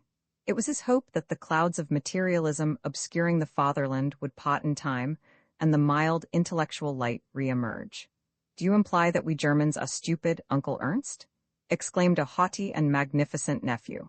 Uncle Ernst replied, to my mind, you use the intellect but you no longer care about it, that I call stupidity. As the haughty nephew did not follow, he continued, you only care about the things that you can use and therefore arrange them in the following order. Money, supremely useful. Intellect, rather useful. Imagination, of no use at all. No, for the other had protested. Your pan-Germanism is no more imaginative than is our imperialism over here. It is the vice of a vulgar mind to be thrilled by bigness, to think that 1,000 square miles are 1,000 times more wonderful than 1 square mile, and that 1,000,000 square miles are almost the same as heaven. That is not imagination. No, it kills it. When their poets over here try to celebrate bigness, they are dead at once, and naturally. Your poets too are dying, your philosophers, your musicians, to whom Europe has listened for 200 years. Gone with the little cots that nurtured them, gone with Esterhazy and Weimar. What's that? Your universities? Oh yes, you have learned men, who collect more facts than do the learned men of England. They collect facts and empires of facts, but which of them will rekindle the light within? To all this Margaret listened, sitting on the haughty nephew's knee. It was a unique education for the little girls. The haughty nephew would be at Wickham Place one day, bringing with him an even haughtier wife, both convinced that Germany was appointed by God to govern the world. Aunt Julie would come the next day, convinced that Great Britain had been appointed to the same post by the same authority. Were both these loud-voiced parties right? On one occasion they had met, and Margaret, with clasped hands, had implored them to argue the subject out in her presence. Whereat they blushed, and began to talk about the weather. "Papa," she cried, she was a most offensive child. "Why will they not discuss this most clear question?" Her father, surveying the parties grimly, replied that he did not know. Putting her head on one side, Margaret then remarked, "To me one of two things is very clear. Either God does not know his own mind about England and Germany, or else these do not know the mind of God." A hateful little girl, but at 13 she had grasped a dilemma that most people travel through life without perceiving. Her brain darted up and down, it grew pliant and strong. Her conclusion was that any human being lies nearer to the unseen than any organization, and from this she never varied. Helen advanced along the same lines, though with a more irresponsible tread. In character she resembled her sister, but she was pretty, and so apt to have a more amusing time. People gathered round her more readily, especially when they were new acquaintances, and she did enjoy a little homage very much. When their father died and they ruled alone at Wickham Place, she often absorbed the whole of the company, while Margaret, both were tremendous talkers, fell flat. Neither sister bothered about this. Helen never apologized afterwards. Margaret did not feel the slightest rancor, but looks have their influence upon character. The sisters were alike as little girls, but at the time of the Wilcox episode, their methods were beginning to diverge. The younger was rather apt to entice people, and in enticing them, to be herself enticed. The elder went straight ahead and accepted an occasional failure as part of the game. Little need be premised about Tibby. He was now an intelligent man of 16, but dyspeptic and difficile. XL Leonard, he would figure at length in a newspaper report, but that evening he did not count for much. The foot of the tree was in shadow, since the moon was still hidden behind the house. But above, to right, to left, down the long meadow the moonlight was streaming. Leonard seemed not a man, but a cause.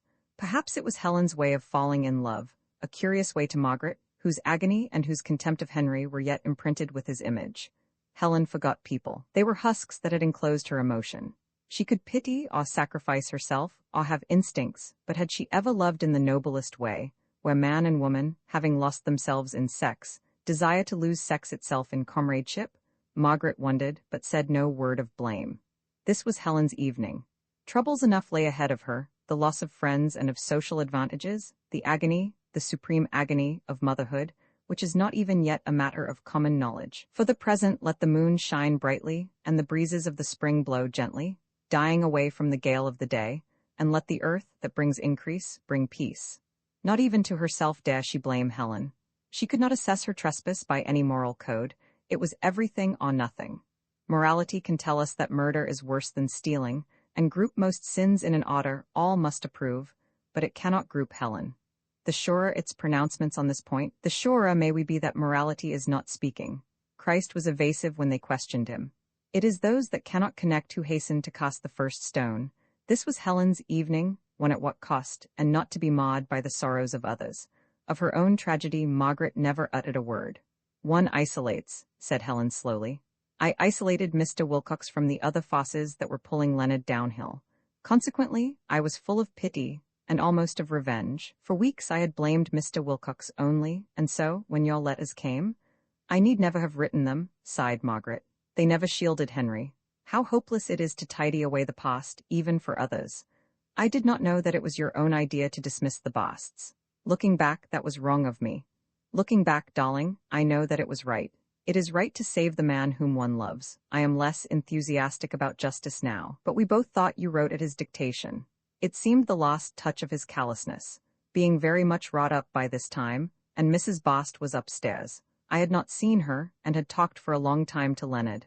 I had snubbed him for no reason, and that should have warned me I was in danger. So when the notes came I wanted us to go to you for an explanation.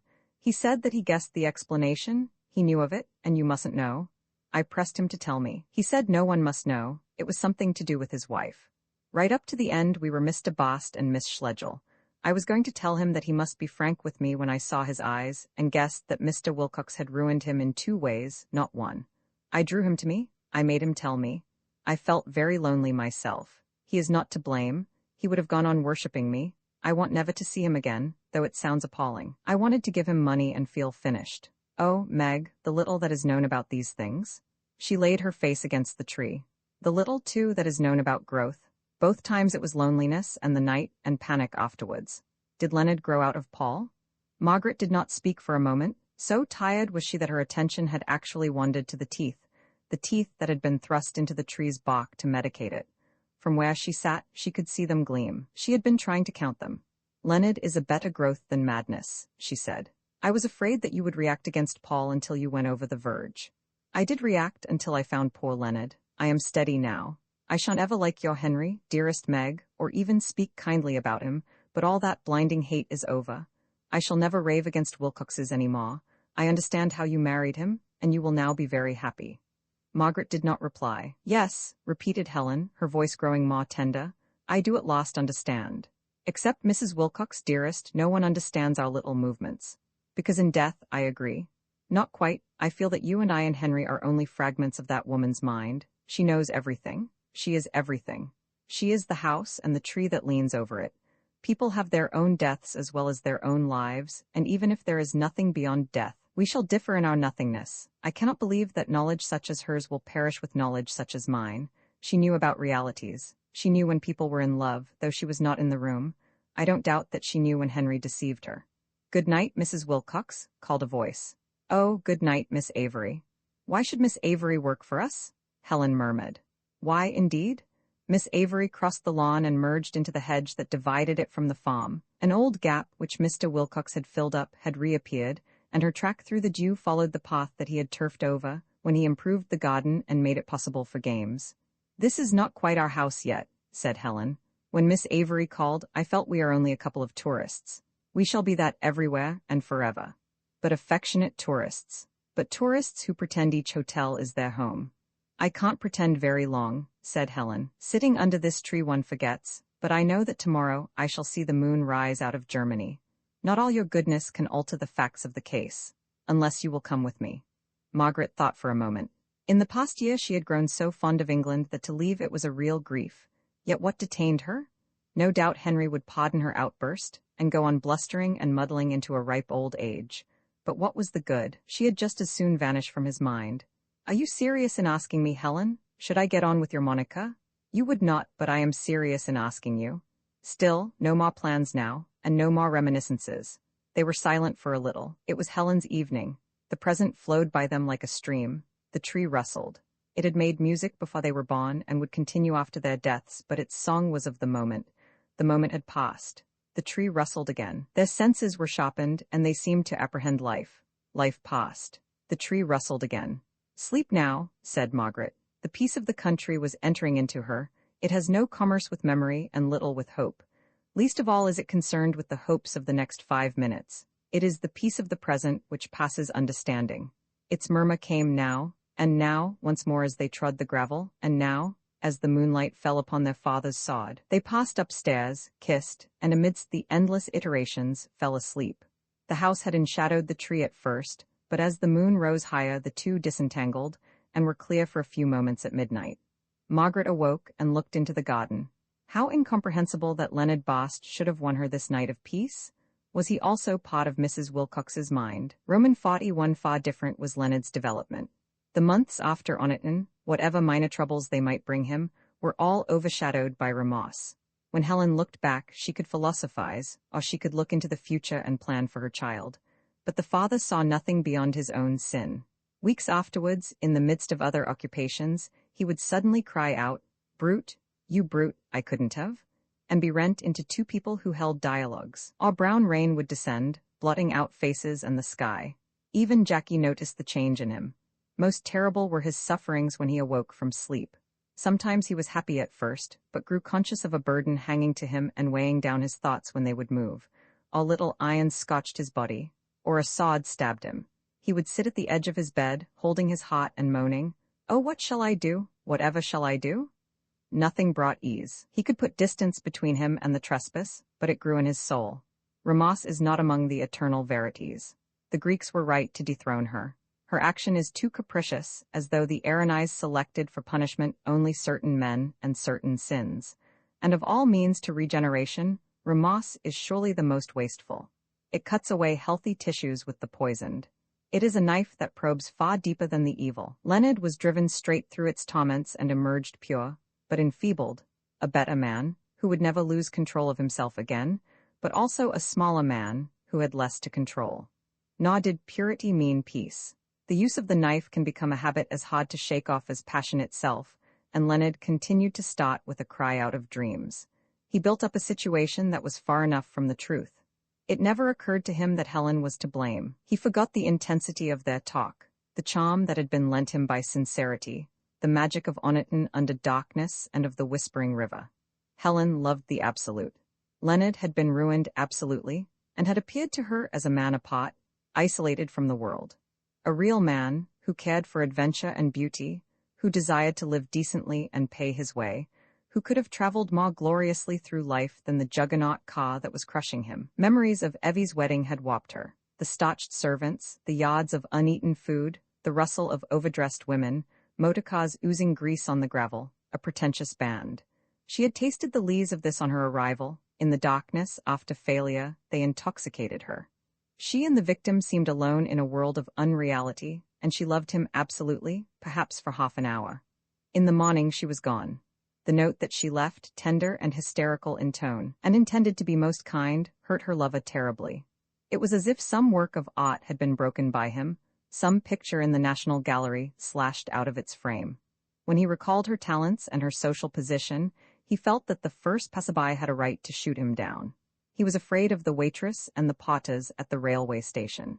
He was afraid at first of his wife, though later he was to regard her with a strange new tenderness, and to think, there is nothing to choose between us, after all.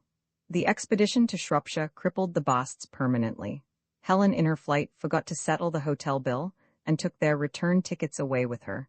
They had to pawn Jackie's bangles to get home, and the smash came a few days afterwards. It is true that Helen offered him £5,000, but such a sum meant nothing to him. He could not see that the girl was desperately righting herself, and trying to save something out of the disaster, if it was only £5,000, but he had to live somehow. He turned to his family, and degraded himself to a professional beggar. There was nothing else for him to do. A letter from Leonard, thought Blanche, his sister, and after all this time.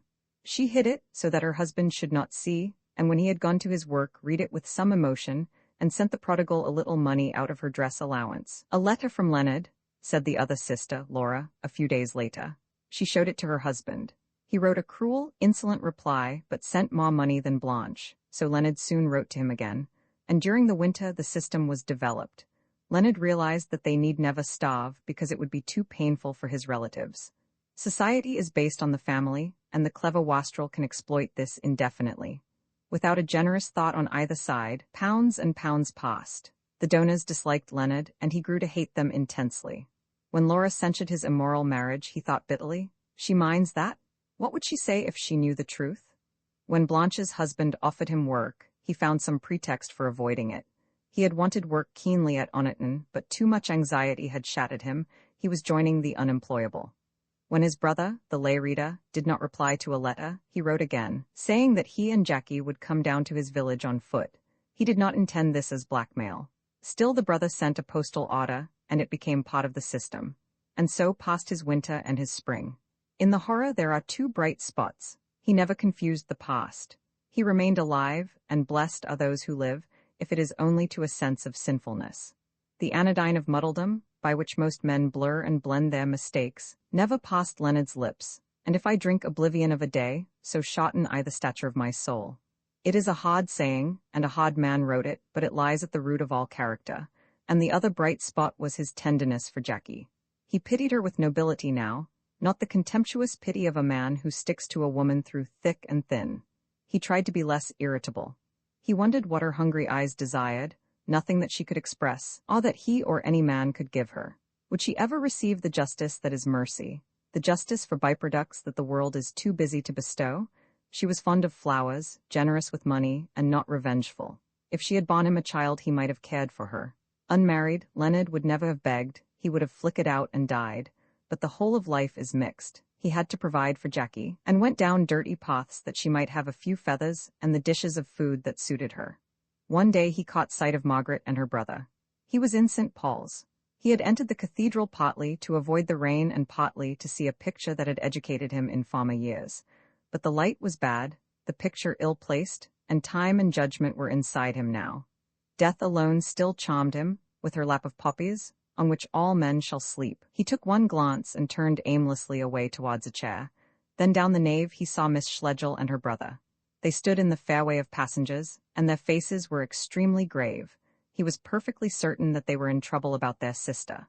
Once outside, and he fled immediately, he wished that he had spoken to them. What was his life? What were a few angry words or even imprisonment? He had done wrong, that was the true terror. Whatever they might know, he would tell them everything he knew. He re-entered St. Paul's. But they had moved in his absence, and had gone to lay their difficulties before Mr. Wilcox and Charles. The sight of Margaret turned remorse into new channels. He desired to confess, and though the desire is proof of a weakened nature, which is about to lose the essence of human intercourse, it did not take an ignoble form. He did not suppose that confession would bring him happiness. It was rather that he yearned to get clear of the tangle. So does the suicide yearn. The impulses are akin, and the crime of suicide lies rather in its disregard for the feelings of those whom we leave behind. Confession need harm no one. It can satisfy that test. And though it was un-English and ignored by our Anglican cathedral, Leonard had a right to decide upon it. Moreover, he trusted Margaret. He wanted her hardness now. That cold, intellectual nature of hers would be just, if unkind. He would do whatever she told him, even if he had to see Helen. That was the supreme punishment she would exact, and perhaps she would tell him how Helen was. That was the supreme reward. He knew nothing about Margaret, not even whether she was married to Mr. Wilcox, and tracking her out took several days. That evening he toiled through the wet to Wickham Place, where the new flats were now appearing. Was he also the cause of their move? Were they expelled from society on his account, thence to a public library, but could find no satisfactory Schlegel in the directory? On the morrow he searched again. He hung about outside Mr. Wilcox's office at lunch-time, and as the clocks came out said, "Excuse me, sir, but is your boss married?" Most of them stared, some said, "What's that to you?" But one, who had not yet acquired reticence, told him what he wished. Leonard could not learn the private address. That necessitated more trouble with directories and tubes. Ducie Street was not discovered till the Monday, the day that Margaret and her husband went down on their hunting expedition to Howard's End. He called at about 4 o'clock. The weather had changed, and the sun shone gaily on the ornamental steps, black and white marble in triangles. Leonard lowered his eyes to them after ringing the bell. He felt in curious health. Doors seemed to be opening and shutting inside his body, and he had been obliged to sleep sitting up in bed, with his back propped against the wall. When the parlour-maid came he could not see her face. The brown rain had descended suddenly. "Does Mrs. Wilcox live here?" he asked. "She's out," was the answer. "When will she be back?" "I'll ask," said the parlour-maid. Margaret had given instructions that no one who mentioned her name should ever be rebuffed. Putting the door on the chain, for Leonard's appearance demanded this, she went through to the smoking-room, which was occupied by Tibby. Tibby was asleep. He had had a good lunch. Charles Wilcox had not yet rung him up for the distracting interview. He said drowsily, "I don't know. Hilton, Howard's End. Who is it?" "I'll ask, sir." "No, don't bother." "They have taken the car to Howard's End," said the parlour-maid to Leonard. He thanked her and asked whereabouts that place was. "You appear to want to know a good deal," she remarked, but Margaret had forbidden her to be mysterious. She told him against her better judgment that Howard's End was in Hertfordshire. "Is it a village, please?" "Village? It's Mr. Wilcox's private house, at least it's one of them. Mrs. Wilcox keeps her furniture there. Hilton is the village." "Yes, and when will they be back?" "Mr. Schlegel doesn't know. We can't know everything, can we?" She shut him out, and went to attend to the telephone, which was ringing furiously. He loitered away another night of agony. Confession grew more difficult. As soon as possible he went to bed. He watched a patch of moonlight cross the floor of their lodging, and, as sometimes happens when the mind is overtaxed, he fell asleep for the rest of the room, but kept awake for the patch of moonlight. "Horrible?" Then began one of those disintegrating dialogues. Part of him said, "Why horrible? It's ordinary light from the moon. But it moves. So does the moon. But it is a clenched fist. Why not? But it is going to touch me? Let it." And seeming to gather motion, the patch ran up his blanket. Presently a blue snake appeared, then another parallel to it. "Is there life in the moon?" "Of course. But I thought it was uninhabited." Not by time, death, judgment, and the smallest snakes. Smallest snakes, said Leonard indignantly and aloud. What a notion! By a rending effort of the will he woke the rest of the room up. Jackie, the bed, their food, their clothes on the chair, gradually entered his consciousness, and the horror vanished outwards, like a ring that is spreading through water. I say, Jackie, I'm going out for a bit. She was breathing regularly. The patch of light fell clear of the striped blanket and began to cover the shawl that lay over her feet. Why had he been afraid? He went to the window and saw that the moon was descending through a clear sky. He saw her volcanoes and the bright expanses that a gracious era has named seas. They paled, for the sun, who had lit them up, was coming to light the earth. Sea of serenity, sea of tranquility, ocean of the lunar storms, merged into one lucent drop, itself to slip into the sempiternal dawn. And he had been afraid of the moon. He dressed among the contending lights and went through his money. It was running low again, but enough for a return ticket to Hilton. As it clinked, Jackie opened her eyes. Hullo, Len, what ho, Len? What ho, Jackie, see you again later. She turned over and slept. The house was unlocked, their landlord being a salesman at Covent Garden. Leonard passed out and made his way down to the station.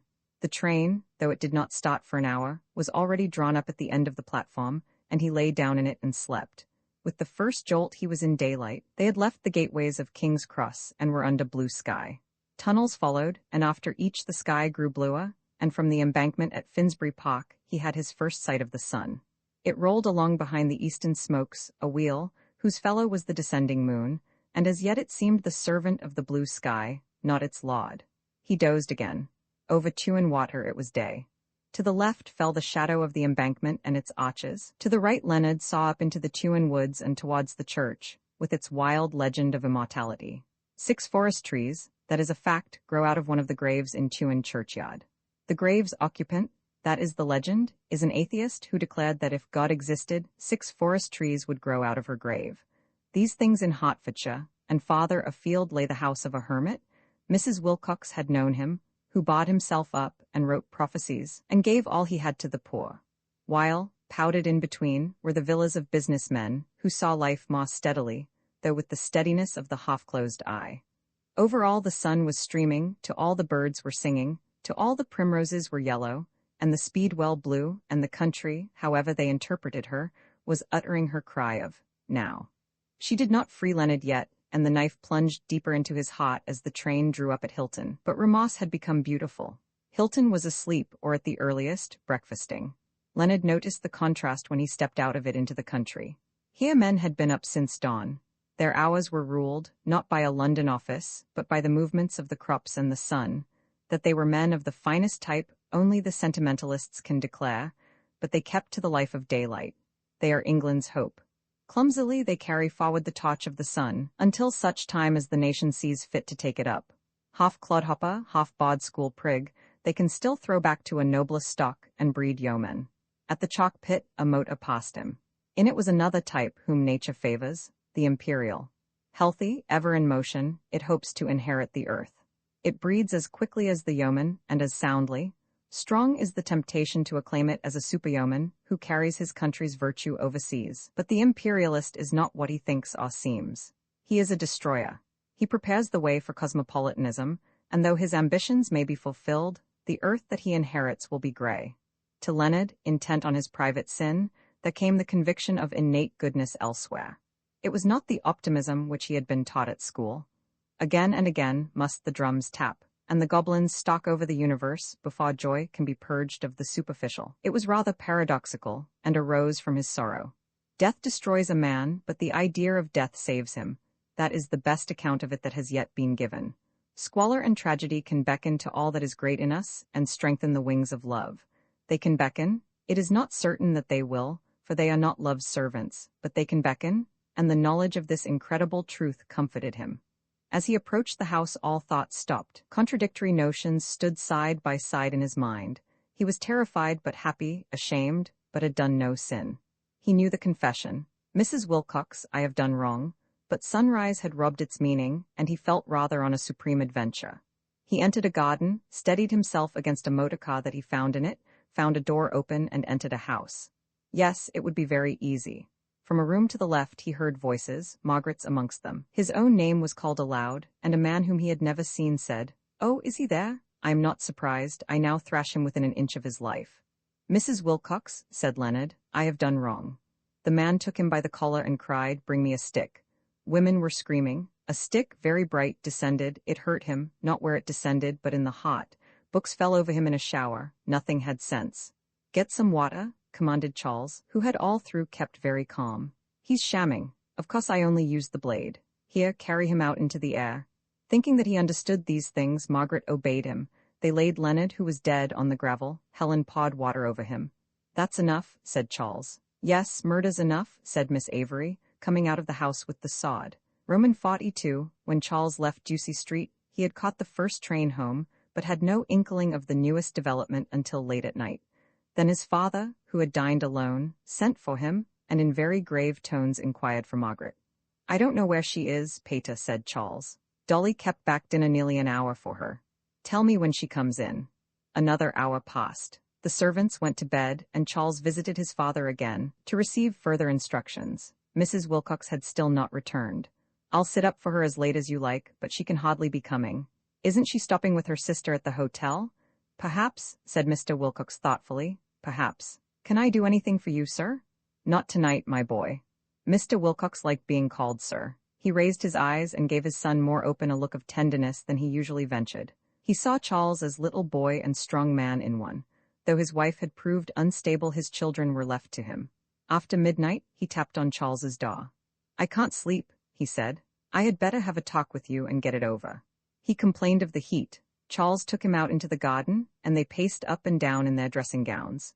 Charles became very quiet as the story unrolled. He had known all along that Margaret was as bad as her sister. She will feel differently in the morning, said Mr. Wilcox, who had of course said nothing about Mrs. Bast. But I cannot let this kind of thing continue without comment. I am morally certain that she is with her sister at Howard's End. The house is mine, and Charles, it will be yours. And when I say that no one is to live there, I mean that no one is to live there. I won't have it. He looked angrily at the moon. To my mind, this question is connected with something far greater, the rights of property itself. Undoubtedly, said Charles. Mr. Wilcox linked his arm in his son's, but somehow liked him less as he told him more. I don't want you to conclude that my wife and I had anything of the nature of a quarrel. She was only overwrought, as who would not be? I shall do what I can for Helen, but on the understanding that they clear out of the house at once. Do you see? That is a sine qua non. Then at 8 tomorrow, I may go up in the car. 8 or earlier. Say that you are acting as my representative, and of course, use no violence, Charles. On the morrow, as Charles returned, leaving Leonard dead upon the gravel, it did not seem to him that he had used violence. Death was due to heart disease. His stepmother herself had said so, and even Miss Avery had acknowledged that he only used the flat of the sod. On his way through the village, he informed the police, who thanked him, and said there must be an inquest. He found his father in the garden shading his eyes from the sun. It has been pretty horrible, said Charles gravely. They were there, and they had the man up there with them too. What man? I told you last night his name was Bast. My God, is it possible? Said Mr. Wilcox. In your mother's house, Charles, in your mother's house? I know, Pater, that was what I felt. As a matter of fact, there is no need to trouble about the man. He was in the last stages of heart disease, and just before I could show him what I thought of him, he went off. The police are seeing about it at this moment. Mr. Wilcox listened attentively. I got up there. Oh, it couldn't have been more than 7:30. The Avery woman was lighting a fire for them. They were still upstairs. I waited in the drawing room. We were all moderately civil and collected, though I had my suspicions. I gave them your message, and Mrs. Wilcox said, oh yes, I see. Yes, in that way of hers. Nothing else. I promised to tell you with her love that she was going to Germany with her sister this evening. That was all we had time for. Mr. Wilcox seemed relieved. Because by then I suppose the man got tired of hiding, for suddenly Mrs. Wilcox screamed out his name. I recognized it, and I went for him in the hall. Was I right, Pater? I thought things were going a little too far. Right, my dear boy? I don't know, but you would have been no son of mine if you hadn't. Then did he just crumple up as you said? He shrunk from the simple word. He caught hold of the bookcase, which came down over him, so I merely put the sod down and carried him into the garden. We all thought he was shamming. However, he's dead right enough. Awful business? Sod? Cried his father with anxiety in his voice. What sod? Whose sod? A sod of theirs. What were you doing with it? Well, didn't you see, Pater? I had to snatch up the first thing handy. I hadn't a riding whip or stick. I caught him once or twice over the shoulders with the flat of their old German sword. Then what? He pulled over the bookcase, as I said, and fell, said Charles with a sigh. It was no fun doing errands for his father, who was never quite satisfied. But the real cause was heart disease, of that you're sure? That or a fit, however. We shall hear more than enough at the inquest on such unsavory topics. They went in to breakfast. Charles had a racking headache, consequent on motoring before food. He was also anxious about the future, reflecting that the police must detain Helen and Margaret for the inquest and ferret the whole thing out. He saw himself obliged to leave Hilton. One could not afford to live near the scene of a scandal. It was not fair on one's wife. His comfort was that the pater's eyes were opened at last. There would be a horrible smash-up and probably a separation from Margaret, then they would all start again, more as they had been in his mother's time. I think I'll go round to the police station, said his father when breakfast was over. What for? Cried Dolly, who had still not been told. Very well, sir. Which car will you have? I think I'll walk. It's a good half-mile, said Charles, stepping into the garden. The sun's very hot for April. Shan't I take you up and then, perhaps, a little spin round by Tuin? You go on as if I didn't know my own mind, said Mr. Wilcox fretfully. Charles hardened his mouth. You young fellows' one idea is to get into a motor. I tell you I want to walk. I'm very fond of walking. Oh, all right. I'm about the house if you want me for anything. I thought of not going up to the office today, if that is your wish. It is, indeed. My boy, said Mr. Wilcox, and laid a hand on his sleeve. Charles did not like it. He was uneasy about his father, who did not seem himself this morning. There was a petulant touch about him, more like a woman. Could it be that he was growing old?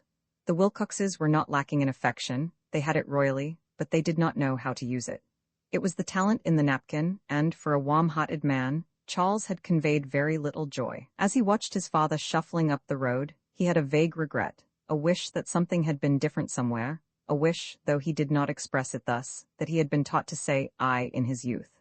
He meant to make up for Margaret's defection, but knew that his father had been very happy with her until yesterday. How had she done it? By some dishonest trick, no doubt, but how? Mr. Wilcox reappeared at 11, looking very tired. There was to be an inquest on Leonard's body tomorrow, and the police required his son to attend. I expected that, said Charles. I shall naturally be the most important witness there. Roman 43, out of the turmoil and horror that had begun with Aunt Julie's illness, and was not even to end with Leonard's death. It seemed impossible to Margaret that healthy life should re-emerge. Events succeeded in a logical, yet senseless, train. People lost their humanity, and took values as arbitrary as those in a pack of playing cards. It was natural that Henry should do this and cause Helen to do that, and then think her wrong for doing it. Natural that she herself should think him wrong. Natural that Leonard should want to know how Helen was, and come, and Charles be angry with him for coming. Natural, but unreal. In this jangle of causes and effects, what had become of their true selves? Here Leonard lay dead in the garden from natural causes. Yet life was a deep, deep river, death a blue sky. Life was a house, death a wisp of hay, a flower, a tower. Life and death were anything and everything, except this odded insanity, where the king takes the queen, and the ace the king. Ah, no, there was beauty and adventure behind, such as the man at her feet had yearned for. There was hope this side of the grave. There were truer relationships beyond the limits that fetter us now. As a prisoner looks up and sees stars beckoning, so she, from the turmoil and horror of those days, caught glimpses of the Divina wheels. And Helen, dumb with fright, but trying to keep calm for the child's sake, and Miss Avery, calm, but murmuring tenderly, "No one ever told the lad he'll have a child?" They also reminded her that horror is not the end. To what ultimate harmony we tend she did not know, but there seemed great chance that a child would be born into the world, to take the great chances of beauty and adventure that the world offers. She moved through the sunlit garden, gathering narcissi, crimson-eyed and white. There was nothing else to be done. The time for telegrams and anger was over, and it seemed wisest that the hands of Leonard should be folded on his breast and be filled with flowers. Here was the father, leave it at that. Let squalor be turned into tragedy, whose eyes are the stars, and whose hands hold the sunset and the dawn. And even the influx of officials, even the return of the doctor, vulgar and acute, could not shake her belief in the eternity of beauty. Science explained people, but could not understand them. After long centuries among the bones and muscles, it might be advancing to knowledge of the nerves, but this would never give understanding. One could open the heart to Mr. Mansbridge and his sot without discovering its secrets to them, for they wanted everything down in black and white, and black and white was exactly what they were left with. They questioned her closely about Charles. She never suspected why. Death had come, and the doctor agreed that it was due to heart disease. They asked to see her father's sod. She explained that Charles's anger was natural, but mistaken. Miserable questions about Leonard followed, all of which she answered unfalteringly. Then back to Charles again. No doubt Mr. Wilcox may have induced death, she said, but if it wasn't one thing it would have been another, as you know. At last, they thanked her and took the sod and the body down to Hilton. She began to pick up the books from the floor. Helen had gone to the farm. It was the best place for her, since she had to wait for the inquest. Though, as if things were not hard enough, Madge and her husband had raised trouble, they did not see why they should receive the offscourings of Howard's End. And of course they were right. The whole world was going to be right, and amply avenge any brave talk against the conventions. Nothing matters, the Schlegels had said in the past, except one's self-respect and that of one's friends. When the time came, other things mattered terribly. However, Madge had yielded, and Helen was assured of peace for one day and night, and tomorrow she would return to Germany. As for herself, she determined to go too. No message came from Henry. Perhaps he expected her to apologize. Now that she had time to think over her own tragedy, she was unrepentant. She neither forgave him for his behavior nor wished to forgive him. Her speech to him seemed perfect. She would not have altered a word. It had to be uttered once in a life, to adjust the lopsidedness of the world. It was spoken not only to her husband, but to thousands of men like him, a protest against the inner darkness in high places that comes with a commercial age. Though he would build up his life without hers, she could not apologize. He had refused to connect on the clearest issue that can be laid before a man, and their love must take the consequences. No, there was nothing more to be done. They had tried not to go over the precipice, but perhaps the fall was inevitable. And it comforted her to think that the future was certainly inevitable. Cause and effect would go jangling forward to some goal doubtless, but to none that she could imagine. At such moments the soul retires within, to float upon the bosom of a deeper stream, and has communion with the dead, and sees the world's glory not diminished, but different in kind to what she has supposed. She alters her focus until trivial things are blurred. Margaret had been tending this way all the winter. Leonard's death brought her to the goal. Alas, that Henry should fade away as reality emerged, and only her love for him should remain clear, stamped with his image like the cameos we rescue out of dreams. With unfaltering eye, she traced his future. He would soon present a healthy mind to the world again, and what did he or the world care if he was rotten at the core? He would grow into a rich, jolly old man, at times a little sentimental about women, but emptying his glass with anyone. Tenacious of power, he would keep Charles and the rest dependent, and retire from business reluctantly and at an advanced age. He would settle down, though she could not realize this. In her eyes, Henry was always moving and causing others to move, until the ends of the earth met, but in time he must get too tired to move and settle down. What next? The inevitable word, the release of the soul to its appropriate heaven. Would they meet in it? Margaret believed in immortality for herself. An eternal future had always seemed natural to her, and Henry believed in it for himself. Yet would they meet again? Are there not rather endless levels beyond the grave, as the theory that he had censured teaches? And his level, whether higher or lower, could it possibly be the same as hers? Thus gravely meditating, she was summoned by him. He sent up Crane in the motor. Other servants passed like water, but the chauffeur remained, though impertinent and disloyal. Margaret disliked Crane, and he knew it. "Is it the keys that Mr. Wilcox wants?" she asked. "He didn't say, madam." "You haven't any note for me?" "He didn't say, madam." After a moment's thought she locked up Howard's End. It was pitiable to see in it the stirrings of warmth that would be quenched forever. She raked out the fire that was blazing in the kitchen, and spread the coals in the gravelled yard. She closed the windows and drew the curtains. Henry would probably sell the place now. She was determined not to spare him, for nothing new had happened as far as they were concerned. Her mood might never have altered from yesterday evening. He was standing a little outside Charles's gate and motioned the car to stop. When his wife got out, he said hoarsely, "I prefer to discuss things with you outside. It will be more appropriate in the road." "I am afraid," said Margaret. "Did you get my message?" "What about?" "I am going to Germany with my sister. I must tell you now that I shall make it my permanent home. Our talk last night was more important than you have realized. I am unable to forgive you and am leaving you." "I am extremely tired," said Henry in injured tones. "I have been walking about all the morning and wish to sit down." "Certainly, if you will consent to sit on the grass." The Great North Road should have been boarded all its length with glebe. Henry's kind had filched most of it. She moved to the scrap opposite, wherein were the 6 hills. They sat down on the farther side, so that they could not be seen by Charles or Dolly. "Here are your keys," said Margaret. She tossed them towards him. They fell on the sunlit slope of grass, and he did not pick them up.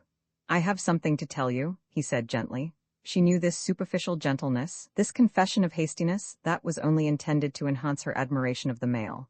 "I don't want to hear it," she replied. "My sister is going to be ill. My life is going to be with her now. We must manage to build up something, she and I and her child. Where are you going?" "Munich. We start after the inquest, if she is not too ill." "After the inquest?" "Yes. Have you realized what the verdict at the inquest will be?" "Yes, heart disease." "No, my dear, manslaughter." Margaret drove her fingers through the grass. The hill beneath her moved as if it were alive. "Manslaughter," repeated Mr. Wilcox. "Charles may go to prison. I dare not tell him. I don't know what to do. I'm broken. I'm ended." No sudden warmth arose in her. She did not see that to break him was her only hope. She did not enfold the sufferer in her arms. But all through that day and the next a new life began to move. The verdict was brought in. Charles was committed for trial. It was against all reason that he should be punished, but the law, notwithstanding, sentenced him to 3 years' imprisonment. Then Henry's fortress gave way. He could bear no one but his wife. He shambled up to Margaret afterwards and asked her to do what she could with him. She did what seemed easiest. She took him down to recruit at Howard's End. Roman 44. Tom's father was cutting the big meadow.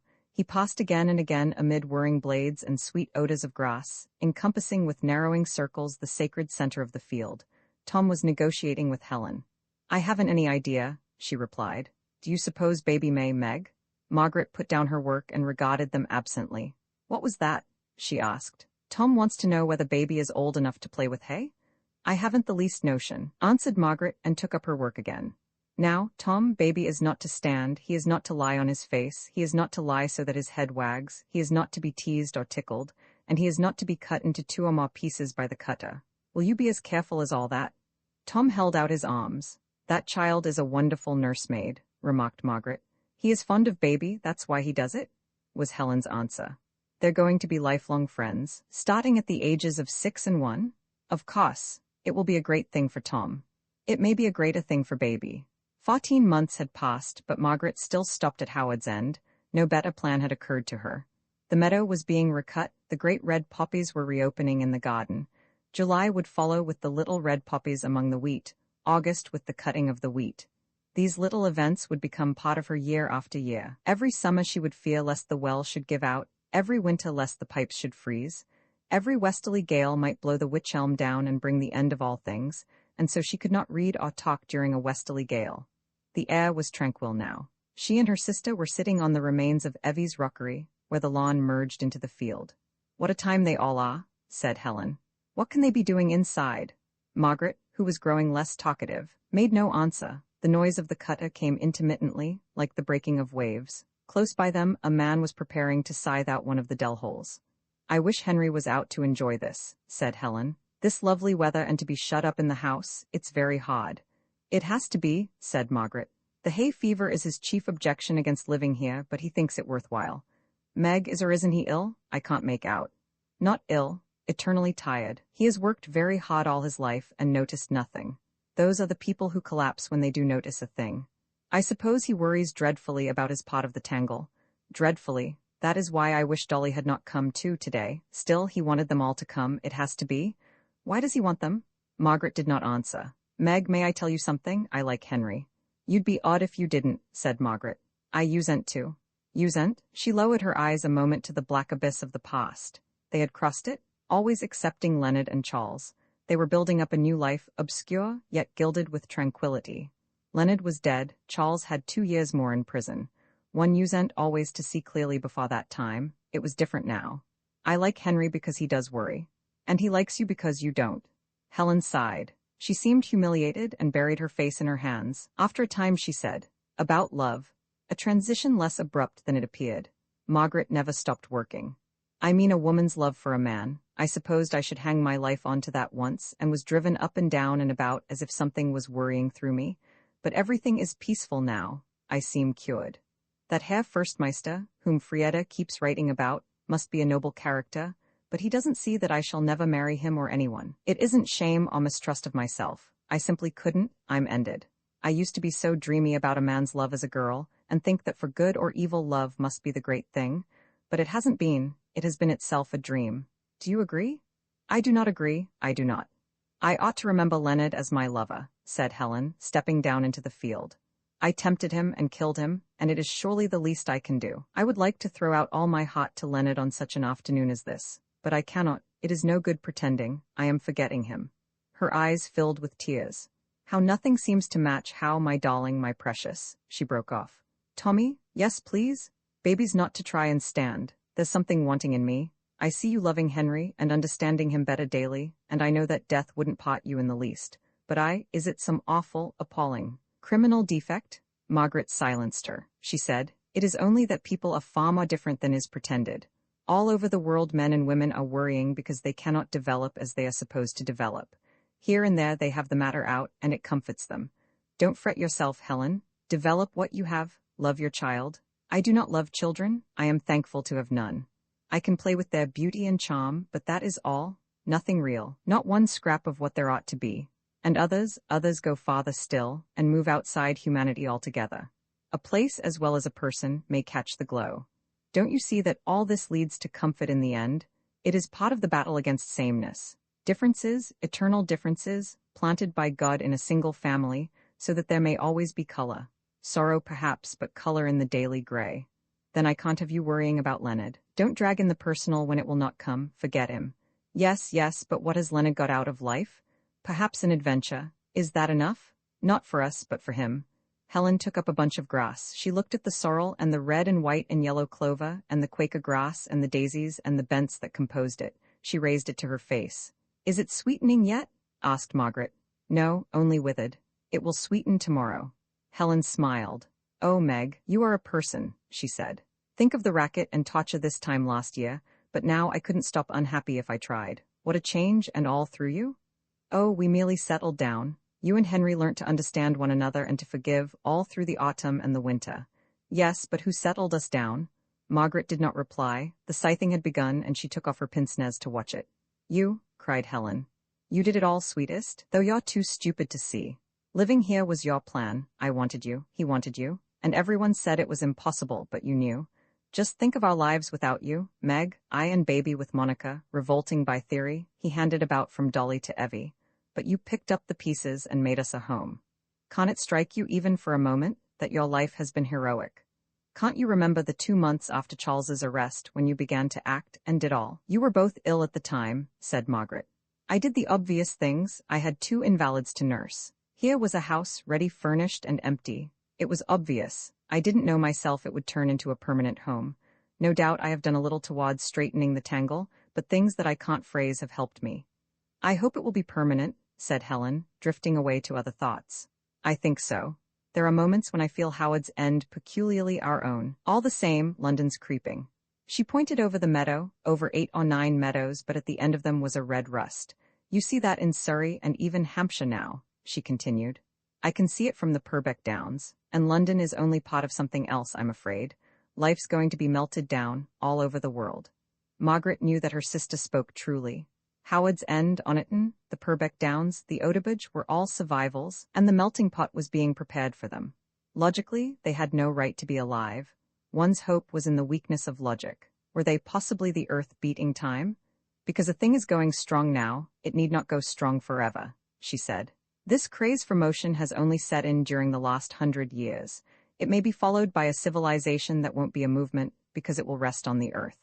All the signs are against it now, but I can't help hoping, and very early in the morning in the garden, I feel that our house is the future as well as the past. They turned and looked at it. Their own memories colored it now, for Helen's child had been born in the central room of the 9. Then Margaret said, Oh, take care.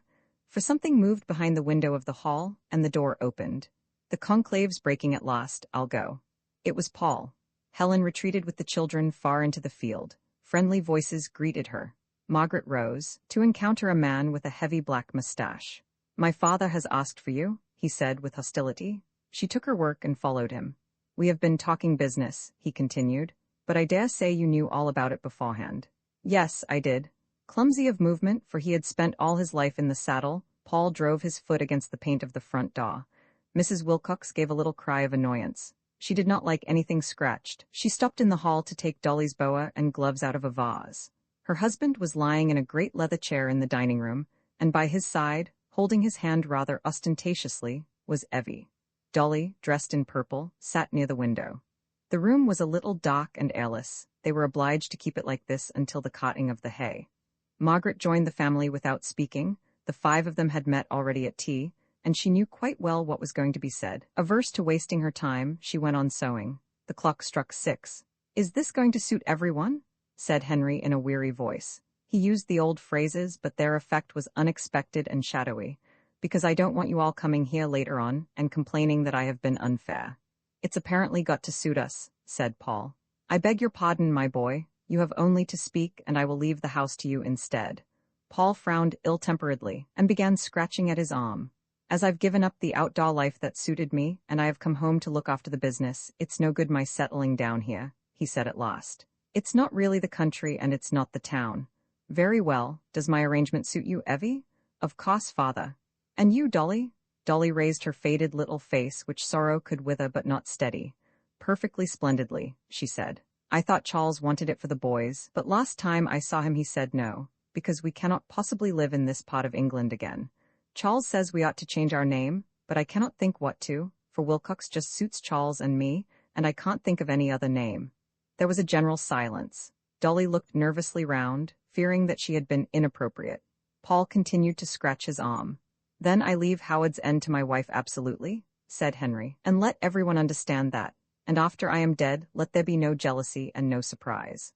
Margaret did not answer. There was something uncanny in her triumph. She, who had never expected to conquer anyone, had charged straight through these Wilcoxes and broken up their lives. "In consequence, I leave my wife no money," said Henry. "That is her own wish. All that she would have had will be divided among you. I am also giving you a great deal in my lifetime, so that you may be independent of me. That is her wish, too. She also is giving away a great deal of money. She intends to diminish her income by half during the next 10 years. She intends, when she dies, to leave the house to her nephew down in the field. Is all that clear? Does everyone understand?" Paul rose to his feet. He was accustomed to natives, and a very little shook him out of the Englishman. Feeling manly and cynical, he said, "Down in the field? Oh, come, I think we might have had the whole establishment, pickaninnies included." Mrs. Cahill whispered, "Don't, Paul. You promised you'd take care." Feeling a woman of the world, she rose and prepared to take her leave. Her father kissed her. "Goodbye, old girl," he said. "Don't you worry about me." "Goodbye, Dad." Then it was Dolly's turn. Anxious to contribute, she laughed nervously and said, "Goodbye, Mr. Wilcox. It does seem curious that Mrs. Wilcox should have left Margaret Howard's End, and yet she get it after all." From Evie came a sharply drawn breath. "Goodbye," she said to Margaret and kissed her, and again fell the word like the ebb of a dying sea. "Goodbye. Goodbye, Dolly. So long, father. Goodbye, my boy, always take care of yourself. Goodbye, Mrs. Wilcox. Goodbye." Margaret saw their visitors to the gate, then she returned to her husband and laid her head in his hands. He was pitiably tired, but Dolly's remark had interested her. At last she said, "Could you tell me, Henry, what was that about Mrs. Wilcox having left me Howard's End?" Tranquilly he replied, "Yes, she did. But that is a very old story. When she was ill and you were so kind to her, she wanted to make you some return, and not being herself at the time, scribbled Howard's End on a piece of paper. I went into it thoroughly, and as it was clearly fanciful, I set it aside, little knowing what my Margaret would be to me in the future." Margaret was silent. Something shook her life in its inmost recesses, and she shivered. "I didn't do wrong, did I?" he asked, bending down. "You didn't, darling. Nothing has been done wrong." From the garden came laughter. "Here they are at last," exclaimed Henry, disengaging himself with a smile. Helen rushed into the gloom, holding Tom by one hand and carrying her baby on the other. There were shouts of infectious joy. "The field's cut," Helen cried excitedly. "The big meadow? We've seen to the very end, and it'll be such a crop of hay as never." Weybridge, 1908-1910. It will be generally admitted that Beethoven's Fifth Symphony is the most sublime noise that has ever penetrated into the ear of man. All sorts and conditions are satisfied by it. Whether you are like Mrs. Munt, and tap surreptitiously when the tunes come of course, not so as to disturb the others, all like Helen, who can see heroes and shipwrecks in the music's flood, all like Margaret, who can only see the music, all like Tibby, who is profoundly versed in counterpoint, and holds the full score open on his knee, all like their cousin, Fräulein Mosbach, who remembers all the time that Beethoven is echt Deutsch, all like Fräulein Mosbach's young man, who can remember nothing but Fräulein Mosbach. In any case, the passion of your life becomes more vivid, and you are bound to admit that such a noise is cheap at 2 shillings. It is cheap, even if you hear it in the Queen's Hall, dreariest music room in London, though not as dreary as the Free Trade Hall, Manchester, and even if you sit on the extreme left of that hall, so that the brass bumps at you before the rest of the orchestra arrives, it is still cheap. "Whom is Margaret talking to?" said Mrs. Munt at the conclusion of the first movement. She was again in London on a visit to Wickham Place. Helen looked down the long line of their party and said that she did not know. Would it be some young man or other whom she takes an interest in? "I expect so," Helen replied. Music enwrapped her, and she could not enter into the distinction that divides young men whom one takes an interest in from young men whom one knows. "You girls are so wonderful in always having, oh dear. One mustn't talk." For the Andante had begun, very beautiful, but bearing a family likeness to all the other beautiful Andantes that Beethoven had written, and to Helen's mind, rather disconnecting the heroes and shipwrecks of the first movement from the heroes and goblins of the third. She heard the tune through once, and then her attention wandered, and she gazed at the audience, or the organ, or the architecture. Much did she censure the attenuated cupids who encircle the ceiling of the Queen's Hall, inclining each to each with vapid gesture, and clad in sallow pantaloons, on which the October sunlight struck. How awful to marry a man like those cupids, thought Helen. Here Beethoven started decorating his tune, so she heard him through once more, and then she smiled at her cousin Frieda. But Frieda, listening to classical music, could not respond. Herr Liesecke, too, looked as if wild horses could not make him inattentive. There were lines across his forehead, his lips were parted, his pince-nez at right angles to his nose, and he had laid a thick, white hand on either knee. And next to her was Aunt Julie, so British, and wanting to tap. How interesting that row of people was. What diverse influences had gone to the making. Here Beethoven, after humming and hawing with great sweetness, said, "Heyo," and the Andante came to an end. Applause and a round of Wunderschöning and pracht volleying from the German contingent. Margaret started talking to her new young man. Helen said to her aunt, "Now comes the wonderful movement, first of all the goblins, and then a trio of elephants dancing," and Tibby implored the company generally to look out for the transitional passage on the drum. "On the what, dear?" "On the drum, Aunt Julie." "No, look out for the part where you think you have done with the goblins and they come back," breathed Helen, as the music started with a goblin walking quietly over the universe, from end to end. Others followed him. They were not aggressive creatures, it was that made them so terrible to Helen. They merely observed in passing that there was no such thing as splendor or heroism in the world. After the interlude of elephants dancing, they returned and made the observation for the second time. Helen could not contradict them. For once at all events, she had felt the same, and had seen the reliable walls of youth collapse. Panic and emptiness? Panic and emptiness? The goblins were right. Her brother raised his finger. It was the transitional passage on the drum. For, as if things were going too far, Beethoven took hold of the goblins and made them do what he wanted. He appeared in person. He gave them a little push, and they began to walk in a major key instead of in a minor, and then he blew with his mouth and they were scattered. Gusts of splendor, gods and demigods contending with vast swords, color and fragrance broadcast on the field of battle, magnificent victory, magnificent death. Oh, it all burst before the girl, and she even stretched out her gloved hands as if it was tangible. Any fate was titanic, any contest desirable. Conqueror and conquered would alike be applauded by the angels of the utmost stars. And the goblins, they had not really been there at all. They were only the phantoms of cowardice and unbelief. One healthy human impulse would dispel them. Men like the Wilcoxes or ex-President Roosevelt would say yes. Beethoven knew better. The goblins really had been there. They might return, and they did. It was as if the splendor of life might boil over and waste to steam and froth. In its dissolution, one heard the terrible, ominous note, and a goblin, with increased malignity, walked quietly over the universe from end to end. Panic and emptiness? Panic and emptiness? Even the flaming ramparts of the world might fall. Beethoven chose to make all right in the end. He built the ramparts up. He blew with his mouth for the second time, and again the goblins were scattered. He brought back the gusts of splendor, the heroism, the youth, the magnificence of life and of death, and amid vast roarings of a superhuman joy, he led his Fifth Symphony to its conclusion. But the goblins were there. They could return. He had said so bravely, and that is why one can trust Beethoven when he says other things. Helen pushed her way out during the applause. She desired to be alone. The music had summed up to her all that had happened or could happen in her career. She read it as a tangible statement which could never be superseded. The notes meant this and that to her, and they could have no other meaning, and life could have no other meaning. She pushed right out of the building and walked slowly down the outside staircase, breathing the autumnal air, and then she strolled home. "Margaret," called Mrs. Munt, "is Helen all right?"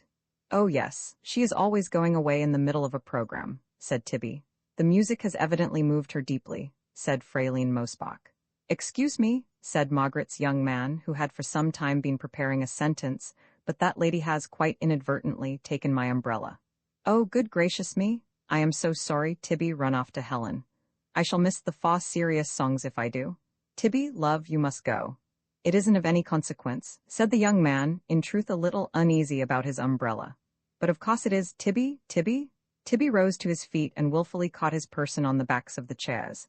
By the time he had tipped up the seat and had found his hat, and had deposited his full score in safety, it was too late to go off to Helen.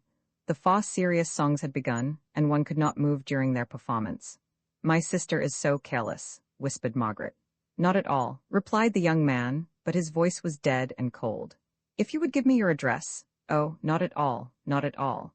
And he wrapped his greatcoat over his knees. Then the fa serious songs rang shallow in Margaret's ears. Brahms, for all his grumbling and grizzling, had never guessed what it felt like to be suspected of stealing an umbrella. For this fool of a young man thought that she and Helen and Tibby had been playing the confidence trick on him, and that if he gave his address they would break into his room some midnight or other, and steal his walking stick too. Most ladies would have laughed, but Margaret really minded, for it gave her a glimpse into squalor. To trust people is a luxury in which only the wealthy can indulge. The poor cannot afford it.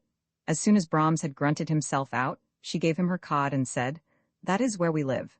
If you preferred, you could call for the umbrella after the concert, but I didn't like to trouble you when it has all been our fault."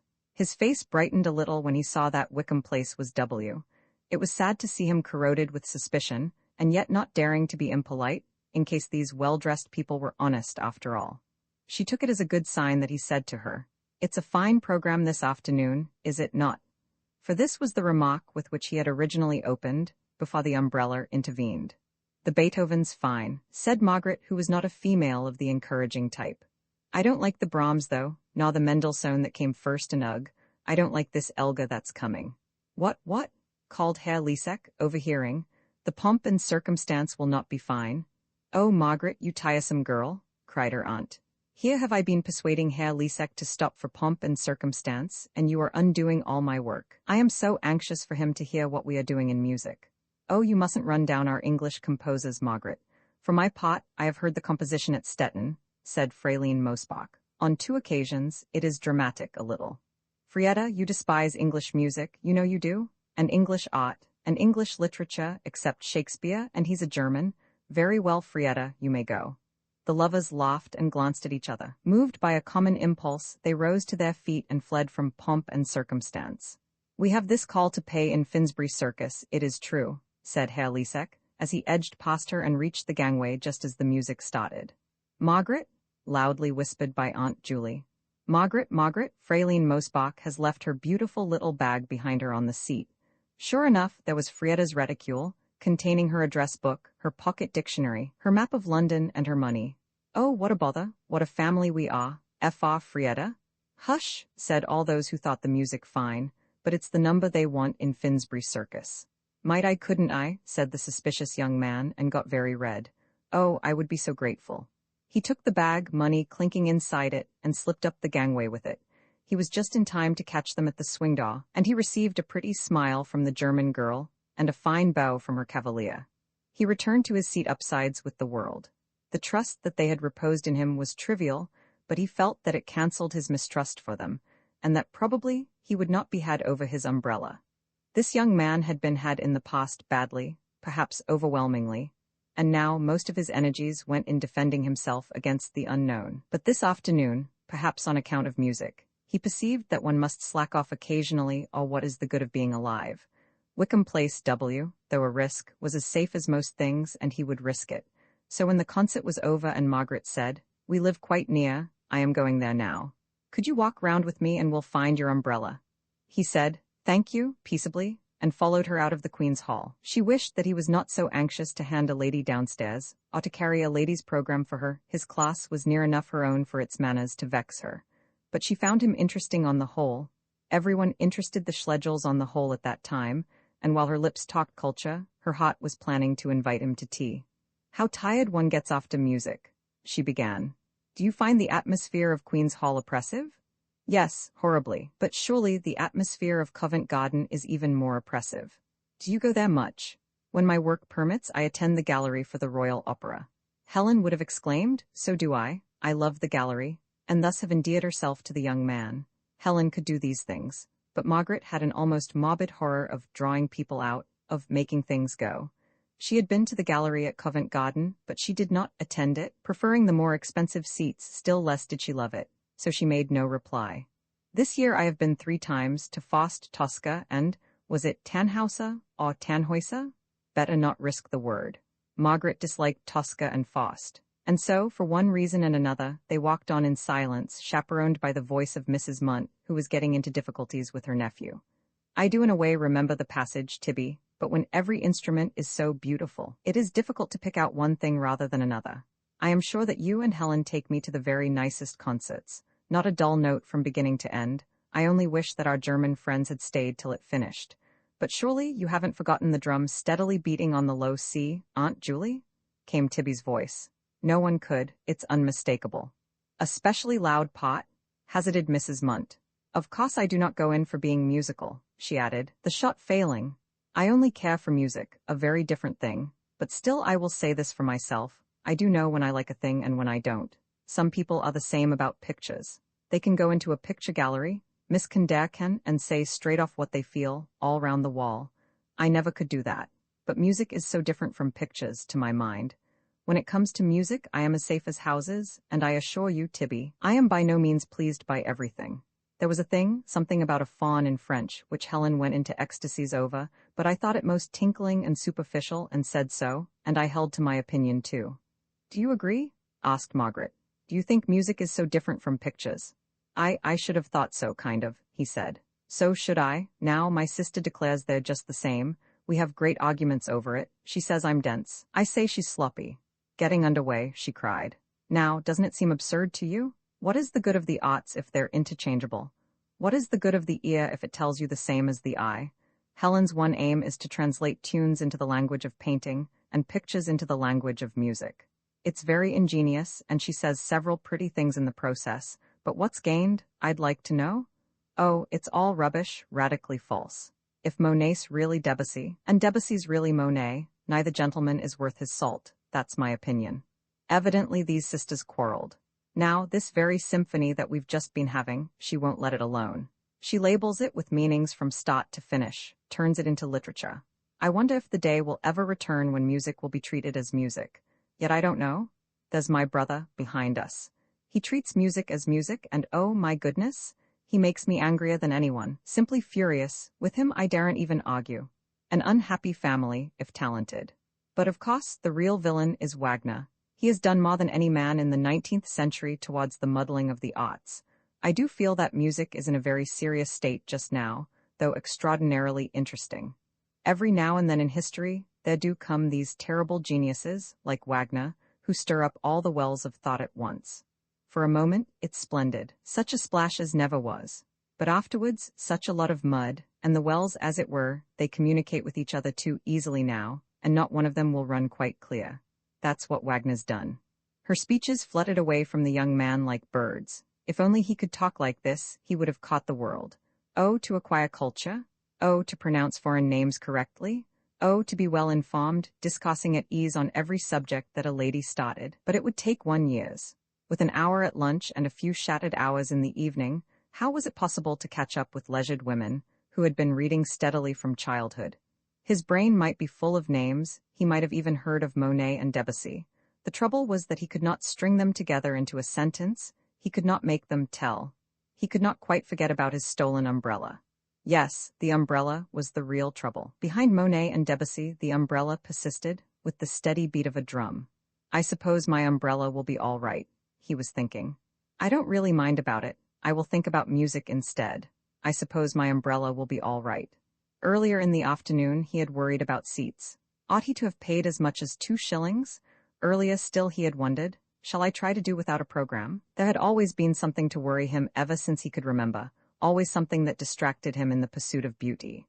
For he did pursue beauty, and therefore, Margaret's speeches did flutter away from him like birds. Margaret talked ahead, occasionally saying, "Don't you think so? Don't you feel the same?" And once she stopped and said, "Oh, do interrupt me," which terrified him. She did not attract him, though she filled him with awe. Her figure was meagre, her face seemed all teeth and eyes, her references to her sister and her brother were uncharitable. For all her cleverness and culture, she was probably one of those soulless, atheistical women who have been so shown up by Miss Corelli.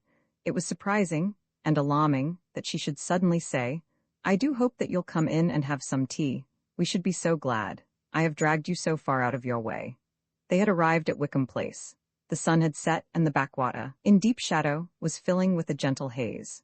To the right, the fantastic skyline of the flats towered black against the hues of evening.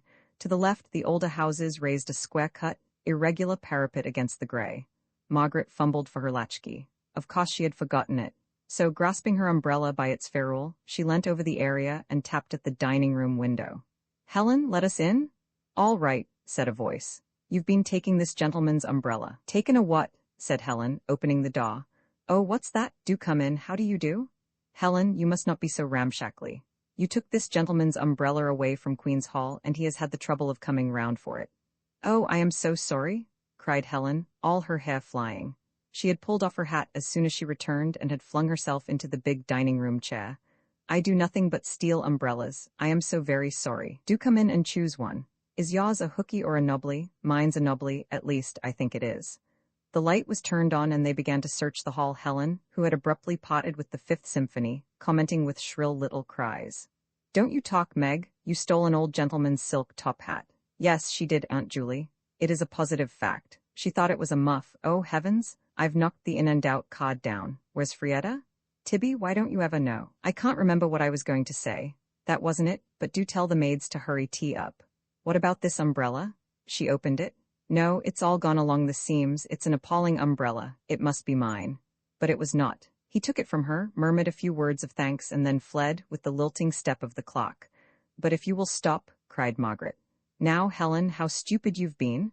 Whatever have I done? Don't you see that you've frightened him away? I meant him to stop to tea. You oughtn't to talk about stealing or holes in an umbrella. I saw his nice eyes getting so miserable. No, it's not a bit of good now." For Helen had darted out into the street, shouting, "Oh, do stop." "I dare say it is all for the best," opined Mrs. Munt.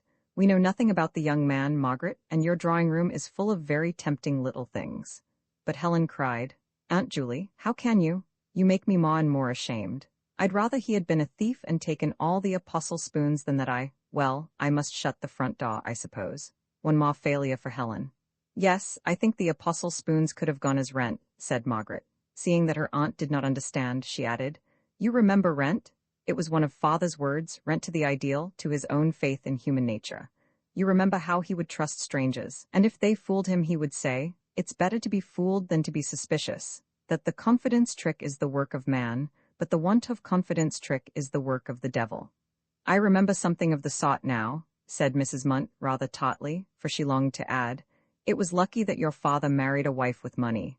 But this was unkind, and she contented herself with, "Why, he might have stolen the little Ricketts picture as well." "Better that he had," said Helen stoutly. "No, I agree with Aunt Julie," said Margaret. "I'd rather mistrust people than lose my little Ricketts. There are limits." Their brother, finding the incident commonplace, had stolen upstairs to see whether there were scones for tea. He warmed the teapot, almost too deftly, rejected the orange pekoe that the parlour-maid had provided, poured in 5 spoonfuls of a superior blend, filled up with really boiling water, and now called to the ladies to be quick or they would lose the aroma. "All right, Auntie Tibby," called Helen, while Margaret, thoughtful again, said, "In a way, I wish we had a real boy in the house, the kind of boy who cares for men. It would make entertaining so much easier." "So do I," said her sister. "Tibby only cares for cultured females singing Brahms." And when they joined him, she said rather sharply, "Why didn't you make that young man welcome, Tibby? You must do the host a little, you know. You ought to have taken his hat and coaxed him into stopping, instead of letting him be swamped by screaming women. Tibby sighed and drew a long strand of hair over his forehead. Oh, it's no good looking superior. I mean what I say. Leave Tibby alone, said Margaret, who could not bear her brother to be scolded. Here's the house a regular hen coop, grumbled Helen. Oh, my dear, protested Mrs. Munt. How can you say such dreadful things? The number of men you get here has always astonished me. If there is any danger, it's the other way round. Yes, but it's the wrong sort of men, Helen means. No, I don't, corrected Helen. We get the right sort of man, but the wrong side of him, and I say that's Tibby's fault. There ought to be a something about the house, and I don't know what. A touch of the W.S., perhaps? Helen put out her tongue. Who are the W.S.? asked Tibby. The W.S. are things I and Meg and Aunt Julie know about and you don't, so there? I suppose that ours is a female house, said Margaret, and one must just accept it. No, Aunt Julie, I don't mean that this house is full of women. I am trying to say something much more clever. I mean that it was irrevocably feminine, even in Father's time. Now I'm sure you understand. Well, I'll give you another example. It'll shock you, but I don't care. Suppose Queen Victoria gave a dinner party, and that the guests had been Leighton, Millais, Swinburne, Rossetti, Meredith, Fitzgerald, etc. Do you suppose that the atmosphere of that dinner would have been artistic? Heavens, no. The very chairs on which they sat would have seen to that. So with our house, it must be feminine, and all we can do is to see that it isn't effeminate. Just as another house that I can mention, but won't, sounded irrevocably masculine, and all its inmates can do is to see that it isn't brutal. That house being the W.S. house, I presume, said Tibby. You're not going to be told about the W.S., my child, Helen cried. So don't you think it? And on the other hand, I don't the least mind if you find out, so don't you think you've done anything clever in either case. Give me a cigarette. You do what you can for the house, said Margaret. The drawing-room reeks of smoke. If you smoked too, the house might suddenly turn masculine. Atmosphere is probably a question of touch and go. Even at Queen Victoria's dinner party, if something had been just a little different, perhaps if she'd worn a clinging Liberty tea gown instead of a magenta satin, with an India shawl over her shoulders, fastened at the bosom with a Cairngorm pin. Bursts of disloyal laughter. You must remember that they are half German, greeted these suggestions, and Margaret said pensively, how inconceivable it would be if the royal family cared about aught. And the conversation drifted away, and Helen's cigarette turned to a spot in the darkness, and the great flats opposite were sown with lighted windows which vanished and were relit again, and vanished incessantly. Beyond them, the thoroughfare roared gently, a tide that could never be quiet, while in the east, invisible behind the smokes of Wapping, the moon was rising. That reminds me, Margaret, we might have taken that young man into the dining room, at all events. Only the majolica plate, and that is so firmly set in the wall. I am really distressed that he had no tea. For that little incident had impressed the three women more than might be supposed. It remained as a goblin footfall, as a hint that all is not for the best in the best of all possible worlds, and that, beneath these superstructures of wealth and art, there wanders an ill-fed boy, who has recovered his umbrella indeed, but who has left no address behind him, and no name. We are not concerned with the very poor. They are unthinkable and only to be approached by the statistician or the poet. This story deals with gentlefolk, or with those who are obliged to pretend that they are gentlefolk. The boy, Leonard Bast, stood at the extreme verge of gentility. He was not in the abyss, but he could see it, and at times people whom he knew had dropped in, and counted no more. He knew that he was poor, and would admit it. He would have died sooner than confess any inferiority to the rich. This may be splendid of him. But he was inferior to most rich people, there is not the least doubt of it. He was not as courteous as the average rich man, nor as intelligent, nor as healthy, nor as lovable. His mind and his body had been alike underfed, because he was poor, and because he was modern, they were always craving better food. Had he lived some centuries ago, in the brightly colored civilizations of the past, he would have had a definite status, his rank and his income would have corresponded. But in his day, the angel of democracy had arisen, enshadowing the classes with leathern wings, and proclaiming, all men are equal, all men, that is to say, who possess umbrellas. And so he was obliged to assert gentility, lest he slip into the abyss where nothing counts, and the statements of democracy are inaudible. As he walked away from Wickham Place, his first care was to prove that he was as good as the Miss Schlegels. Obscurely wounded in his pride, he tried to wound them in return. They were probably not ladies. Would real ladies have asked him to tea? They were certainly ill-natured and cold. At each step his feeling of superiority increased. Would a real lady have talked about stealing an umbrella? Perhaps they were thieves after all, and if he had gone into the house, they would have clapped a chloroformed handkerchief over his face. He walked on complacently as far as the Houses of Parliament. There an empty stomach asserted itself, and told him that he was a fool. "Evening, Mr. Bast." "Evening, Mr. Deltry." "Nice evening." "Evening." Mr. Deltry, a fellow clerk, passed on, and Leonard stood wondering whether he would take the tram as far as a penny would take him, or whether he would walk. He decided to walk. It is no good giving in, and he had spent money enough at Queen's Hall. And he walked over Westminster Bridge, in front of St. Thomas's Hospital, and through the immense tunnel that passes under the Southwestern Main Line at Vauxhall. In the tunnel he paused and listened to the roar of the trains. A sharp pain darted through his head, and he was conscious of the exact form of his eye sockets.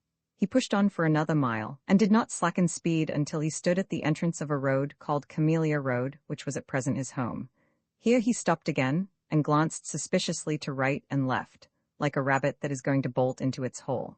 A block of flats, constructed with extreme cheapness, towered on either hand.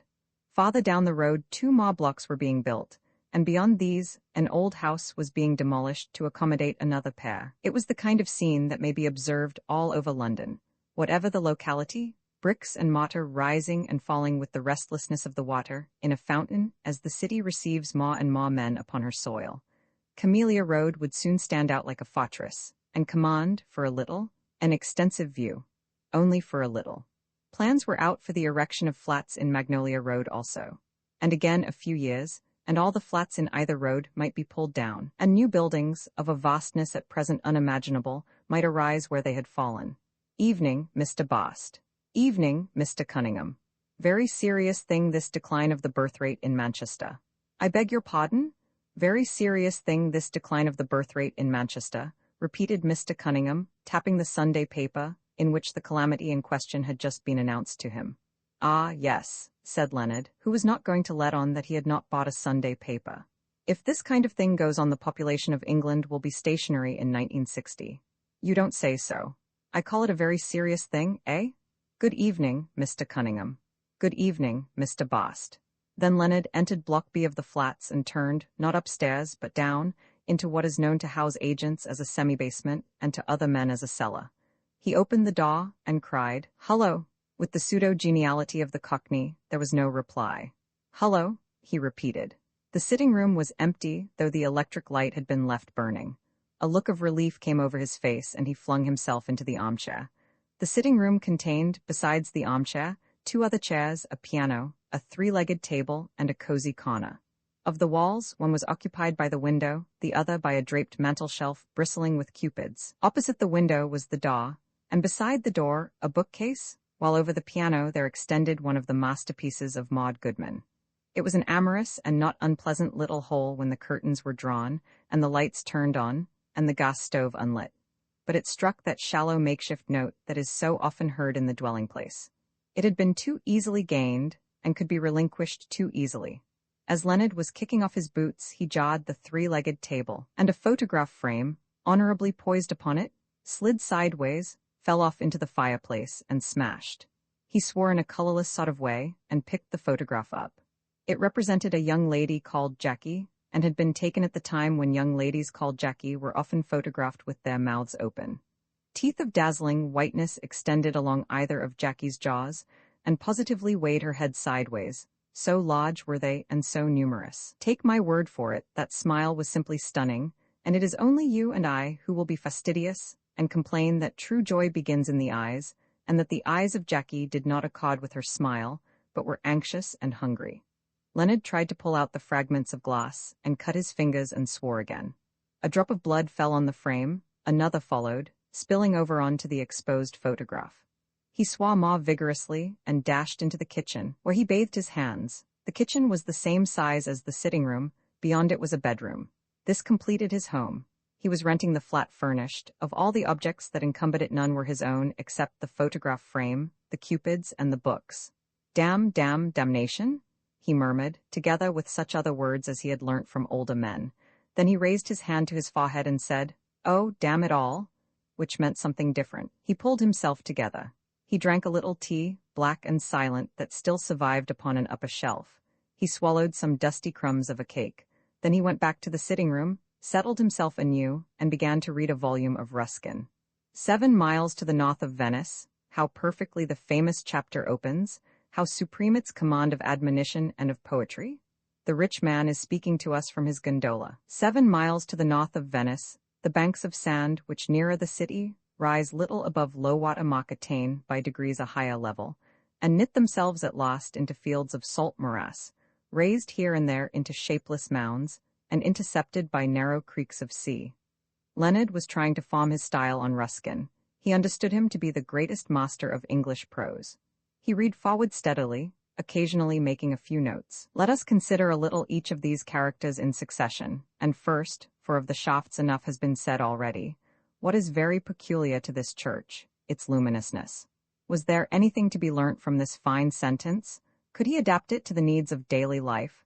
Could he introduce it, with modifications, when he next wrote a letter to his brother, the lay reader? For example, let us consider a little each of these characters in succession, and first, for of the absence of ventilation enough has been said already, what is very peculiar to this flat, its obscurity. Something told him that the modifications would not do, and that something, had he known it, was the spirit of English prose. My flat is dark as well as stuffy. Those were the words for him, and the voice in the gondola rolled on, piping melodiously of effort and self-sacrifice, full of high purpose, full of beauty, full even of sympathy and the love of men, yet somehow eluding all that was actual and insistent in Leonard's life. For it was the voice of one who had never been dirty or hungry, and had not guessed successfully what dirt and hunger are. Leonard listened to it with reverence. He felt that he was being done good to, and that if he kept on with Ruskin, and the Queen's Hall concerts, and some pictures by Watts, he would one day push his head out of the grey waters and see the universe.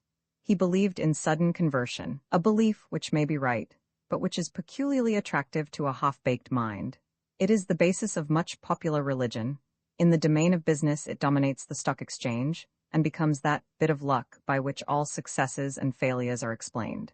If only I had a bit of luck, the whole thing would come straight. He's got a most magnificent place down at Streatham and a 20 HP Fiat, but then, mind you, he's had luck. I'm sorry the wife's so late, but she never has any luck over catching trains. Leonard was superior to these people. He did believe in effort and in a steady preparation for the change that he desired. But of a heritage that may expand gradually, he had no conception. He hoped to come to culture suddenly, much as the revivalist hopes to come to Jesus. Those Miss Schlegels had come to it. They had done the trick. Their hands were upon the ropes once and for all, and meanwhile his flat was dark, as well as stuffy. Presently there was a noise on the staircase. He shut up Margaret's card in the pages of Ruskin and opened the door. A woman entered, of whom it is simplest to say that she was not respectable. Her appearance was awesome. She seemed all strings and belples, ribbons, chains, bead necklaces that clinked and caught, and a bower of azure feathers hung round her neck, with the ends uneven. Her throat was bare, wound with a double row of pearls. Her arms were bare to the elbows, and might again be detected at the shoulder, through cheap lace. Her hat, which was flowery, resembled those punnets, covered with flannel, which we sewed with mustard and cress in our childhood, and which germinated here yes and there no. She wore it on the back of her head. As for her hair, or rather hairs, they are too complicated to describe, but one system went down her back, lying in a thick pad there, while another, created for a lighter destiny, rippled around her forehead. The face does not signify. It was the face of the photograph, but older, and the teeth were not so numerous as the photographer had suggested, and certainly not so white. Yes, Jackie was past her prime, whatever that prime may have been. She was descending quicker than most women into the colorless years, and the look in her eyes confessed it. "What ho?" said Leonard, greeting the apparition with much spirit and helping it off with its boa. Jackie, in husky tones, replied, "What ho?" "Been out?" he asked. The question sounds superfluous, but it cannot have been really, for the lady answered, "No," adding, "Oh, I am so tired." "You tired? Eh? I'm tired," said he, hanging the boa up. "Oh, Len, I am so tired. I've been to that classical concert I told you about," said Leonard. "What's that?" "I came back as soon as it was over." "Anyone been round to our place?" asked Jackie. "Not that I've seen. I met Mr. Cunningham outside, and we passed a few remarks." "What, not Mr. Cunningham?" "Yes." "Oh, you mean Mr. Cunningham." "Yes, Mr. Cunningham. I've been out to tea at a lady friend's." Her secret being at last given to the world, and the name of the lady friend being even adumbrated, Jackie made no further experiments in the difficult and tiring art of conversation. She never had been a great talker. Even in her photographic days, she had relied upon her smile and her figure to attract, and now that she was on the shelf, boys, boys, I'm on the shelf, she was not likely to find her tongue. Occasional bursts of song, of which the above is an example, still issued from her lips, but the spoken word was rare. She sat down on Leonard's knee and began to fondle him. She was now a massive woman of 33, and her weight hurt him, but he could not very well say anything. Then she said, "Is that a book you're reading?" And he said, "That's a book," and drew it from her unreluctant grasp. Margaret's card fell out of it. It fell face downwards, and he murmured, "Bookmarker." "Len, what is it?" he asked a little wearily, for she only had one topic of conversation when she sat upon his knee. "You do love me?" "Jackie, you know that I do. How can you ask such questions?" "But you do love me, Len, don't you?" "Of course I do." A pause, the other remark was still due. "Len, well, what is it?" "Len, you will make it all right." "I can't have you ask me that again," said the boy, flaring up into a sudden passion. "I've promised to marry you when I'm of age, and that's enough. My word's my word. I've promised to marry you as soon as ever I'm 21, and I can't keep on being worried. I've worries enough. It isn't likely I'd throw you over, let alone my word, when I've spent all this money. Besides, I'm an Englishman, and I never go back on my word. Jackie, do be reasonable. Of course I'll marry you, only do stop badgering me. When's your birthday, Len?" "I've told you again and again, the 11th of November next. Now get off my knee a bit, someone must get supper, I suppose." Jackie went through to the bedroom and began to see to her hat. This meant blowing at it with short, sharp puffs. Leonard tidied up the sitting room and began to prepare their evening meal. He put a penny into the slot of the gas meter, and soon the flat was reeking with metallic fumes. Somehow he could not recover his temper, and all the time he was cooking, he continued to complain bitterly. "It really is too bad when a fellow isn't trusted. It makes one feel so wild, when I've pretended to the people here that you're my wife. All right, you shall be my wife, and I've bought you the ring to wear, and I've taken this flat furnished, and it's far more than I can afford, and yet you aren't content, and I've also not told the truth when I've written home." He lowered his voice. He'd stop it. In a tone of horror that was a little luxurious, he repeated, "My brother'd stop it? I'm going against the whole world, Jackie."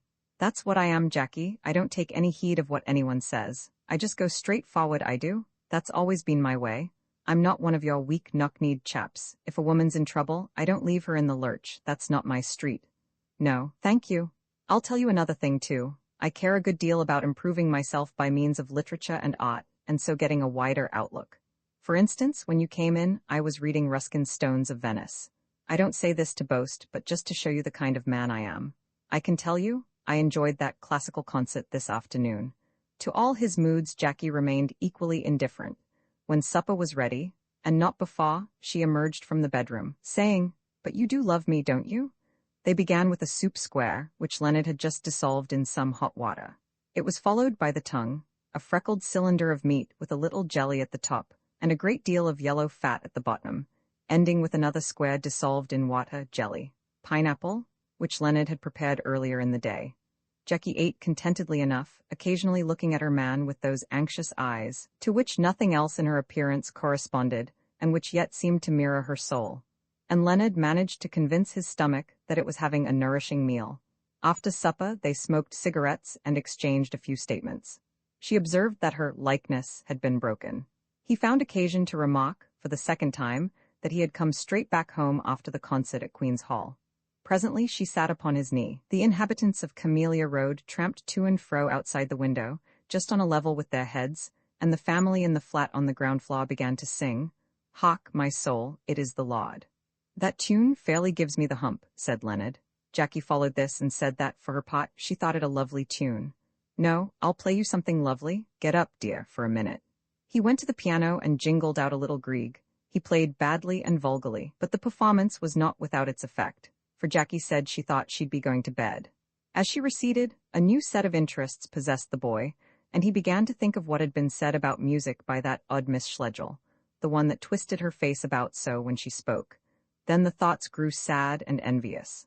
There was the girl named Helen, who had pinched his umbrella, and the German girl who had smiled at him pleasantly, and Herr someone, and Aunt someone, and the brother, all with their hands on the ropes.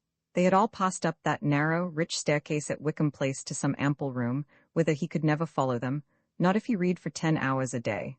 Oh, it was no good, this continual aspiration. Some are born cultured, the rest had better go in for whatever comes easy. To see life steadily and to see it whole was not for the likes of him. From the darkness beyond the kitchen a voice called, "Len? You in bed?" he asked, his forehead twitching. "All right." Presently she called him again. "I must clean my boots ready for the morning," he answered. Presently she called him again. "I rather want to get this chapter done." "What?" He closed his ears against her. "What's that?" "All right, Jackie, nothing. I'm reading a book." "What? What?" he answered, catching her degraded deafness. Presently she called him again. Ruskin had visited Torcello by this time, and was ordering his gondoliers to take him to Murano. It occurred to him, as he glided over the whispering lagoons, that the power of nature could not be shortened by the folly, nor her beauty altogether saddened by the misery of such as Leonard. Romans 7, "Oh, Margaret," cried her aunt next morning, "such a most unfortunate thing has happened. I could not get you alone." The most unfortunate thing was not very serious. One of the flats in the ornate block opposite had been taken furnished by the Wilcox family, coming up, no doubt, in the hope of getting into London society. That Mrs. Munt should be the first to discover the misfortune was not remarkable, for she was so interested in the flats that she watched their every mutation with unwearying care. In theory, she despised them. They took away that old-world look. They cut off the sun, flats house a flashy type of person. But if the truth had been known, she found her visits to Wickham Place twice as amusing since Wickham Mansions had arisen, and would in a couple of days learn more about them than her nieces in a couple of months, or her nephew in a couple of years. She would stroll across and make friends with the Potters, and inquire what the rents were, exclaiming, for example, "What, 120 for a basement? You'll never get it." And they would answer, "One can but try, madam." The passenger lifts, the arrangement for coals, a great temptation for a dishonest Potter, were all familiar matters to her, and perhaps a relief from the politico-economical aesthetic atmosphere that reigned at the Schlegels. Margaret received the information calmly, and did not agree that it would throw a cloud over poor Helen's life. "Oh, but Helen isn't a girl with no interests," she explained. "She has plenty of other things and other people to think about. She made a false start with the Wilcoxes, and she'll be as willing as we are to have nothing more to do with them." "For a clever girl, dear, how very oddly you do talk. Helen'll have to have something more to do with them, now that they're all opposite. She may meet that Paul in the street. She cannot very well not bow. Of course she must bow, but look here, let's do the flowers. I was going to say, the will to be interested in him has died, and what else matters? I look on that disastrous episode over which you were so kind as the killing of a nerve in Helen. It's dead, and she'll never be troubled with it again. The only things that matter are the things that interest one. Bowing, even calling and leaving cards, even a dinner party. We can do all those things to the Wilcoxes, if they find it agreeable, but the other thing, the one important thing, never again. Don't you see?" Mrs. Munt did not see, and indeed Margaret was making a most questionable statement, that any emotion, any interest once vividly aroused, can wholly die. "I also have the honor to inform you that the Wilcoxes are bored with us. I didn't tell you at the time, it might have made you angry, and you had enough to worry you, but I wrote a letter to Mrs. W., and apologized for the trouble that Helen had given them. She didn't answer it. How very rude? I wonder, or was it sensible? No, Margaret, most rude. In either case one can class it as reassuring." Mrs. Munt sighed. She was going back to Swanage on the morrow, just as her nieces were wanting her most. Other regrets crowded upon her. For instance, how magnificently she would have cut Charles if she had met him face to face. She had already seen him, giving an order to the Potter, and very common he looked in a tall hat. But unfortunately his back was turned to her, and though she had cut his back, she could not regard this as a telling snub. "But you will be careful, won't you?" she exhorted. "Oh, certainly, fiendishly careful. And Helen must be careful too." "Careful over what?" cried Helen, at that moment coming into the room with her cousin. "Nothing," said Margaret, seized with a momentary awkwardness. "Careful over what, Aunt Julie?" Mrs. Munt assumed a cryptic air. "It is only that a certain family, whom we know by name but do not mention, as you said yourself last night after the concert, have taken the flat opposite from the Mathesons, where the plants are in the balcony." Helen began some laughing reply, and then disconcerted them all by blushing. Mrs. Munt was so disconcerted that she exclaimed, "What, Helen, you don't mind them coming, do you?" and deepened the blush to crimson. "Of course I don't mind," said Helen a little crossly. It is that you and Meg are both so absurdly grave about it when there's nothing to be grave about at all. I'm not grave, protested Margaret, a little cross in her turn. Well, you look grave, doesn't she, Frieda? I don't feel grave, that's all I can say. You're going quite on the wrong tack. No, she does not feel grave, echoed Mrs. Munt. I can bear witness to that. She disagrees? Hawk? Interrupted Fraeline Mosbach. I hear Bruno entering the hall. For Herr Lisek was due at Wickham Place to call for the two younger girls. He was not entering the hall, in fact, he did not enter it for quite 5 minutes. But Frieda detected a delicate situation, and said that she and Helen had much better wait for Bruno down below, and leave Margaret and Mrs. Munt to finish arranging the flowers. Helen acquiesced. But, as if to prove that the situation was not delicate really, she stopped in the doorway and said, Did you say the Mathesons' flat, Aunt Julie? How wonderful you are! I never knew that the name of the woman who laced too tightly was Matheson. Come, Helen, said her cousin. Go, Helen, said her aunt, and continued to Margaret almost in the same breath. Helen cannot deceive me, she does mind. Oh, hush, breathed Margaret. Frieder'll hear you, and she can be so tiresome. She minds, persisted Mrs. Munt, moving thoughtfully about the room and pulling the dead chrysanthemums out of the vases.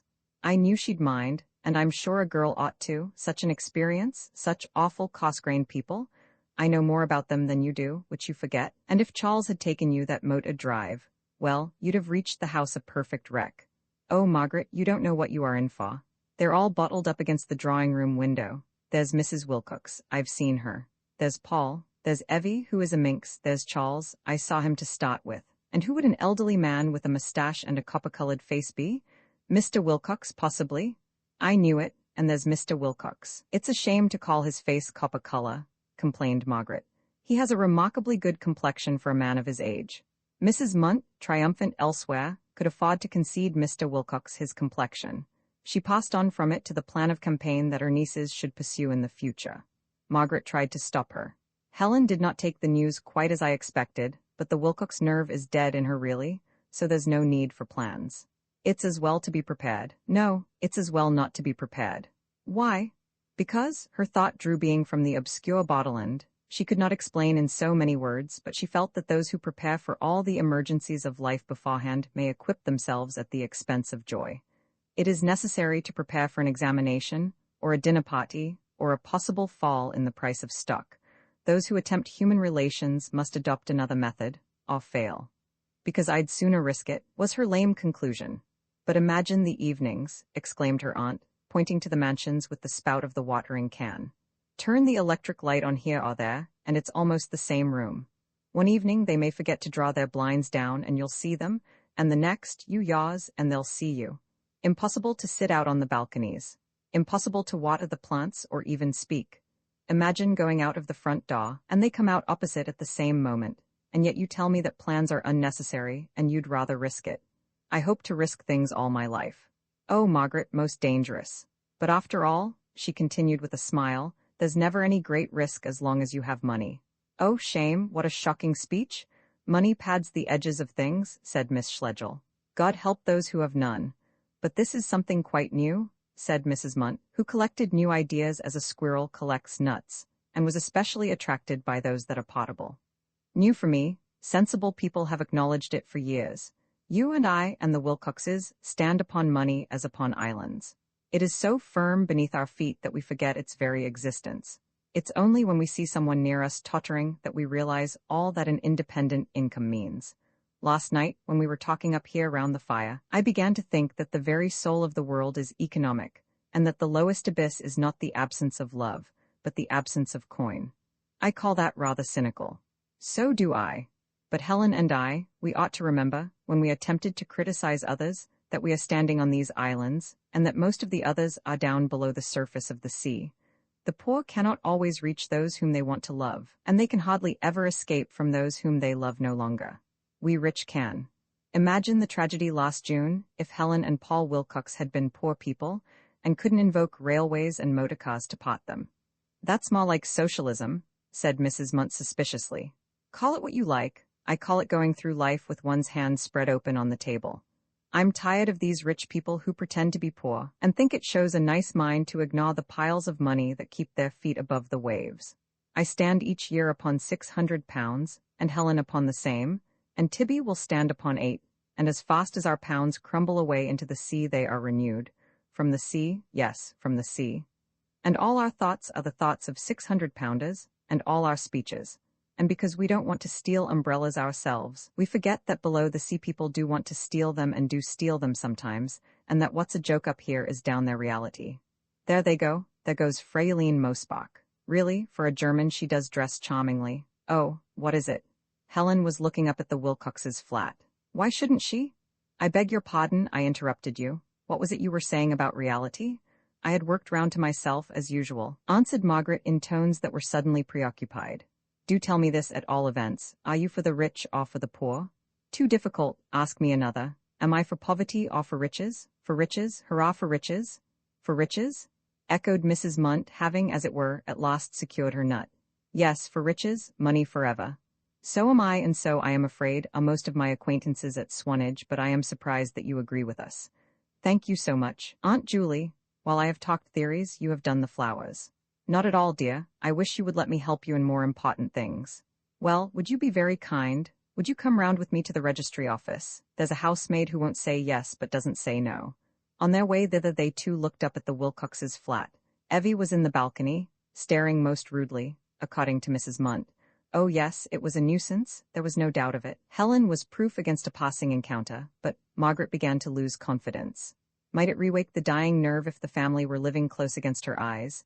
And Frieda Mosbach was stopping with them for another fortnight, and Frieda was sharp, abominably sharp, and quite capable of remarking, "You love one of the young gentlemen opposite, yes." The remark would be untrue, but of the kind which, if stated often enough, may become true, just as the remark, "England and Germany are bound to fight," renders war a little more likely each time that it is made, and is therefore made the more readily by the gut oppress of either nation. Have the private emotions also their gut oppress? Margaret thought so, and feared that good Aunt Julie and Frieda were typical specimens of it. They might, by continual chatter, lead Helen into a repetition of the desires of June. Into a repetition? They could not do more. They could not lead her into lasting love. They were, she saw it clearly, journalism. Her father, with all his defects and wrong-headedness, had been literature, and had he lived, he would have persuaded his daughter rightly. The registry office was holding its morning reception. A string of carriages filled the street. Miss Schlegel waited her turn, and finally had to be content with an insidious temporary, being rejected by genuine housemaids on the ground of her numerous stairs. Her failure depressed her, and though she forgot the failure, the depression remained. On her way home she again glanced up at the Wilcoxes' flat, and took the rather matronly step of speaking about the matter to Helen. "Helen, you must tell me whether this thing worries you." "If what?" said Helen, who was washing her hands for lunch. "The W.S. coming." "No, of course not." "Really?" "Really." Then she admitted that she was a little worried on Mrs. Wilcox's account. She implied that Mrs. Wilcox might reach backward into deep feelings, and be pained by things that never touched the other members of that clan. "I shan't mind if Paul points at our house and says, 'There lives the girl who tried to catch me,' but she might. If even that worries you, we could arrange something. There's no reason we should be near people who displease us or whom we displease, thanks to our money. We might even go away for a little." "Well, I am going away. Frieda's just asked me to Stettin, and I shan't be back till after the New Year." "Will that do? Or must I fly the country altogether? Really, Meg, what has come over you to make such a fuss?" "Oh, I'm getting an old maid, I suppose. I thought I minded nothing, but really I should be bawd if you fell in love with the same man twice," and she cleared her throat.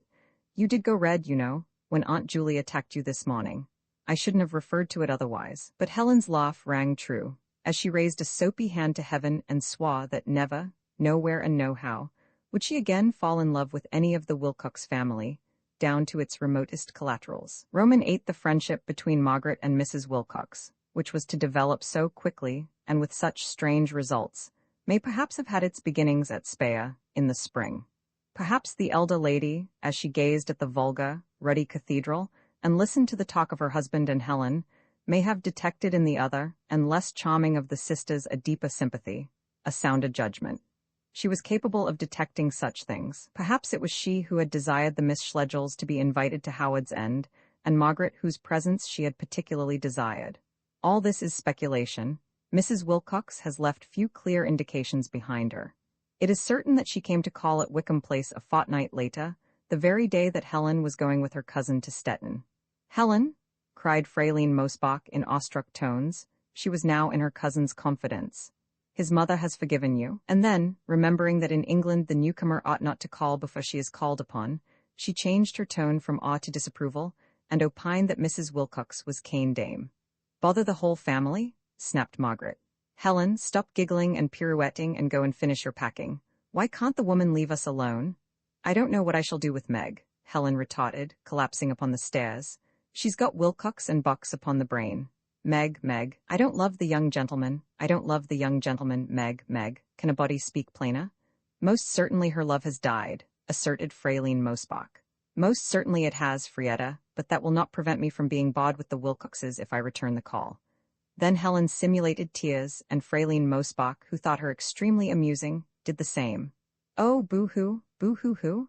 Meg's going to return the call, and I can't. 'Cause why? 'Cause I'm going to Germany. If you are going to Germany, go and pack. If you aren't, go and call on the Wilcoxes instead of me.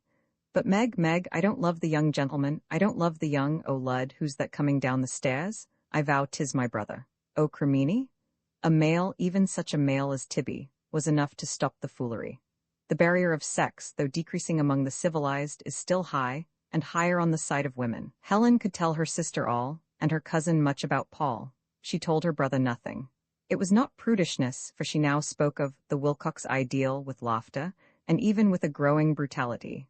Nor was it precaution, for Tibby seldom repeated any news that did not concern himself.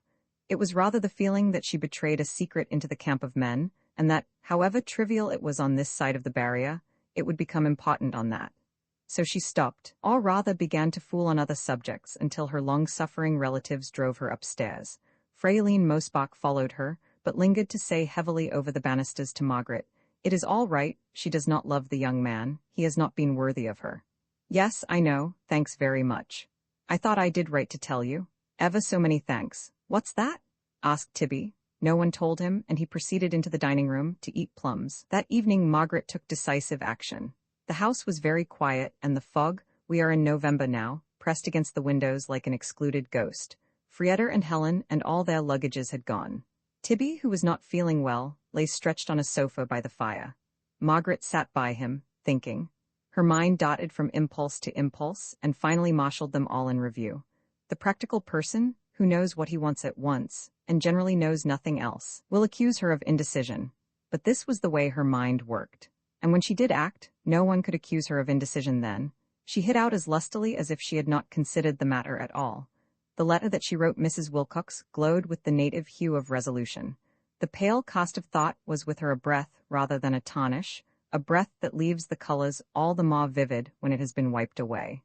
Dear Mrs. Wilcox, I have to write something discourteous. It would be better if we did not meet.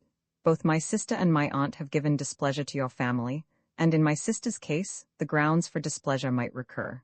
So far as I know, she no longer occupies her thoughts with your son, but it would not be fair, either to her or to you, if they met, and it is therefore right that our acquaintance, which began so pleasantly, should end.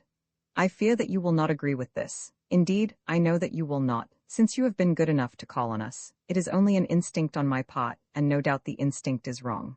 My sister would, undoubtedly, say that it is wrong. I write without her knowledge, and I hope that you will not associate her with my discourtesy. Believe me, yours truly, M. J. Schlegel. Margaret sent this letter round by the post. Next morning she received the following reply by hand. Dear Miss Schlegel, you should not have written me such a letter. I called to tell you that Paul has gone abroad. Ruth Wilcox. Margaret's cheeks burnt. She could not finish her breakfast. She was on fire with shame. Helen had told her that the youth was leaving England, but other things had seemed more important, and she had forgotten. All her absurd anxieties fell to the ground, and in their place arose the certainty that she had been rude to Mrs. Wilcox. Rudeness affected Margaret like a bitter taste in the mouth. It poisoned life. At times it is necessary, but woe to those who employ it without due need. She flung on a hat and shawl, just like a poor woman, and plunged into the fog, which still continued. Her lips were compressed, the letter remained in her hand, and in this state she crossed the street, entered the marble vestibule of the flats, eluded the concierges, and ran up the stairs till she reached the second floor. She sent in her name, and to her surprise was shown straight into Mrs. Wilcox's bedroom.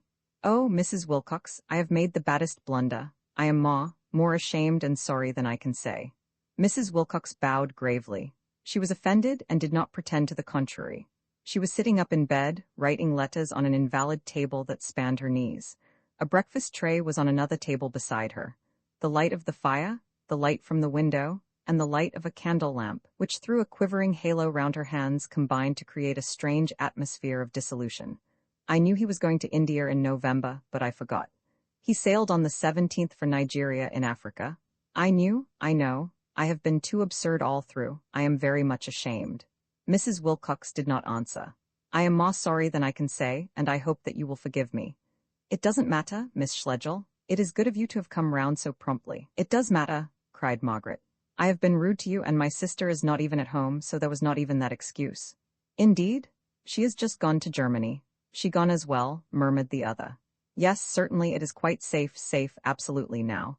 You've been worrying too, exclaimed Margaret, getting more and more excited and taking a chair without invitation. How perfectly extraordinary. I can see that you have. You felt as I do. Helen mustn't meet him again. I did think it best. Now why? That's a most difficult question, said Mrs. Wilcox, smiling and a little losing her expression of annoyance. I think you put it best in your letter. It was an instinct which may be wrong. It wasn't that your son still? Oh no, he often. My Paul is very young, you see. Then what was it? She repeated. An instinct which may be wrong. In other words, they belong to types that can fall in love, but couldn't live together. That's dreadfully probable. I'm afraid that in 9 cases out of 10 nature pulls one way and human nature another. These are indeed other words, said Mrs. Wilcox. I had nothing so coherent in my head. I was merely alarmed when I knew that my boy cared for your sister. Ah, I have always been wanting to ask you, how did you know? Helen was so surprised when our aunt drove up and you stepped forward and arranged things. Did Paul tell you? There is nothing to be gained by discussing that, said Mrs. Wilcox after a moment's pause. Mrs. Wilcox, were you very angry with us last June? I wrote you a letter and you didn't answer it. I was certainly against taking Mrs. Matheson's flat. I knew it was opposite your house. But it's all right now. I think so. You only think? You aren't sure? I do love these little muddles tidied up. Oh yes, I'm sure, said Mrs. Wilcox, moving with uneasiness beneath the clothes. I always sound uncertain over things. It is my way of speaking. That's all right, and I'm sure too. Here the maid came in to remove the breakfast tray. They were interrupted, and when they resumed conversation, it was on more normal lines. I must say goodbye now. You will be getting up. No, please stop a little longer. I am taking a day in bed. Now and then I do. I thought of you as one of the early risers. At Howard's End, yes. There is nothing to get up for in London. Nothing to get up for? Cried the scandalized Margaret. When there are all the autumn exhibitions and essay playing in the afternoon, not to mention people. The truth is, I am a little tired. First came the wedding and then Paul went off, and instead of resting yesterday, I paid a round of calls. A wedding? Yes, Charles, my eldest son, is married. Indeed? We took the flat chiefly on that account, and also that Paul could get his African outfit. The flat belongs to a cousin of my husband's, and she most kindly offered it to us. So before the day came, we were able to make the acquaintance of Dolly's people, which we had not yet done. Margaret asked who Dolly's people were. Fussell, the father is in the Indian Army, retired, the brother is in the Army, the mother is dead. So perhaps these were the chinless, sunburnt men whom Helen had espied one afternoon through the window. Margaret felt mildly interested in the fortunes of the Wilcox family. She had acquired the habit on Helen's account, and it still clung to her. She asked for more information about Miss Dolly Fussell and was given it in even, unemotional tones. Mrs. Wilcox's voice, though sweet and compelling, had little range of expression. It suggested that pictures, concerts, and people are all of small and equal value. Only once had it quickened, when speaking of Howard's End. Charles and Albert Fussell have known one another some time. They belong to the same club and are both devoted to golf. Dolly plays golf too, though I believe not so well, and they first met in a mixed foursome. We all like her, and are very much pleased. They were married on the 11th, a few days before Paul sailed. Charles was very anxious to have his brother as best man, so he made a great point of having it on the 11th. The Fussells would have preferred it after Christmas, but they were very nice about it. There is Dolly's photograph in that double frame. Are you quite certain that I'm not interrupting, Mrs. Wilcox? Yes, quite. Then I will stay. I'm enjoying this. Dolly's photograph was now examined. It was signed for Dear Mims, which Mrs. Wilcox interpreted as the name she and Charles had settled that she should call me. Dolly looked silly and had one of those triangular faces that so often prove attractive to a robust man. She was very pretty. From her Margaret passed to Charles, whose features prevailed opposite. She speculated on the forces that had drawn the two together till God parted them. She found time to hope that they would be happy. They have gone to Naples for their honeymoon. Lucky people? I can hardly imagine Charles in Italy. Doesn't he care for traveling? He likes travel, but he does see through foreigners so. What he enjoys most is a motor tour in England, and I think that would have carried the day if the weather had not been so abominable. His father gave him a car for a wedding present, which for the present is being started at Howard's End. I suppose you have a garage there? Yes, my husband built a little one only last month to the west of the house, not far from the wych elm, in what used to be the paddock for the pony. The last words had an indescribable ring about them. Where's the pony gone? Asked Margaret after a pause. The pony? Oh, dead, ever so long ago. The wych elm, I remember. Helen spoke of it as a very splendid tree. It is the finest wych elm in Hertfordshire. Did your sister tell you about the teeth? No. Oh, it might interest you. There are pig's teeth stuck into the trunk about 4 feet from the ground. The country people put them in long ago, and they think that if they chew a piece of the bark, it will cure the toothache. The teeth are almost grown over now, and no one comes to the tree. I love folklore and all festering superstitions. Do you think that the tree really did cure toothache if one believed in it? Of course it did. It would cure anything, once. Certainly, I remember cases. You see, I lived at Howard's End long before Mr. Wilcox knew it. I was born there. The conversation again shifted. At the time it seemed little more than aimless chatter. She was interested when her hostess explained that Howard's End was her own property. She was bored when 2-minute an account was given of the Fussell family, of the anxieties of Charles concerning Naples, of the movements of Mr. Wilcox and Evie, who were motoring in Yorkshire. Margaret could not bear being bored. She grew inattentive, played with the photograph frame, dropped it, smashed Dolly's glass, apologized, was pardoned, cut her finger thereon, was pitied, and finally said she must be going. There was all the housekeeping to do, and she had to interview Tibby's writing master. Then the curious note was struck again. Goodbye, Miss Schlegel, goodbye. Thank you for coming, you have cheered me up. I'm so glad. I wonder whether you ever think about yourself. I think of nothing else, said Margaret, blushing, but letting her hand remain in that of the invalid. I wondered at Heidelberg. I'm sure? I almost think, yes, asked Margaret, for there was a long pause, a pause that was somehow akin to the flicker of the fire, the quiver of the reading lamp upon their hands, the white blur from the window, a pause of shifting and eternal shadows. I almost think you forget you're a girl. Margaret was startled and a little annoyed. I'm 29, she remarked. That's not so wildly girlish. Mrs. Wilcox smiled. What makes you say that? Do you mean that I have been gauche and rude? A shake of the head. I only meant that I am 51, and that to me both of you, read it all in some book or other. I cannot put things clearly. Oh, I've got it in experience. I'm no better than Helen, you mean, and yet I presume to advise her. Yes, you have got it. Inexperience is the word. Inexperience, repeated Margaret, in serious yet buoyant tones. Of course I have everything to learn, absolutely everything, just as much as Helen. Life's very difficult and full of surprises. At all events, I've got as far as that. To be humble and kind, to go straight ahead, to love people rather than pity them, to remember the submerged. Well, one can't do all these things at once, worse luck, because they are so contradictory. It's then that proportion comes in, to live by proportion. Don't begin with proportion. Only prigs do that. Let proportion come in as a last resource when the better things have failed, and a deadlock. Gracious me, I've started preaching? Indeed, you put the difficulties of life splendidly, said Mrs. Wilcox, withdrawing her hand into the deeper shadows. It is just what I should have liked to say about them myself. Roman 9, Mrs. Wilcox cannot be accused of giving Margaret much information about life. And Margaret, on the other hand, has made a fair show of modesty, and has pretended to an inexperience that she certainly did not feel. She had kept house for over 10 years, she had entertained, almost with distinction, she had brought up a charming sister, and was bringing up a brother. Surely, if experience is attainable, she had attained it. Yet the little luncheon party that she gave in Mrs. Wilcox's honor was not a success. The new friend did not blend with the 1 or 2 delightful people who had been asked to meet her, and the atmosphere was one of polite bewilderment. Her tastes were simple, her knowledge of culture slight, and she was not interested in the New English Art Club, nor in the dividing line between journalism and literature, which was started as a conversational hare. The delightful people darted after it with cries of joy, Margaret leading them, and not till the meal was half over did they realize that the principal guest had taken no part in the chase. There was no common topic.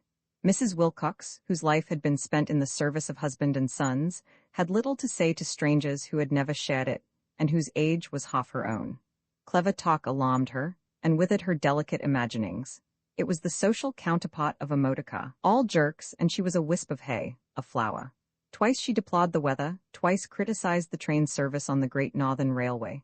They vigorously assented and rushed on, and when she inquired whether there was any news of Helen, her hostess was too much occupied in placing Rothenstein to answer. The question was repeated.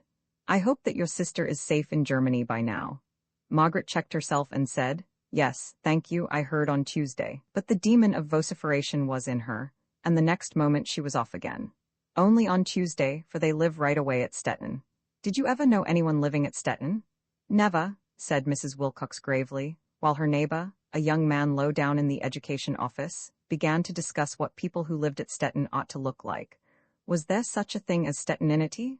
Margaret swept on. "People at Stettin drop things into boats out of overhanging warehouses. At least, our cousins do, but aren't particularly rich.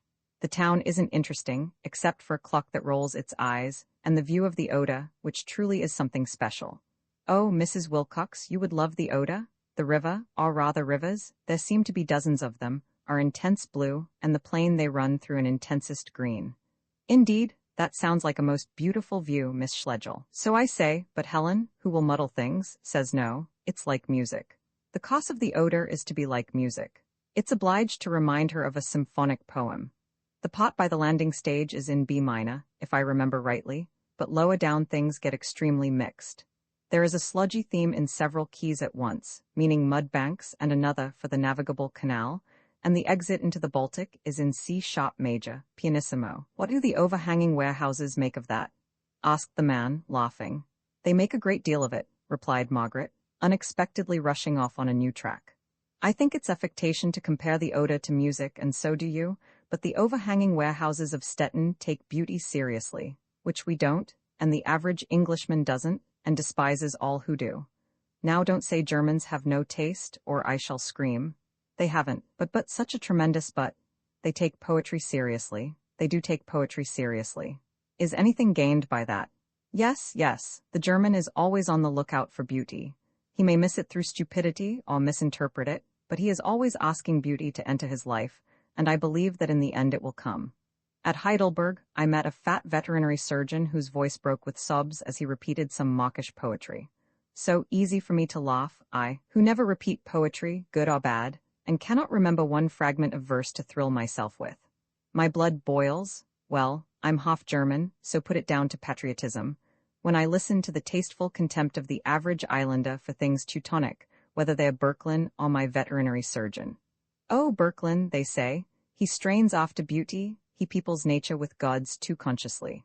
Of course Berklin strains, because he wants something, beauty and all the other intangible gifts that are floating about the world, so his landscapes don't come off and Leda's do.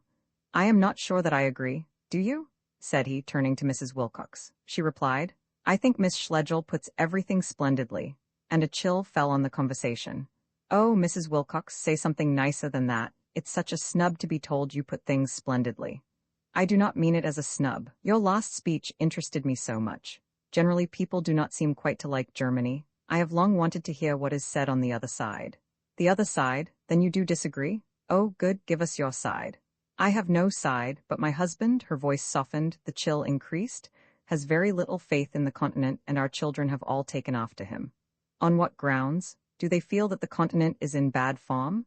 Mrs. Wilcox had no idea. She paid little attention to grounds. She was not intellectual, nor even alert, and it was odd that, all the same, she should give the idea of greatness. Margaret, zigzagging with her friends over thought and art, was conscious of a personality that transcended their own and dwarfed their activities. There was no bitterness in Mrs. Wilcox. There was not even criticism. She was lovable, and no ungracious or uncharitable word had passed her lips. Yet she and daily life were out of focus. One or the other must show blurred. And at lunch she seemed more out of focus than usual, and nearer the line that divides daily life from a life that may be of greater importance. You will admit, though, that the continent, it seems silly to speak of the continent, but really it is all more like itself than any part of it is like England. England is unique. Do have another jelly first. I was going to say that the continent, for good or for evil, is interested in ideas. Its literature and art have what one might call the kink of the unseen about them, and this persists even through decadence and affectation. There is more liberty of action in England, but for liberty of thought go to bureaucratic Prussia. People will there discuss with humility vital questions that we here think ourselves too good to touch with tongs. I do not want to go to Prussia, said Mrs. Wilcox, not even to see that interesting view that you were describing. And for discussing with humility I am too old. We never discuss anything at Howard's End. Then you ought to, said Margaret. Discussion keeps a house alive. It cannot stand by bricks and mortar alone. It cannot stand without them, said Mrs. Wilcox, unexpectedly catching on to the thought, and rousing, for the first and last time, a faint hope in the breasts of the delightful people. It cannot stand without them, and I sometimes think, but I cannot expect your generation to agree, for even my daughter disagrees with me here. Never mind us or her, do say? I sometimes think that it is wiser to leave action and discussion to men. There was a little silence. One admits that the arguments against the suffrage are extraordinarily strong, said a girl opposite, leaning forward and crumbling her bread. Are they? I never follow any arguments. I am only too thankful not to have a vote myself. We didn't mean the vote, though, did we? Supplied Margaret.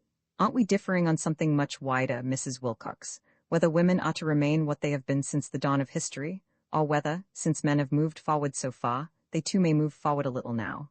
I say they may. I would even admit a biological change. I don't know.